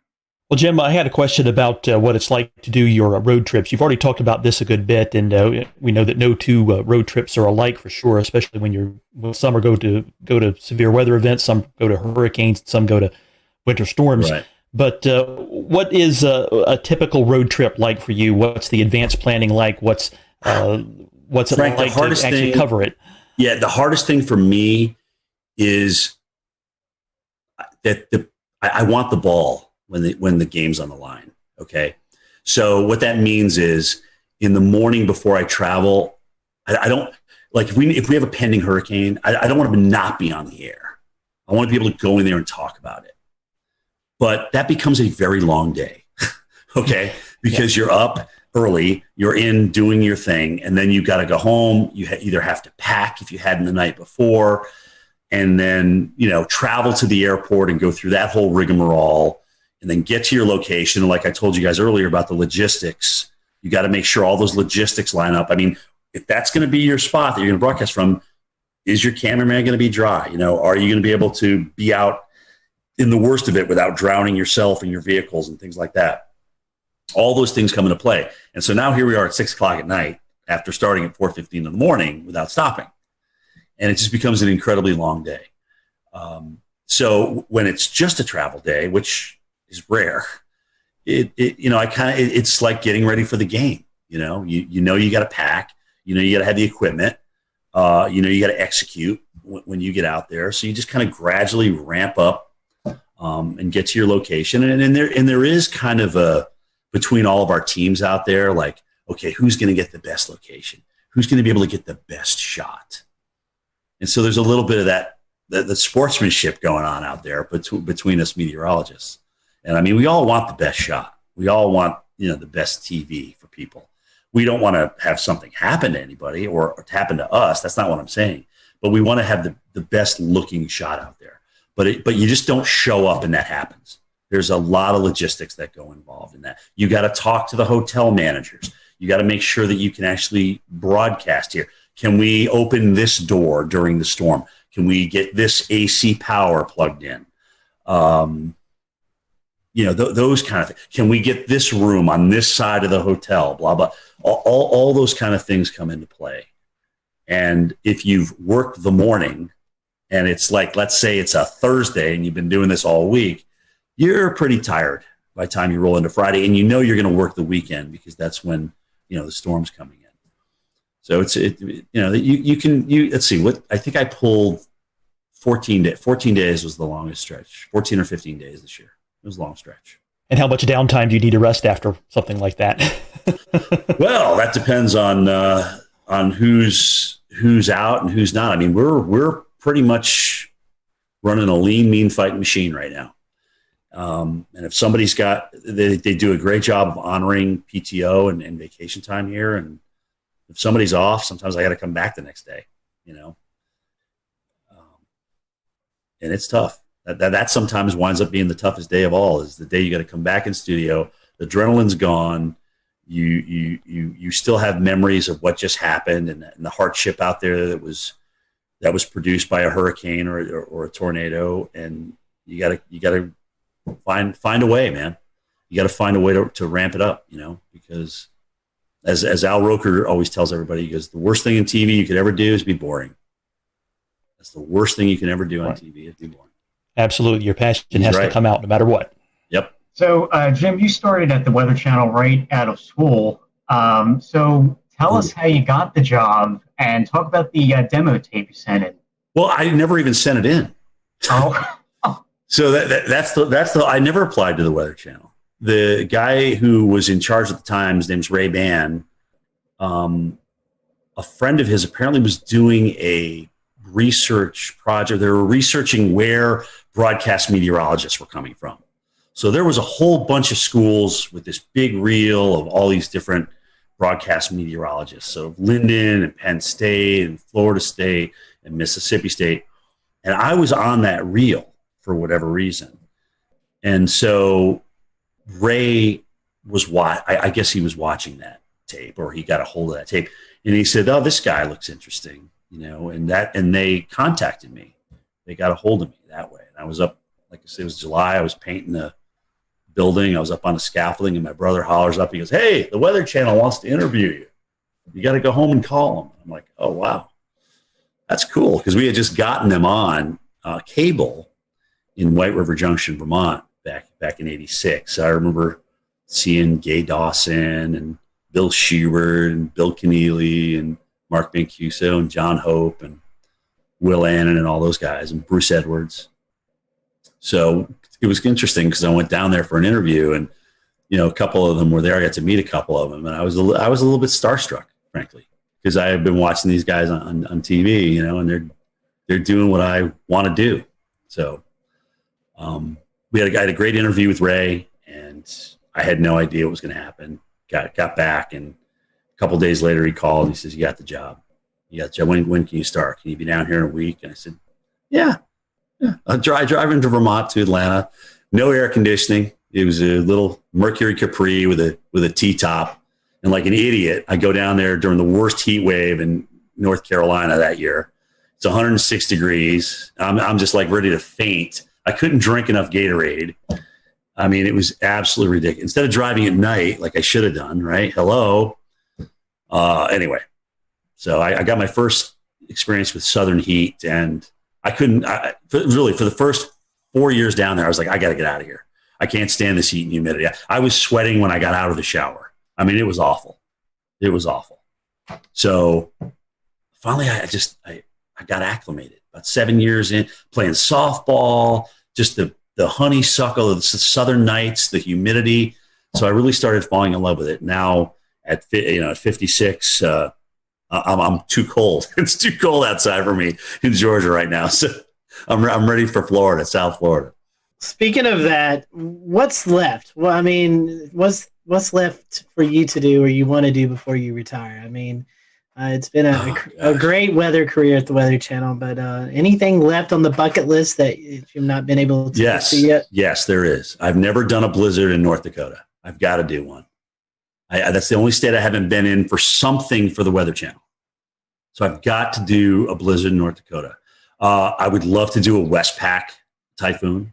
Okay, I really would. I would love to do one. Maybe do what was a hurricane in the Atlantic ramming into the UK or Ireland or something like that. I mean, that would be just to kind of experience weather in different parts of the world. Antarctica, this iceberg that's supposed to crash into that island down there.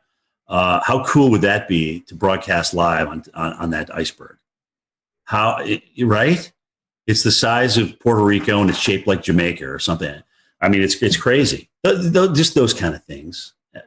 I mean, I like voicing over storm stories, but I liked doing Cantore stories better. I mean, this is really I've been blessed, man. I got to see a lot of the world. I got to work with NBC Sports during the Olympics. I got to work out with Al Michaels, who also always called me Dr. Doom. I mean, it was just really cool. I've just had some really cool experiences. But honestly, I'd like my goal, God willing, is I can get 40 years in broadcasting, and that's okay. Maybe I'll be done after that.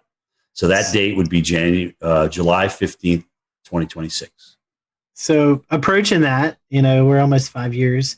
We had a colleague of yours on, Tom Nizzle. He has a mountain. Yeah, he has a cabin up here on Rome Mountain. So we talked to Tom a lot. So what does retirement look like for you? You going to move into the mountains? You said South Florida just a little bit ago. What's it look like after TV life? Yeah, I mean, I love the lake. I love the mountains. It's really an extension of the area I grew up. Think about, right? It's Southern Appalachia versus Northern Appalachia.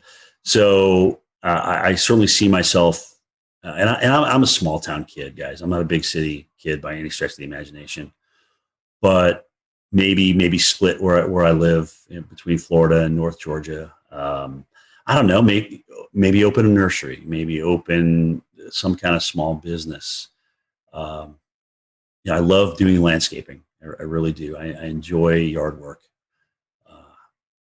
Maybe I won't in 5, 6, 10 years from now, but who knows?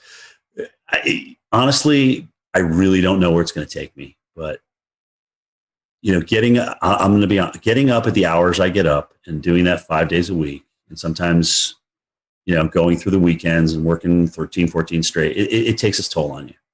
It really does.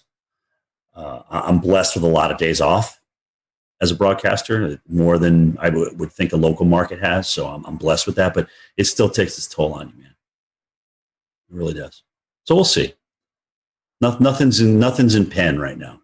Well, as we near the end of this podcast episode, we always kind of want to ask a few little silly questions to finish things up and to keep it light before we call it a night. So first and foremost, we'll try some information out of you. I know that you guys probably have some fancy weather models and weather model providers at the Weather Channel, but do you have a favorite mainstream weather model site to use? Oh, gosh. I mean, We'll return to Best of the Carolina Weather Group in a moment. Now your Carolina weather forecast. Here are today's forecast high temperatures for North Carolina. Here are the forecast lows for tonight for North Carolina. Here are tomorrow's forecast high temperatures. And here's forecast rainfall across North Carolina tomorrow. Here are the forecast highs for the day after tomorrow.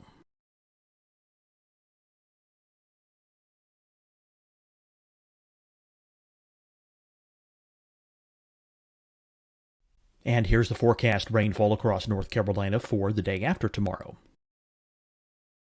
This is the total rainfall forecast across North Carolina for the next 3 days.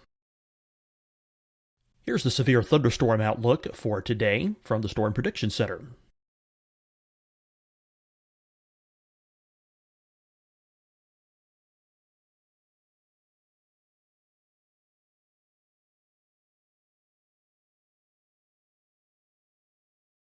Here are the forecast high temperatures for today for South Carolina.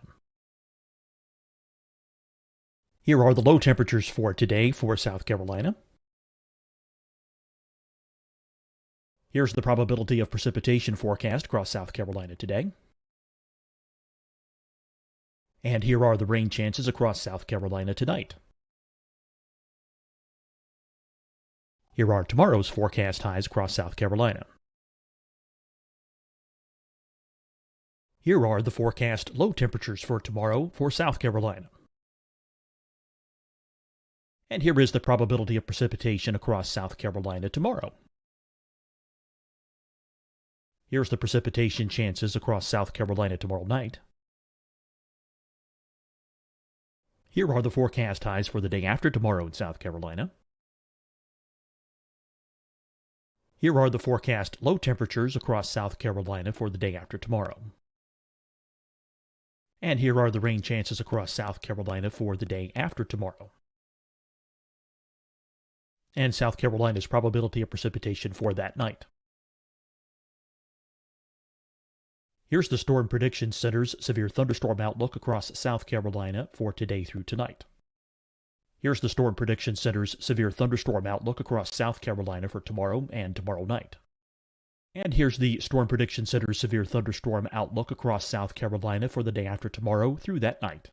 Here's the severe thunderstorm outlook for today from the Storm Prediction Center.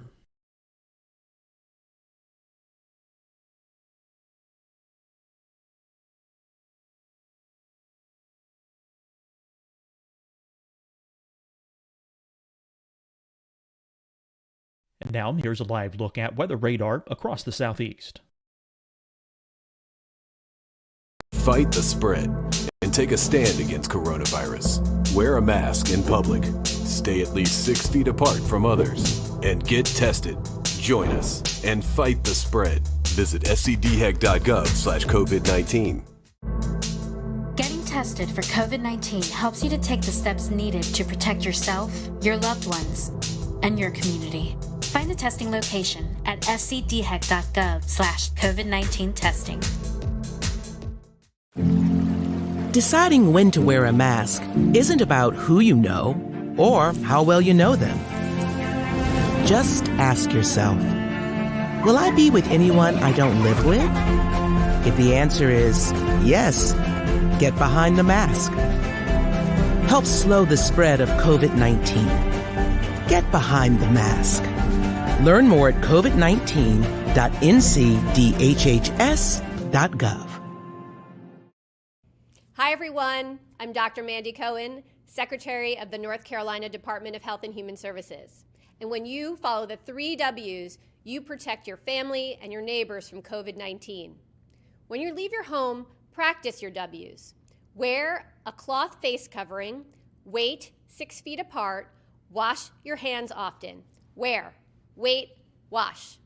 We're in this together. Stay strong, North Carolina. You'll see your Carolina weather forecast at 25 and 55 past. And now back to the best of the Carolina Weather Group on the all-new Carolina Weather Net. Genius, sometimes to his own detriment. I mean, but I love the two websites he's designed. Levi does a fantastic job with Tropical Tidbits. I don't know the guys that are in charge of Pivotal Weather, but I think they've done a great job. Weather Nerds, there's just so many. I mean, Weather Tap, I still go back to Weather Tap, look at the radar, especially now that they changed the radar site. But anyway, I mean, it's still, WSI Energy Cast is still one that we can access too. So dude, it's endless. I have literally 60 tabs open. 60 tabs. It's ridiculous. It's absolutely ridiculous. I totally get that. I think, I think probably somewhere around there, 60 to 80 bookmarks. Just So I'm not alone here. Good. Oh, thank God. No, and you're not alone by any means. And especially when you have hurricane updates, when we all know the madness of how often those models update. So which site you're going to is really important. So yeah, they're lined up across the top. They're just lined up, endless.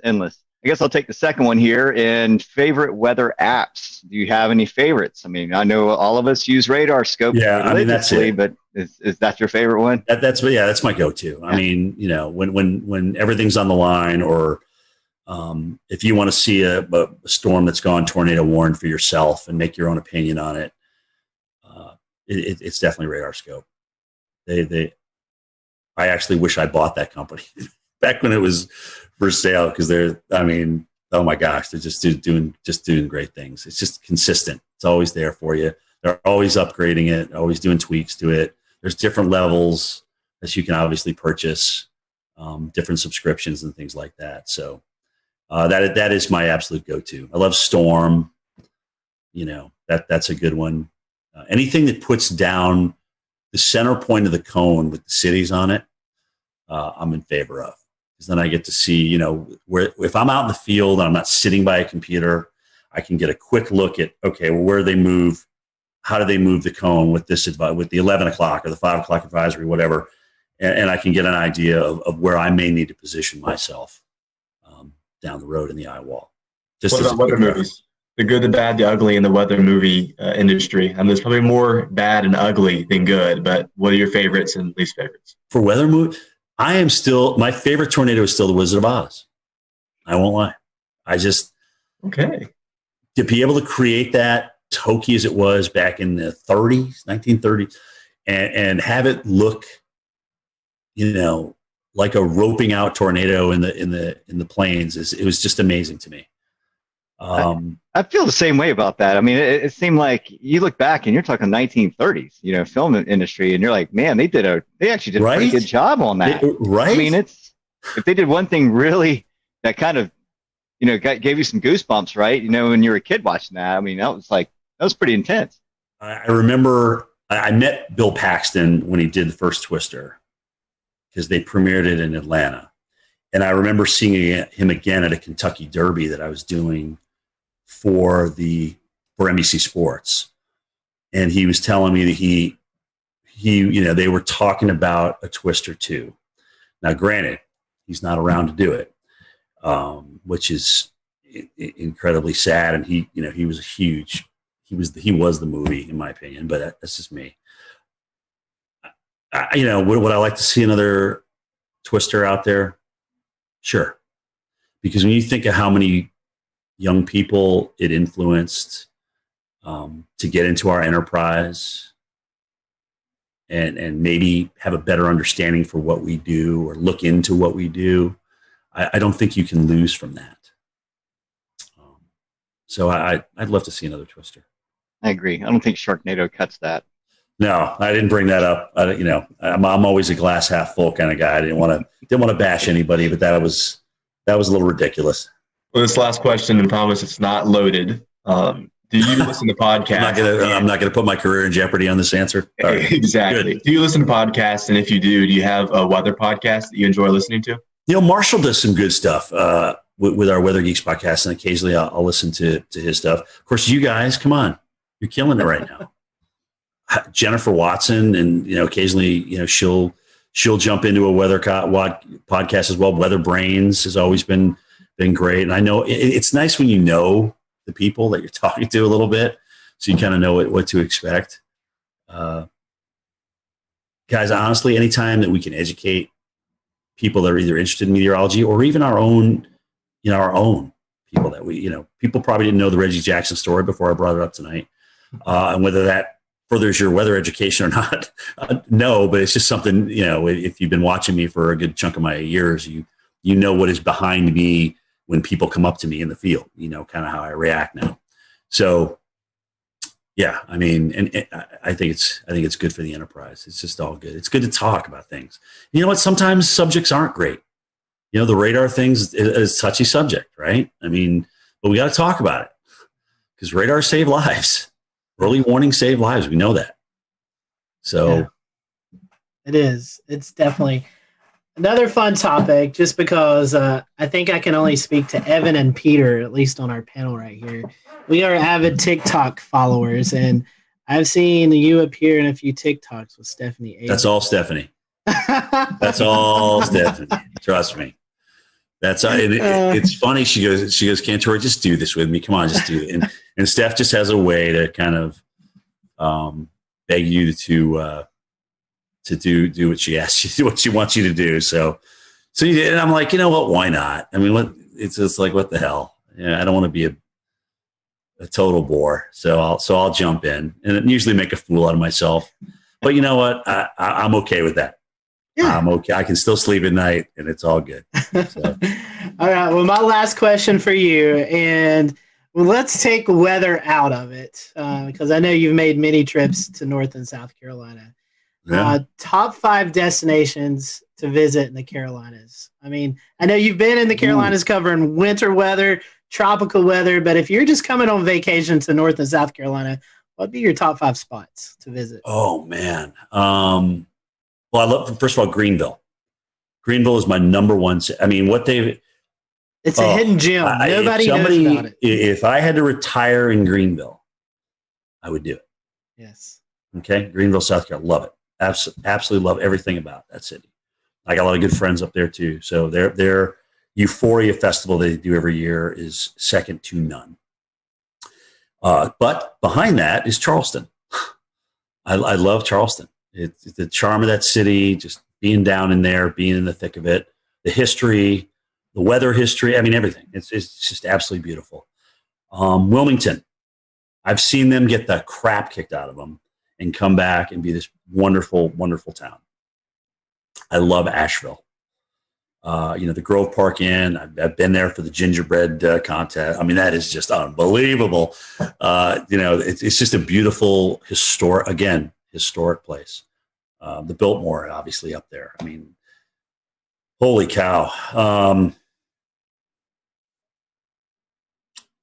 Gosh, where else have I been in the Carolina? I think it was Winston-Salem. Maybe, or was it Hickory? I can't remember. I got a friend that I went. They had just like refurbished the downtown. I can't remember which one it was in, which one I was in, but I thought that was a pretty cool place.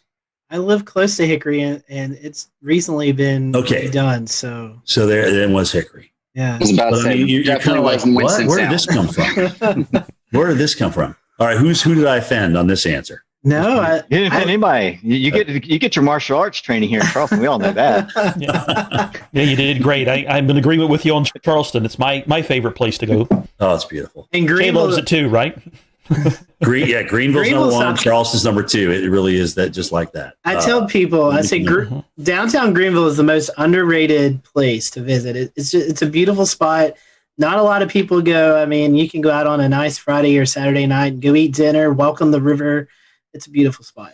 Like I said, if somebody said, all right, Jim, you have to leave Atlanta, you have to go somewhere else, where would it be? It would be Greenville, South Carolina. I know our buddy Wes Grimes, who actually submitted a question earlier. He loved when you visited Boone a couple of years ago during the big snowstorm. And oh my God, that was awesome. I know Boone loves you, so if you ever make it back up there, I know you'll have a lot of folks and friends up in the Boone area. So. By the way, the Boone stick is still around. Apparently, it's in my producer's Steve Pederak's office. I'm like, dude, you got to bring the Boone stick back out. I've never pushed so many cars out of the snow in my entire life than in Boone, North Carolina. Well, I will tell you this, from a guy, Evan and myself, living in Western North Carolina, we definitely hope we can copy that sometime soon, because we're in our snow drought. That was the last time we had measurable snow here outside of the mountains, was that storm a couple of years ago. It's going to be tough with La Nina, but we'll see. Especially strong, like we got a strong La Nina. But it's an active pattern, dude, and we got the negative NAO, so you may get a little bonus out of that. We'll see. I'm afraid more ice than anything. That's my concern this year. Yeah, that's the models keep head faking, though. They keep wanting to bring the AO back positive again, but it keeps not happening. And again, well, we all know how those forecasts go sometimes. Right. we've all been disappointed a few times. Look at that NAO. It's going to go so negative. Anyway, we'll see. We'll see what happens. Well, Jim, we certainly appreciate your time. We want to wish you a very Merry Christmas and a Happy New Year. And for those who are listening to the podcast, I'm sure they're probably following you on Twitter, on social media, but if they can't, or if they're not, how can they do that? So at Jim Cantore is my Twitter. I don't do Facebook, but my tweets go to Facebook. At Instagram, at Jim Cantore on Instagram. That's more of my personal life than. Sometimes I'll throw some weather on there. I have been lately, but that's personal's Instagram, and weather is mostly Twitter. And that's me, man. We appreciate your time, and thank you guys for watching tonight. Yeah. We hope you have a great evening, and we'll see you back soon here on the Carolina Weather Group. Merry Christmas, guys. Thanks for having me.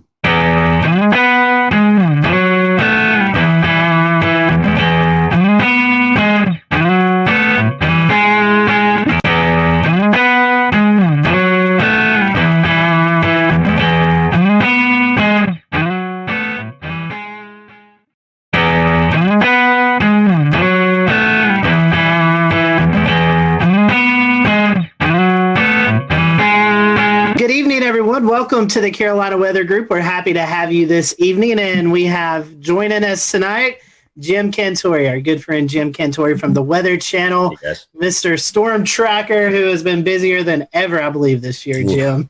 It's been a busy year for you. Tonight, we're going to be talking about reviewing 2020 and just all the crazy things that's happened in the weather community with storms and hurricanes and how we battled it with COVID as well. So a really interesting conversation tonight that we're looking forward to. So Jim, we were just talking a little bit before we started tonight. How are you doing? It's been a busy year.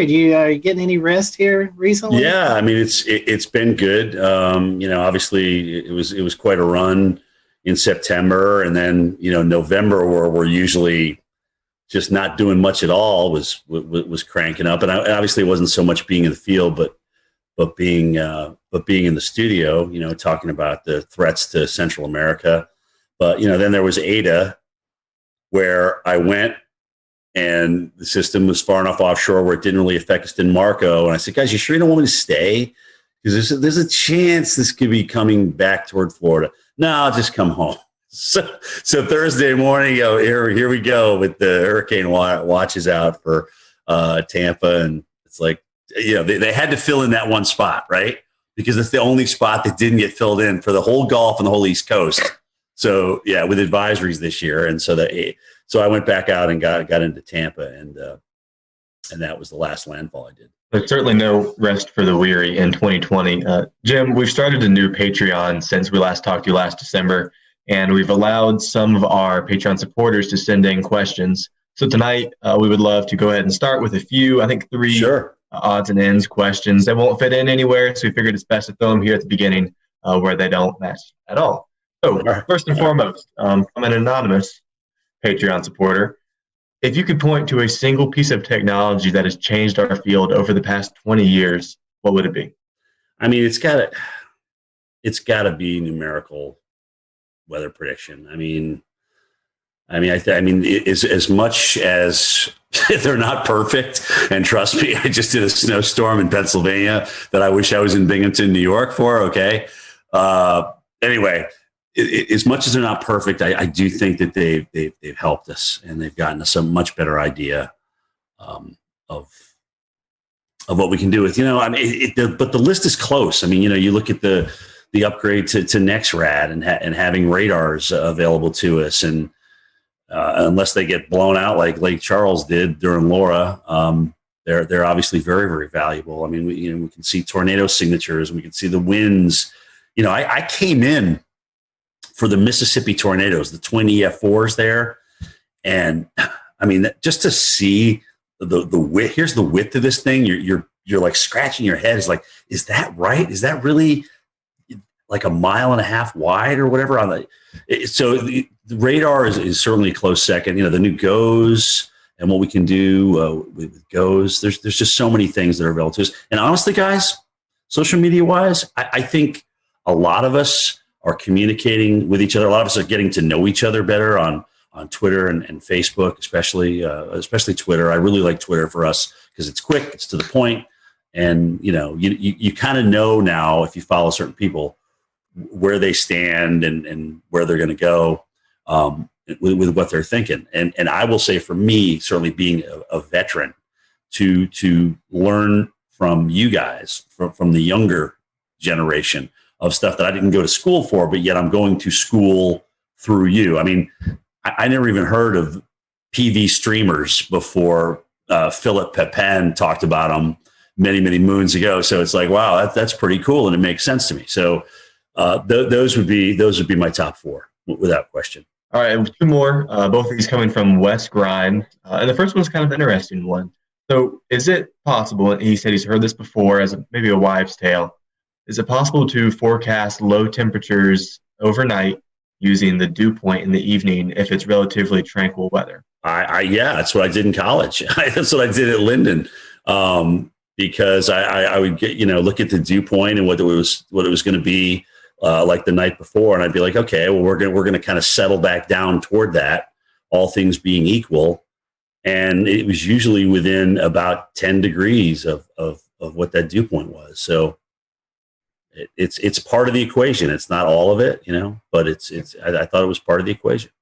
It's a neat little forecasting tip. Yeah. And last but not least, on a favorite topic of yours, when you go out and you go storm chasing, how do you end up in the right place at the right time? Well, dude, sometimes it takes a lot of work. Like Sally, oh God. So I'm like, you want me in New Orleans, but the models are trending east. I'm like, we're flying into Gulfport. We could really stay right there. So we went all the way to New Orleans because that's where they wanted me. I'm like, all right, whatever. I just do what I'm told, And then we made our way back to Gulfport the next day, and I'm like, okay, well, you realize though we'll go back to Gulfport, but it's probably going to go even farther east than that. That's what the models are trying to do. So the next day after Gulfport, we went over to Pensacola and finally kind of found a home there on the eastern side of that thing with the storm surge.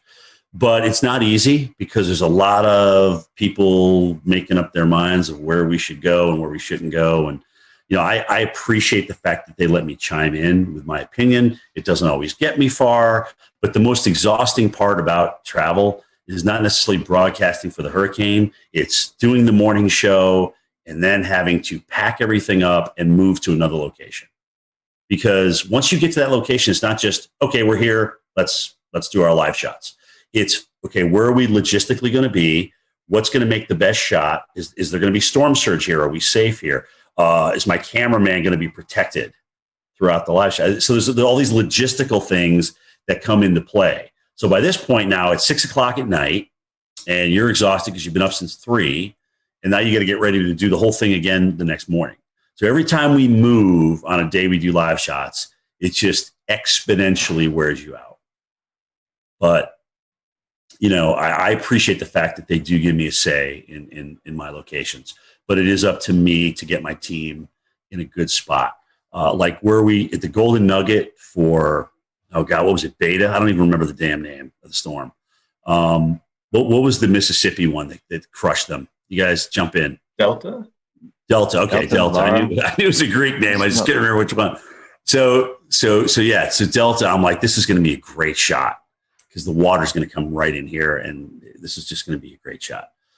So that allows us to get there and really set that up and make sure we had higher ground and get our cars up there and things like that. So it takes a lot of work. What you don't see behind the scenes, I think is just as important, if not more, than what you see on camera. And Jim, this one's coming from me, man. I'll tell you what, this year has been interesting with the tropics. I mean, we've cleared over a third of the Greek alphabet, and it's just been an unreal season. I mean, when we talk about, will we ever see something like this again? Is this going to be the norm going forward? What ingredients come into it? Tell us what your take is on, do you think a strong signal in La Nina was a triggering factor? Do you think our warm pool in the Atlantic has a lot to do with it? I mean, kind of give us some ideas of why you think we had such a hyperactive season. I mean, it was off the charts. If somebody would have told me we were going to have 30 storms this year, I would have been like, no, I mean, we're going to have an above average season, but that's a pretty bold forecast. I think you hit the nail on the head. I mean, La Nina, certainly coming in and when it did, getting into the mid to strong range. So what that tends to do is just, cut the shear, and the whole basin was warm. There was plenty of warm water. But the weirdest thing was all these rapid developers. I mean, we had all these storms that had developed either late before landfall or developed at some point over like Paulette and whatnot, kind of a rapid developer over the ocean and things like that. So we just had so many rapid developers this year, and that's kind of the oddity to me, because you can get certainly strong number of storms if you get a warm basin and light shear, but all of a sudden, what's kicking these things into overdrive? And in some cases, at the last minute, when normally the continental shelf will weaken them, we already had a bona fide cold front come through the Gulf of Mexico and South Florida, and here's Ada. Now, granted, I think that did weaken it as it made its approach toward the west coast of Florida, but still, to even get something, I mean, that John Hope was our tropical expert, way back when, and one of his rules was once you get that cold front through, that's it. That shuts down the Gulf. And we had a couple of storm threats after that. So, I guess in 2020, the 2020 factor kind of applies here. Yeah, but I think it's really interesting how many rapid developers we had, and so many of them close to land. I mean, even look at Iota and Zeta down in Nicaragua. I mean, we had to wait till the last storm of the season to get the Cat 5. I mean, goodness gracious, that's crazy. Yeah, there was definitely a lot of RI this year, and what I felt was interesting is that you didn't see a lot of rapid dissipation over land. I mean, these things stayed strong over land for some time, whether it could be attributed to brown ocean effect or whatnot. But you brought up a good point. When it got wrapped up along cold front, usually when hurricanes enter into a baroclinic environment, they fall apart pretty quickly, or they get pulled up along it and stretched out. And these storms defied odds this year. Some of these just they did. They never got like dry air intrusion. It was like they were like protected from this cocoon. And that's the other thing too. If you get a rapidly developing system that comes ashore and is accelerating onshore, or moving onshore, it's going to take a lot longer to wind down. I mean, you should see the mess that Zeta did in northern Georgia. I mean, there's a lot of trees down up here. And it reminded me of Opal back, I think was it 95? Was that Opal? That's right. But it kind of did, it was like one of these storms that actually was a 5, went down to a 3, but it was holding its own, and then it accelerated up in North Georgia. So it takes a while for these things to wind down, but they just cause a whole bunch of tree damage, man. It's a mess. I think I remember seeing the power outages. It was more in Georgia than Florida, than Louisiana per se. It was over 1 million without power in northern Georgia. So that was. Yeah. And it kept going too. I mean, we had a lot of trees down in western North Carolina and up into Virginia too. That's true. once we get off hurricane duty, it's kind of hard to lose track sometimes, or it's actually easy to lose track of what actually happens after that. But it's just been amazing to me, these things as they come ashore, especially this year. Like you said, their damage path has been incredible. And even if it's a TS or a depression, I mean, something, it's like they just don't want to die. They don't want to go away.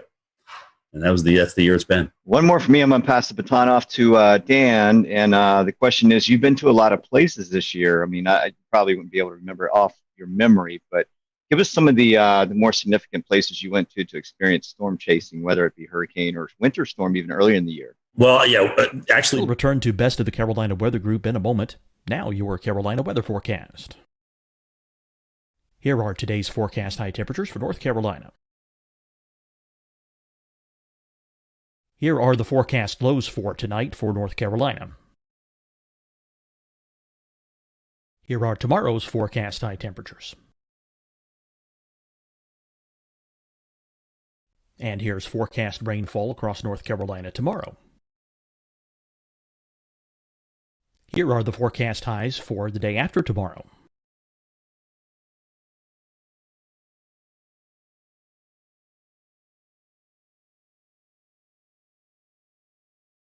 And here's the forecast rainfall across North Carolina for the day after tomorrow.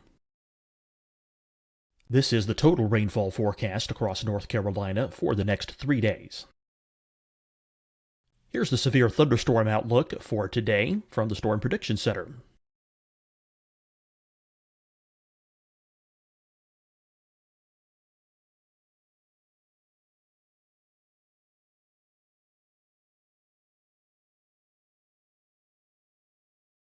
Here are the forecast high temperatures for today for South Carolina. Here are the low temperatures for today for South Carolina. Here's the probability of precipitation forecast across South Carolina today. And here are the rain chances across South Carolina tonight. Here are tomorrow's forecast highs across South Carolina.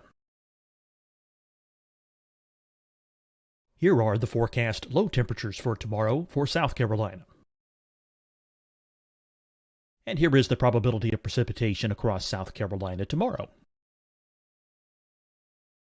Here's the precipitation chances across South Carolina tomorrow night. Here are the forecast highs for the day after tomorrow in South Carolina.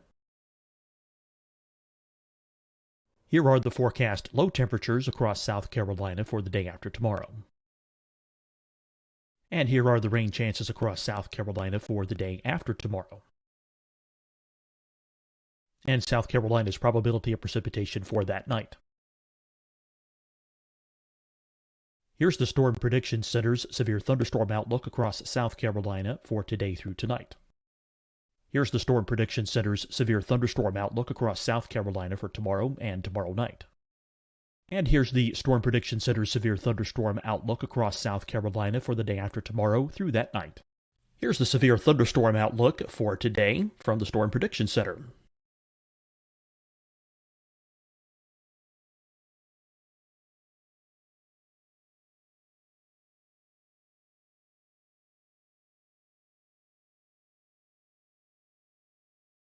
And now here's a live look at weather radar across the southeast. Fight the spread and take a stand against coronavirus. Wear a mask in public. Stay at least 6 feet apart from others. And get tested. Join us and fight the spread. Visit scdhec.gov/COVID-19. Getting tested for COVID-19 helps you to take the steps needed to protect yourself, your loved ones, and your community. Find the testing location at scdhec.gov/COVID-19 testing. Deciding when to wear a mask isn't about who you know or how well you know them. Just ask yourself, will I be with anyone I don't live with? If the answer is yes, get behind the mask. Help slow the spread of COVID-19. Get behind the mask. Learn more at covid19.ncdhhs.gov. nsp.gov. Hi, everyone. I'm Dr. Mandy Cohen, Secretary of the North Carolina Department of Health and Human Services.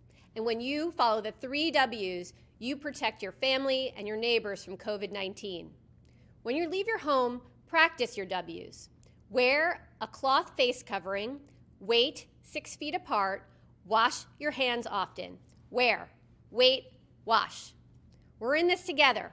Stay strong, North Carolina.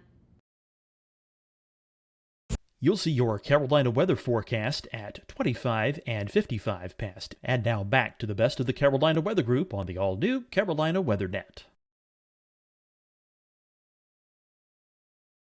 Only winter storm that I did last year, which was kind of mind-boggling because they're so fixated on the Northeast coast. It's like, well, guys, what if Kansas City gets 2 inches at rush hour on a Tuesday morning? That's a big deal. Plus, they were concerned about the COVID thing and everything toward the latter part of the season. I thought that was awesome being in Milwaukee. Great city, seeing the Lake Michigan just go crazy in Milwaukee was pretty awesome. That's kind of started the year. Then we went through all the hurricanes. I went to New Orleans 4 times. And interestingly enough, New Orleans really never got a big threat. Okay. They had the one storm toward the end there that hit them pretty good, but they never really got a big threat that flooded them. And that's really the biggest issue for New Orleans. But flying there 4 times, I thought I'd never done that before. I think they were in the cone like 8 times or something, 7 or 8 times this year. It's just crazy. And then the snowstorm, I just went Bethlehem, Pennsylvania. I knew Philly would change over. I knew they would mix. I knew we'd actually mix with sleet in Bethlehem. I just didn't know we'd get dry. The dry slotted thing is what really killed us. And then to see 4 states with 40 inches plus, I'm like, this is just absolutely nuts.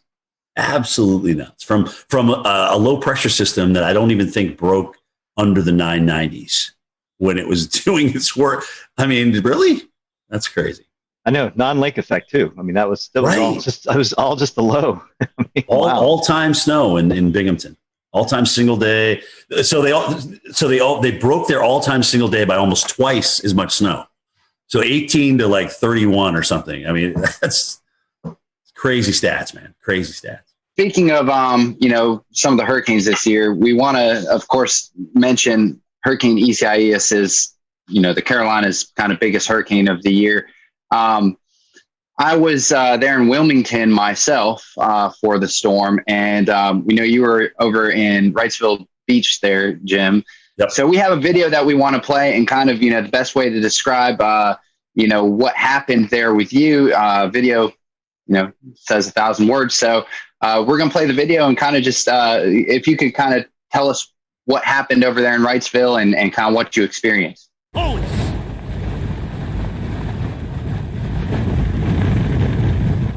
Well, I should remind everybody of kind of the new norm in broadcasting as we're doing this. So we used to come out at the tops and bottoms of the hour, even in a hurricane, and give everybody an update on what's changed.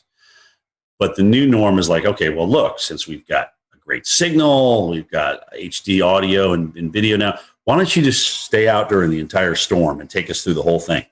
And that's kind of a recent change, in the past 3, 4, 5 years, that's kind of what's evolved. But that's a lot harder because you're literally standing in the eye wall. And granted, you're talking about something that was on the high end of Cat 1 and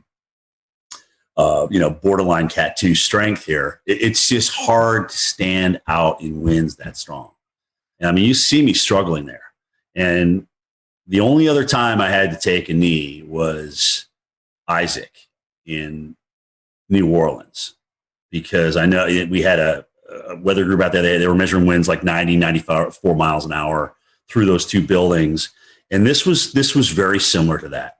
And it's just hard to stand there. I mean, you're literally, guys, you go to the gym, you do squats or you do leg presses and things like that. It's hard to hold a press for that length of time. And so I just had to drop down for a second. I mean, the audio wasn't that great. You've got raindrops splatting on the hood of your jacket, so that's making it difficult to hear. back at the Weather Channel. So you're just trying to put a couple of words together, a sentence together or two to kind of get you to the next thing. And I'm just trying to remember all the facts that I know, about the storm itself. And of course, you're trying to say the name. I mean, Isaias. I mean, goodness gracious, it took me about 3 days into that just to learn how to say it right. So that was a tough storm. I mean, it was, those winds were up there, 80, 90 miles per hour coming around the side of that building. And it was just tough to stand through it. But again, it's like, take us through the eye wall. That's my job. That's what they're asking me to do. I'm going to do it to the best of my ability. The good news that, I didn't get hit by anything. The good news, the wind was essentially coming off the water, and whatever was being blown off the top of the building was being blown inland and not down at me at ground level. I probably should have had a helmet on, frankly. I definitely should have had a helmet on for that storm. Well, Jim, we've all faced the coronavirus pandemic. Yeah, I know, 2020. So how has this pandemic affect your job? Well, I mean, first of all, you got to wear a mask everywhere you go. And, people still come out and want to meet you and take pictures with you and things like that. And, my producers Steve Pederak has had to police that the entire summer. It's where people get so excited about taking a picture for whatever reason. I don't know why, but they do. And then they're like, well, you got to stay 6 feet apart. We got to stay 6 feet apart. And I got to put my mask up and things like that. Sometimes somebody will come around the corner. You don't have your mask on. You're just taking a breath, looking at weather data, and they'll just grab a picture without saying anything to you. And then management gets upset with you. So that a lot of that to tell people to kind of like, well, take a picture with me, but you got to move away. You got to stay 6 feet away. But I get it. I totally get it. And we played by the rules as best as we could the entire summer and even into this first winter storm that we've dealt with. But that certainly made it more difficult. You got to get more rations because restaurants and things aren't opening. They're closing down a lot earlier. Some of them never even are open. So we got to make sure we can eat for 3, 4, 5, 6 days. We know we're going to lose power, so it's going to be hot in the rooms and things like that. You just got to the pre-planning was a lot different. We had to make sure everything was buttoned up in terms of being able to eat, being able to follow the COVID guidelines. Remind people that, look, at the shelter that you went to last time may not be the one that you go to this time because they're only taking half the people. All right. You may have to go and be bused farther north. And in people that were in the surge zone, it was probably like, how do you convince people? Oh gosh. Okay. Look, it's one thing asking me to evacuate. I know this shelter. I've been there before. It's okay. But now I really don't feel like going on a bus and being shipped to northern Mississippi or northern Louisiana to get out of harm's way. So that took some convincing for folks. But I think the fact that if there was one good thing, if you can call this good, the fact that Louisiana and Mississippi were kind of in the bullseye and were dealing with this so many times, they kind of had the system down. So they just put it back in motion every time we got a new storm. So we didn't have to test so many different areas. That area dealt with some of the worst storms, but they really had it down. That's a very good point. Yeah. Wow. Nice. That's the one silver line. Well, Jim, we're talking about COVID, and I think pre-COVID, this has lost, in my opinion, a lot of attention. And I guess, with as crazy as the years has been, but we had a pretty active early spring severe weather season. March 3rd, 4th, as COVID was starting to happen, we had an EF4 tornado that just went right through downtown Nashville. Yep. I mean, it was one of the eeriest video. I mean, it was, I think, one of the most captured videos on Twitter.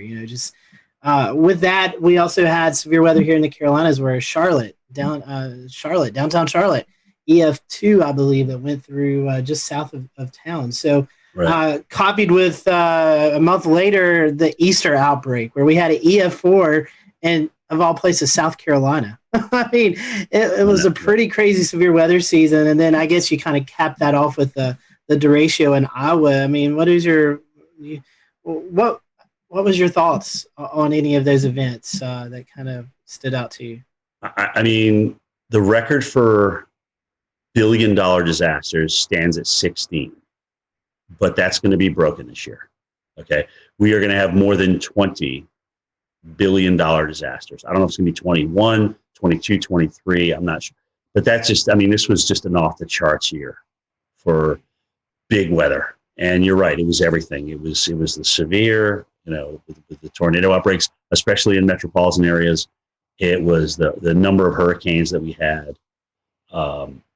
It just the fires. We haven't even touched on the fires out west. I mean, goodness gracious, just again, and there was no stopping it. It literally started at the beginning of the year and just kept on going. And La Nina, as you guys know, especially in the Southwest, does not favor big rainfall. So, you wonder what next year brings once we get into spring and spring bloom, and that starts to dry out, right? So yeah, it's crazy. And I mean, look at the drought growing right now. If you take a look at the drought monitor, it's almost kind of scary seeing it kind of creep out of the Southwest into the central United States and the northern, Omaha. You're not really thinking about Omaha being dry, but they're starting to dry out a little bit. So drought's going to come into play big time as we get into 2021. That's going to be a big player, I think, for a lot of people. But yeah, it was just nonstop, man. I mean, and it would be easy to just say, okay, well, because of COVID, everything was exacerbated. No, no, we had 30 hurricanes. Okay, we had tornadoes hitting big cities, and I mean, it just literally lined up right with each other, and we just had an epic nor'easter. Like I said, that dumped 40 plus inches of snow over 4 states, which wasn't one of these things. We saw it early. We knew there was going to be something, but in terms of nailing it down as to just how big this was going to be over the interior of New York and Pennsylvania and New Hampshire and Vermont, we didn't know that until it was really day of. And I guess it's a sore topic for some, but it's something that really needs to be addressed. Is I think we can contribute the climate change, global warming, to some of these bigger events that's taken place. I mean, they're only getting worse, and right. the climate continues to warm. So I mean, it seems like they're going hand in hand. I mean, what's your? Yeah, I mean, it's time to accept it. It's time to accept we have a warmer planet. We have warmer water as a result of that, which helped us obviously crank out 30 hurricanes, 30 named storms this year. And honestly, I just like we like to operate at 98.6, the planet likes to operate at a comfy temperature. And when you thrust something that's uncomfortable to it into it, then it's going to react.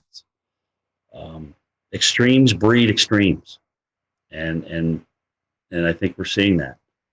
So. I mean, here it is. I mean, now that saying that we're not going to have 30 hurricanes every year, we're not going to burn 5 million acres in California every year. But I think these are the kind of things that we can expect, and you kind of wonder what's next, right?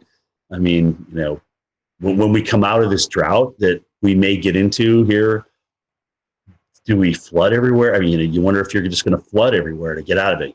Because it's always like yin and yang. But it's happening like one right after the other. It's almost like you go from drought to deluge or deluge to drought. It's just crazy.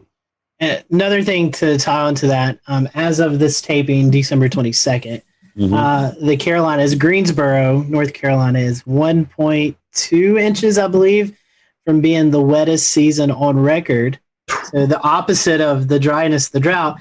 And quite frankly, we've not really had a major tropical system that's moved through the area that's dumped 6, 8, 10 inches of rain that we can see from landfalling tropical systems.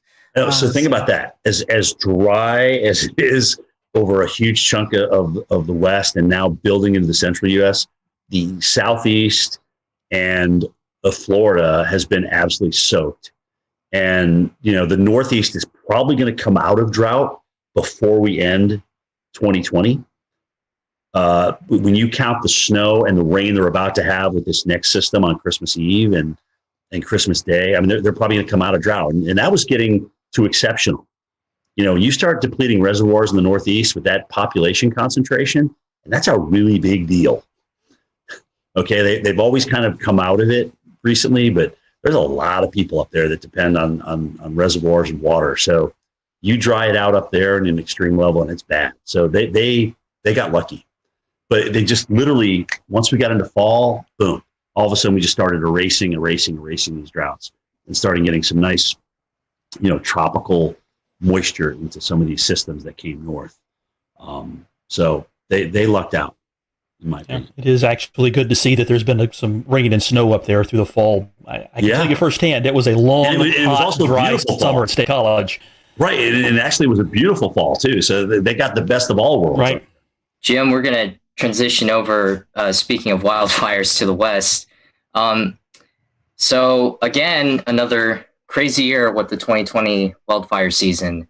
What are your thoughts on the wildfires going along the northwest Pacific coast, like Oregon and Northern California?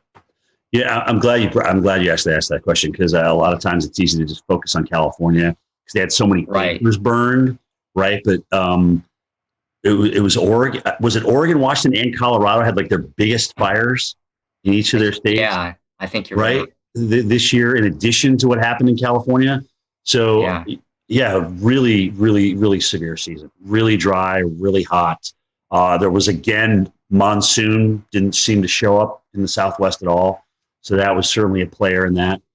But yeah, man, it's crazy. I mean, not only do you get dry and hot, but these normal seasonal rains like that, like the monsoon flow that comes in, just didn't even show up again this year.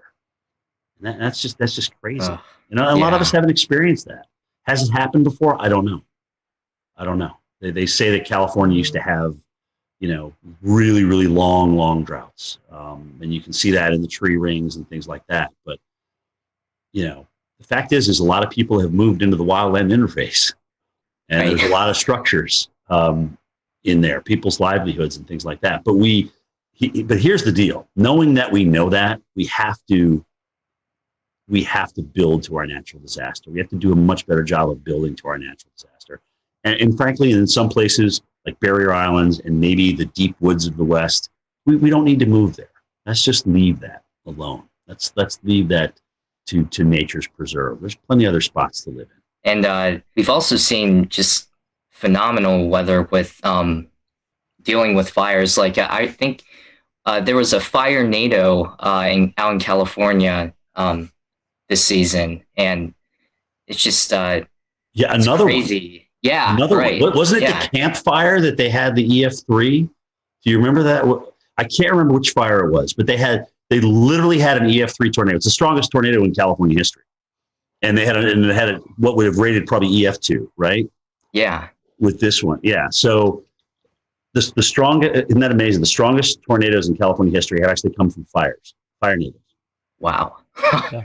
Using the term pyro tornado at a conference I attended. Alex Hoon, one of the incident meteorologists out there, coined that. Are they acknowledging that as the strongest tornado, or are they kind of putting an asterisk by that and just saying? I'm not sure if they're calling that the strongest tornado or whether they're had the asterisk like you said, but it certainly has been recognized as a fire generated tornado. Right. I mean, well, there's video of it. You can see it on the radar signature. I mean, the damage. Right. Signified EF3 damage. I mean, I don't know what else you need, really. I think that was the Loyalton one, right? Is that the Loyalton NATO? Fire NATO? It was the one with the campfire, I'm pretty sure. Yes, the camp one was the big one. That was the big one.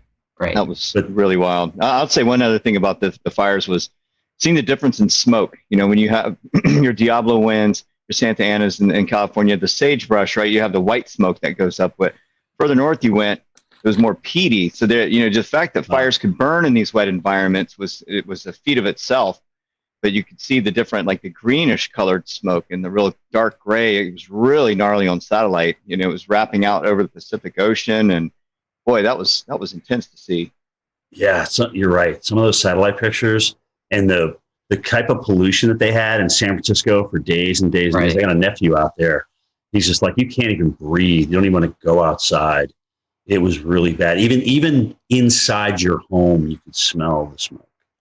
That's how bad it was. So, yeah, man, we need a break. We need a break. Yeah, that's how I'll remember it, is just day after day of smoke covering almost the entire western half of the country. Yeah, you remember those pictures? There. Yeah. Remember those pictures of San Francisco, like orange? Right. I literally orange. That's all you can see is just an orange glow. You didn't really see sunlight. It was just an orange glow. No. Exactly. It's felt like you're on another planet. Everyone, thank you for watching this episode of the Carolina Weather Group. Stay tuned for part 2 with Jim Cantore coming soon. So we just finished up with James Spann and his count of April 27, 2011. And if you did, maybe you didn't know, but our own panelist, Dan Whitaker, was out in the field. I think this is before any of us knew you, Dan, but he was actually out chasing this big event. So I guess, first of all, let's kind of talk about what you were doing. How did you know to target this area? What was the game plan? Maybe a couple of days leading into this high impact event. Right. So we had been looking at the storm system quite a ways out. It was showing up on the long range data, I think a couple of weeks prior, and then it just kept on slowly, seemingly everything was coming together the closer we got to that April 27th date. So I was prepared pretty far in advance to get out there to Alabama was where I was loosely targeting. And a couple days ahead of time, I packed up the car and I left town the night before and stayed in the Eastern Tennessee mountains. It's Western for us if we're in that way, but Eastern Tennessee mountains over in Chattanooga, and was prepared for whatever could happen. I've been out to Alabama a bunch of times to go follow and photograph storms, and nothing's come of it. So I didn't know what was going to happen this day. So during the day, walk us through what it was like from the time you woke up to the time that you finally found yourself on a storm. So I had some kind of omens, if you want to believe in that, at least. At the very least, the atmosphere was showing off for me right away. I woke up at my friend's house. He had to go to work, and it was I forget what day of the week it was, but it was a work day. And so he went to work, and I woke up at his house. He said, when you're heading out, just lock the door and behind you and be on your way. And so it was around 8 a.m. or so. I'm getting ready to leave. And there's some early morning storms happening out near Chattanooga. And one of them really started building up. I was watching on radar, and I was like, it's 8 something in the morning. I can't really look too much into this. I'm trying to head to Alabama, and I shut the door behind me. I lock the door. I get in my car, and I pull up at that time I had a full RAM mount, like a computer system in my car. I power on the laptop. It's actually this laptop that I have right here, which is now an outdated laptop system, but it still has some of my data on it. And power on my laptop, and I open it up, and right when I get my laptop open, tornado warning, storms heading directly over my location in a matter of minutes. And there was a strong kind of velocity couplet there when I looked at the velocity data. So I was like, there's some real reason to believe that this could be a threatening storm with a tornado. And so I actually went to try and get back in my friend's house I've 5 minutes, right? So let's get back in the house. No, the door's locked, of course. I can't get back in. I look around. I'm in a crowded neighborhood with lots of trees everywhere. I can't even see the sky. So I think to myself, okay, well, what do I do now? Right. I don't want a tree to follow me. Right. And so I get in my car, and I just start driving away from the storm through these residential roads in Chattanooga. It's hilly. I'm trying to just get out of there. I make it to a 4-road intersection, and I kind of park my car there. I'm like, this is as good as I'm going to do. At least I'm not under the trees. And I park my car there. As some really intense winds start whipping across, horizontal windblown rain, I would just guess at 60, 70 miles an hour. And I was right there in the velocity couplet, and it turns out there was wind damage and a tornado, but I just must have been very close. But I don't believe I was in the tornado. It was mostly, the winds changed directions eventually, but I believe it was all rear flank downdraft base kind of wind. So I drive back to my friend's house at that point after I'm like kind of in that wind and rain and it passes by me. So I know I'm safe. I just kind of drive back there because I don't know what to do with myself at this point. And the road that I came down just a minute prior, there had been someone driving down that road and a tree fell and actually crushed their car with them in it. I got there before the emergency response did. And or just at about the same time. So I pull up and so do they. And I kind of get out of my car and I'm like, what's going on? The emergency response person, fortunately, they started. We'll return to Best of the Carolina Weather Group in a moment. Now your Carolina weather forecast. Here are today's forecast high temperatures for North Carolina. Here are the forecast lows for tonight for North Carolina. Here are tomorrow's forecast high temperatures. And here's forecast rainfall across North Carolina tomorrow. Here are the forecast highs for the day after tomorrow.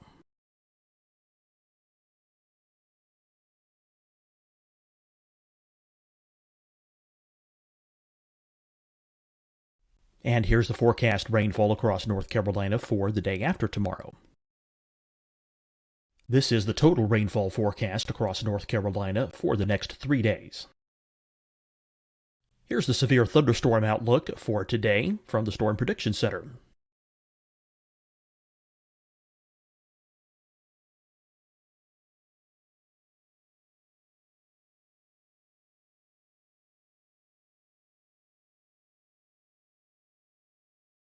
Here are the forecast high temperatures for today for South Carolina. Here are the low temperatures for today for South Carolina. Here's the probability of precipitation forecast across South Carolina today. And here are the rain chances across South Carolina tonight. Here are tomorrow's forecast highs across South Carolina. Here are the forecast low temperatures for tomorrow for South Carolina. And here is the probability of precipitation across South Carolina tomorrow. Here's the precipitation chances across South Carolina tomorrow night. Here are the forecast highs for the day after tomorrow in South Carolina. Here are the forecast low temperatures across South Carolina for the day after tomorrow. And here are the rain chances across South Carolina for the day after tomorrow. And South Carolina's probability of precipitation for that night. Here's the Storm Prediction Center's severe thunderstorm outlook across South Carolina for today through tonight. Here's the Storm Prediction Center's severe thunderstorm outlook across South Carolina for tomorrow and tomorrow night. And here's the Storm Prediction Center's severe thunderstorm outlook across South Carolina for the day after tomorrow through that night. Here's the severe thunderstorm outlook for today from the Storm Prediction Center.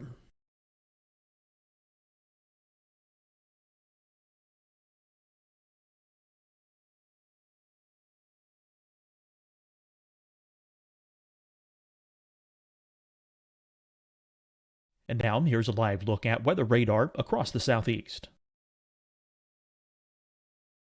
Fight the spread and take a stand against coronavirus. Wear a mask in public. Stay at least 6 feet apart from others. And get tested. Join us and fight the spread. Visit scdhec.gov/COVID-19. Getting tested for COVID-19 helps you to take the steps needed to protect yourself, your loved ones, and your community. Find the testing location at scdhec.gov/COVID-19 testing. Deciding when to wear a mask isn't about who you know or how well you know them. Just ask yourself, will I be with anyone I don't live with? If the answer is yes, get behind the mask. helps slow the spread of COVID-19. Get behind the mask. Learn more at covid19.ncdhhs.gov. Hi, everyone. I'm Dr. Mandy Cohen, Secretary of the North Carolina Department of Health and Human Services. And when you follow the 3 W's, you protect your family and your neighbors from COVID-19. When you leave your home, practice your W's. Wear a cloth face covering, wait 6 feet apart, wash your hands often. Wear, wait, wash. We're in this together. Stay strong, North Carolina. You'll see your Carolina weather forecast at 25 and 55 past. And now back to the best of the Carolina Weather Group on the all-new Carolina Weather Net.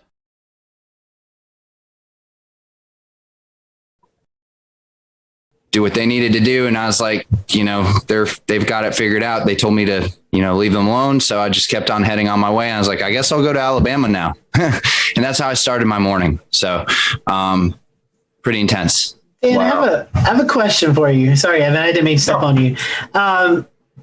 Recollection, this was 10 years ago. So I don't think radar scope was a thing. That's right. How did you get this weather data while you're out in the field? I mean, it's 2011.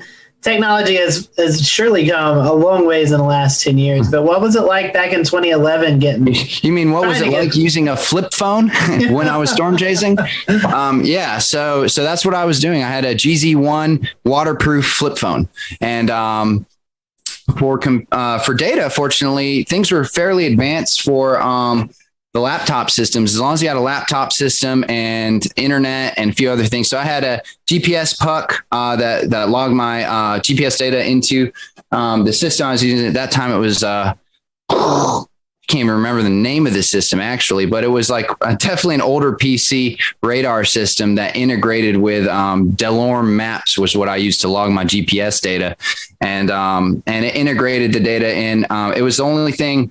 At that time, it was the only program comparable to GR Level 2, which is still, a top program for PCs.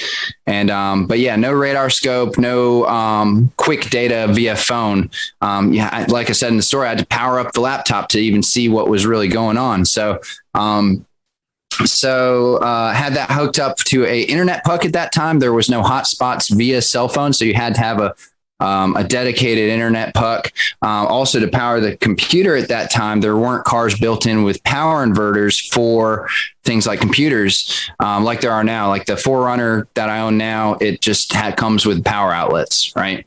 But at that time, there wasn't anything like that. So I actually had to have custom fuses and custom switches and custom wiring for power inverters to run my laptop system. And so it was a lot of electric-based stuff and the best technology at that time just to even get online and see what was going on.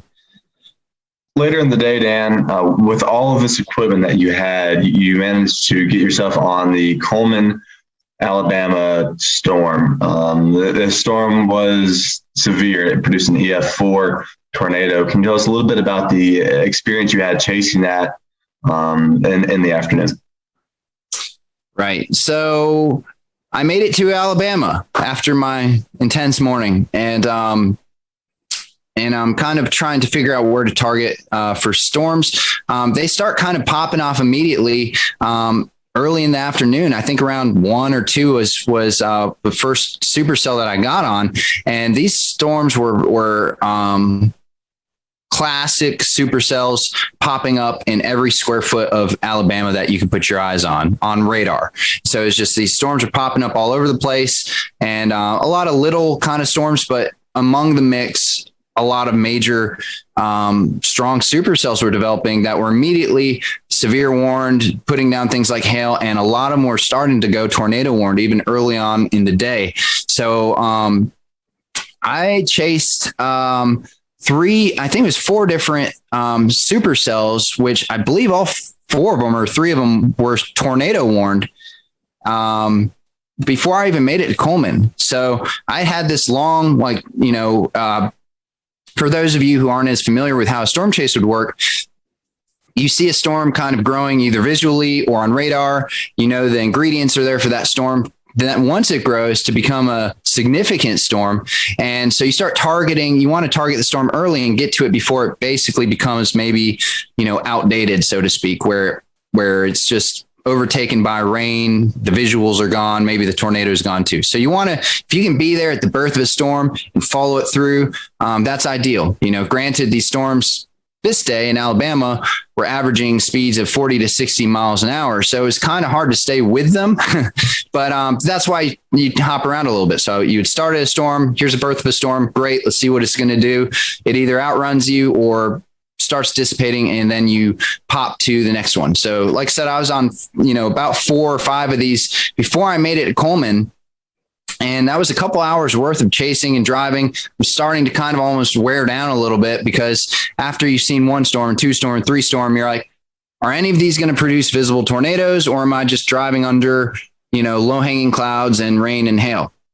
And, so I'm driving towards, I guess this is where the story really starts, right? So I'm driving towards Coleman and into town because I saw a really nice hooked supercell that was heading towards Coleman, and it looked great on radar. It was starting to form a really nice hook, really nice velocity couplet. By nice, I mean strong and visually, from a radar standpoint, a strong and kind of pronounced feature that tends to, mean that the storm's going to at least go tornado warned, if not produce a tornado. And like I said, the ingredients were there. This was a day that had been forecasted for a while. We knew that this was a significant day. It was a high risk by the Storm Prediction Center. They were predicting a tornado outbreak. And so we knew it was going to happen, or at least that's what we thought was going to happen. And anyways, the storm, as it's heading towards Coleman, I drive closer, and it's the weirdest thing, because typically when I'm chasing storms, I kind of get in a position where I'm looking at the rotation part of the storm and the part of the wall cloud that is rotating and maybe going to put down a tornado. So I'm trying to be in that area, stay with that area. In this particular storm, I kind of just, as I'm driving into Coleman, I knew what storm I was going for, but I kind of look off to the side, and there in the far distance over a field is a tornado, and it's pretty far out. But I noticed it right away, and I'm like, all right, well, there you go. After 4 storms or so, and here it is. And it's there. I did it, I'm seeing a tornado right now. And this is what all my effort's been funneled to get here. And it wasn't just seeing a tornado. I need to kind of preface this. I'm a trained storm spotter at this time. I've got a couple years, 3 years of experience under my belt. I was very involved in wanting to try and collect data for historic reasons. I had 2 anemometers on my car. I was connected in to try and relay data back to the National Weather Service. And I was tracking all my movements. I was documenting everything with multiple cameras. So the idea was put myself into close proximity to these storms, get as much data as possible, and then see how I can use that and funnel that in for any sort of storm damage or research purposes. And as well as relay storm reports to help with the public, which is it's a cutesy thing to say. A lot of storm chasers say it, whatever. But in reality, for a day like April 27, 2011, it turns out that was absolutely necessary. Not only was that something that sounds good on paper, but the people like me who are out there relaying this information and broadcasting it live actually did save lives. It was that significant footage of these storms coming and hitting towns is what actually made people get into their storm shelters and go to safe places. So anyways, I'm driving into town. I see the tornado out above a field. I had been live streaming for a little bit at that point, but I had a live stream setup going on with a HD webcam streaming to the site at that time called Chaser TV, which was in the 2010 to 2014 period. It was the hottest thing out there. The public knew to tune to Chaser TV, and the Storm Chaser show was hot, and people were thinking about storms and thinking about storm chasing. And so it had thousands and thousands of viewers that you could get access to if you streamed. And the cool thing about Chaser TV at the time too is they would pay per viewer, pay for pronounced amount of time and stuff like that. So you could actually, come out with a little bit of a paycheck at the end of it too. And I start streaming this storm, and immediately I start getting over 1,000 viewers on Chaser TV. My location is in reference to the radar that everyone's looking at. Everyone sees, wow, he's right in this hook of the Coleman storm. And they start clicking on my stream. And sure enough, they're seeing a tornado. And so they start sharing it. It starts getting shared across social media, screenshotted. And immediately that tornado in live in real time is getting shared around, the fingers of the internet in 2011. And getting rebroadcasted and put in places where people could actually see this storm. So I was live streaming it. I was filming it with another camera. We'll play kind of the video of what that ended up looking like with my other camera. And then I was taking DSLR pictures, as well as running 2 anemometers and trying to stay in good proximity and location to this storm. So I was by myself, and so I was trying to do all this stuff, and as well as listen to the scanner radio. I mean, anyways, I see this tornado come through, and it's coming closer and closer. It's coming towards me. I'm trying to figure out, is this storm going to do something where it actually hits my location? Or so at one point, and you may see this in the video, where the tornado seems to get close enough to me where all of a sudden you can't really see the gray funnel anymore. Instead, you see just like a mass of dirt. And that's when I think I'm starting to get a little close there. And so I actually back up across the road that was behind me into a gas station. And in my head at that moment, I think to myself, if I drive 30 feet backwards, I can maybe avoid getting hit by this thing and still film it. So that was my thinking. And I don't think I was that close, but I was in stone's throw. I mean, I was very close. And then it kind of continues going at an angle in front and away from me. And that's when it touches down fully. You can see it, the funnel reach the ground, and the tornado becomes very pronounced, very kind of like a very defined elephant trunk. And it's kind of, not this big, wide, massive, weird wedge that we would think about when we think about EF4s and very strong, violent tornadoes.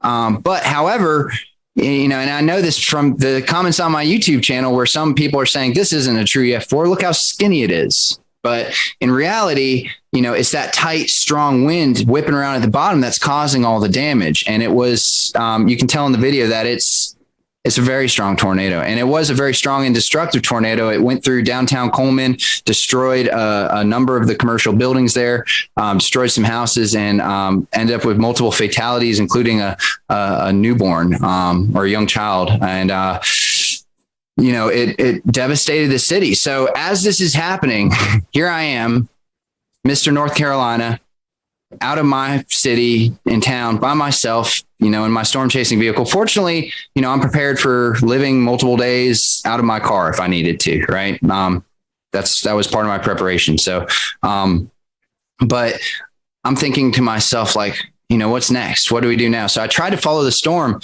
and as I keep following it, the tornado gets wider and wider, eventually wedges out into this big kind of gray wedge tornado as it goes off in the distance. The road that I try and travel down is completely covered in trees, and there's there's hundreds of, I will share a picture of it. There's just hundreds of trees down, and you could have had a whole team of people with chainsaws and you would never have gotten through that road.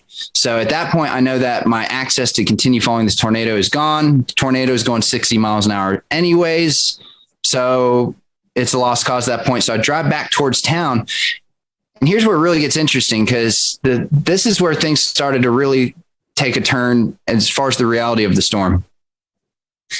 All I could smell was trees and fresh wood. And as I look around through the woods as I'm driving back towards Coleman, the trees are stripped of their bark.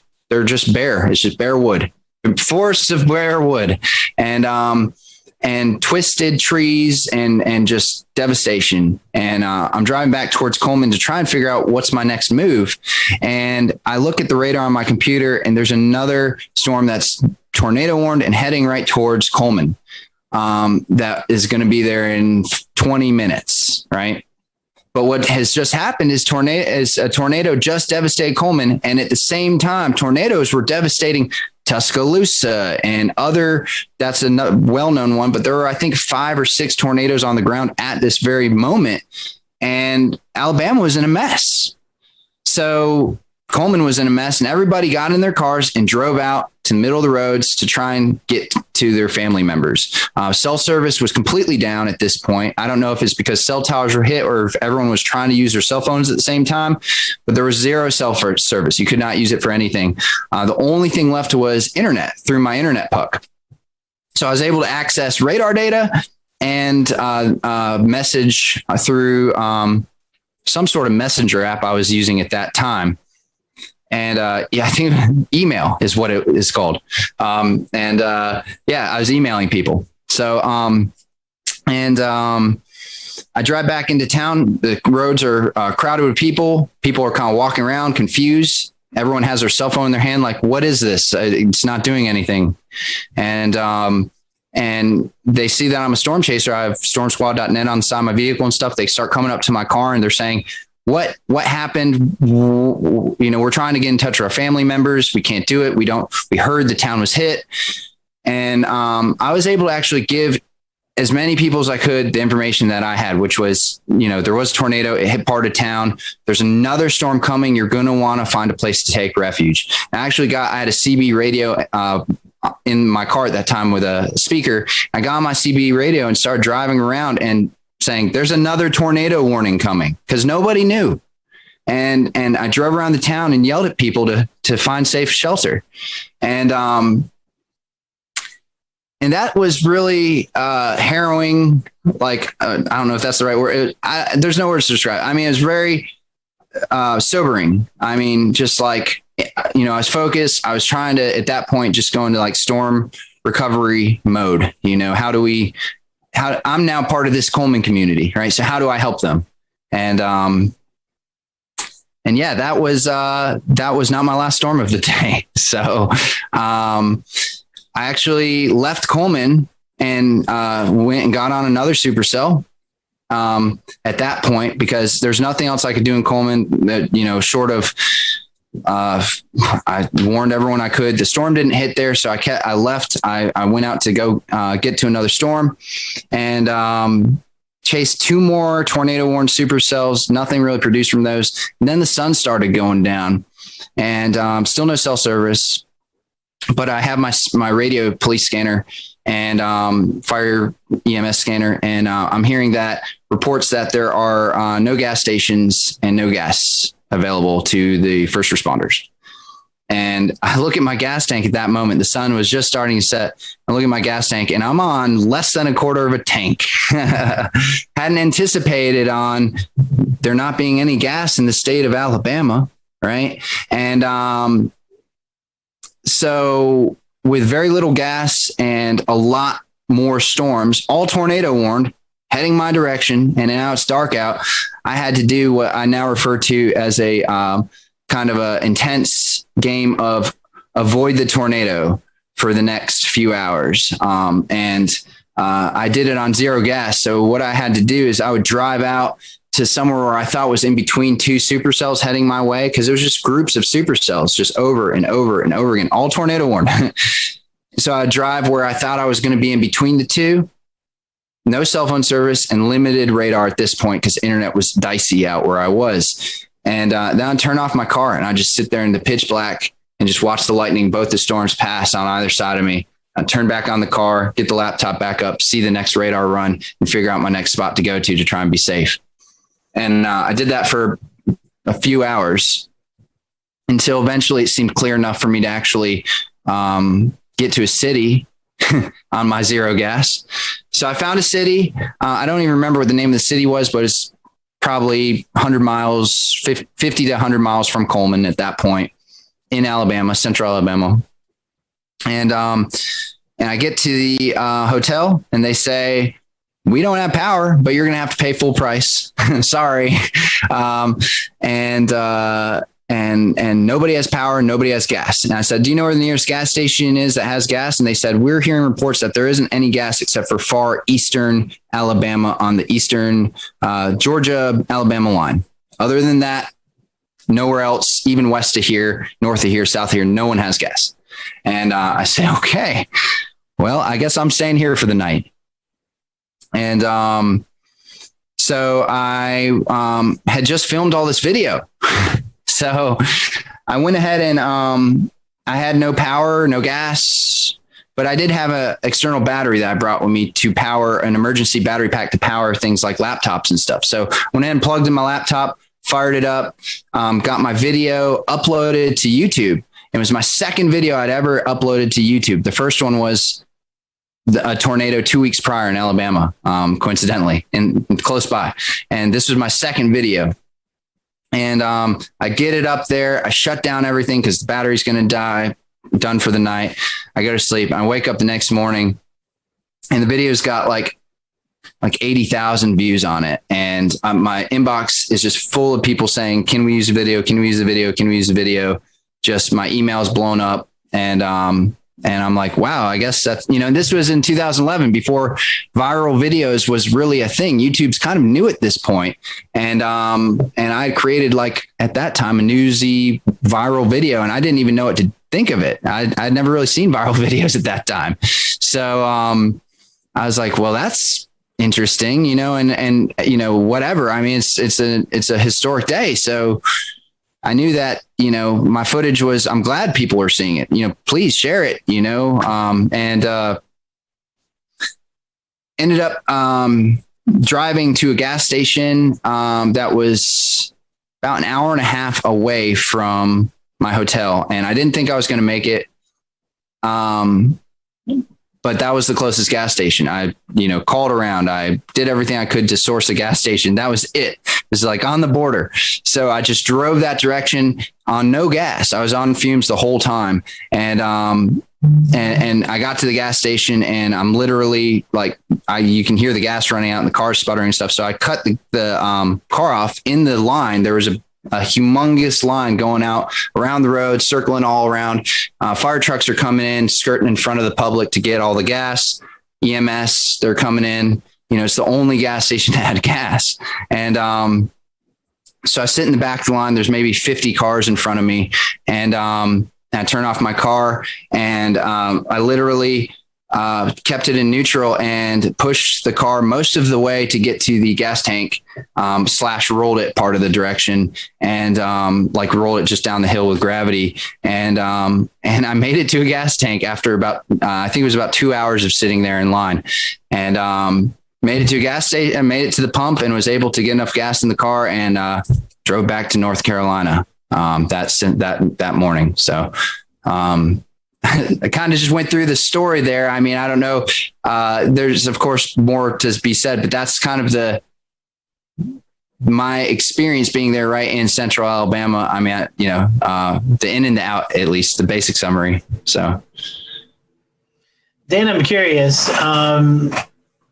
I've been storm chasing once, and the adrenaline rush you get as you see a tornado obviously peaks up, and then you kind of go into recovery mode, hoping that everyone's okay. Did you experience that adrenaline rush when you were witnessing this? Yeah. Definitely. During the Coleman tornado, it was when I first saw it. And for those first few minutes, especially, I couldn't believe what I was seeing. And that adrenaline really kicked in. Here I am. It's real. I'm on a tornado. This is a high risk day. These storms are explosive. And I knew that something bad could really happen. And so yeah, the adrenaline popped in at that moment. But it's the weirdest thing. One of the comments on my YouTube video is, why is there no screaming? Where's all the screaming? Where's all the yelling? This is like the calmest tornado video I've ever seen, besides Pico's Hank.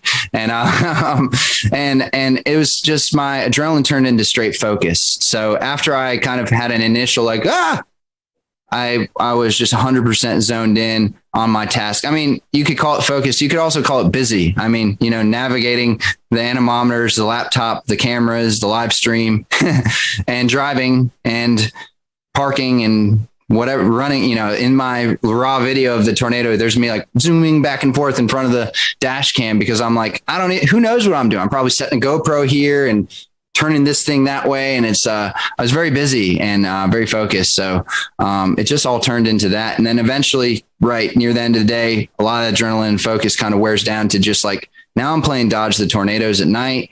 And that part was a little, I wish I could have been back in North Carolina at that point. Dan, real quick before we wrap, can you talk a little bit about the gravitas of watching the storm, the tornado as it came through Coleman, and afterwards understanding that while you were watching it, it killed 6 people? So, I've been at some devastating tornadoes before, but I think the thing that made this more real, and I've been at some killer tornadoes before. I think the thing that made this so real in this particular one is because a lot of people died this day in Alabama, and it was the total destruction of the state. Seeing the Coleman tornado, unless I had actually seen it hit the specific buildings and stuff, it was hard to make a direct connection to who died or how they died or where they died. I did end up seeing the commercial destruction downtown, and that was intense. We'll return to Best of the Carolina Weather Group in a moment. Now your Carolina weather forecast. Here are today's forecast high temperatures for North Carolina. Here are the forecast lows for tonight for North Carolina. Here are tomorrow's forecast high temperatures. And here's forecast rainfall across North Carolina tomorrow. Here are the forecast highs for the day after tomorrow.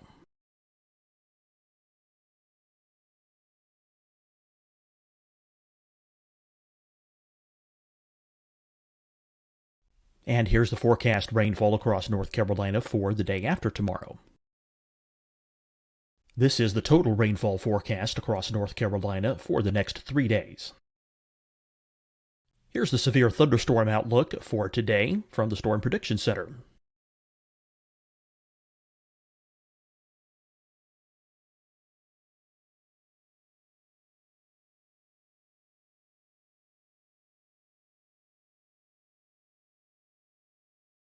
Here are the forecast high temperatures for today for South Carolina. Here are the low temperatures for today for South Carolina. Here's the probability of precipitation forecast across South Carolina today. And here are the rain chances across South Carolina tonight. Here are tomorrow's forecast highs across South Carolina.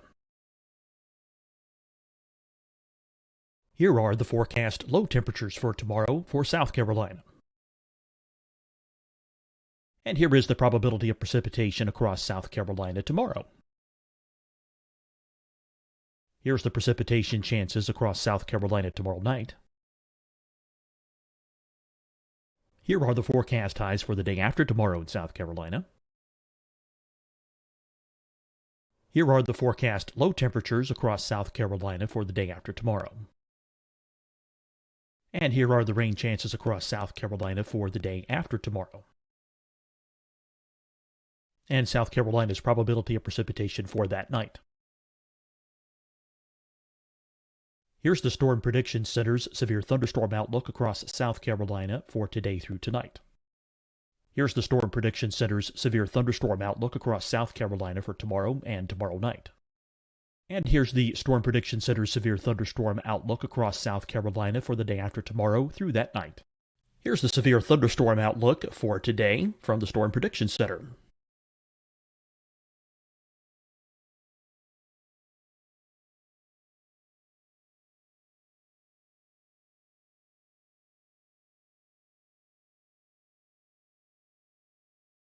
And now here's a live look at weather radar across the southeast.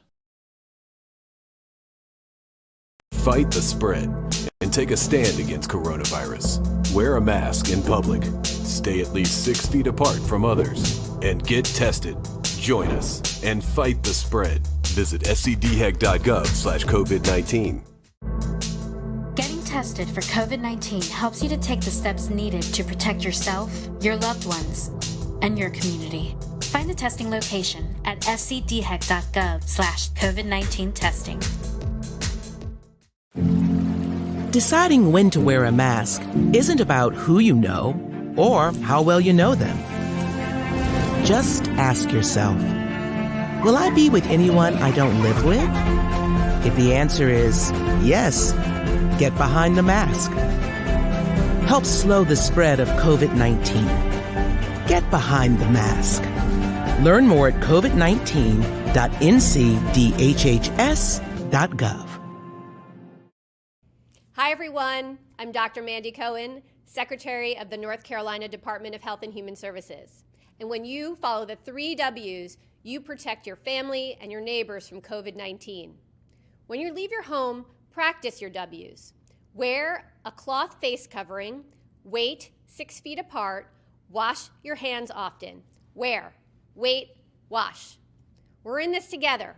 Stay strong, North Carolina.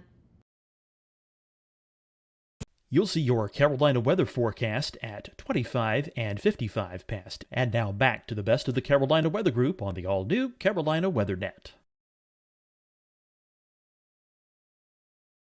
Because you're seeing people wandering around picking up bricks and trying to figure out what to do. It's like walking into a house that was just completely destroyed by like a group of toddlers, you know? And I say that as a owner of a toddler. You know, I have a 3-year-old, and sometimes you just walk into a room and you say, what happened? And you just pull your hair and you scratch your head and you say, I can't even figure out where to start. Everything's destroyed. And it was the same way watching these people trying to figure out what to do in downtown Coleman, just walking around devastated. And that was really sobering. But the thing that really affected me the most, honestly, was seeing people looking for their loved ones and not having a way to find out where their loved ones were. No cell phone reception, no communication, and being stuck in traffic, and another tornado warning that's coming. So these people are in a bad predicament, and only I knew what was going on. So I was in this really weird place of, you know, nobody knows, and they're all unsafe, and they're all just trying to help their loved ones out. So that was probably the hardest part to be a part of, but the part that I'm most grateful that I was a part of, because I could help, but also because that's the reality of these big storm events is that's what's happening in these communities. And sometimes you don't see that on the news, or you don't know about that, but there's moments there where we're all just trying to look out for each other. And those are the hardest moments. Well, Dan, we certainly appreciate your time and reflecting back on this very somber event that took place on April 27th, 2011. So we thank you and James Spann for sharing their stories of this tragic day, and our thoughts and prayers are still with those folks who are reliving this 10 years later in the state of Alabama. For everyone here at the Carolina Weather Group, we hope you have a great evening, and we'll see you back here real soon.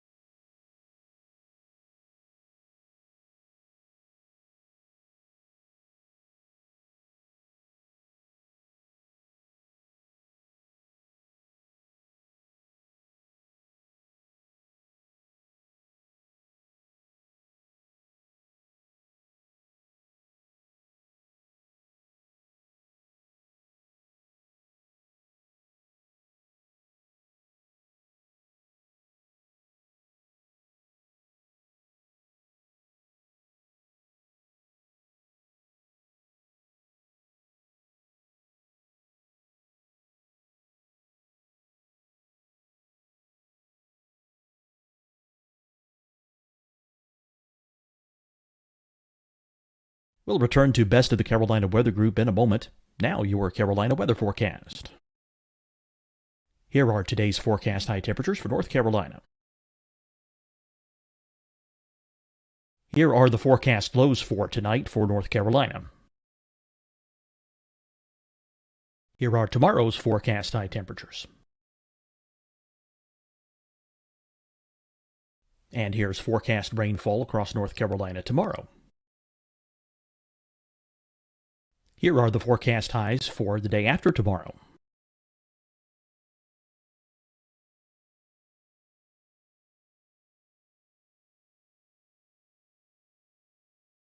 And here's the forecast rainfall across North Carolina for the day after tomorrow. This is the total rainfall forecast across North Carolina for the next 3 days. Here's the severe thunderstorm outlook for today from the Storm Prediction Center.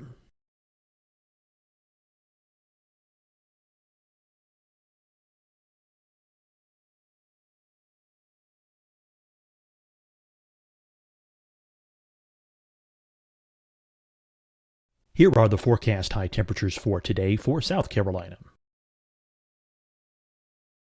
Here are the low temperatures for today for South Carolina. Here's the probability of precipitation forecast across South Carolina today.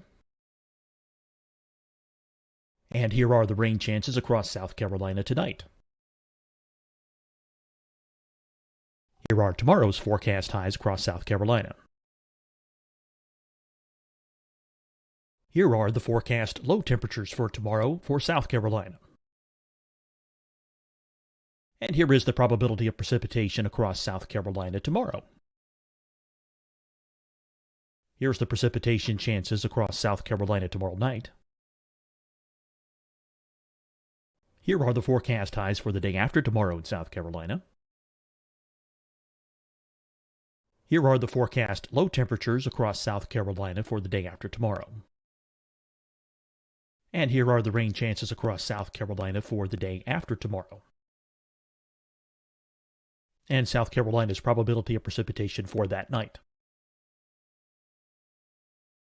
Here's the Storm Prediction Center's severe thunderstorm outlook across South Carolina for today through tonight. Here's the Storm Prediction Center's severe thunderstorm outlook across South Carolina for tomorrow and tomorrow night. And here's the Storm Prediction Center's severe thunderstorm outlook across South Carolina for the day after tomorrow through that night. Here's the severe thunderstorm outlook for today from the Storm Prediction Center.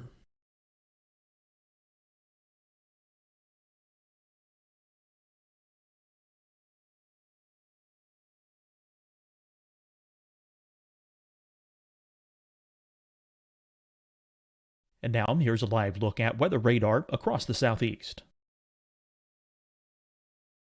Fight the spread and take a stand against coronavirus. Wear a mask in public. Stay at least 6 feet apart from others. And get tested. Join us and fight the spread. Visit scdhec.gov/COVID-19. Getting tested for COVID-19 helps you to take the steps needed to protect yourself, your loved ones, and your community. Find the testing location at scdhec.gov/COVID-19 testing. Deciding when to wear a mask isn't about who you know or how well you know them. Just ask yourself, will I be with anyone I don't live with? If the answer is yes, get behind the mask. Help slow the spread of COVID-19. Get behind the mask. Learn more at covid19.ncdhhs.gov. Hi, everyone. I'm Dr. Mandy Cohen, Secretary of the North Carolina Department of Health and Human Services. And when you follow the 3 W's, you protect your family and your neighbors from COVID-19. When you leave your home, practice your W's. Wear a cloth face covering, wait 6 feet apart, wash your hands often. Wear, wait, wash. We're in this together. Stay strong, North Carolina. You'll see your Carolina weather forecast at 25 and 55 past. And now back to the best of the Carolina Weather Group on the all-new Carolina WeatherNet.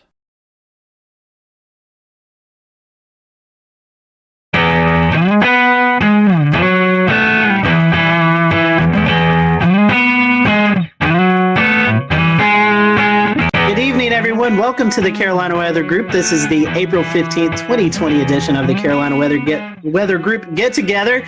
If you were tuning in tonight to watch the April 16th, 2011 severe weather look back, sorry, we have a new one to talk about. As many of you know, we experienced quite a bit of a severe weather event over the Carolinas on Sunday night into Monday. So tonight, we are going to turn our attention to that.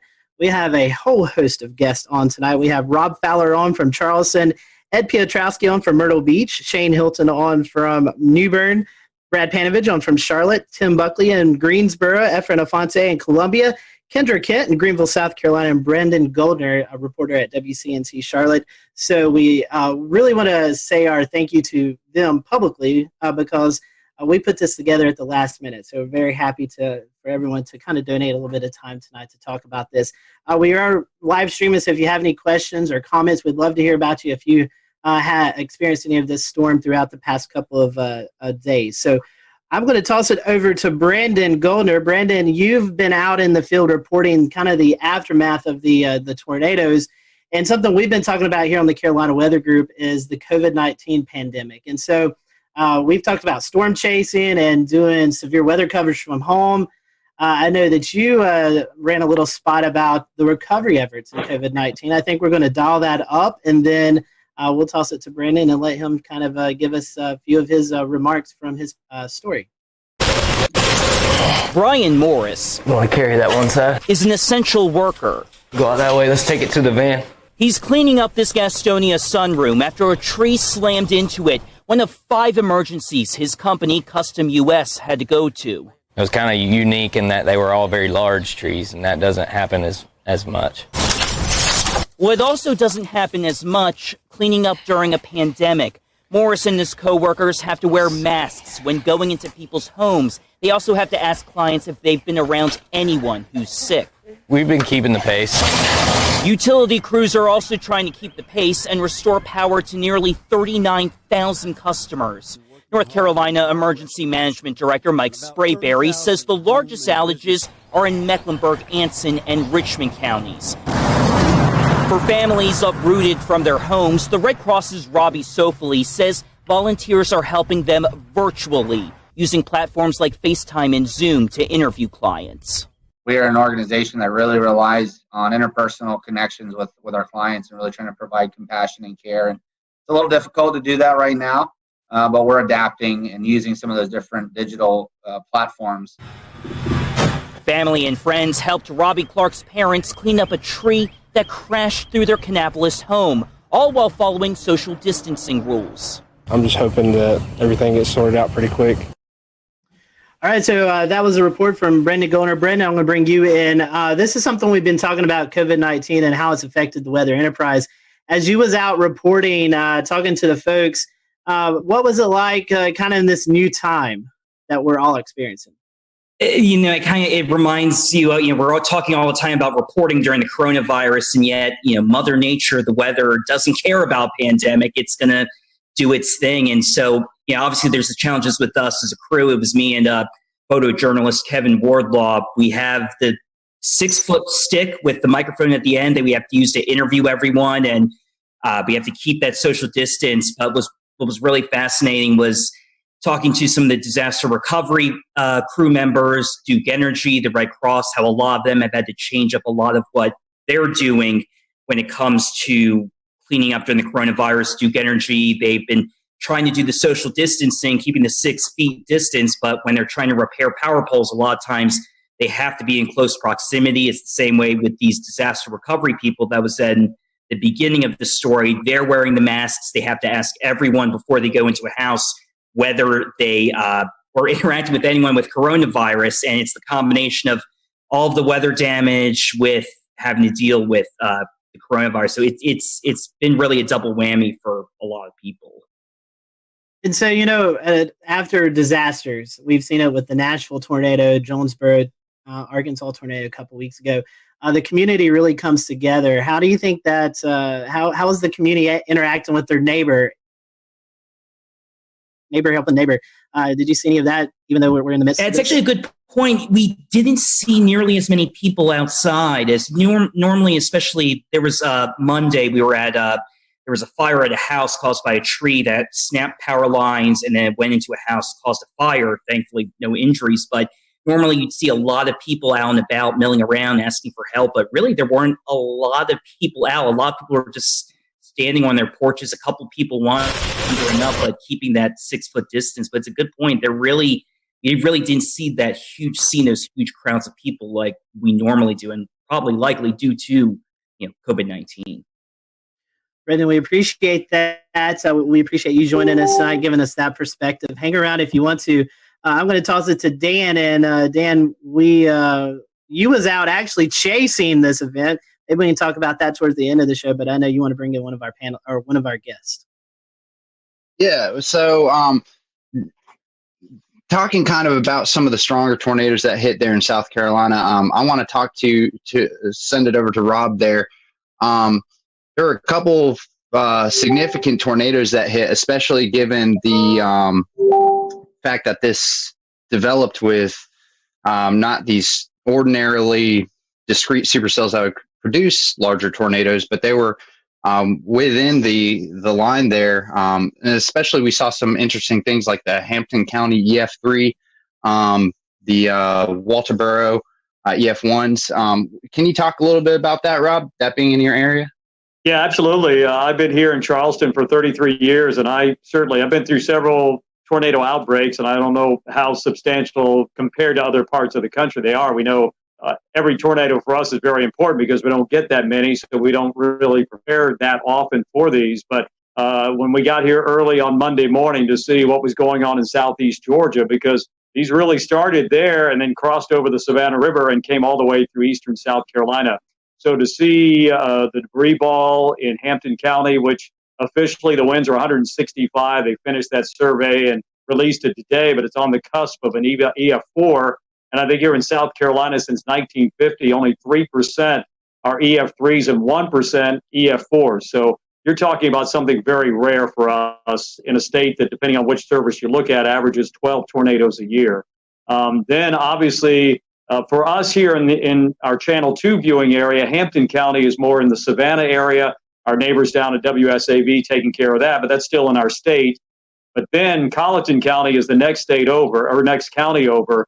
And then we really got concerned there, seeing what was going on in Hampton, transferred to Colleton County. Colleton County, that was released. There were 3 separate EF1 tornadoes there. One of them 110 miles an hour that, if you saw the video, did damage at the Low Country Regional Airport. Unfortunately, we had 1 fatality there. A tree came through a house and killed a lady there. And then kept on moving into our more populated areas of Dorchester, Berkeley, and Charleston counties. Had a separate tornado that moved, probably started as a water spout, moved over Edisto Beach. And then they surveyed just a little while ago that Berkeley County, they released it. And that was an EF2 with the winds of 120 miles an hour. So, and then came into Ed's territory up into Georgetown County. We kind of share that, and they already had confirmed tornadoes up there. And I know Shea, Weatherflow, you guys measured a wind gust of 114 miles an hour right there. So, Dan, to put it, I don't know. I'm still shaking my head. I'll put it that way. It was just something I've never seen before, and I've been through a lot of the hurricanes that produce tornadoes like Francis, but this was unbelievable. In Irma, we had 4 tornadoes in the Charleston area, but I think we're all still shaking our heads. Okay. Yeah. Well, and I was watching very closely on radar as that Hampton County tornado started showing up on radar in CC, and also kind of the debris ball that was showing up there. I mean, that was a significant signature on radar that you just don't often see in the Carolinas at all. It's something you would generally see more in the deep south of Alabama, Mississippi, or in Oklahoma, Kansas, something along those lines.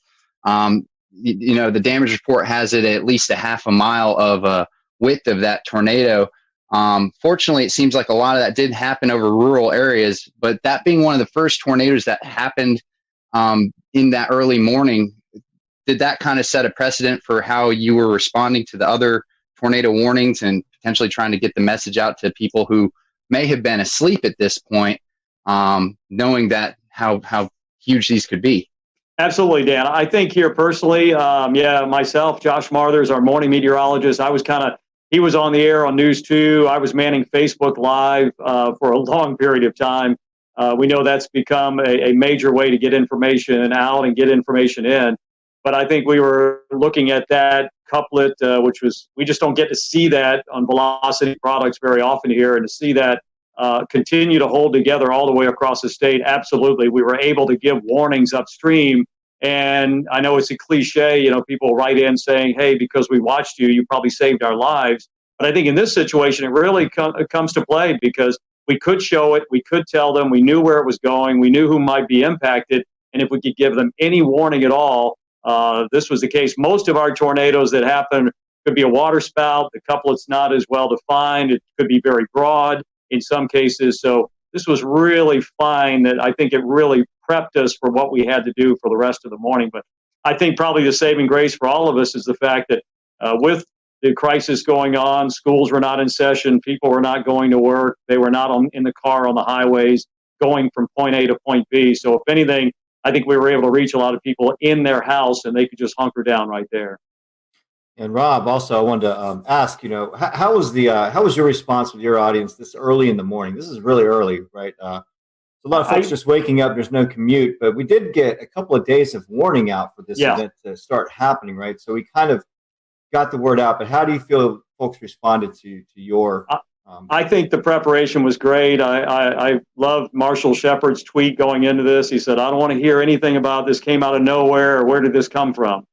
Because I think the warnings were there. SBC did a fantastic job, and we tried to disseminate that information here to our viewers, that, you know, we couldn't tell them exactly what was going to happen that Monday morning, but we knew that as time crunched a little bit, we felt more confident that something was going to happen and could potentially be a pretty significant outbreak. So I think our viewers were well prepared, and I haven't heard a single comment like, where did that come from? And I never knew that was coming. So I think they were listening, and hopefully we were getting the information to them as quickly and as succinctly as we possibly could.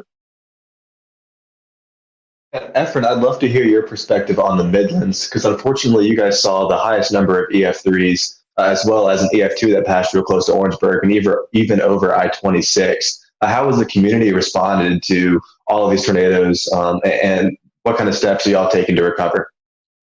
Well, the cleanup process right now has been incredible. There's been a lot of community help in this, and even with the coronavirus, in which a lot of people are taking heed to that warning, there was a very large presence of people helping out. Now, the EF3 tornadoes that came through part of the CSRA, the Low Country, into eventually our Southern Midlands community, those areas are very rural.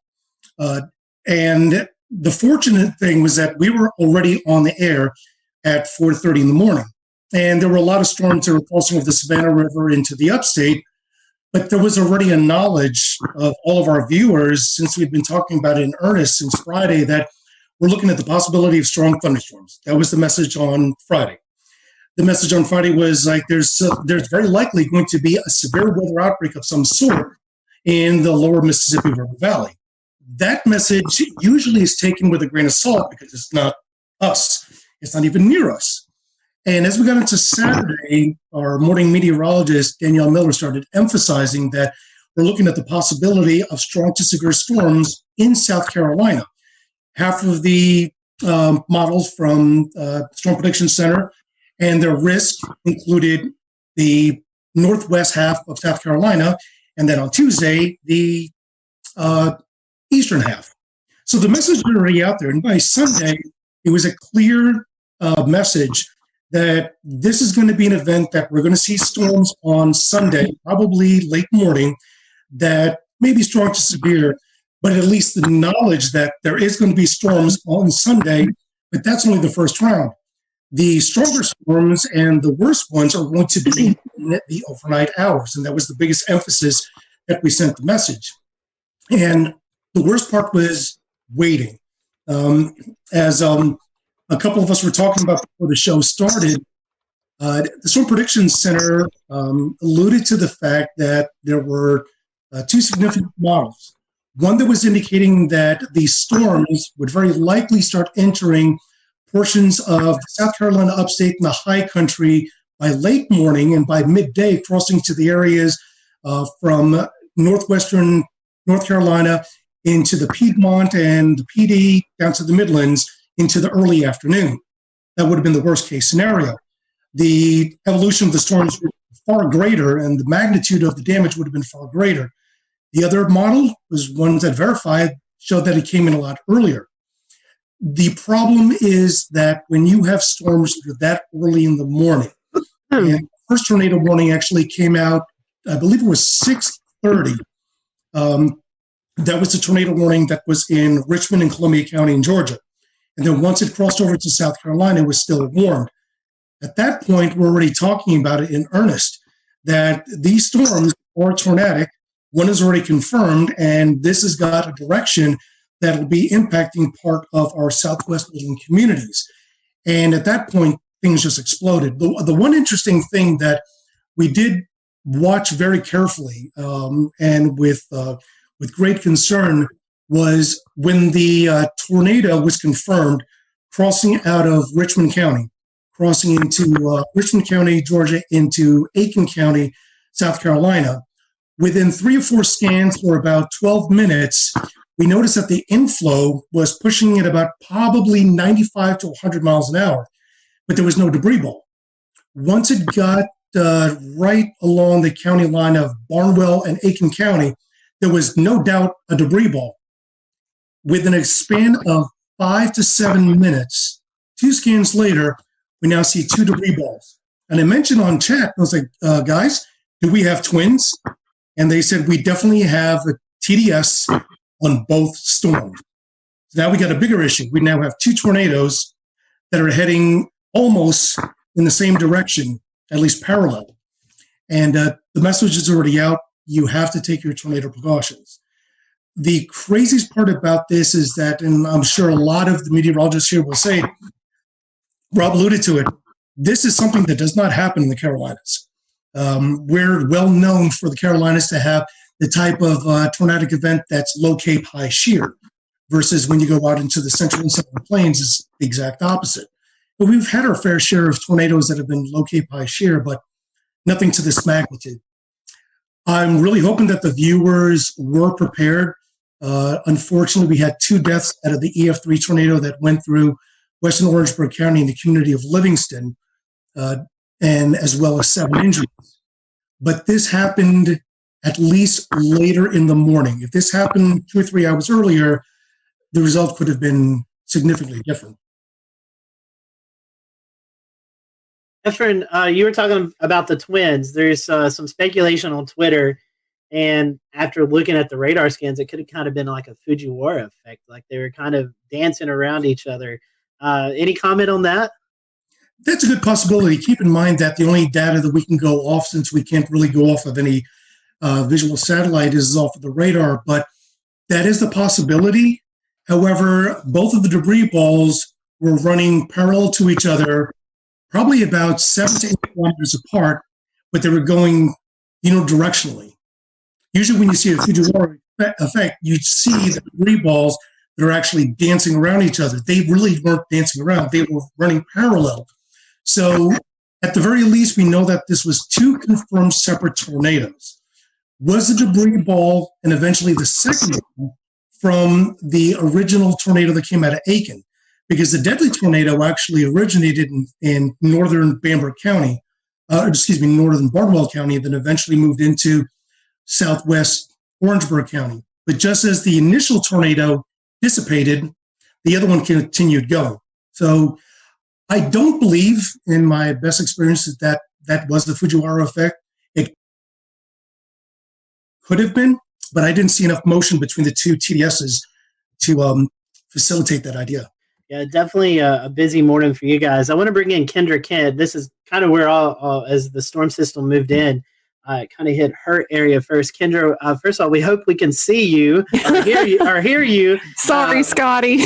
You're fine. We can hear you now. And I just want to ask you, I know you guys kind of started the live coverage first when these storms first moved in. Mm-hmm. Tell us a little bit about your morning and how things went there in the Greenville area.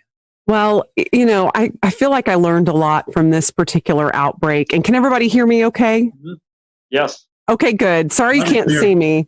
I hooked up to a computer that doesn't have a camera, apparently. Anyway, no, we started the coverage a little after midnight. We had a rogue warning. It was a essentially a shower that just started rotating. You could tell how much dynamically was going on in the atmosphere. I mean, it was just things were beginning to blow up. So I think I knew from about 12:30 in the morning that we were going to have a very, very long night. We ended up with an EF3 tornado. And as we were talking about earlier, that's incredibly rare in South Carolina, especially in the upstate. I feel like we get wedged in so much with cool air. It's so rare we can have all of this come together to produce such an event. And this was the biggest in the upstate, the strongest since 1994. It hit Seneca. We were on air with the storm as it moved into Stevens County, Georgia. And I had a unique experience with it because my parents live in Seneca. And that was probably the first time I had to cover a storm while I was slightly emotionally distraught. And I had Isaac Williams, who's also on here. You just can't, he's also without a video. But he was pointing out the TDS. And as soon as I saw that, I got that panicked feeling. You know, I started breathing a little heavy. I thought, oh my gosh, how am I going to get through this? But we did. And luckily my parents were fine. But I'm sure many of you have been through that because we've all, many of us have lived in these areas for a long time and you get personally impacted by these storms. But what I learned the most is not to underestimate the timing of something. I feel like I didn't write this event off, but I wasn't necessarily expecting anything like this given the time it was coming in. 3 to 6 a.m. I mean, who expects an EF3 tornado to rip through the heart of your area at 3:30 in the morning? And mostly we get these QLCS lines that produce these brief EF0, EF1 tornadoes. That's what we're used to. And seeing something like that and tracking something like that was a true first for me. And, it was just a million different emotions all at once. That's for sure. Kendra, since you said Isaac's there, I'll pose this to both of you guys, both of y'all. You had this coming through the rogue cell, and then like the heart of this event was when people were actually asleep, 12, 1, 2 o'clock in the morning. Talk about how you guys were able to message before the event. And, with this being this late, talk about your schedule too, because I know I was watching the coverage in Chattanooga and hearing of the major damage that happened there. And I'm like, man, I've got to get a little bit of sleep before this comes into our area. So kind of talk about that, because I know a lot of us were watching beforehand to just see what was coming our way. Let's see. Is Isaac's mic up? I think it's muted, but we can. Yeah, okay, it's unmuted. It's unmuted. He's good now. Okay. You go ahead, Isaac. Okay. Thanks for having me briefly. I'm one of the morning people, so I'm like almost up past my bedtime here. But just to kind of with the messaging and any rest. Unfortunately for me, I have plenty of interest in Mississippi and Alabama. That's where I'm from, and for whatever reason, a lot of people still ask me, about the weather there, and they depend on me, and that's great. So I didn't actually sleep going into this event. So that's not uncommon for me because I am a severe weather nut. But that being the case, in terms of messaging, we started talking about it, I think, on Wednesday. Just kind of highlighting the threat for storms. That gave people about 5.5 days, and of course we started ramping up, the wording a little bit more once we got to, Friday and Saturday. And, Kendra always, mentioned, like when I first was hired here, we do get a lot of wedge events, and we started that day in the 50s. And I'm like, back in my head, I thought, what if the wedge holds and, we're going to be seen as like hype people, and that's not what we want, but we don't want severe weather either. I think our message was pretty stern by Sunday morning when we got up and saw they had pulled that enhanced risk over a little bit into the upstate, which I've been here 3 years, not nearly as long as Kendra, but I think that's only my personal third enhanced risk here. So I knew that I see parameters, and parameters mean nothing unless. We'll return to Best of the Carolina Weather Group in a moment. Now your Carolina weather forecast. Here are today's forecast high temperatures for North Carolina. Here are the forecast lows for tonight for North Carolina. Here are tomorrow's forecast high temperatures.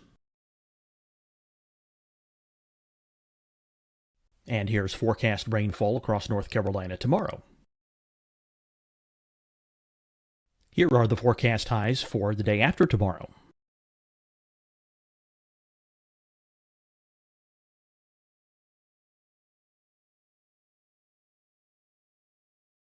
And here's the forecast rainfall across North Carolina for the day after tomorrow. This is the total rainfall forecast across North Carolina for the next 3 days. Here's the severe thunderstorm outlook for today from the Storm Prediction Center.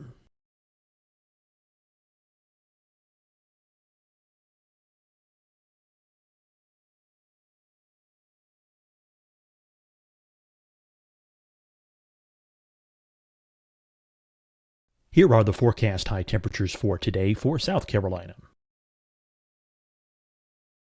Here are the low temperatures for today for South Carolina. Here's the probability of precipitation forecast across South Carolina today. And here are the rain chances across South Carolina tonight. Here are tomorrow's forecast highs across South Carolina. Here are the forecast low temperatures for tomorrow for South Carolina. And here is the probability of precipitation across South Carolina tomorrow. Here's the precipitation chances across South Carolina tomorrow night. Here are the forecast highs for the day after tomorrow in South Carolina. Here are the forecast low temperatures across South Carolina for the day after tomorrow. And here are the rain chances across South Carolina for the day after tomorrow. And South Carolina's probability of precipitation for that night. Here's the Storm Prediction Center's severe thunderstorm outlook across South Carolina for today through tonight. Here's the Storm Prediction Center's severe thunderstorm outlook across South Carolina for tomorrow and tomorrow night. And here's the Storm Prediction Center's severe thunderstorm outlook across South Carolina for the day after tomorrow through that night. Here's the severe thunderstorm outlook for today from the Storm Prediction Center.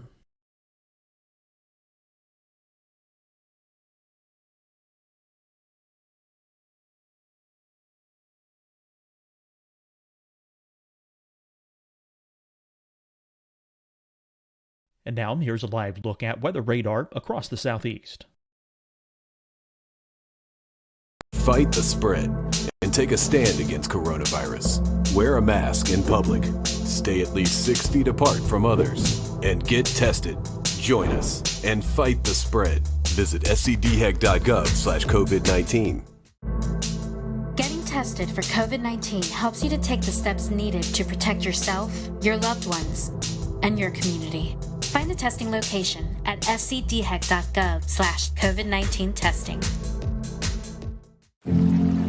Deciding when to wear a mask isn't about who you know or how well you know them. Just ask yourself, will I be with anyone I don't live with? If the answer is yes, get behind the mask. Help slow the spread of COVID-19. Get behind the mask. Learn more at covid19.ncdhhs.gov. Hi, everyone. I'm Dr. Mandy Cohen, Secretary of the North Carolina Department of Health and Human Services. And when you follow the 3 W's, you protect your family and your neighbors from COVID-19. When you leave your home, practice your W's. Wear a cloth face covering, wait 6 feet apart, wash your hands often. Wear, wait, wash. We're in this together. Stay strong, North Carolina. You'll see your Carolina weather forecast at 25 and 55 past. And now back to the best of the Carolina Weather Group on the all-new Carolina Weather Net. But I knew with those parameters that we had the potential to have something, fairly unusual happen. but I wouldn't have had I don't work weekends, so I don't even know if I would have said something about a strong tornado even the night before, just because it's just so rare to get them here. Yeah, and I think just given how late it was at night, and we knew this was likely going to be taking at least some linear form. Yeah, I wasn't expecting that either, and it really it caught us off guard. But to see a TDS like that move through our area, and I know the rest of you all saw that too as South Carolina meteorologists. I mean, just something you don't see every day, and it kind of takes your breath away. They're used to that in Alabama and Mississippi. We just don't get that stuff here. Yeah, and then right after that, right after the Seneca one had briefly lifted right over Clemson, we had the EF2, what ended up being an EF2, another TDS outside of Slater, which that's, almost in the 3,000 feet elevation, in the extreme northern part of Greenville County. That debunks the whole tornadoes can't happen in the mountains thing, Definitely. So we were watching that, Evan and I, because Evan doesn't live too far from the line there. One last question, and we'll come back to you guys later on in the show. But at the time, we didn't know how long the tornadoes were on the ground. But I think one of the tornadoes there in the Greenville, Pickens County area was on the ground for around 8 miles. So this were not also big tornadoes, but they're also long track tornadoes, something that we're not too accustomed to as well. Yeah, again, that was a huge shocker. But when you saw the signatures on radar, there was no doubt that was going to be a large tornado. And they even put that in the wording of the warning, which I was very happy about. I feel like that really brought people's attention up. And the thing you mentioned earlier too, these were happening at 3:30 in the morning, probably the worst time a tornado could hit. I mean, when people are in their deepest sleep, and all you can do as a broadcaster is beg people to wake up their kids, get their dog, whatever they need to do, get to their lowest level. And so I feel like this was one of the scariest nights for our viewers, hands down, and no less scary for the rest of the state, of course, but at least it was more toward daybreak for some of you guys. But yeah, for us, it was just the dead of night, and we were just hoping that people were heeding the warnings. Right. And for sure, with that, with the Seneca one, we were in a situation where the TDS was so strong, so fast. Like I don't want to say it came out of nowhere, but like that TDS appeared and it was like violent looking, like on the first scan that I saw. And we were dealing with the situation, like once it went past Clemson, I think we had debris fallout on CC, so we weren't positive that it actually wasn't still down because it still looked like, something could be there. You thought it was like debris being fanned out or whatever, but you weren't sure, even though the circulation looked a little weaker. But I'm like, we're not going to take any chances with it. Obviously the tornado warning was still in effect. And, that was another little unique challenge, is that I've never actually dealt with debris fallout before, where we said, okay, well, this signature is debris, and yet something similar was happening down the line. And we're like, well, this may be actually debris that's still being lofted, but the tornado's not still down. So it was a very unique situation. Again, Kendra keeps bringing this up. It was in the middle of the night at 3:30 in the morning, but I feel like people were wide awake and they were watching and they were prepared, which is good. All through the days, we were like, Kendra made a graphic, I think on Thursday, that said, what do you need to do? It was just like a simple little headline graphic, but it was like so informative about charging your batteries, keeping your phone on not silent if you sleep with it on do not disturb. I remember saying Friday morning, what you can do, you can, sleep with it on loud for one night, because it can help save your life. So it was a insane, again, I worked in Mississippi. I've dealt with, plenty of tornadoes in my day, but yet this is still a first for me as well. All right, and I'm going to go ahead and bring Ed Petrowski from WPDE in Myrtle Beach. And Ed, we saw what looked like the tail end of this Hampton County tornado pop out all the way over at Murrells Inlet. Brad Panovich was nice enough to share a link with us. I'm going to pull it up here and share my screen. Let's see if we can get it to work here.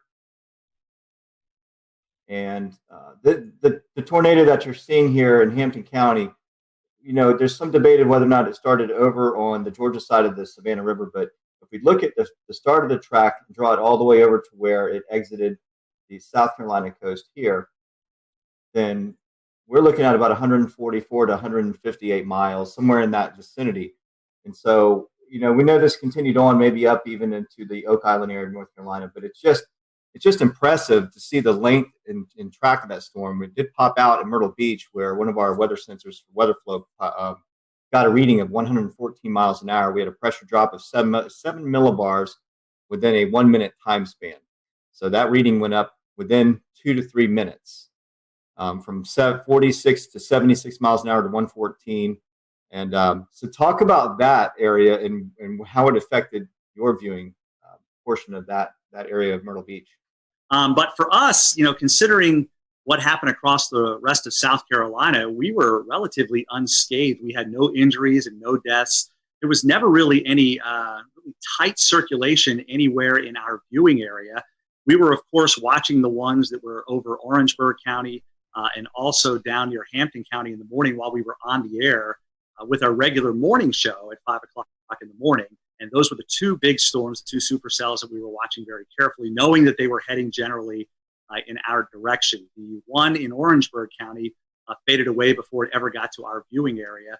But the one in Hampton County that eventually went over Monk's Corner, eventually got into Georgetown County, and they warned for that one where there was EF1 damage done in Sandpit and Graves. And then you hit a really populated area on the south end of the Grand Strand where Litchfield Beach is located and Pawleys Island as well. And they both took a hit on EF0, EF1 tornado. There was substantial damage done to trees and even some homes in Litchfield Beach and also in Willbrook. In fact, one of the things about a lot of people being home is a lot of people took video. So we were able to get pretty good video of at least damage and high wind knocking over trees, but not necessarily a tornado touching down. And then, of course, it went out over the ocean, became a water spout, and that's when it rolled over the Murrells Inlet jetties with the recording of 114 mile per hour winds. And, I look back in that and I think, my goodness, if that was just a couple of miles west of there, we would have had substantial damage on the south end of the Grand Strand. And if it had paralleled the Grand Strand coast, it could have buzzsawed the entire Grand Strand, nearly 60 miles with extensive damage. So we were very fortunate that it actually went out over the ocean. And that was really the only set of tornadoes from that particular supercell that we had in our viewing area. Although I will say in Marlborough County, which is just to the east of Chesterfield County in the northern part of the state, we had a massive microburst of 110 mile per hour winds that did substantial damage in Wallace. And of course, everybody, when they get that kind of wind, thinks it was a tornado. But in reality, it was a microburst. Although on radar, it did have some rotation. It wasn't very tight there either. But Steve Paff, who works with the National Weather Service in Wilmington, those guys do a phenomenal job. They went out and did the survey yesterday and were able to pinpoint where they had 80 to 110 mile per hour winds. And, typically for us, in the summertime, we get those pulse thunderstorms where we'll get 60, 70, maybe 80 mile per hour winds with a collapsing thunderstorm. But in all the years I've been here, I can't recall one time where we've had a microburst that caused 110 mile per hour winds. But you hear it all the time. They're just as damaging sometimes as tornadoes. Wow, that's pretty impressive. Yeah, just looking at that, the one at Litchfield, they classified as an EF2. Do you think the Waccamaw River Basin had something to do with reforming of that, or do you think the mechanical features, right, when it came to land, maybe help with strengthening or re-intensifying that system? Yeah, there's a lot of, I don't know if you want to call it debate, but there's a lot of speculation out there that there could have been some sort of a influence of the ocean, the wind coming in off the ocean at that time, perhaps creating some sort of a boundary to help intensify the storm itself. But yeah, it was an EF0 over Litchfield Beach, and then it blew up to an EF2 when it went over the Murrells Inlet jetty. So it got pretty strong fairly quickly. And again, we were lucky that was over the ocean. Literally, the jetties are only a couple of 100 yards away from very populated areas of Garden City. And we had two different people that have homes there who have their home weather units, and they both registered 71 and 72 mile per hour winds respectively. So literally within a couple of 100 yards of where your unit is, we had those measurements. So you can see how tight the wind gradient was between Garden City and the actual jetties themselves.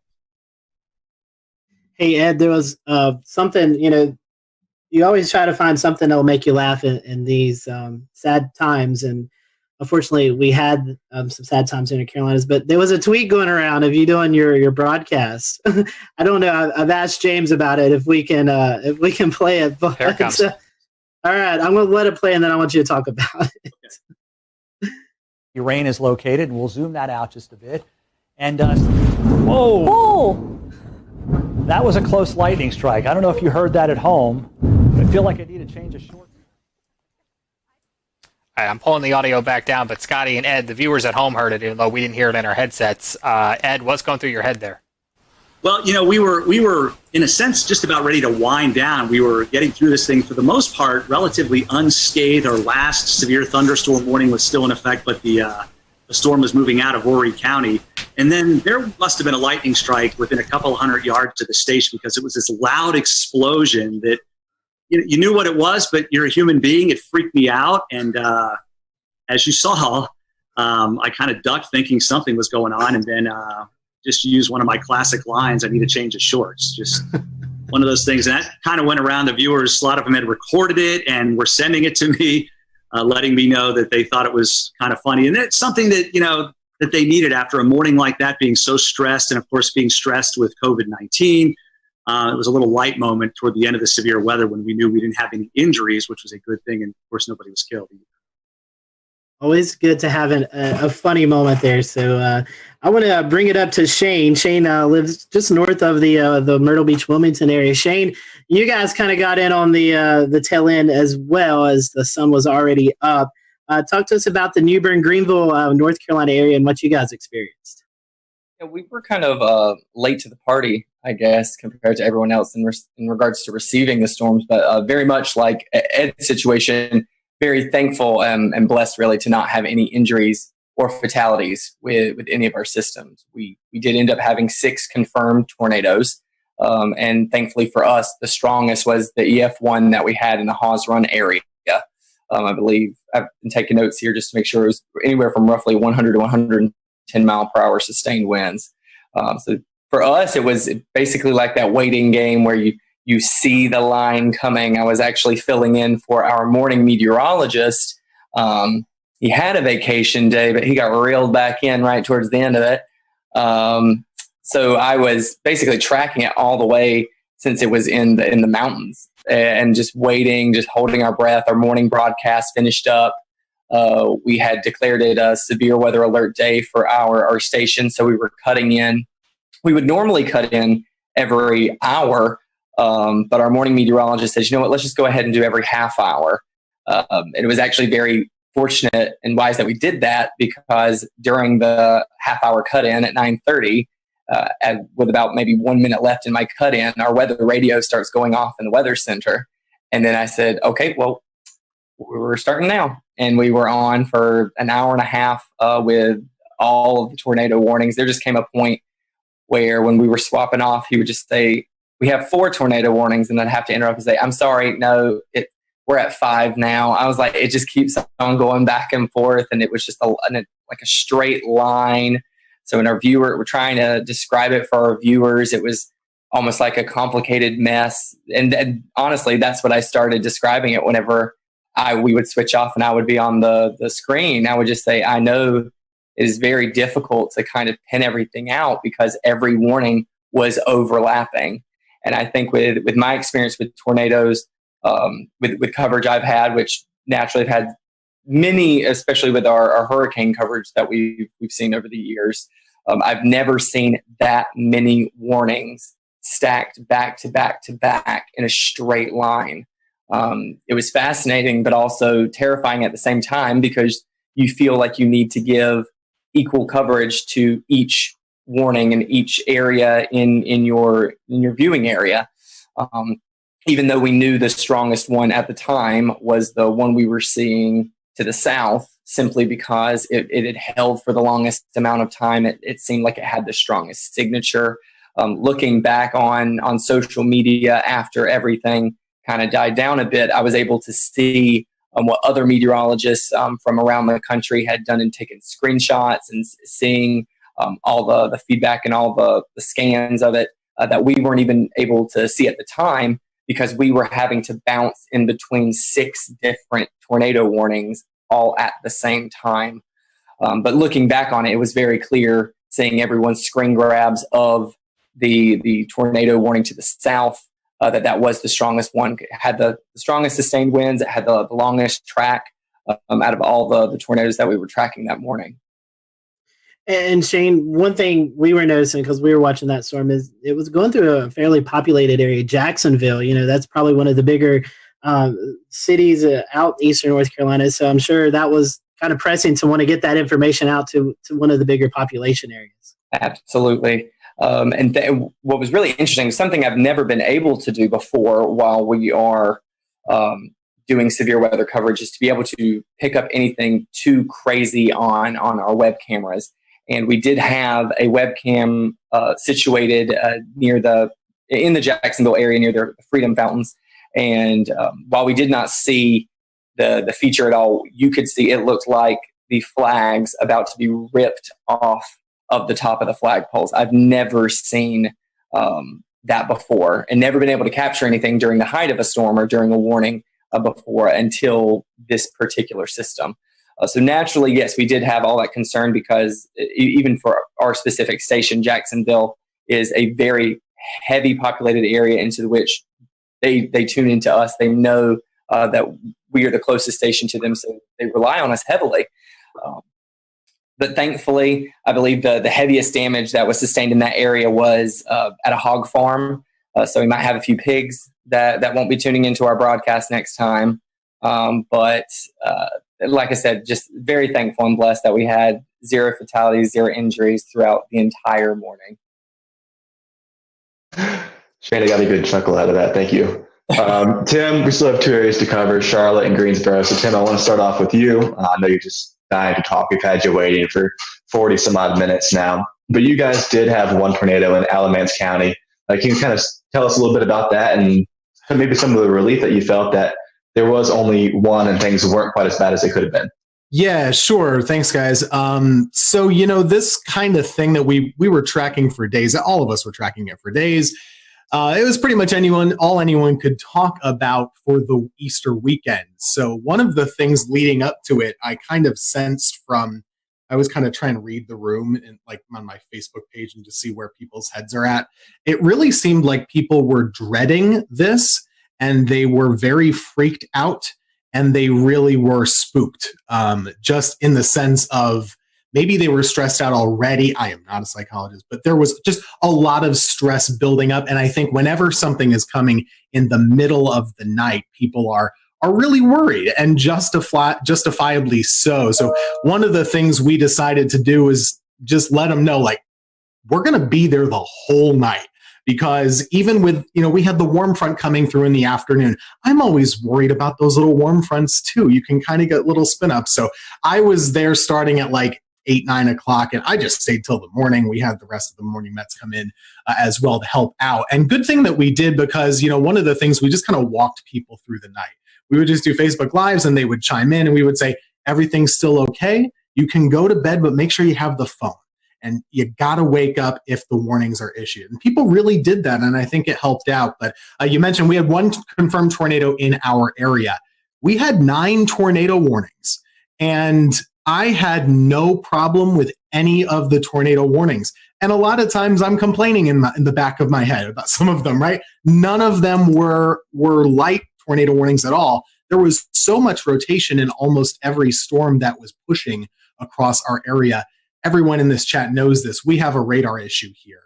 The radar beam is so high. So, of course, when we're showing these warnings, it's showing more mid-level rotation. It's not at the ground. So all we can do is say, hey, this storm is spinning like crazy. Our first tornado warning came in at 4:20 in the morning, and we had continuous tornado warnings until 7 in the morning. So we were on for a while with all of those different storms. And it turned out that the last one in Alamance was the one that, in fact, was confirmed. And we confirmed it on air, too. We were watching it, Taran Kirksey and myself, and there was a clear as day debris ball just a few scans after the first couplet showed up. So I believe they talked about this in South Carolina, too. Some of these, they formed, they came right down, and they did the damage right away. And it was very quick. And thank goodness, the Weather Service did a bang up job. They had a warning on it right away. And we were just bouncing around. It was a very busy morning. But I think people were very appreciative that we were there the whole time with them, just kind of holding their hand. There's this storm. Here's what you do. Grab the kids, grab the dog, put a helmet on, put shoes on, and get ready to go. And, we made through it. Thankfully, there weren't there were no injuries or fatalities in that one tornado. On the same token, in the squall line itself, we did have a tree, unfortunately, kill somebody in their home. And one of the things with this line that we also tried to do, you have to give the highlight coverage to the tornado warnings. But this whole squall line, we knew it was capable of putting down 80 plus mile per hour gusts. Just with all the wind fields. So we did try and bounce around and say, hey, you're not in a tornado warning in Guilford here right now, but this line is nasty. So you should probably be in your safe spot too. So it was a very busy morning, but we anticipated it. Everybody in the weather enterprise talked about it for days. People knew about it. And I actually think it's a big success story that in the middle of the night, people were still well prepared and took good action. And the fatalities really, I think, were minimized, at least in the Carolinas, as far as I could. Tim, you're already kind of making my transition easy, because the second question I wanted to ask was about, there was some information going around on Facebook before the storm that was a little bit unsettling for a lot of viewers, and it was definitely not accurate information, but I know that you were definitely a part of reassuring your audience that the storm, while yes, it's definitely going to be dangerous, this is not something that they couldn't handle. Talk about the importance of the trust that your viewers have in you, and how you're the source where they get all of the information from. Social media is a blessing and it's a curse, right? Like it gives good information and it gives bad. There was some post floating around out there that was advertising potential for EF5 tornadoes in North Carolina, even though we've not had one before on record. But people were freaked out initially. We of course saw the damage in Mississippi and Alabama. That can freak people out here when they know it's coming our way. So, one of the things I tried to do in the days up leading to the event is, everyone's freaked out right now just in life. I don't get freaked out by weather. I'd get freaked out a little bit about this pandemic, if I'm being honest. So one of the things I told them was just saying, hey, we're living in crazy times. We don't know exactly what's going to happen with daily life with this virus and stuff, but we know how to handle severe weather. We have the technology. We do this every year.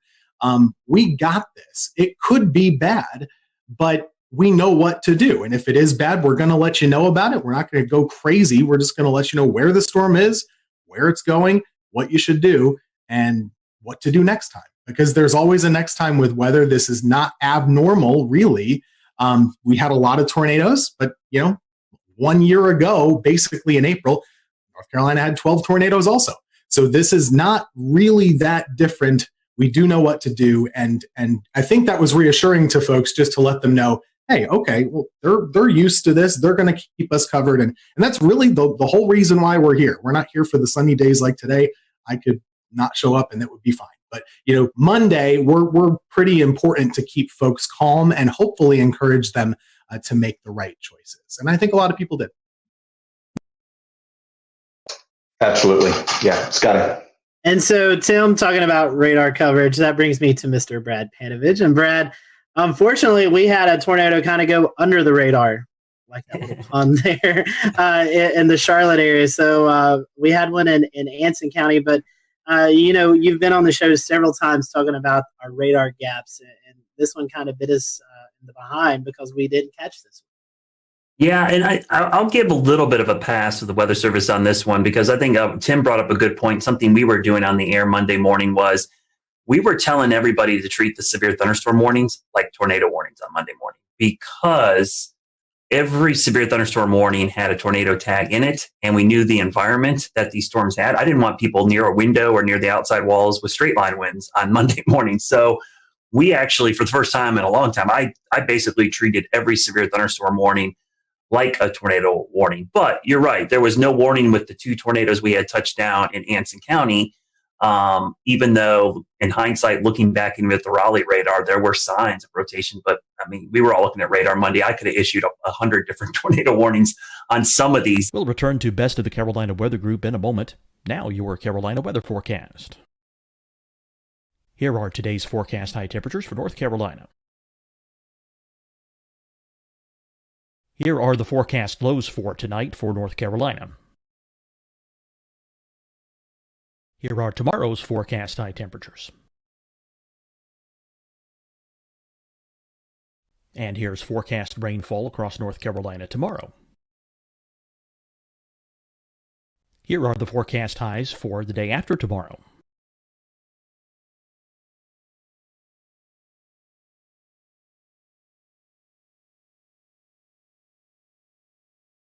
And here's the forecast rainfall across North Carolina for the day after tomorrow.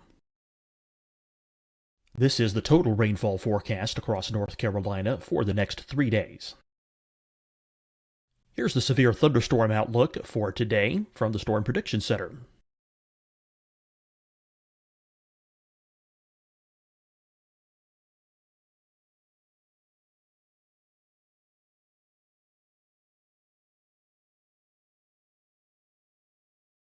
Here are the forecast high temperatures for today for South Carolina. Here are the low temperatures for today for South Carolina. Here's the probability of precipitation forecast across South Carolina today. And here are the rain chances across South Carolina tonight. Here are tomorrow's forecast highs across South Carolina. Here are the forecast low temperatures for tomorrow for South Carolina.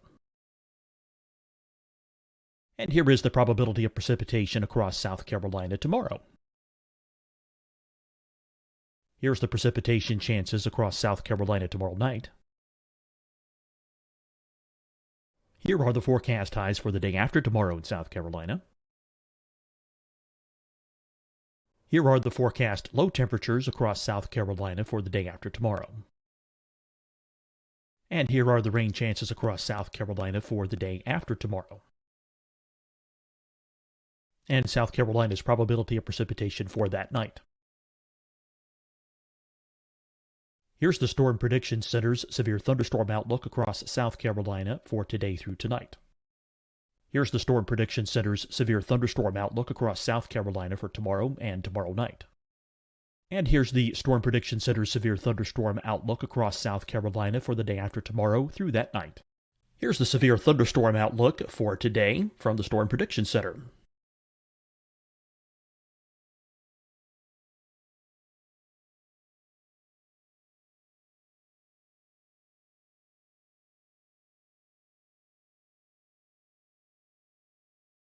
And now here's a live look at weather radar across the southeast. Fight the spread and take a stand against coronavirus. Wear a mask in public. Stay at least 6 feet apart from others. And get tested. Join us and fight the spread. Visit scdhec.gov/COVID-19. Getting tested for COVID-19 helps you to take the steps needed to protect yourself, your loved ones, and your community. Find the testing location at scdhec.gov/COVID-19 testing. Deciding when to wear a mask isn't about who you know or how well you know them. Just ask yourself, will I be with anyone I don't live with? If the answer is yes, get behind the mask. Help slow the spread of COVID-19. Get behind the mask. Learn more at covid19.ncdhhs.gov. Hi, everyone. I'm Dr. Mandy Cohen, Secretary of the North Carolina Department of Health and Human Services. And when you follow the 3 W's, you protect your family and your neighbors from COVID-19. When you leave your home, practice your W's.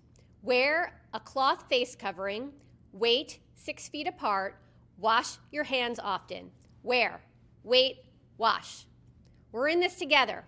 Stay strong, North Carolina. You'll see your Carolina weather forecast at 25 and 55 past. And now back to the best of the Carolina Weather Group on the all-new Carolina Weather Net. Probably a tornado in there. There were several times I saw little couplets trying to spin up where you saw that that inflow notch starting to increase, and you're waiting for the outflow to kind of kick in, and it never did. So, there probably was numerous small spin-ups in there that we never recognized, but it does highlight the same issue, right? We've had this huge radar hole over the Charlotte metro area that goes up into the Greensboro metro and really out towards the Fayetteville area. It's kind of that triangle of just horrible radar coverage. So the Raleigh office, they're trying to issue a warning in Anson County, which is basically closer to Charlotte than it is Raleigh. And the two radars they're looking at is Raleigh, Greer, and a terminal Doppler at Charlotte Douglas, which doesn't actually have the range to make it into Anson County. So it's a tough situation in a morning like that. Unfortunately, that tornado did damage about 10 homes. It was an EF2, and we had several farms damaged. So it did quite a bit of damage, actually picked up a couple mobile homes. But it does highlight the issue. I just hope that at some point, I think this COVID-19 thing has kind of set back our North Carolina radar project to do some private-public partnerships. But this problem's not going to go away. And hopefully in the very near future, we'll have the goal is to have 3 C-band million-watt dual-pole radars spaced out over that radar gap to enhance radar coverage going forward. But man, that was, every time this happens, I'm like, I wish I had a better look. I wish I had, especially that time of the morning when no one's spotting these things. You need that radar coverage, and it really makes it difficult. And I'll just say one of the things about the coverage that morning, everybody knew this was coming. The only messaging issue that I had with this whole event was because of the timing being between day 1 and day 2 outlooks from SPC, there was a lot of disconnect about this thing like skipping over us. And the one thing I tried to do Sunday night and Monday morning was like, hey, you got to understand the day 1 outlook goes from 8 a.m. Sunday to 8 a.m. Monday. And then the new one comes out for Tuesday. It's 8 a.m. Tuesday to 8. And so it looked like it was going to jump over the Piedmont, but it really was just an artifact of it being right at that time of day between the 2 outlooks. So that was the only issue I had communicating.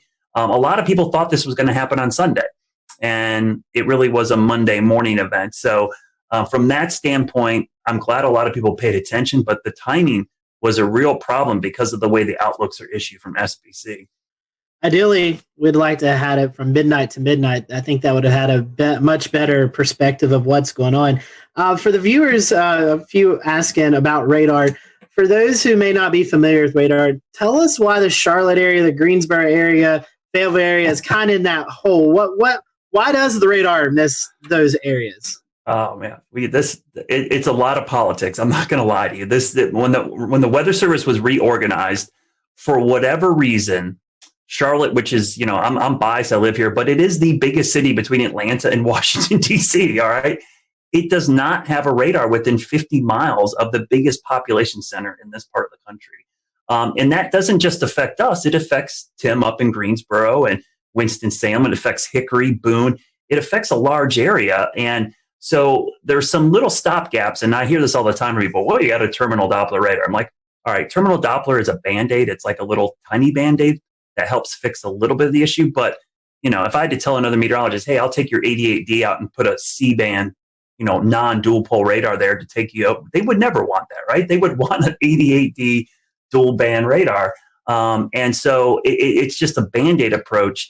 And we just have a huge issue with it. And it's unique to Charlotte. We are the biggest city in the country that does not have a radar within 50 miles of the city. So luckily, local governments are recognizing this problem. We've brought it to their attention. I think everyone brings up their phone app and goes, oh, we've got radar coverage. A lot of people don't understand that radar are like cell phone towers. The farther away you are from the dish, the worse your reception is. And so in Charlotte, we got this big population center, and our closest radar or set cell phone tower is in Greer, South Carolina. So it makes it incredibly difficult. It's not that we don't have any coverage. I don't want to make it feel like, we're in this giant hole. We just have degraded coverage. We have really poor coverage. We have 1 bar on our cell phone. We want 5 bars. So what we're trying to do is get that radar closer because the radar beam, as you see in the picture right there, thanks, James, the radar beam goes in a straight line, but the Earth curves. So by the time the radar beam gets to Charlotte, depending on which part of Charlotte you're in, it's at 8,000 to as much as 10,000 feet above our heads.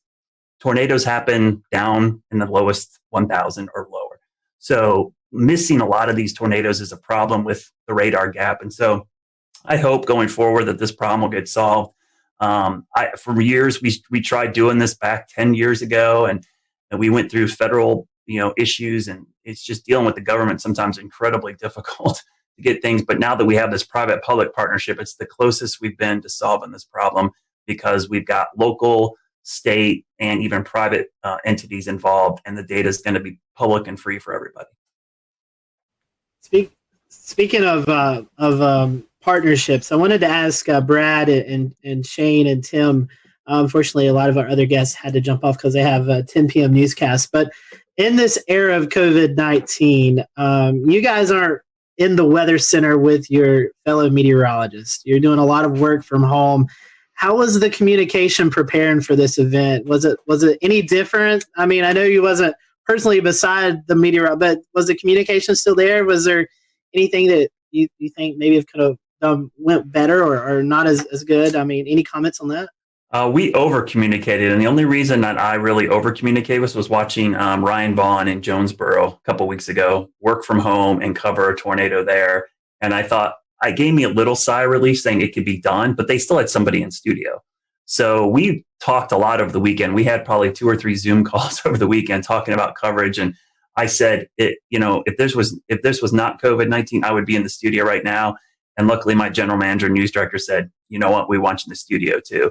So for the first time in a month, I was actually in the studio instead of home. And I worked in the morning show. Normally, I'm an evening shift person, but I came in and tag team with Larry. We did do social distancing. We never crossed paths. We stayed away. I stayed in one location, which unfortunately meant I didn't get to go to the key wall, but I could be in the weather center with a standing shot and do it. So I think, and to answer your question, Scotty, we actually over-communicated, probably more so than we ever had because we knew the logistics of this was going to be really problematic.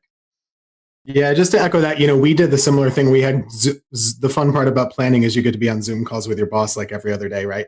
So we had a lot of Zoom calls just like this, and it made planning a little bit more tricky because we really had to advocate for the necessity of being in the studio. And it's not just a presentation thing, like that's somewhat cosmetic, but I don't have a generator at my house. None of the folks on our weather team do. So that was really the thing. What if? And we have 3 folks working, but it could sure happen that all of us lose power. So we really needed to be there. But when we were, we have a separate room key wall. I was there. I didn't talk to anybody. You can see Ruben is and zooming. Then in the studio, Taran Kirksey was there in front of a monitor wall with a computer with our graphics.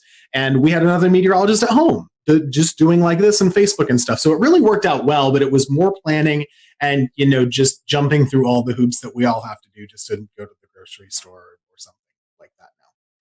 Strange. Yeah, I think kind of just like adding on top of that, this situation has brought anything, it's teaching everyone, in a communication field how to communicate even more, or the importance of communicating more. In our case, we are still fully broadcasting from our station. We don't work from home. I typically will do noon shows twice a week, and then I do double shifts on the weekend, all of our morning and all of our evening shows. So I'm usually the only one in the station for the meteorologists on Saturdays and Sundays anyway. So I was closely monitoring it. And whenever I saw it on one of my weekday shifts, I think I had sent an email out and said, I think we should go ahead and just start having a plan in place. This is our first time trying it with social distancing. So I think it's even more important that we start planning further in advance. And I just think these are times like this where you do learn how crucial communication is between a team. And I think it really applies for all fields, not just our specific industry. We started it with an email chain. We did not do Zoom conference calls because I don't like my employer to know how many times I'm wearing pajamas when I'm on the call. So it is all on the phone only. But at the end of the day, you're keeping in touch with them. You are making sure that there's consistent points that are going to every single one at every level so that everyone is on the same page.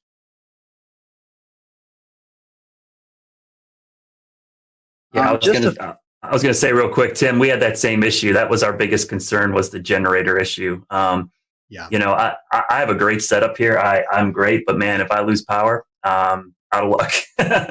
I have backup for my router, but I don't have backup power to my computer or backup power to any of the lights. So that was a big concern. And I thought for sure with just the wind field that we were going to have trees and power lines down all over the place, so we would lose power. So yeah, that was an easy call for us. And honestly, it was kind of nice to be in the station. Not that I wanted to be covering severe weather at 2:00 in the morning, but man, it wasn't nice. That's the first time I saw my morning meteorologist in a month. So yeah. it was really cool to be in there.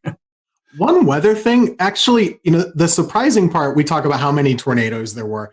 We kind of expected a lot of tornadoes. The fact that the wind field didn't materialize as much in regular severe thunderstorms, I thought was surprising. There wasn't a lot of widespread damage in the squall line. There was a lot, but not as much as I thought there maybe could have been. Yeah, I agree. Only thing I'll say is that, and I'll give a shout out to Shay and WeatherFlow, because I have 2 WeatherFlow stations on my roof. I had 30 minutes of continuous gust over 50, which was the highest sustained gust above 50 since probably Hurricane Michael came through here. I've had those things for 2 hurricanes passing overhead, or at least the remnants, and that was by far the highest. So yeah, it was really impressive. And what happened in our viewing area was we had a lot of wake up calls. People just heard that roaring sound of the wind and the rain hitting their windows, and people were freaking out. They woke up, and so it was easy for me to get people to act because it was so loud. It woke people up from a sound sleep. That sound, and we had a lot of people sheltered in their bathroom for these straight line winds. But yeah, I'm surprised we didn't have more damage, Tim, but I was really impressed with the data from my roof. I looked at it and I'm like, I actually had a camera up there that swung around and broke off, and I had to fix it again because my house got hit by a tornado back in February. So and I had a 71 mile-an-hour wind gust with that storm. So it's been crazy having all these events at my house and having this data now collecting from my house. My wife's texting me. She's like, the kids are freaking out. Should we go downstairs? I'm like, yes, go downstairs. Well, Brad, what a way to QC those stations with a camera breaking, right? And then the stations are still standing. But I mean, that's pretty impressive if you think about the mechanical features over land, how trees and other homes block wind, and you're still getting gusts like that. You could almost assume that just above homes, right at the treetop level, probably several notch stronger just because of those mechanical features. But yeah, even here along the coast, just like Tim said, I was surprised we didn't see a lot of those, those gust fronts or there's really strong convergences right ahead of the storms. It never really materialized here. I mean, we got 30 to 40 knots, and then maybe one little spike upwards, but we didn't see any of these big blasts of wind like we normally do here at the coastline, where the energies just drop out of the storm, and then we get a long line of really strong wind. So that was a good thing because it was less damage over the entire area, even though we did have one tornado along the coastline, immediate coastline, and even one just inland. But a lot of folks just saw a lot of heavy rain, lightning, and just some gusty wind at times. It wasn't terrible. So, I mean, there's a little bit of reprieve from that storm, at least here along the immediate South Carolina coast, except for Murrells Inlet area and Litchfield. Yeah, so today's date, I think, is kind of significant, too. The initial thing we were going to air today was going to be about the 2011 tornado outbreak that everybody really thinks about when they think about the strongest storm system maybe they've lived through or seen. We chose to do this instead because this was such a significant severe weather outbreak. Going kind of back to you, Brad, and anyone else who wants to talk about it, is there any sort of feedback that you're receiving from the public that this is going to be kind of the new thing in their heads as the biggest severe weather threat that they've seen, or how do you think this compares as far as response to what we kind of saw on April 16th, 2011? I remember that April well because that is the highlight of that month, but there were 4 separate significant severe weather events back in April. We had a derecho, we had baseball-sized hail, we had the tail end of the Tuscaloosa tornado outbreak actually affect the Carolinas. And then April 16th, which I remember that night because I stayed up all night long and watched that line of supercells pass over Charlotte, not touch down, and then immediately as the sun came up, start spinning. But I think what helped us out on Monday, 2 things. One, COVID-19, everybody's home. They're sheltering in place already. But 2 was our tornado outbreak back in early February. that was still fresh in a lot of people's minds. We had significant tornadoes that morning, and that wasn't too long ago. And that was in Charlotte. That was, we had EF1 damage across a big chunk of South Charlotte, including my backyard. So I think that in the back of people's minds helped. And anybody who's worked in emergency management or done this, the level of preparedness is only as good as your memory of the last disaster. And in this case, having that last disaster kept people prepared. And so they were kind of ready for this. Yeah, for here, this one is not going to be remembered for years for most of the Piedmont area, and at least near the Triad, I wouldn't say, except for the folks who actually were in the tornado path in Alamance County. Just to add to this time of year, it's always very busy. 2 years ago today is the anniversary of the Greensboro tornado, which is still so fresh. We had a reporter do a story today. How is East Greensboro doing? The answer is, still not great, unfortunately. It was a really rough urban tornado, a strong EF2 that came right through the city, stayed on the ground for 30 miles, all the way up basically toward the Virginia border.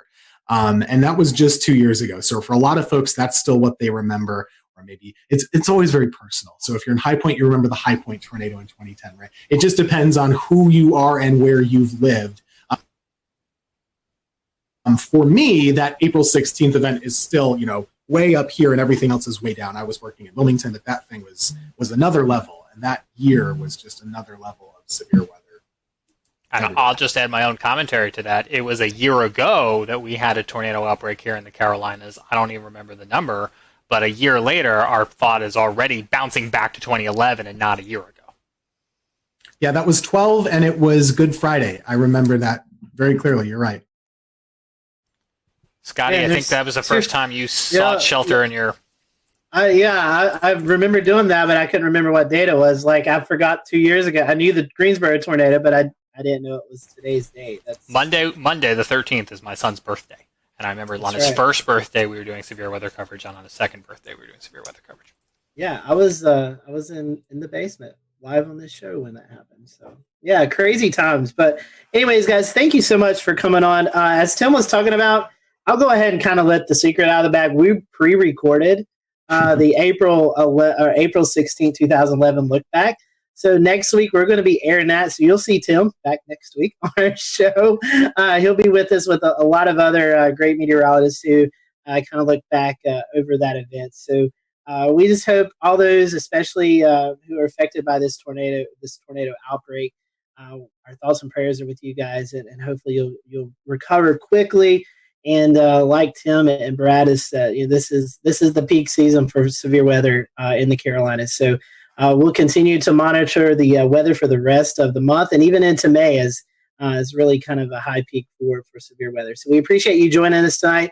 Big thank you to all of our guests tonight. This was a last-minute show, and we got coverage from every market except the Raleigh market, but I don't really think there was much going on in severe weather-wise with tornadoes in that market. So we appreciate everyone coming on tonight, and we will see you back here next Wednesday night for another edition of the Carolina Weather Group, and we hope you have a safe and happy weekend.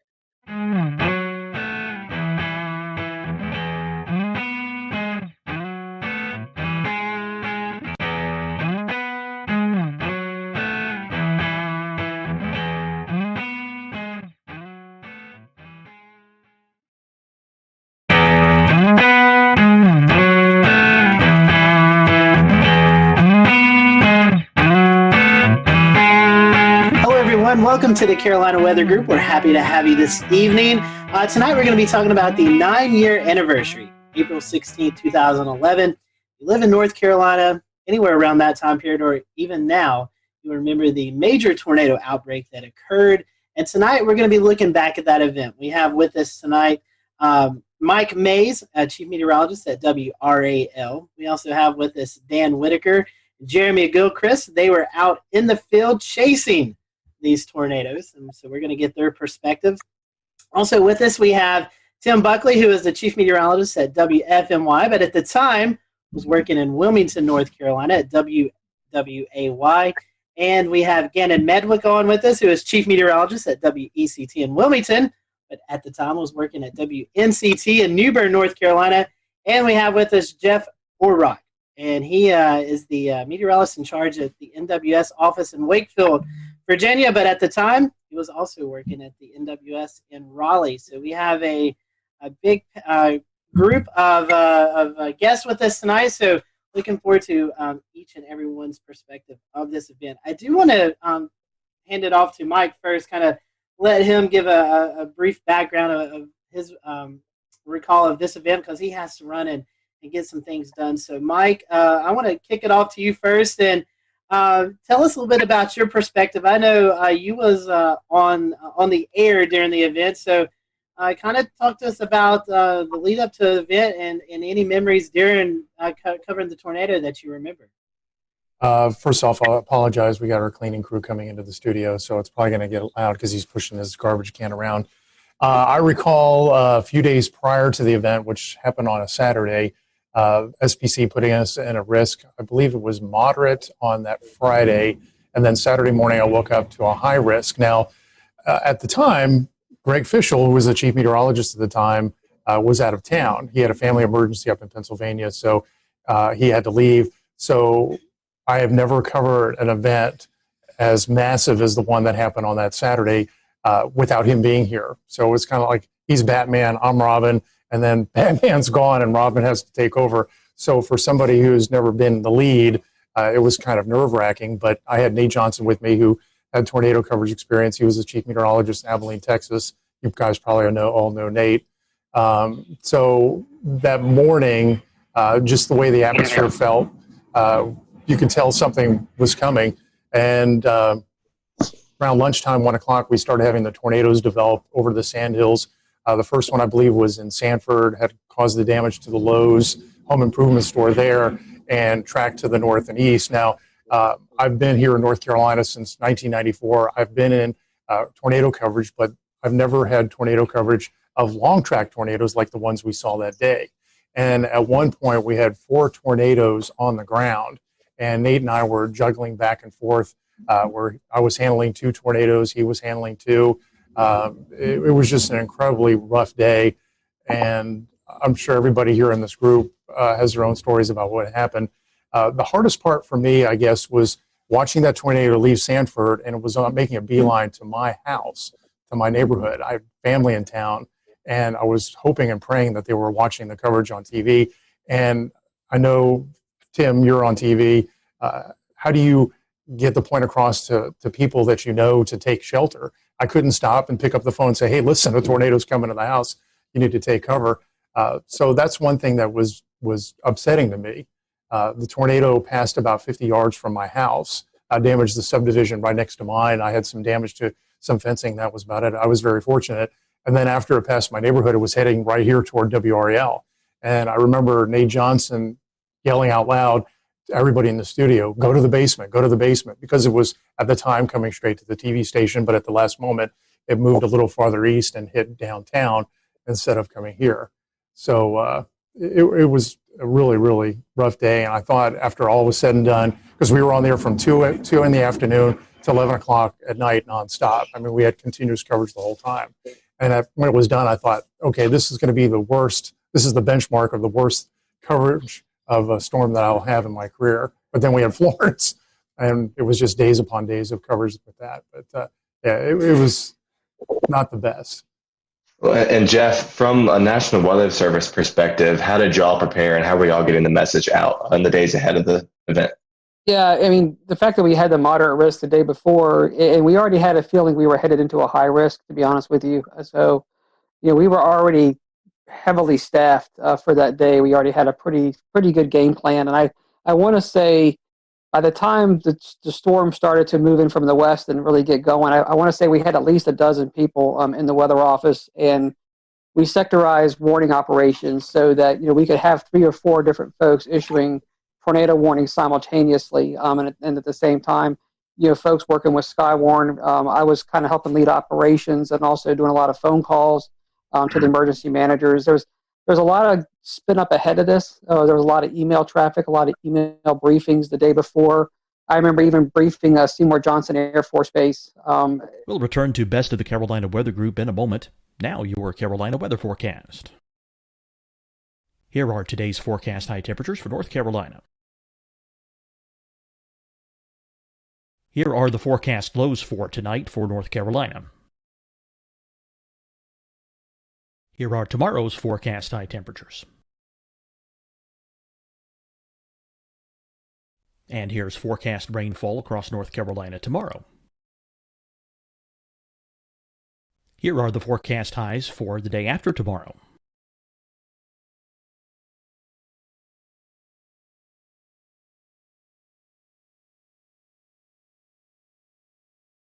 And here's the forecast rainfall across North Carolina for the day after tomorrow. This is the total rainfall forecast across North Carolina for the next 3 days. Here's the severe thunderstorm outlook for today from the Storm Prediction Center.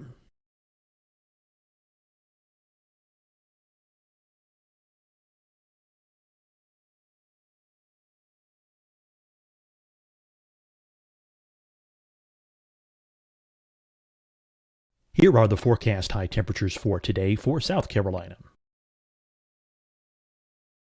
Here are the low temperatures for today for South Carolina. Here's the probability of precipitation forecast across South Carolina today. And here are the rain chances across South Carolina tonight. Here are tomorrow's forecast highs across South Carolina. Here are the forecast low temperatures for tomorrow for South Carolina. And here is the probability of precipitation across South Carolina tomorrow.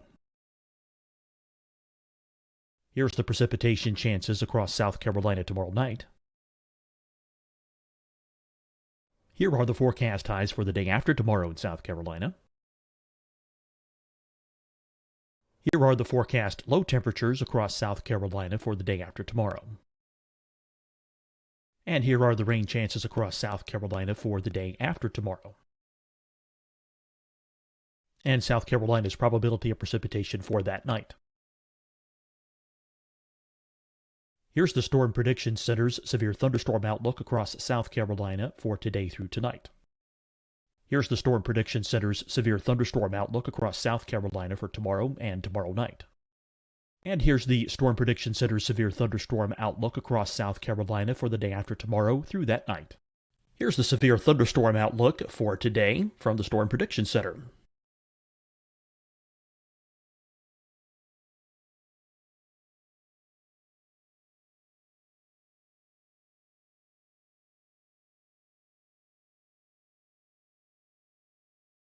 And now here's a live look at weather radar across the southeast.